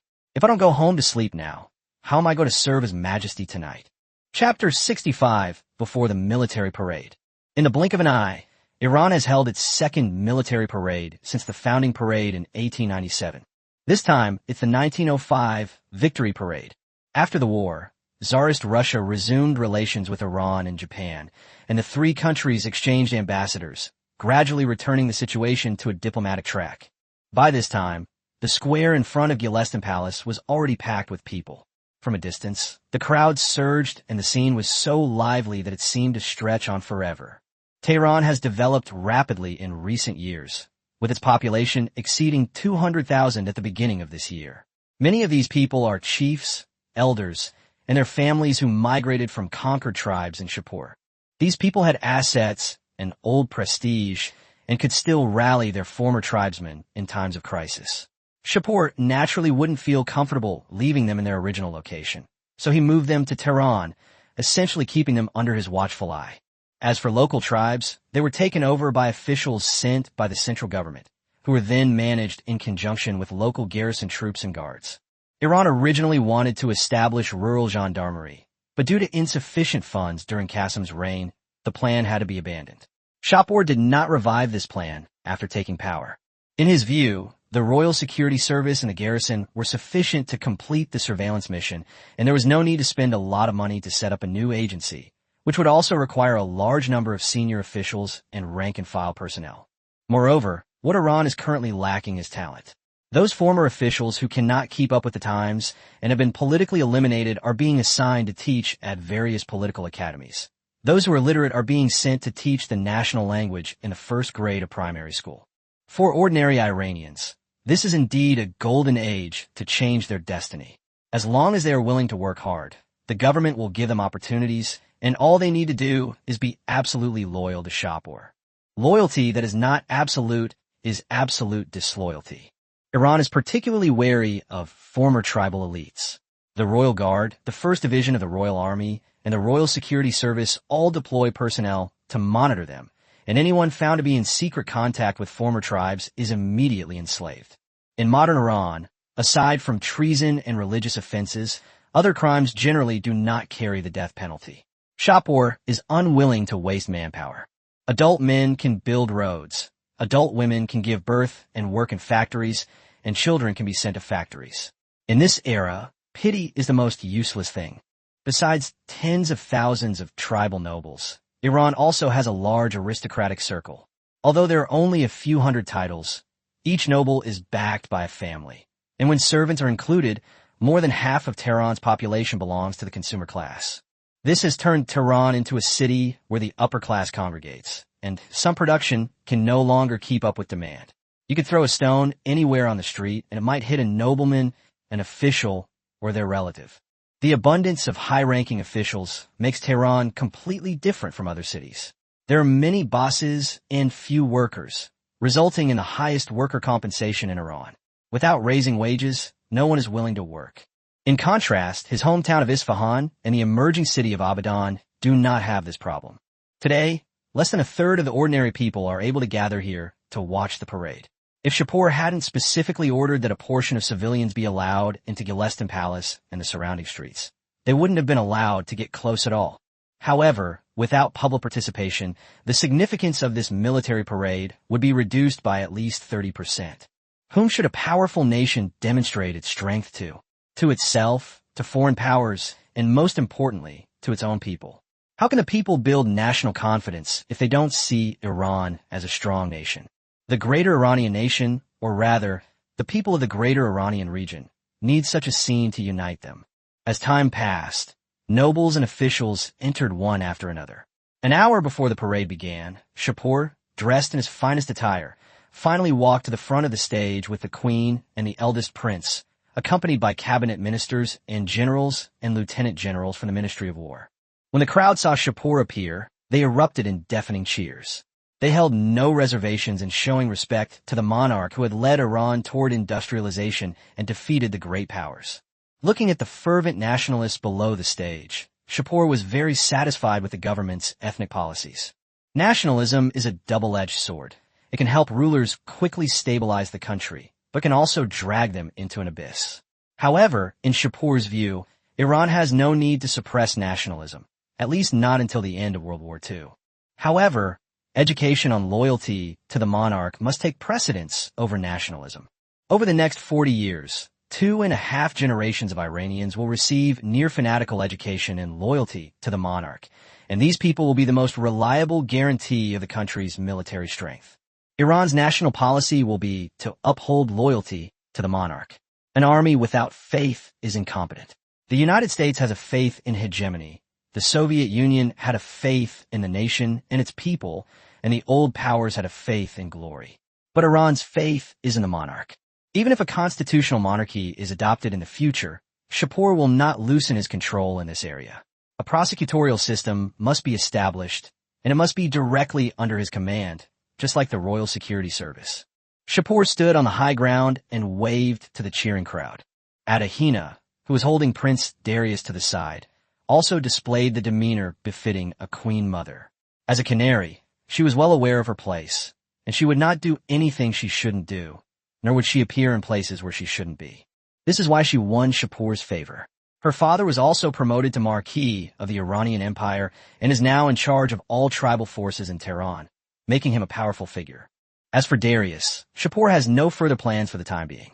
Apart from establishing a special royal academy ahead of schedule, he does not intend to bestow any title upon the child. If anyone is to be granted an official title, it can only be Crown Prince, the heir apparent. In Shapur's view, any other title is meaningless. Chapter 66. The Military Parade in Progress. After all, excessive bestowal of titles could easily give rise to other ideas among those with ulterior motives. Although Shapur believed that most of his subjects were loyal to him, loyalty and participation in the selection of an heir were never entirely contradictory. This was also the first time that Empress Adahina of Iran had attended a public event. Previously, she had mostly attended court banquets and private gatherings. Similarly, this was the first time that Crown Prince Darius had officially met the Iranian people. Many high-ranking officials had never even met him before. After greeting the crowd, Shapur began his speech. The Avesta family is known for its straightforwardness, and he didn't launch into a long speech, simply praising the Iranian army's performance in the war and declaring Iran's formal rise, stating that the previous wars were merely stepping stones on the road to that rise. The entire speech lasted less than 10 minutes. On the stage, ambassadors from various countries gathered together, but the atmosphere seemed somewhat awkward, especially the Russian ambassador. As Iran's first ambassador after its founding, he should have already completed his mission and returned home to enjoy his retirement. However, due to the war, relations between the two countries deteriorated rapidly, almost falling back to the state after the First Russo-Polish War. After the peace treaty was signed, no one in Tsarist Russia was willing to serve as ambassador to Iran, so he had to take on the position again. As an ambassador, he had to attend Iran's public events, but this particular event looked like it was being held in a way that offended Tsarist Russia. What upset him even more was that the positions of the German and Japanese ambassadors were ranked ahead of those of other countries. The former gendarme of Europe had now been defeated by two tiny nations, and the central government had even ceded territory to appease them. This was an insult to an official like him who wanted to get things done. The British ambassador stepped back 2 paces, approached him, and said in a low, sarcastic voice, "Earl, you don't seem to be in a good mood." The Russian ambassador stubbornly turned his head away, pretending not to care. The British ambassador chuckled at this. Suppressing first, and then winning over was an old British practice. Up ahead, after Shapur finished his speech, he handed the stage to Prime Minister Rafsanjani. But the Prime Minister's speech was much more complex, covering a wide range of issues. Shapur, standing at the back, couldn't bear to listen anymore and secretly regretted that he should have arrived later and only given the old man a few minutes after he finished speaking. Finally, the Prime Minister announced loudly, "The 1905 Victory Parade is now officially open." As the words fell, the national anthem of the Iranian Empire began to play. The national anthem, which Shapur himself named the Imperial March, resounded powerfully as it was played by the military band, its grandeur even surpassing that of a grand banquet. At the same time, soldiers from the 7th Division of the Royal Iranian Army walked slowly toward the podium to the rhythm of a march. To ensure their soldiers are in top form for the upcoming military parade, the officers of the 7th Division have been conducting intensive training for them ever since they received orders. They didn't even relax for a moment while on the train. The results of the rigorous training were extremely impressive. The synchronized steps, the black army uniforms, and the soldiers who had been through the baptism of war sent a clear signal to all the observers. Iran seemed to have truly risen to power. The Russian ambassador, who had just ignored the British ambassador, now looked extremely grim. He lowered his voice and gritted his teeth, saying, "Britain will regret everything they've done today." The British ambassador's expression was equally grim. The discipline displayed by the Iranian army at that moment was already more impressive than that of their own ceremonial forces. More importantly, the origins of the 7th Division are no secret. Everyone knows that this unit is one of Iran's elite forces on the Caucasus front. Elite units are not to be underestimated, and the fact that they can display such discipline is even more astonishing. However, the British ambassador forced himself to suppress his surprise and said calmly, "Since the United Kingdom can support Iran, it naturally has ways to restrain Iran." The Russian ambassador scoffed, not believing a word of it. If Britain could truly check and balance, why would it have allowed Iran to expel British influence and allowed the interests Britain had gained during the Qajar dynasty to be liquidated? He said coldly, 8 years ago, when Iran held its founding parade, some people in Britain must have seen it, right? The difference between then and now is enormous. As the troops approached the platform, their impeccable military salute once again demonstrated the meaning of absolute obedience. The soldiers raised their hands in unison, the height of each rank and column meticulously planned, and the range of their movements and the angle of their hands were almost perfectly synchronized. Shapur returned the salute to his soldiers. The parade continued, and the representatives of the great powers truly saw a new Iran. The German ambassador, in particular, made almost no attempt to conceal his intentions. His face practically screamed that Germany wanted to forge a closer alliance with Iran. The onlookers were equally awestruck by the imposing presence of the Iranian soldiers. At least so far, they had never witnessed such a sense of oppression from the armies of any other country. Many discerning viewers have already reached a clear conclusion. The benefits a strong motherland brings to those living abroad are beyond the comprehension of ordinary people. Without personally experiencing life abroad, it's difficult to understand what a strong motherland truly means. A large portion of the audience consisted of upper-class individuals who had some relevant experience and had interacted with many foreigners. Therefore, the impact of the 7th Division was particularly pronounced for them. The soldiers' performance not only astonished onlookers, but even surprised Shapur himself. He had given the order for the Iranian army to adopt the Prussian goose step, but he had not previously carefully reviewed the results. Seeing the results achieved by the 7th Division, Shapur developed a favorable impression of the entire unit. It's clear that the soldiers and officers of the 7th Division will receive considerable preferential treatment in various aspects in the future. The Prussian goose step is indeed the best choice for displaying military might. As for the training methods of Britain, France, the United States, and Russia, they can go cool off somewhere else. If we were to use the methods employed by those countries, the person currently in the position of ambassador to Tsarist Russia would likely be the Iranian ambassador to Tsarist Russia, and his position would be even lower. Chapter 67 Imperial Guard arrests Russian ambassador. After the military parade, Shapur extended invitations to the dignitaries present, inviting them to a banquet at the Gulistan Palace. The celebrations were for the common people, while the banquet was for the elite, a perfectly fitting arrangement. On the way out of Gulistan Palace, the ambassadors from various countries walked together in twos and threes. The ambassadors from Britain, Germany, the United States, Japan, and other countries chatted particularly enthusiastically because of their alliance during the previous war. The Japanese ambassador frequently recounted amusing anecdotes from the Russo-Japanese War, deliberately drawing attention and causing those around him to glance at him sideways. Those mocking looks made the Russian ambassador's expression increasingly unpleasant. In the past, which country would have dared to treat Tsarist Russia like this? But everything changed 8 years ago. That year, Tsarist Russia sent more than 10,000 soldiers in a detachment to attack Iran, only to be completely annihilated by Iran, severely damaging its prestige.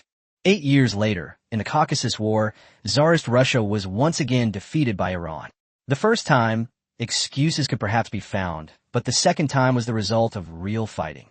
Military, intelligence, and espionage, Tsarist Russia suffered a near-total collapse. The French and Portuguese ambassadors, who were standing beside the Russian ambassador, could only pretend not to see the mockery from Britain, the United States, and other countries. Britain and France, these allies, only stood together when the Triple Alliance threatened them. Otherwise, they went their separate ways. Just like the Three Kingdoms period, Britain supported Japan while France supported Russia. So-called allies are not truly reliable when faced with conflicting interests. Because Gulistan Palace was under lockdown, the Royal Guard specially designated an area outside the parade grounds for ministers and envoys to park their cars and carriages. Therefore, these ambassadors had to walk a considerable distance to return to their residences. They did not go directly into the palace for the banquet. After all, One should tidy up their appearance before attending a banquet, and no one wants to see Shapur wearing clothes that have been drying all day. Inside the Gilestan Palace, a flurry of activity was underway. A large number of court servants were preparing for the banquet, and drinks such as fermented wheat juice, red grape juice, and traditional Iranian liquor were being brought into the banquet hall. The Russian ambassador grew increasingly impatient, his pace quickening. Just then, a military vehicle suddenly stopped beside him. An Iranian bodyguard abruptly alighted, approached him, and said in a low voice, "Mr. Ambassador, Director Isfahani requests your presence." The Russian ambassador glanced sideways. Isfahani was the surname of Akbar, the head of the Royal Iranian Security Service, and Akbar was the only member of the family to be called the head. The Russian ambassador, of course, understood that Akbar was the mouthpiece of the entire Isfahani family. He glanced at the guards with hostility and sneered. "The Royal Security Bureau? How interesting. I have nothing to say to you." He was well aware of the immense impact the Royal Security Service had on the front lines during the war.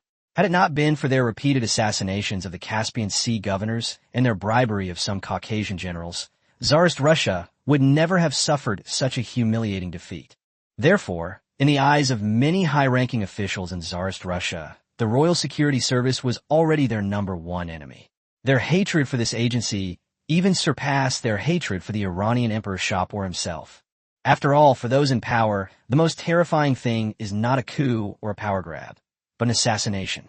A coup might not kill them, and seizing power might allow them to live a respectable life. But once assassinated, they lose everything. The guard ignored his attitude, simply waving his hand. Several members of the action team immediately got out of the car and surrounded the Russian ambassador and those around him. Then, he loudly announced, "Mr. Ambassador, I am now arresting you on espionage in the name of the Royal Security Bureau of the Iranian Empire." The Russian ambassador was stunned. The peace treaty had only been signed a few days ago. He'd only said a few defiant words, and the word arrest had already been used. He was about to speak, "Lieutenant Colonel," but before he could finish, the guard waved his hand again. Several soldiers covered his mouth and forcibly dragged him into the military vehicle. The Royal Security Service's actions left the French and Portuguese ambassadors standing nearby utterly dumbfounded. In less than 2 sentences, they'd actually arrested an ambassador from one country. Where was justice? Where was the law? However, the route taken by the powerful and wealthy differed from that of ordinary people, so there were no reporters present, and no one recorded the scene. Reporters were kept on the side of the ordinary road, unable to enter the circle of the powerful and wealthy. Soon, the military vehicles drove towards the security building in Tehran. This is the official headquarters of the Royal Iranian Security Service, and also where Director Akbar usually works. As an intelligence organization, the Royal Security Service is unusually high profile. Its headquarters building is one of the top 5 tallest buildings in Tehran, and the Royal Security Service's logo is enlarged countless times and prominently displayed on the roof. The Royal Security Service is a semi-public organization. Its headquarters and branches in various locations are housed in buildings of varying sizes, and many of those brought inside do not try to conceal their identities, often attracting onlookers from the public. For Iran's major newspapers, this place is a hot news story. With access to the 3 palaces restricted and reporters forbidden from approaching the aristocratic quarters, they don't usually have many juicy scoops to dig up, making the Royal Security Bureau building the most sought-after location. The unique nature of this organization meant it was bound to produce sensational stories. Just recording who was arrested and who was taken in each day was enough for the newspaper to make a fortune. At that moment, the car carrying the Russian ambassador stopped in front of the building. The moment the guards helped him out of the car, it immediately attracted the attention of reporters, especially since this was a rare occurrence with a royal security officer personally leading the team. The signal was clear enough. The person brought here this time is definitely not simple. Suddenly, someone recognized the Russian ambassador and exclaimed, "That's the Russian ambassador. I saw him at the founding ceremony of the nation 8 years ago." 8 years ago, when Iran was founded, pro-Russian and pro-British forces were both very strong within the country, making the positions of the British and Russian ambassadors extremely prominent. Coupled with his status as the first ambassador after the founding of the nation and the first ambassador after the peace treaty, he has recently gained some notoriety in Iranian media. Soon, more and more reporters confirmed his identity. Camera shutters clicked incessantly all around, and all the lenses were pointed at him. For the first time, the Russian ambassador felt such disgust at being in the spotlight. For the sake of the empire's reputation, and for his own, he could only feign ease. After all, he wasn't in shackles, and outsiders might not know he had been captured. He glanced at the constantly flashing cameras out of the corner of his eye and silently vowed to himself that when he got home, he would smash all the cameras in the house. He didn't want to look at those disgusting things again. Chapter 68, Security Bureau Building. Why did the Royal Security Service arrest the Russian ambassador? Isn't the war over? Does the empire intend to continue fighting? The peace treaty was just signed. Wouldn't that damage the empire's credibility? In front of the Security Bureau building, reporters were making no attempt to hide their chatter. Some had already raised their cameras, excitedly searching for the perfect angle, even boasting that shooting from this direction would perfectly conceal the Tsarist ambassador's free hands, making it impossible to tell that he was non-shackles. These words, seemingly a journalist's instinctive reaction, are actually more like a psychological offensive tacitly approved by the Royal Security Service. Compared to the interrogator's threats, the journalist's sarcasm and speculation are sometimes more likely to break through the target's defenses. However, the Royal Security Service was too prestigious, with fully armed soldiers standing guard at the entrance and plainclothes agents swarming the streets. No matter how outrageous the reporters were, none dared to cross the line. But there are always those who dare to be bold. A reporter reached over the soldier's waist and pressed the lieutenant colonel's bodyguard, asking, "Lieutenant Colonel, why did you bring the Russian ambassador here? Didn't the victory parade just end? Did something go wrong with the parade?" The moment the words "victory parade" were uttered, the eyes of the surrounding reporters lit up instantly. These people guarding the entrance to the Security Bureau weren't qualified to watch the parade in person, so they were naturally extremely curious about everything that was happening there. Then a series of problems came crashing down on us. Was there an assassination attempt during the military parade? Was the murderer Russian? Otherwise, why arrest the Russian ambassador? "Lieutenant Colonel, please answer this." The lieutenant colonel ignored them completely and led his men quickly into the building. Just before entering, he muttered under his breath, "A bunch of reactionaries who thrive on chaos. Tonight, I'll lead a team to the home of your newspaper's head." This matter didn't need to be kept secret, but these reporters were really annoying. Since the Royal Security Service expanded its power in 1900, all newspapers and news channels in Iran have been under their supervision. Every newspaper must be censored before it is published. Any newspaper that dares to publish reactionary remarks will be raided by the local security bureau that very night. Of course, the Security Bureau won't easily implicate ordinary reporters and editors. They usually only talk to the newspaper's management and its financial backers. After all, if things escalate, news will spread like wildfire, and no one can predict how things will end up. At this moment, on the top floor of the Security Bureau building, Akbar had already returned from Yelestan Palace.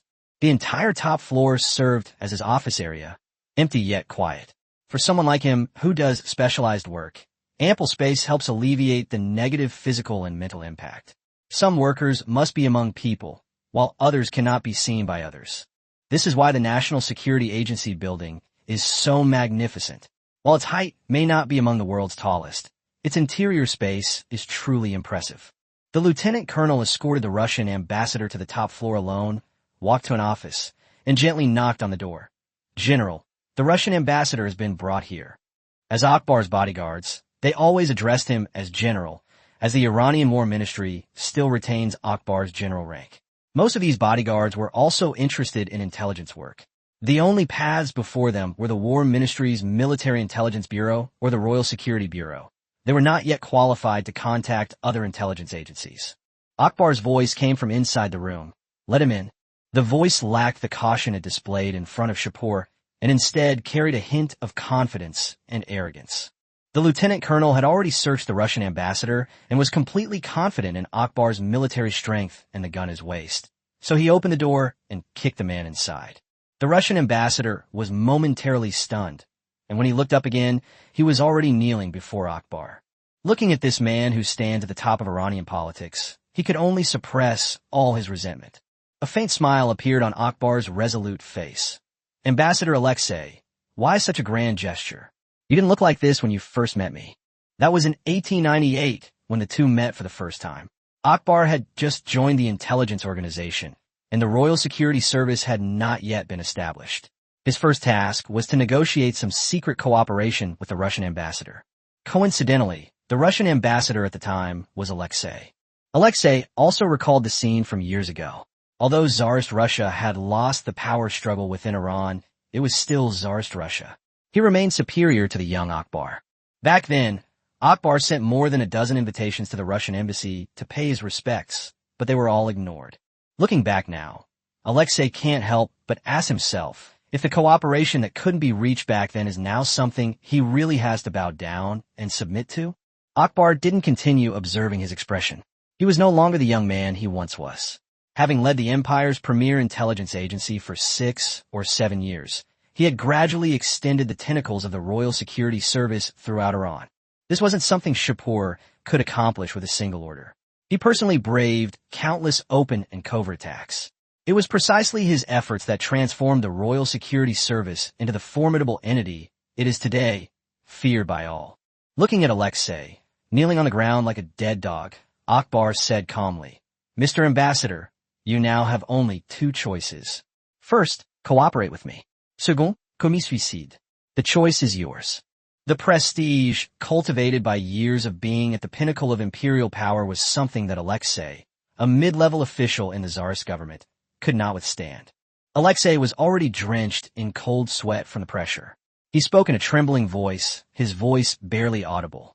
Chief Isfahani, Chapter 69, Educational Matters.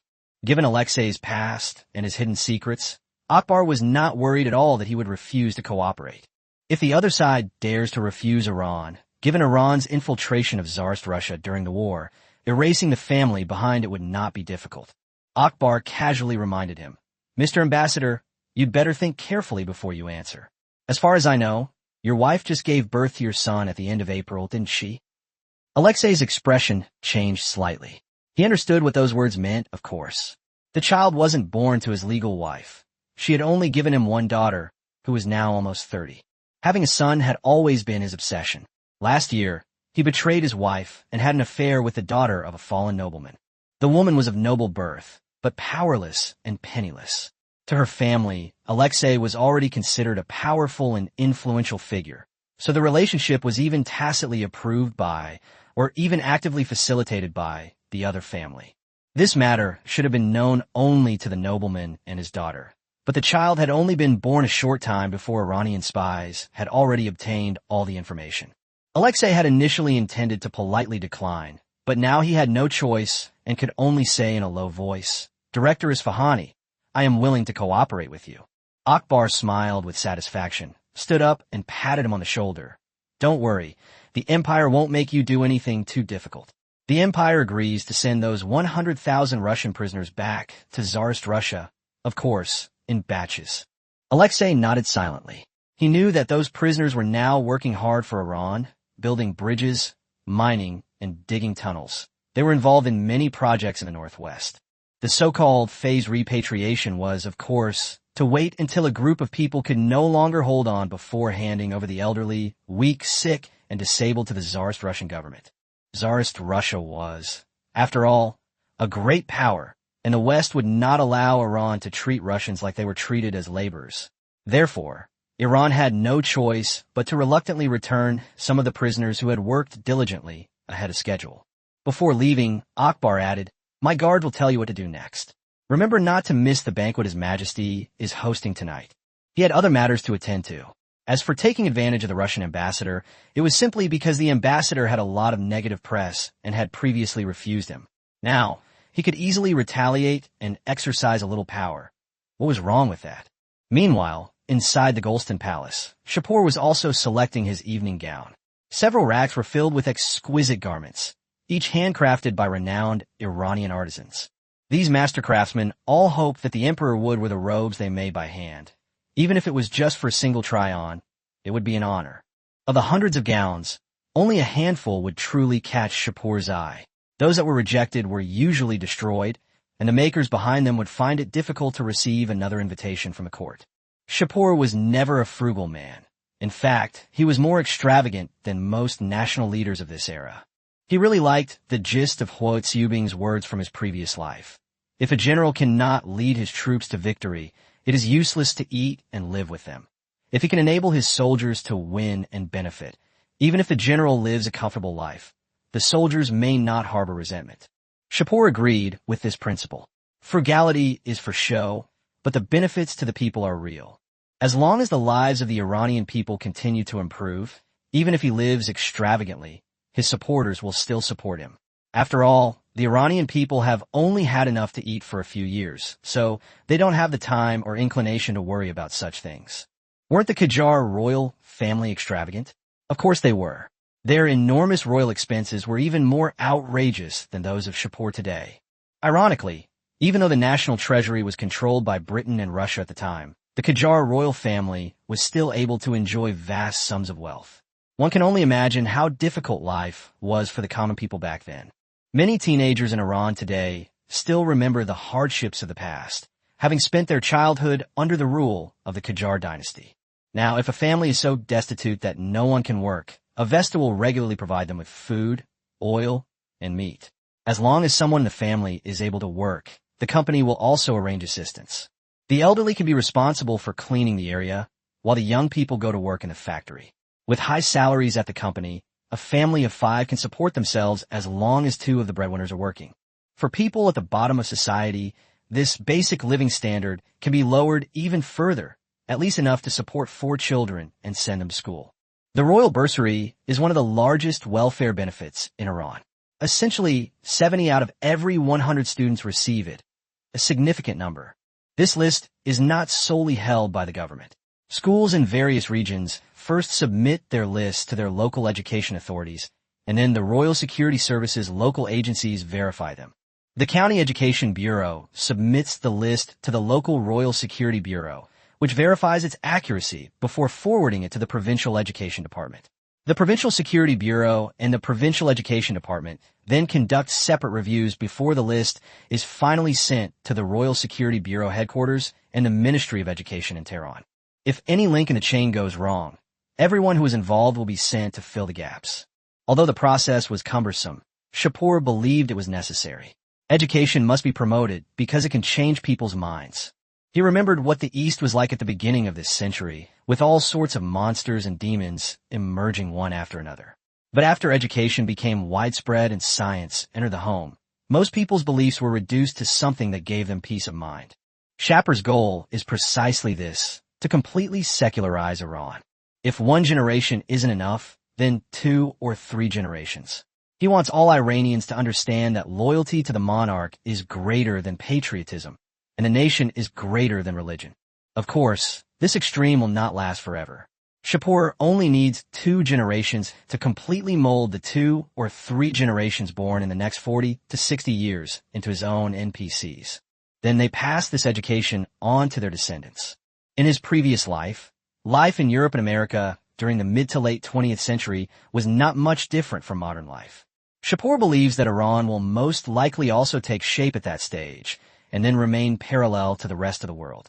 Under such circumstances, those NPCs who have been educated and molded will certainly complete the tasks assigned to them extremely well. Chapter 70 Southeast of Perth.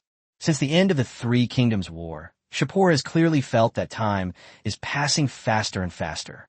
The victory parade has concluded successfully. Guests have gathered for the evening party at the Gileston Palace, and relations between Iran and other countries have begun to move towards equality. From this moment on, Iran was able to interact with Europe as a newly emerging nation. In Asia, its status was second only to Japan, China, Russia, and Austria.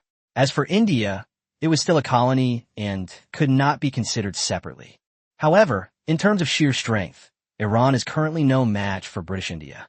That colony included what would later become Pakistan, India, Bangladesh, and Burma, where Britain established a more mature industrial system and had a population 10 to 20 times larger than Iran's.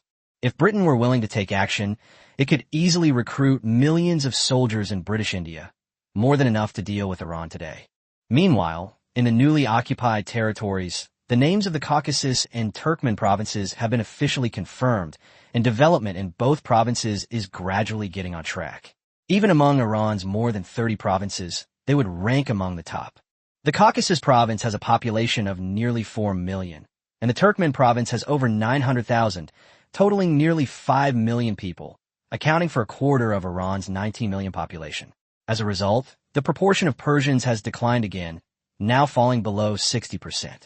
In April 1906, a convoy stopped in the wilderness 130 kilometers southeast of Perth, the capital of Western Australia, a self-governing dominion of Australia. They are a team of Iranian experts from the Iran-Australia Joint Mining Company, who have been exploring the area for over 6 months. The company has 5 major shareholders. The Iranian government holds 30%, the royal family of Shapur holds 37%, the Australian government holds 0.5%, the Western Australian government holds 13%, and the British royal family holds 15%. The decision-making power of the Iranian government is held by Shapur, while the Australian government's part is managed by the Western Australian government. In reality, both only have the right to receive dividends and do not have real decision-making power. The 3 parties, Australia, Western Australia, and the UK, only send professionals to periodically inspect the company's operations to ensure their interests are not harmed. They are not concerned with where the company specifically explores for minerals. Australia is too large and has a small population, making it impossible for any single power to completely cover the entire continent. Currently, the main focus of all parties is still on the mining companies they control.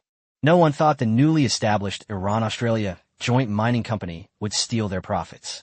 On the contrary, everyone thought the Iranians were giving them money away, dividends, taxes, and no need to invest their own manpower and capital. This company, wholly funded by the royal family of Shapur, is primarily responsible for mineral exploration on the Australian continent and is an important project in the friendly cooperation between Iran and Australia. It currently owns several coal and iron ore mines, and the UK and Australia have priority rights to purchase the produced ore. These conditions enabled Iranians to explore for minerals on Australian soil. The company's current focus is almost entirely on Western Australia. A large number of Iranian technicians are concentrated in southeast Perth. Because Shapur has complete control of the company, other factions have no way of knowing the exact whereabouts of these experts. The outside world might find it strange that so many people had disappeared for more than half a year. As for whether Iran was secretly causing trouble, no one cared at all. At most, they thought they had gone to explore some uninhabited area again. At that moment, a group of people were running excitedly through the camp. The young man leading the group rushed into a tent and shouted excitedly, "Teacher Ali, just now, the probe reacted extremely strongly. We speculate that there is definitely a super large mineral deposit down there." Ali, 51, is a distinguished professor at the Faculty of Geology, University of Tehran, and a renowned geologist in Iran. He studied in Europe for over 20 years, returning to Iran during the Avesta dynasty. Qasim values talent, and Ali was given important responsibilities as soon as he returned to the country. Today, he holds multiple positions, including Minister of Geology at the Royal Court, Chief Expert of the Royal Mining Company, Distinguished Professor of the Geological Faculty at the University of Tehran, and Chief Expert of the Iran-Australia Joint Mining Company. At this moment, Ali was speaking with Kalam Esther, the captain of the camp's guard. Esther was a lieutenant colonel from the Iranian Ministry of War's aide-de-camp. Ali, who came from a high-class background, was immediately displeased to see his disciple so impetuous. Everyone here had received an aristocratic education. How come this student had absolutely no manners? He glanced at Kalam, making sure the other wasn't displeased by his disciple's abruptness, before turning his face to the young man. "Mohammed, where have you learned your aristocratic manners? How dare you barge into my tent?" Mohammed Harry shrank back and explained in a low voice, "Teacher, I was just too excited. The company offers generous benefits. This third-year university student has been here for over half a year and has already saved more than 1,000 rials. Once a mineral vein is discovered, the minimum reward is 100,000 rials, with rewards divided into 4 tiers based on the size and value of the vein. 100,000, 300,000, 500,000, and 1 million rials. Even if the minimum is 100,000, and Professor Ali takes 80%, the remaining 20,000 can still be distributed among the 20-odd technicians. Each person receives 800 or 900 rials, which is enough to live on for a while in Iran's most prosperous city. But Ali didn't tolerate him and said sternly, "Get out. If you've forgotten what your etiquette teacher taught you, go ask your classmates." Muhammad had no choice but to obediently step back. After leaving the tent, he looked at his classmates and colleagues outside and gave an awkward smile. Inside the tent, Professor Ali and Kalam exchanged a glance, somewhat embarrassed. "Lieutenant Colonel Kalam, my student has made a fool of himself." Ali's status was such that even ordinary generals would treat him as an equal. So Kalam naturally dared not underestimate him and was well aware of the importance of this team at the moment. He smiled politely. "Professor, your student must have had something important to report, which is why he overlooked these small formalities." Ali nodded slightly. He didn't act superior to Kalam, who was responsible for their safety. After all, in unfamiliar Australia, their safety depended entirely on him. After the two sides exchanged polite responses, Ali said nothing more, only turning his gaze to the tent entrance. Outside, Muhammad tidied his disheveled hair and clothes from rushing back to the camp before gently knocking on the wooden frame at the tent door. He suppressed his excitement and spoke again. "Teacher, we have discovered some information and have some things to report to you." Chapter 71 Inspection of the Royal Special Academy. "Kumin." Professor Ali's voice came from inside the tent. Muhammad immediately realized that his teacher was probably displeased with his earlier recklessness, so he suppressed his excitement and walked in respectfully. He first gave Professor Ali a noble salute, addressed him as teacher, and then turned to salute Officer Kalam. "Lieutenant Colonel Esther."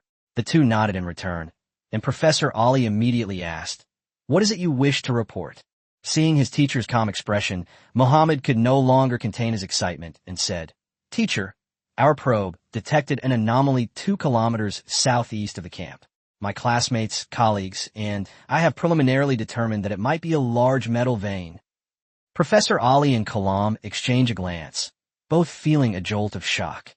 They both knew that this exploration operation, which had lasted for more than half a year, originated from a single sentence from Shapur. He believed there were gold mines in Western Australia and sent people to explore near Perth.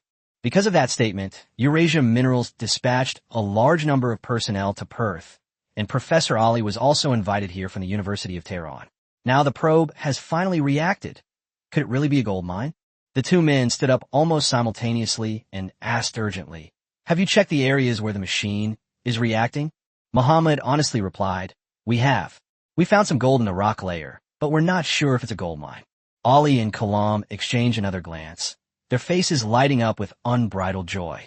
If this truly was a massive gold mine, their contribution would be immense. Ali desired wealth, while Kalam valued his future prospects. Kalam is now a lieutenant colonel, and the next rank he'll be a colonel.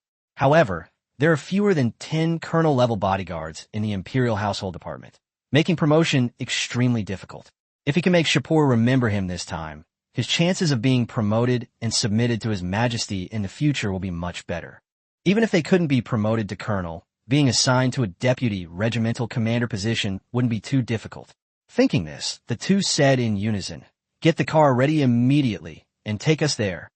Shapur, far away in Tehran, was unaware that his subject was about to deliver a message that was both surprising and troublesome.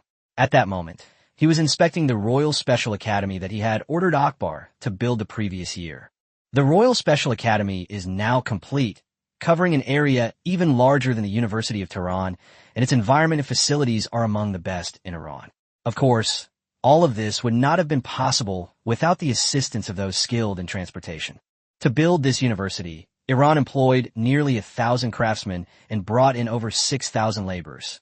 The Iranians were responsible for construction and craftsmanship, while the laborers handled transportation. If the laborers had actually been in charge of the construction, Shapur probably wouldn't have dared to inspect it. After briefly touring the school facilities, Shapur said to Akbar, who was accompanying him, "The Royal Special Academy is my strategic plan for the future of the military. I have decided to personally serve as the principal, and you will be the vice principal.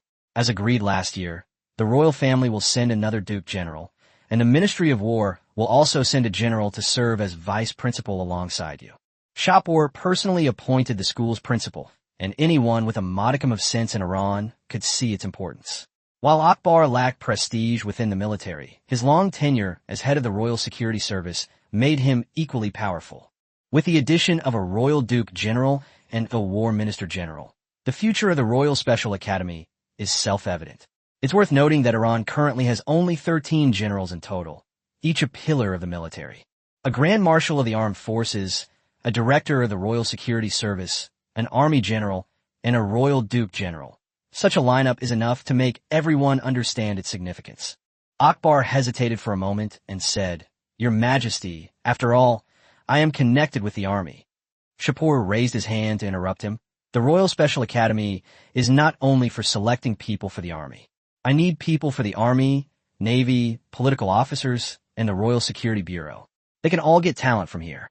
He continued, "Initially, we will establish 4 colleges: the army, the navy, the political affairs, and the security.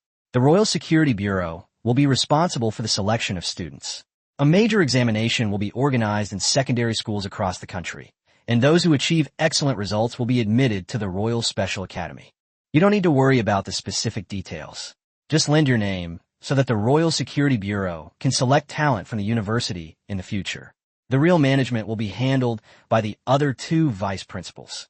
Akbar had no choice but to nod in agreement. Afterwards, Shapur inspected the horse farm, the firearms training range, and other facilities before reluctantly leaving. Upon returning to Gilestan Palace, Shapur immediately ordered that all members of the royal family aged 15 to 16 be sent to the Royal Special Academy. He had previously said that he wanted several members of the Avesta family to die, and he wasn't just making empty threats. He wouldn't even feel sorry for his own brothers, sisters, or children if they died on campus.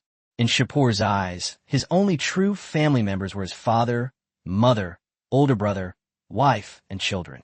As for everyone else, they were just familiar strangers. Of those younger siblings, how many truly amounted to anything? How many in the family could uphold the family's honor? Where were they during the founding war? Why did it ultimately come to the family heir personally leading the charge? Therefore, Shapur would be satisfied as long as 2 or 3 of the Avesta family's 15 or 16-year-old boys could graduate alive from the Royal Special Academy. Not only the royal family, but also a group of nobles would pay the price. Leaving aside the nobles who followed his family in the uprising, he would also spare the nobles who were in theft during the War of National Founding. But those who surrendered after the central government's defeat were nothing but rotten fish in his eyes. These people, by living, only waste the opportunities for Iranian civilians and the middle class to climb the social ladder. Therefore, the Royal Special Academy must be personally overseen by him. Thinking of this, Shapur picked up his pen again and wrote down the words he had written before. Chapter 72, Imperial Succession. No one may inherit a title except from the imperial palace. This time, Shapur didn't write it on a draft paper, but directly put it into the official document. The gist of the document was clear. There were mediocre nobles in every country, and Iran must establish new laws.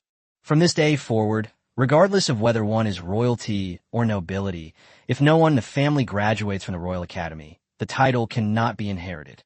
It can only be reinstated when a member of the next generation graduates. If no one inherits the title for 3 consecutive generations, it will be revoked. Shapur has decided to start with the royal family. Don't be fooled by their current obedience. It's only based on the prestige that Qasim, Hussein, and he have built up over many years. Iran's national strength has grown, and the monarchy's power is more secure. However, Shapur has discovered that many members of the royal family and nobility have developed ulterior motives. It's not necessarily true that they are disloyal to the monarch. They still submit to Shapur. But loyalty does not equate to the absence of selfishness. The nobles of Azerbaijan, Turkmenistan, and Balochistan are relatively well-behaved for the time being. Azerbaijan has just experienced a major war. Turkmenistan almost voluntarily broke away from Tsarist Russia and joined Iran, and those restless individuals within Balochistan were purged a few years ago. The real trouble comes from the Armenians and Kurds. The Armenians are Christians, and their resistance is stronger. The Kurds are deeply entrenched in religious forces, and their power was also diminished when Shapur suppressed Shiites. But the most serious offenders were the old nobles who surrendered after the overthrow of the Qajar dynasty. Their roots in the local areas had not been completely eradicated, and the central government still needed them to maintain its rule. So these people were the most prone to making underhanded moves. Shapur knew all too well the nature of the aristocracy. He came from the University of Tokyo, where the lessons of past dynasties were clear. Once the privileged class got out of control, it would inevitably become a disaster. Of course, He himself was the most privileged member of the elite class, and he never intended for privilege to disappear completely. What he truly wanted to do was eliminate all destabilizing factors. Workers, peasants, color, ethnicity, equality, gender, women's rights. Anything that could potentially shake his rule was within his vigilance. What are allies? Shapur believes that he himself is the greatest power in Iran. In July, this cohort of students will graduate. The Royal Security Service dispatches high-ranking officials to secondary schools throughout Iran to oversee admissions for the Royal Special Academy. Karat was present in person at the junior high school in Bayaz District, Isfahan Province. He was the chief instructor of the Royal Security Service and held extremely high prestige within the agency. The Karat family has served the Avesta family in intelligence work for generations, remaining loyal for centuries. His father was a high-ranking official close to Qasim and the highest-ranking person in the intelligence service besides a member of the Avesta family. His brother was a close confidant of Hussein Qasim Avesta, while Karat himself joined the ranks of Shapur, who was only 12 years old at the time. Even after Shapur went to Europe to study, Karat's intelligence work never stopped. This is why, even far from Iran, Shapur was still able to keep track of domestic developments. After Shapur returned to his homeland, he was able to quickly persuade his family to overthrow the Qajar dynasty, thanks in no small part to Karat's intelligence support. Therefore, after Shapur came to power, he also rose to a high position within the inner circle. After Hussein's unexpected death, many of the talents who had gathered around the eldest son turned to Shapur. A few years later, Qasim also died of illness, and Shapur's power continued to expand, with Karat being appointed as the chief instructor. This position is by no means merely a title. When necessary, Karat could even go toe-to-toe with Akbar, because most of the elite royal agents were trained by him and his team. In the outside world, his status was no lower than that of a provincial official, and even higher during special periods. His students could arrest provincial officials simply on suspicion of disloyalty. Karat himself possessed the same power. The Royal Security Service doesn't need to gather evidence first. Suspicion itself is the greatest sin. Of course, actual sentencing or further action still requires evidence, and Shapur doesn't want the security service to completely spiral out of control. To this end, the Royal Security Service has more than 10 oversight agencies, each unaware of the others. Some are controlled by Akbar, but many more were established by Shapur himself, and even Akbar may not know about them. These oversight agencies don't wield much power because they must act based on evidence. Shapur doesn't allow intelligence agents to be arrested arbitrarily on suspicion. In his eyes, a top agent is no less valuable than a top scientist. The fact that a high-ranking security official like Karat has personally come to a remote county like Bayaz shows how much importance Shapur attaches to the admissions of the Royal Special Academy. To gain admission to the Royal Academy, excellent grades are merely the first hurdle. Further considerations include faith, family background, loyalty, and personal ability. Those selected are truly exceptional talents. If someone has exceptional talent in science, Shapur wouldn't send them to this cutthroat university. Such individuals are better suited to stay and become scientists, given that Iran still lags behind technologically, even behind Japan, which has risen to prominence in the last 40 years.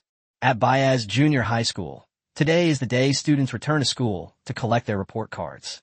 The school requires all students to be present, and in this era where educational opportunities are incredibly precious, almost no one dares to disobey the school's order. Aside from a privileged few, ordinary people dared not resist.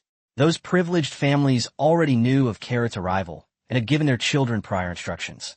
Therefore, on this day, all the graduating junior high students returned to school. After the report cards were distributed, most students were notified to leave school, leaving only high-achieving students and children of privileged classes. Injustice has always existed, and the imperial palace was no exception.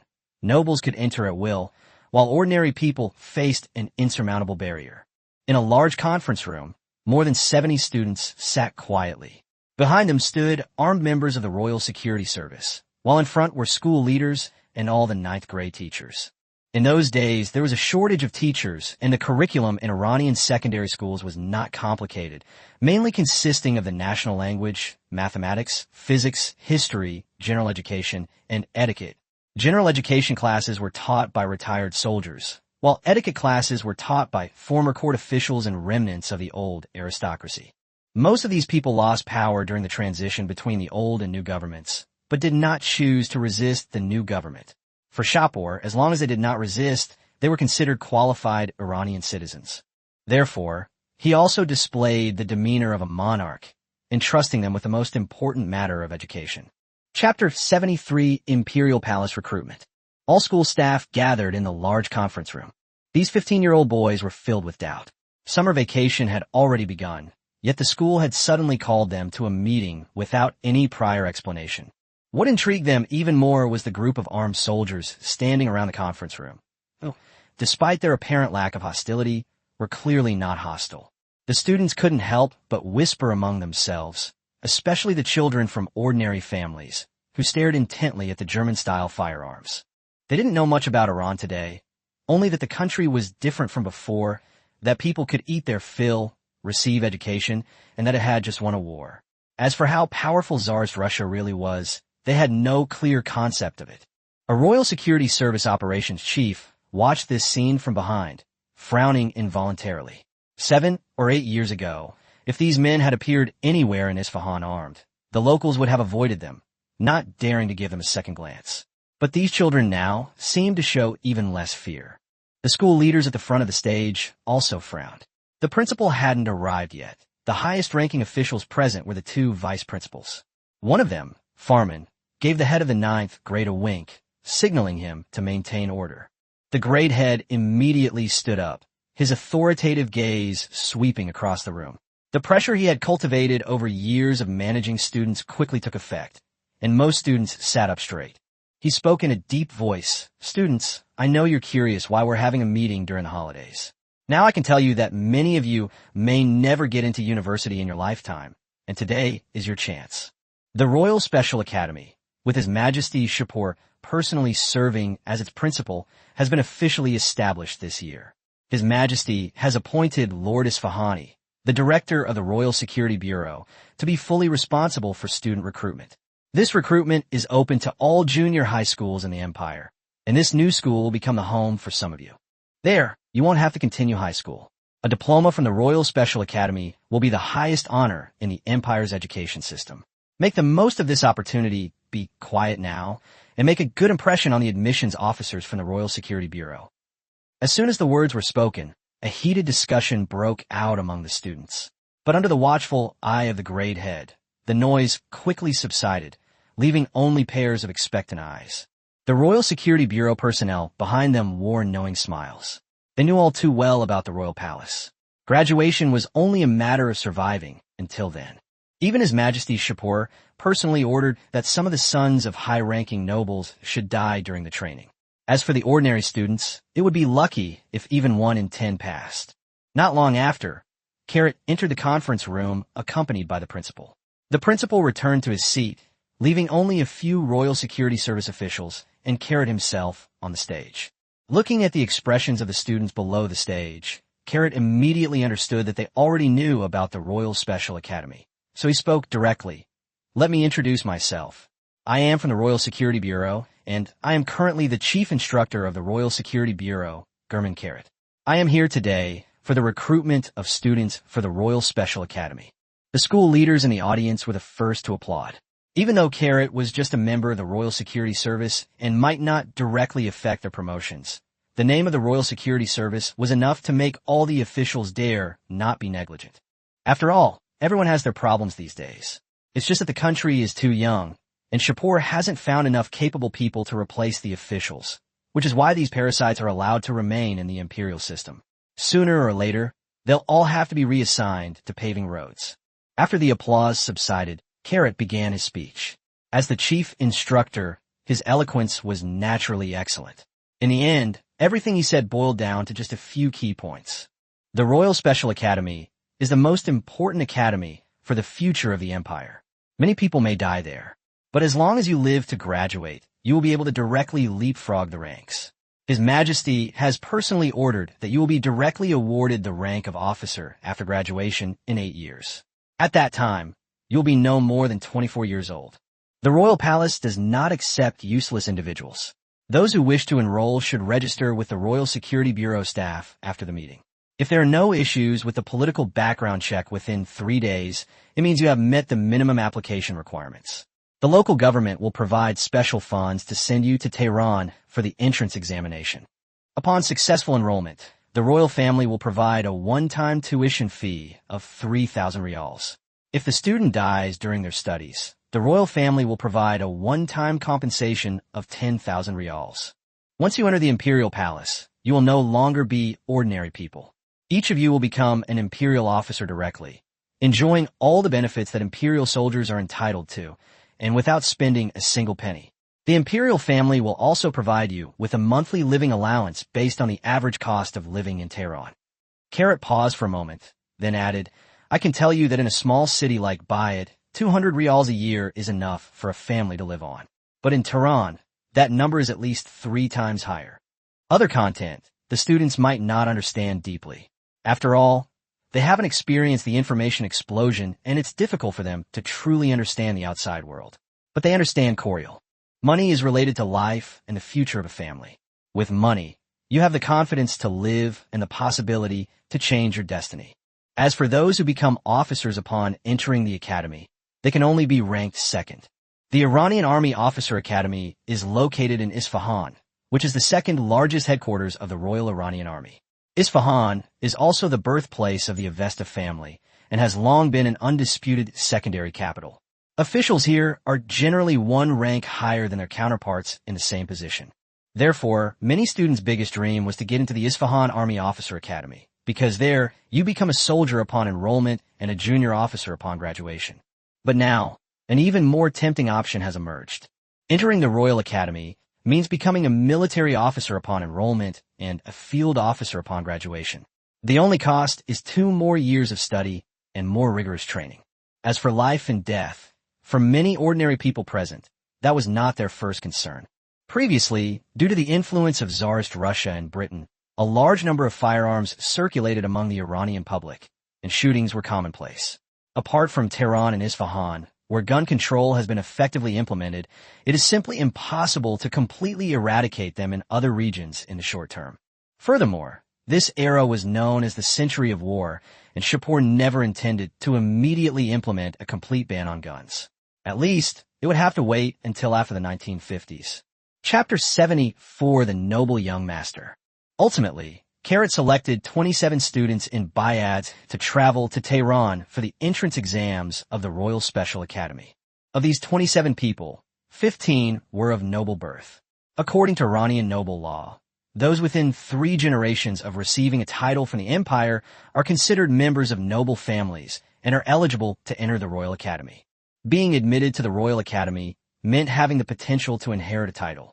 If the titled ruler did not have any children and successfully graduated, then these collateral members would become prospective nobles, and everyone would have a chance to compete for the title. Shapur wanted exactly this kind of competition. He didn't want to walk into the War Department in the future and see only commoner generals. Nobles should make up at least 60% of the empire's high-ranking officers. As for government officials, Iran has both military and political aristocrats, so it doesn't make much difference who rises to power. The current Prime Minister, Rafsanjani, was once merely a retainer of the Avesta family during their time in Isfahan. At that time, the ones who truly held the reins and made major decisions were Qasim and his 2 sons. The retainers were mostly just carrying out orders, and their contributions were naturally not that great. Early July in Tehran is the height of summer, and most nobles are too lazy to go out. Compared to staying at home, surrounded by ice and refrigerators, the streets outside hold little appeal. Tehran, now, with a population of over 200,000, is divided into 9 districts, including the Palace District where the Gulistan Palace is located, the Central District where government offices are located, the Udrayan District where officials and the wealthy reside, the Sungaraj District where many ethnic groups live, as well as the Industrial District and the 4 districts of East, West, South, and North. According to the imperial administrative system, Iran is divided into 3 levels: provinces, districts, and communities. Tehran, as the capital, is equivalent to a province, and its mayor is a high-ranking official at the provincial or ministerial level. The districts under its jurisdiction are equivalent to county-level districts. At this time, East Tehran, being close to the Sungaraj district, was also home to a large number of Iranian residents of various ethnicities. In a private room at the Balai ballroom, a dozen or so boys around 14 or 15 years old were playing games. They were dressed in luxurious clothes, and the occasional family insignia on their bodies were enough to indicate that they came from a prominent family. The Balai Ballroom was the largest entertainment venue in the Eastern District, with several imperial nobles and wealthy merchants standing behind it. Seeing the extraordinary status of these young men, the owner immediately arranged for them to have the best private room. Even today, Iran remains an aristocratic nation. Before the nobility, most people can only bow their heads in submission. Inside the private room, a teenager's face was flushed from drinking. After losing another round, he suddenly grabbed a bottle from the table and smashed it at a teenager next to him. "Damn it, why aren't you drinking?" The boy who was hit had blood streaming from his forehead, but he didn't dare to fight back. He could only explain in a low voice, "Brother Goody, I haven't lost yet." The boy named Goody shook his head impatiently and said, "What's the point of drinking? Go to school and call a few women over." The young man said with a bitter face that he wasn't even a nobleman, so how could he possibly seduce those women?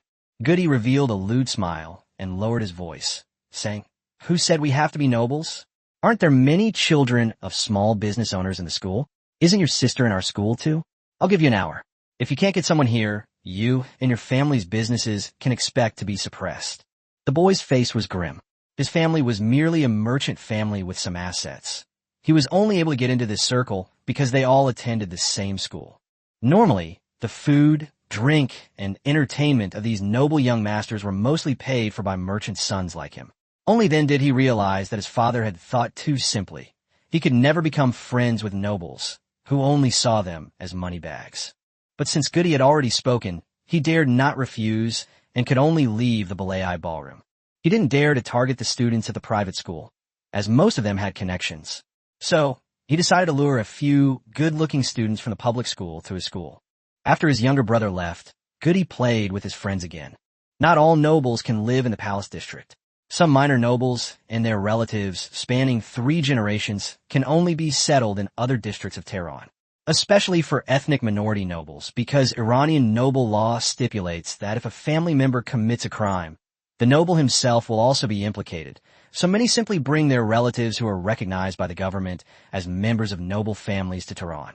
In the palace district, noble residences were allocated according to rank, and many ethnic minority nobles could only settle their people in the Sangalij and Eastern districts. Many of the teenagers in front of us were in this situation. They lived in the East District and attended school there. Because it wasn't a specialized aristocratic school, they mostly interacted with commoners and the children of merchants, which gradually fostered a mindset of being ambitious but lacking practical skills. Not long after, the boy who had just gone out led 7 or 8 boys and a dozen girls into the private room. He then casually tossed out 7 or 8 20 rials, and the boys immediately left. 20 rials per person is a considerable sum for ordinary people, enough for an Iranian worker to work for more than half a month. They follow behind the sons of nobles and merchants, precisely for this small amount of money. In those days, getting into school was already difficult enough. Ordinary families couldn't expect to provide much for their children's living expenses. Even the student subsidies provided by the royal family were often used by families to supplement their own income. An extra 2 months' salary each year is not a small amount for an ordinary family. It's enough to support another child. Nowadays, Iranian families typically have many children, and a family of 6 living in Tehran faces considerable financial challenges. However, if they can find work in a factory, they can earn 300 to 400 rials annually. With 2 adult workers in the factory, they can manage to live in Tehran by being frugal. Most workers lived in dormitories and ate in canteens, so the pressure was relatively low. In addition, the tools were handled by the workers, and the craftsmen were mainly responsible for construction. Under the supervision of the Royal Security Service, Iranian factory owners were more humane than those in many other countries at that time. Workers earned 30 to 40 rials a month, while a single tool only costs 10 rials to the government. Add to that the royal student allowance and the occasional distribution of rice, flour, and cooking oil by the Avesta Company, and the working conditions in Tehran are quite good. Chapter 75, Floating Debris. The details inside the private room are too numerous to recount. The drunken young noblemen were all acting impulsively, and the scene quickly spiraled out of control, resembling a ridiculous sex party. The next day, near a bridge on the outskirts of the Southern District, 8Q is a patrol squad leader in the Southern District Police Department, responsible for security near the Iro River within the built-up area. According to regulations, he is required to lead a patrol at least twice a day. This area is a residential area with a diverse population. All sorts of people live here. Robberies and fights happen frequently, so patrol officers not only have to complete their routes, but also deal with any trouble they encounter along the way. Under the blazing sun, 8Q and his men had only been on patrol for a short while when they were all drenched in sweat. They stopped to rest under a bridge, and 8Q pulled out a rial and handed it to the young officer, Lackety, asking him to buy a few bottles of ice soda. 8Q was originally a soldier, reaching the rank of sergeant. Later, while suppressing a Baloch rebellion, he injured his lung and could no longer continue high-intensity service, so he had to retire. Fortunately, Iran values its military personnel, and he received a substantial demobilization pay. With the help of his former superior, he was able to become a patrolman at the Tehran South District Security Bureau. His military background made him strict with his subordinates, but he was also generous. Every summer, he would treat his men to iced soda, which is why his subordinates respected him. This time, Larsady didn't take the money. Instead, he took out a coin and said with a smile that he couldn't always let the boss treat him. He would pay for this meal. After saying that, he quickly ran towards the main road a few hundred meters away. 8Q did not refuse. He knew that constantly giving wasn't a good thing, and similar things had happened many times before. Watching Rasetti leave, he chatted with a few other subordinates. 8Q was wealthy, but his family had a heavy burden. After retiring, the government arranged for him to marry a Russian woman and an Indian Muslim woman. Including his original Persian wife, he had a total of 3 wives and 8 children. Fortunately, his Persian wife was educated and, after training, became a teacher at a primary school in the Southern District. His other 2 wives were also assigned to work in the royal factory. The family of 4 adults earned a little over 200 rials a month, which was barely enough to support the large family. But 8Q still needs to save money to buy a house. Right now, they live in a house allocated by the police, with only 4 rooms, where the couple and children are crammed together. As the children grow older, they will eventually need a more spacious place to live. His subordinates were all ordinary police officers, most of them with only 1 wife. Their wives worked in the royal factory, while they worked at the police station. But each family had 5 or 6 children, and after supporting their families with 2 salaries, they had very little left over each month. Over the years, the Royal Security Service has continuously reported the situation in various regions to Shapur, and as a result, various departments of the palace have adjusted the treatment of royal-controlled properties. Royal lands were to ensure that tenant farmers did not go hungry and that they were able to raise more children. Royal factories, on the other hand, were to ensure that workers' wages were sufficient to live in the city. With the royal family as a benchmark, other forces under the control of the royal family dare not lower their demands too much. However, this approach requires an enlightened, generous monarch with absolute authority. If any link in the chain breaks down, the impact on the common people will be severe. Tehran property prices are not low, but most real estate is controlled by the royal family, and military personnel and civil servants receive significant discounts when purchasing. 8Q is confident about this, given his retirement pension of over 9,000 rials. If they went to other cities, this money would be enough for the whole family to live comfortably. But 8Q, who had received a modern military education, knew that there were more opportunities in big cities. He was determined to keep his children in Tehran. It was the heart of Iran, the home of His Majesty the Emperor, and far more promising than remote cities. Just as he was lost in thought, a subordinate suddenly interrupted him. "Boss, look over there. What's that?" Idaku and several officers looked in the direction the other person was pointing and saw a pile of things floating on the river not far away. Iran is water scarce, so it takes strict precautions to protect its rivers. It's not uncommon to find trash on the rivers occasionally, but usually only a few bits and pieces, and they are cleaned up daily by designated personnel. They usually only see a small amount of debris floating on the river during their evening patrols. It's quite rare to see a clump of floating debris in the middle of the day like this. One officer couldn't help but yell, "What are these idiots throwing into the river now? Don't they know this is the South District's water source?" Aitku squinted, trying to make out what was in the distance. But the bridge and road blocked his view, and he couldn't see clearly for a moment. After a moment, he said, "We'll clean it up once it's closer." The cleaners usually don't start working until 5 or 6 in the morning, so this thing must have been thrown in recently. Getting it out sooner will also reduce pollution in the river. Another officer complained, "Our boss is too kind-hearted. You should find those who throw trash into the river and teach them a lesson with a baton." After a while, the clump of things moved even closer with the current. Idika finally saw it clearly. That is, Chapter 76, it turns out what was floating wasn't trash after all. Idika finally saw it clearly. Not far from them, floating on the river, was not garbage at all, but a pile of burlap sacks. Through the torn cracks, fragments of human limbs could be vaguely seen. At that moment, his scalp tingled. Aitku wasn't unfamiliar with dead bodies. He had seen hundreds, even thousands, of corpses on the battlefield, and had personally killed quite a few. But this is Tehran, the capital of the empire, the heart of His Majesty Shapur. In such a place, a pile of sacks filled with corpses would float to the surface. Only 4 words remained in his mind. This is a huge problem. Moreover, this would be a huge problem for him. If the dozen or so sacks were full of corpses, it would definitely become the biggest case in Tehran this year. The empire is currently very focused on population control, and this matter could very well alarm the higher-ups or even attract the attention of the Royal Security Bureau. With his excellent eyesight, Aitku saw the contents of the sack before his subordinates did and immediately shouted, "Quick, get the sack out." Before he finished speaking, he had already rushed out. His subordinates hadn't quite figured out what was happening, but Aitku was usually very prestigious, so they didn't hesitate and immediately followed. The river wasn't deep, only a little over a meter. Aitku quickly took off his shirt, which contained his monthly allowance, and then jumped into the water. He plunged into the water and resurfaced beside the sacks. Aitku grabbed the 2 sacks and struggled to drag them ashore.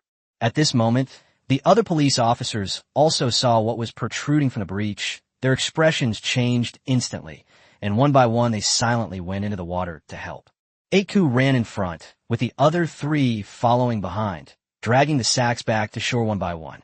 As soon as he pulled the sack ashore, he immediately turned around to chase after the sacks that had drifted far away. Larcy was returning with 5 bottles of soda and 2 packs of cigarettes when he saw his superior and colleagues all in the water.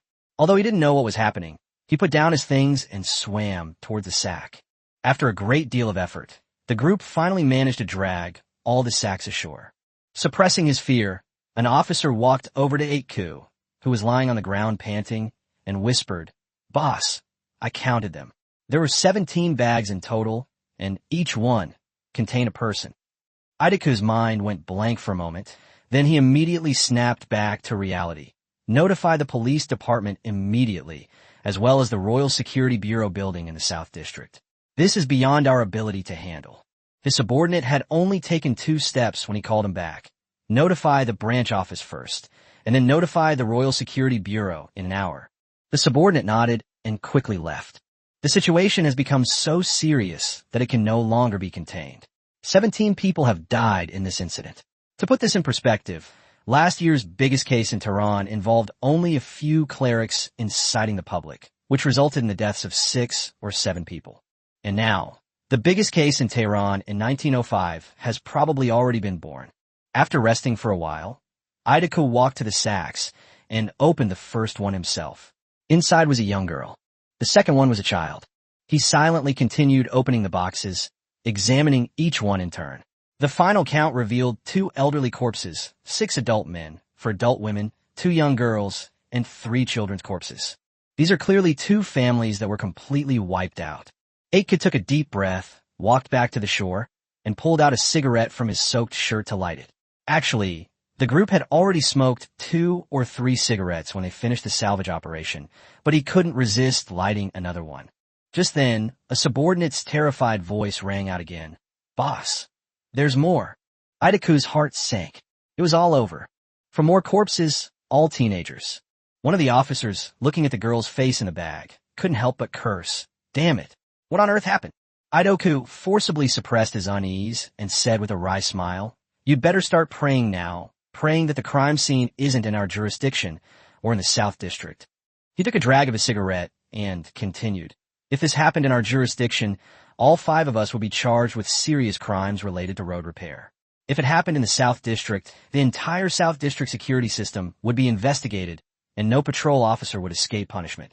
The river flows into Tehran from the northern suburbs, passes through the eastern urban area, and finally reaches the southern area. The other 3 remained silent. They understood, of course, what this meant. In present-day Iran, the duty of patrol officers was to prevent crime. Regardless of the crime that occurred in their jurisdiction, the patrol officers would be punished. At best, they'll have their wages docked, be suspended, or have their pay reduced. At worst, they'll be fired or even sent to road construction. With so many corpses before them, it's clear they deserve the heaviest punishment imaginable. So they all prayed silently. Great Shah, Emperor of all Iranians, please bless this case so that it doesn't happen in our territory or in the south. After a while, the patrolman who was sent to report the news had not returned, but the branch chief himself came with his men. The road next to the bridge was a narrow lane in a residential area, inaccessible by car, so the group had all run there. Leading them was Jamal, the head of the local police station, who was also a veteran. Jamal approached Aitku, paused for a moment, and then asked, "What's the situation?" Facing his former direct superior, who was now his boss, Aitku said with a wry smile, "Only this section of the river in my jurisdiction is open. The rest is completely enclosed. It's impossible for someone to commit a crime here." He looked at the body bags on the ground and continued. "Now it seems that the 21 bodies resemble 2 complete families." Jamal's expression changed, and he roared, "Damn it! Weren't there 17? How did it become 21? Aitku said in a deep voice, "Chief, we must investigate the entire river, both upstream and downstream. We don't know if any bodies have floated downstream, nor do we know if there are any upstream." He paused, then said, "The people I send will notify the branch office first, and then the Royal Security Bureau an hour later. If this kind of thing isn't reported, everyone is responsible. But if the Royal Security Bureau comes and takes over the case directly, regardless of the outcome, the branch office, or even the entire Southern District security system could be wiped out." Upon hearing this, Jamal immediately turned around and ordered, "Those who are good swimmers, search downstream.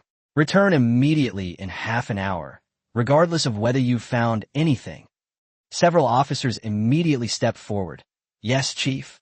Jamal then ordered, "Send a few more men to search downstream from the land for half an hour." After arranging these things, he squatted down and began to examine the corpses on the ground. Chapter 77, Cause of Death. The officers Jamal had dispatched had already split up and searched upstream and downstream along the river. Those who remained were also busy. After Jamal briefly examined the body, he immediately signaled the accompanying forensic doctor to come forward and examine it. Several veteran forensic doctors had been itching to get started. Since Shapur took office, the number of murders in Tehran had been decreasing year by year, which was certainly a good thing. However, having worked in this field for so long, they could only receive a fixed salary without any cases, and there was no chance of bonuses. Moreover, although the case occurred in the South District, they are forensic doctors, not patrol officers. Even if there are security problems in the South District, they will not be held responsible. Several officers examined the bodies carefully, then discussed the matter in hushed tones. Finally, the senior forensic doctor, the highest-ranking officer, approached Jamal and reported, "Chief, our preliminary assessment is that all 3 girls showed signs of sexual assault before their deaths, suggesting they were abused to death. The others were killed with a sharp weapon. Further investigation at the station is needed to confirm the findings." These words reignited Jamal's anger. The imperial marriage law was already quite lenient. One could marry at 14. If one truly couldn't control themselves and couldn't afford a wife, they could register with the government for a foreign wife or pay to go to the officially run red light district. But these beasts dared to prey on students. Imperial law offered extremely strict protection to students. Any case involving students and nobles would be escalated by 1 level. In Shapur's eyes, these students were the future of Iran. What's more, it was a female student who died. Given current Iranian attitudes, the government has only managed to persuade a small number of families to send their girls to school. Even now, Tehran officials still visit families daily to persuade those who are not sending their daughters of school age to education. This incident is a major blow to the government's efforts to promote girls' education. Some parents already believe that girls shouldn't be out in public or go to school. Others worry about the safety of girls going out. Faced with stubborn parents, the government can use force to break their control over their daughter. But when faced with those worried about her safety, the government can only repeatedly assure them that it will protect the students. Now that this tragedy has occurred, at least half of the efforts of the past few years have been wasted. Thinking of this, Jamal couldn't help but curse. These beasts really deserve to die. Seeing that the others hadn't gotten to the key point, Idaku took the initiative to remind them. Chief, look at the clothes on these deceased people. The materials are all quite good, unlike those of ordinary families. I suggest we immediately investigate which shops in the jurisdiction are closed today. Perhaps we can find a breakthrough. Jamal slapped his forehead, as if he had just realized something, and immediately ordered, send men to check every shop in the jurisdiction, especially those that were not open today. They must be thoroughly investigated. He added, also, take photos of the bodies and send them to the district police station for facial recognition. We must find out if these people are actually from our South District. Upon receiving the order, several more officers hurriedly left. The South District has a population of over 30,000, and Jamal's jurisdiction covers approximately 3,000 people, with the precinct staffed with over 50 officers. There are 9 such precincts throughout the South District, plus the District Police Department, bringing the total number of officers to over 600. As for facial recognition, it's not difficult in Iran these days. Although Shapur's ID card reform hasn't officially started yet, everyone already has an ID card that records their address, number, date of birth, name, background, and photo. Without proper documentation, it's nearly impossible to get around in Iran. You need documents to take the train or find work, especially in large cities like Tehran. Even if you manage to board, the checks upon disembarking are far more stringent than in smaller towns. Each person's photo was also backed up at multiple levels of the government, from township and community to county, province, and finally the central government. To complete these registrations, the royal family even directly intervened in the photography industry, producing cameras and training a large number of professionals to enter the public sphere. Previously, taking a set of portraits, including 12 sheets of photographic paper, would have cost at least 10 rials, but now it can be done for 3 rials.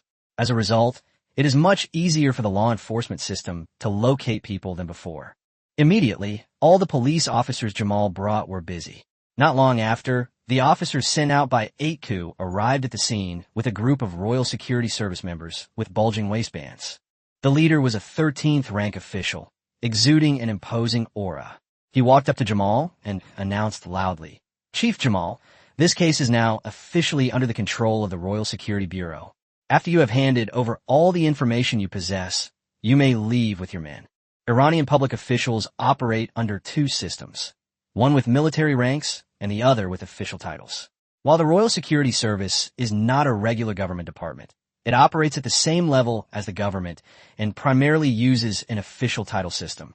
The 13th rank is equivalent to a county magistrate and is on par with the head of the Southern District Security Bureau. Jamal was only a first-class police superintendent, a rank significantly lower than his opponents. To make matters worse, the Royal Security Service, in addition to intelligence work, was also responsible for monitoring government officials. With Shapur granting them the privilege of suspicion is a crime, Jamal had no way to resist. However, being a soldier by training, he wasn't someone to be trifled with. Jamal suppressed his emotions and said, Sir, our men are still scouting upstream and downstream of the river and will be back soon. Could we wait until they return before making the handover? The head of the Royal Security Service glanced at him, then finally nodded, agreeing with his statement. Chapter 78, a crime comparable to the 10 deadly sins. A few minutes later, the police who had gone downstream to search returned. The lead sheriff poked his head out of the river, shook his head at Jamal, and indicated that he had found nothing. Jamal had just breathed a sigh of relief when he saw several policemen upstream dragging a bag out of the river. The sheriff glanced around, then approached him somewhat awkwardly and whispered, Chief, a young girl's body has been found upstream. 22 corpses, 2 families. Before Jamal could speak, Royal Security Bureau Chief Erman ordered, Chief Jamal, we know what we need to know. You may leave. Don't obstruct the Royal Security Bureau's investigation. Jamal was about to agree when the sheriff, who had just returned from upstream, whispered in his ear, Chief, the body wasn't found in the South District, it was in the East District. Jamal's dejection vanished instantly, replaced by a smile. Team leader Reborn. Then I'll have to trouble the brothers from the Royal Security Bureau. After saying that, he walked up to Reborn in a generous manner, took out 100 rials, and stuffed it into his hand. It's so hot. This little bit of money is for the brothers to have some cold drinks. Please don't refuse. Reborn didn't refuse. A mere 100 rials wasn't even a bribe. Besides, he'd heard that the head of the Southern District Police Department was about to be promoted, which would inevitably leave a vacancy. Jamal, with his military background and experience, had risen from sergeant to superintendent. His qualifications and connections were quite impressive. Even if the other person rises to a higher official position in the future, it may not necessarily be related to him. But Reborn's eldest son is studying at the Political Science Department of Tehran University and will be doing his internship in a local area in a year. It's never a bad thing to leave a good path for the child in advance. Reborn casually handed the money to his subordinate and said with a smile, "Since the case didn't happen in the South District, then I'll congratulate Chief Jamal in advance. Discovering such a big case is quite an achievement." Jamal was very pleased and quickly reciprocated. "Lord Reborn is too kind. You've reached this position at the age of 37, and you'll probably be promoted even further in 2 years." After exchanging a few pleasantries, Jamal left with his men. As for facial recognition, since the deceased had already drifted here from the East District, there was no need for the South District to continue investigating. With such a major incident occurring, 8Q and his team's patrol plans were prematurely terminated, and they likely won't be able to patrol for the next few days. The Royal Security Service of Iran wields immense power. Local security bureaus have no authority to handle homicide cases and must transfer them to the Royal Security Service. However, the Royal Security Service is shorthanded, and its ability to investigate cases in remote areas is inevitably insufficient. The Public Security Bureau is even worse. Most of its members are veterans, capable of suppressing riots and conducting routine patrols, but basically novices when it comes to investigating cases. Once the police officers are gone, Reborn immediately ordered, "This case must be handled collaboratively. Send 2 people to the East District to inform our colleagues at the Royal Security Service and mobilize all intelligence personnel near the river to investigate anyone who passed through the open section of the river today." He paused for a moment, then added, "Focus on investigating the nobles, ethnic minorities, and clergy in the Eastern District." "Yes, sir." After the order was given, Reborn led his men back to the main road and left by car. He wasn't one of the investigators, and there was no point in him staying at the scene. Some members of the Royal Security Service took the body away, loaded it into a vehicle, and sent it for disposal. In a mansion owned by Count Namir in the eastern part of Tehran, more than 400 members of the Namir family live. According to the imperial nobility law, all male descendants of Shaman Namir, starting from his grandfather's generation, are members of the Namir Earl's family. Unfortunately, Shaman's grandfather had 13 sons, and by Shaman's generation, the tribe had grown to over 60 members. By his son's generation, the number had surpassed 300. Shaman's father, however, was only the 9th among his brothers. This resulted in the oldest 5th-generation member of the Namir family being over 30 years old, while Shaman was only 49, just over 10 years older than his eldest grandson.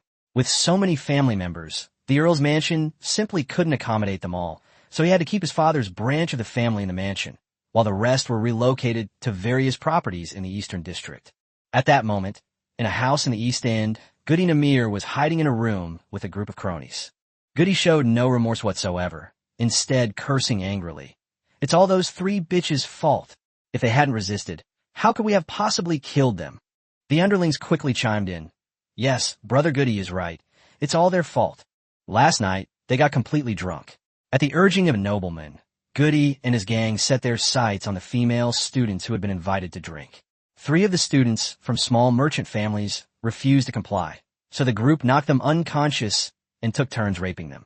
Then, someone persuaded them to bring Shauna, who had brought the girls.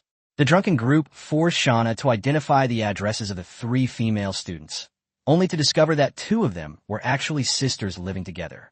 This excited Goody and the others even more. They let the other female students go, and a dozen of them took the 3 girls to one of their homes. It was the middle of the night, and the female student's family was fast asleep. Goody and his companions were all young, strong men who had been drinking, and they carried short blades engraved with their family insignia. They broke down the door and first killed the adult men inside. Then, they skillfully gagged the others and raped the female student again in front of her family. After everything was over, they hacked to death the rest of the people in the house. Chapter 79 Nobles Break the Law. Afterwards, they used the same method to go to the sister's house. After several rounds of this, the group couldn't hold on any longer and collapsed from exhaustion, only regaining consciousness as dawn approached. Tipped by their companions, they took advantage of the early morning lull after the workers had gone to work, found some burlap sacks, filled them with all the bodies, and secretly threw them into the river. Because the dumping site was near a closed body of water, the sacks were quickly washed into the shadows, and no one discovered them for a short time. The river in Tehran is flat, and the current is very slow. The sack was constantly blocked by debris in the river, so the body floated in the water for a long time before it was discovered by Aitku and his men. Upon receiving the notification, the director of the Eastern District Royal Security Bureau immediately dispatched his trusted aides to search the riverbank, while he himself led a team to the Eastern District Government building to conduct facial recognition in the archives. By evening, the identity verification finally yielded results. The bureau chief immediately led a team to the residences of the two deceased and sent people to visit all the neighbors, but still found no clues. He immediately ordered thoroughly search both houses, by any means necessary, and give me results before dawn. As time went on, neighbors, schools, and factories all reported the case to the police after failing to locate the suspect. The case was escalated through various levels of government, quickly reaching the Tehran City Police Department and then eventually ending up in Akbar's hands. Akbar immediately reported the matter to Shapur. Upon learning of the deaths of more than 20 Persians, Shapur did not become angry. Instead, he coldly ordered that the murderers must be found, regardless of their background, and that the Royal Security Service must give the people an explanation. As for the Eastern District Police Department, Shapur directly ordered the detention of all patrol officers. Such serious dereliction of duty must be severely punished. All remaining police personnel were demoted and had their salaries reduced, and the Ministry of Public Security was notified to reassign the Eastern District Chief. After the order was issued, the Minister of Security personally went to Gilestan Palace to apologize. Shapur did not make things too difficult for him, but simply demoted him, reduced his rank and salary, and appointed him as acting minister, while continuing to be in charge of the affairs of the Ministry of Security. The acting minister dared not harbor any resentment towards Shapur, but instead vented his anger on his subordinates. He immediately ordered that, starting today, local security bureaus should expand their recruitment, and that 24-hour patrols should be implemented in urban areas, while the same policy would not be enforced in suburban and rural areas for the time being. By 3 a.m. on the second day after the incident, the Eastern District Royal Security Bureau had thoroughly searched both residences and the surrounding area, but still found no key clues. After daybreak, security personnel visited Shah High School, a private junior high school in the Eastern District where the 3 students were enrolled. Most students there are boarders and receive a well-rounded education, and the school's name itself suggests a close connection to Shapur. In present-day Iran, only a handful of entities can establish private schools, and Shapur is undoubtedly the largest among them. After interviewing students at the school, the security service quickly obtained a crucial lead. Shana was the one who took the person away. At this time, Shana was unaware of the enormity of the trouble those young noblemen had caused. Seeing that many people hadn't come to school, he assumed they'd been playing too wildly the day before and couldn't attend these past 2 days. When the Royal Security Service found him and explained the seriousness of the situation, Shana was terrified and immediately told them everything he knew. He hurriedly explained, "Sir, it was Goody Namir who told me to send people over. It really has nothing to do with me. I went back to school very early yesterday." The person in charge of the investigation's expression changed, and he pressed further. "Is it the family of Count Shaman Amir, Lieutenant General of the Imperial Royal Army and Commander of the 1st Division of the Imperial Army?" Shana nodded repeatedly in fright. "It's the Namiel family. Goody lives in the Namiel Earl's mansion in the East District." The person in charge waved for someone to take Shana away, then muttered to himself, "This is no ordinary trouble. An Imperial Earl, a Lieutenant General in the Royal Army, the commander of the 1st Division stationed in the capital region, and a member of his family has actually committed such a crime. If not handled properly, This would be a major case that would shake the empire. He dared not delay and immediately ordered his men to return to the East District building. The Royal Security Service convoy sped through the streets of the Eastern District, with other vehicles giving way. Many people, seeing the security service vehicles moving so quickly, immediately realized something serious was about to happen. Within half an hour, the news had spread throughout Tehran's upper echelons. Everyone knew a storm was brewing, including Count Namir, who had just returned to his family from the military camp. Every month, Count Namir would take a few days off to go home and spend time with his family, and today happened to be his day off. Watching the car bearing the Royal Security Service flag whiz by, he couldn't help but sigh. With the Royal Security Service acting like this, I wonder who's going to be in trouble. After all, the Royal Security Service wasn't this hasty when they were clearing out religious resistance forces in Tehran. Meanwhile, upon returning to the Royal Security Bureau building in the East District, the head of the investigation immediately reported the situation to the East District head. The entire building erupted into chaos. The head of the East District dared not delay and personally drove to the Royal Security Bureau headquarters building in the Central District. After meeting with Akbar, he explained in detail the case's involvement with the Count of Namiel's family. Akbar listened without showing much emotion, simply telling him to go and rest. The East District head understood that headquarters had taken over the matter, so he didn't dare linger and hurriedly returned to the East District. Inside the Imperial Security Building at the headquarters of the Royal Security Bureau, Akbar immediately made a phone call to Shapur. Upon connection, he respectfully said, "Your Majesty, it is I, Akbar Isfahani." Shapur's voice came from the other end of the phone. "What is it? Speak." Akbar stated directly, "Your Majesty, yesterday's case has been resolved. It was a member of the Count Namir family who led the crime." Upon hearing that the case involved his trusted lieutenant, Namir, Shapur remained silent for a moment before slowly saying, "Send someone to deliver the detailed information to me. You prepare to make the arrest." Chapter 80. Sharing the sins with the people. After a pause, Shapur asked again, "Were there any other nobles involved in this?"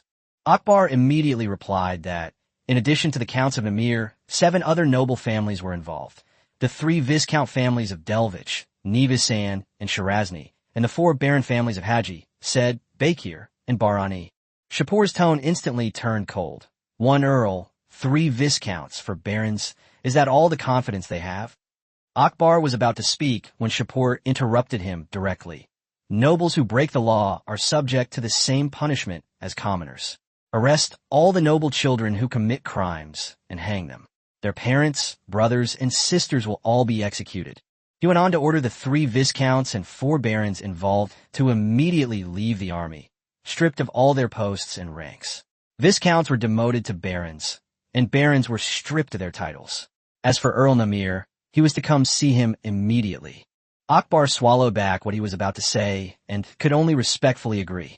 Just as the call was about to end, Shapur added that the sons and relatives of the involved businessmen were also arrested and sent to work on roads until they died. Following the phone call, major newspapers in Tehran sprang into action. Those with official backing, in particular, rushed to publish their stories before noon. His Majesty Shapur himself said that nobles who break the law will be punished the same as commoners. A title is an honor, not a privilege. For the first time, a nobleman has been hanged for harming a commoner. This is progress for civilization and a great era. We have a wise emperor, and the rise of Iran has begun. On a street in Tehran, an employee who had just finished get off work and was heading home stopped a newsboy and casually tossed him a Toman coin. "Kid, take a newspaper." The newsboy skillfully caught the coin, pulled out a newspaper, and handed it to Shara. Shara took it, folded it neatly, tucked it into his hand, and turned to walk home. Shara is a Royal Bank employee with a decent salary, living in a newly built neighborhood in the Eastern District. It's a residential area developed by Avesta Corporation, home to many middle-class people, including low-ranking officials, civil servants, and bank employees. When the residential complex first went on sale, many people bought apartments there because of the elite community label. Shara was no exception. Although he had already been allocated an apartment, it was a joint project built by several nearby factories and companies, resulting in a diverse population. Upon hearing that Avesta Company had launched its new type of housing, he bought one immediately. The apartment complex wasn't far from the bank, about a 15-minute round trip. Shara thought he could rest for a while after dinner, so he quickened his pace back to his front door and gently knocked. A somewhat broken Persian voice came from inside the house. "Who is it?"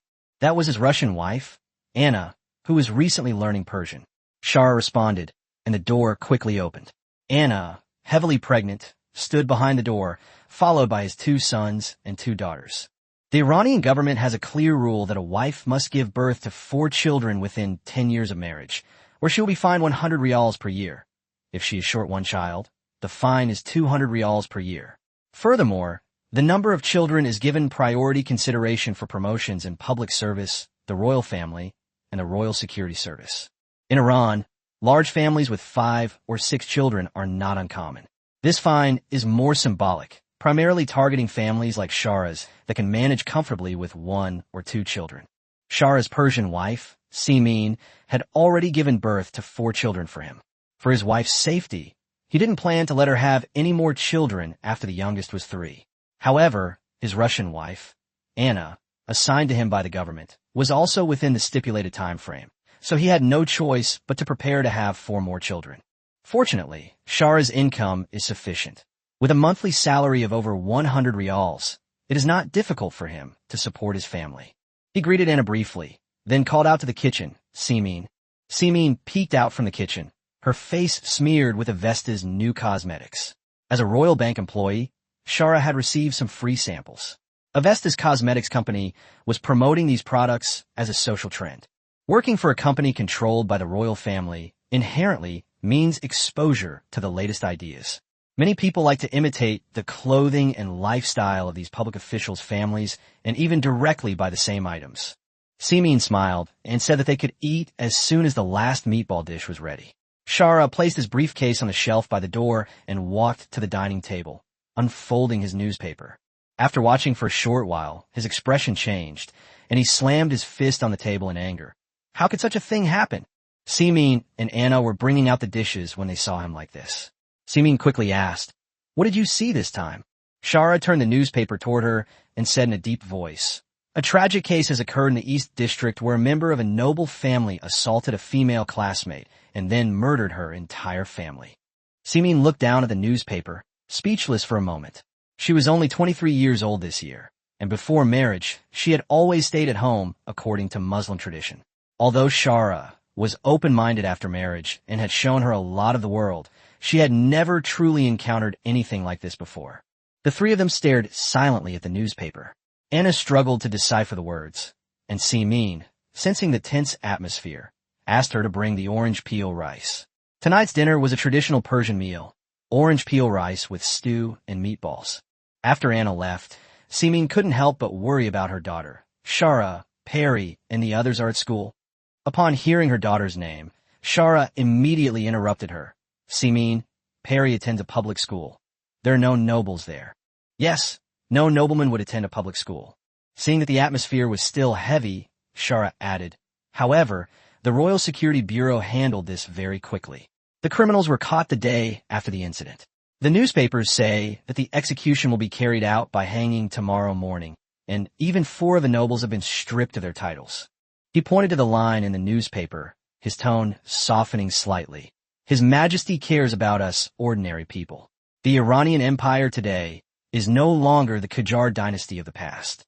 Look, the newspaper even contains His Majesty's own words. Nobles who break the law are punished the same as commoners.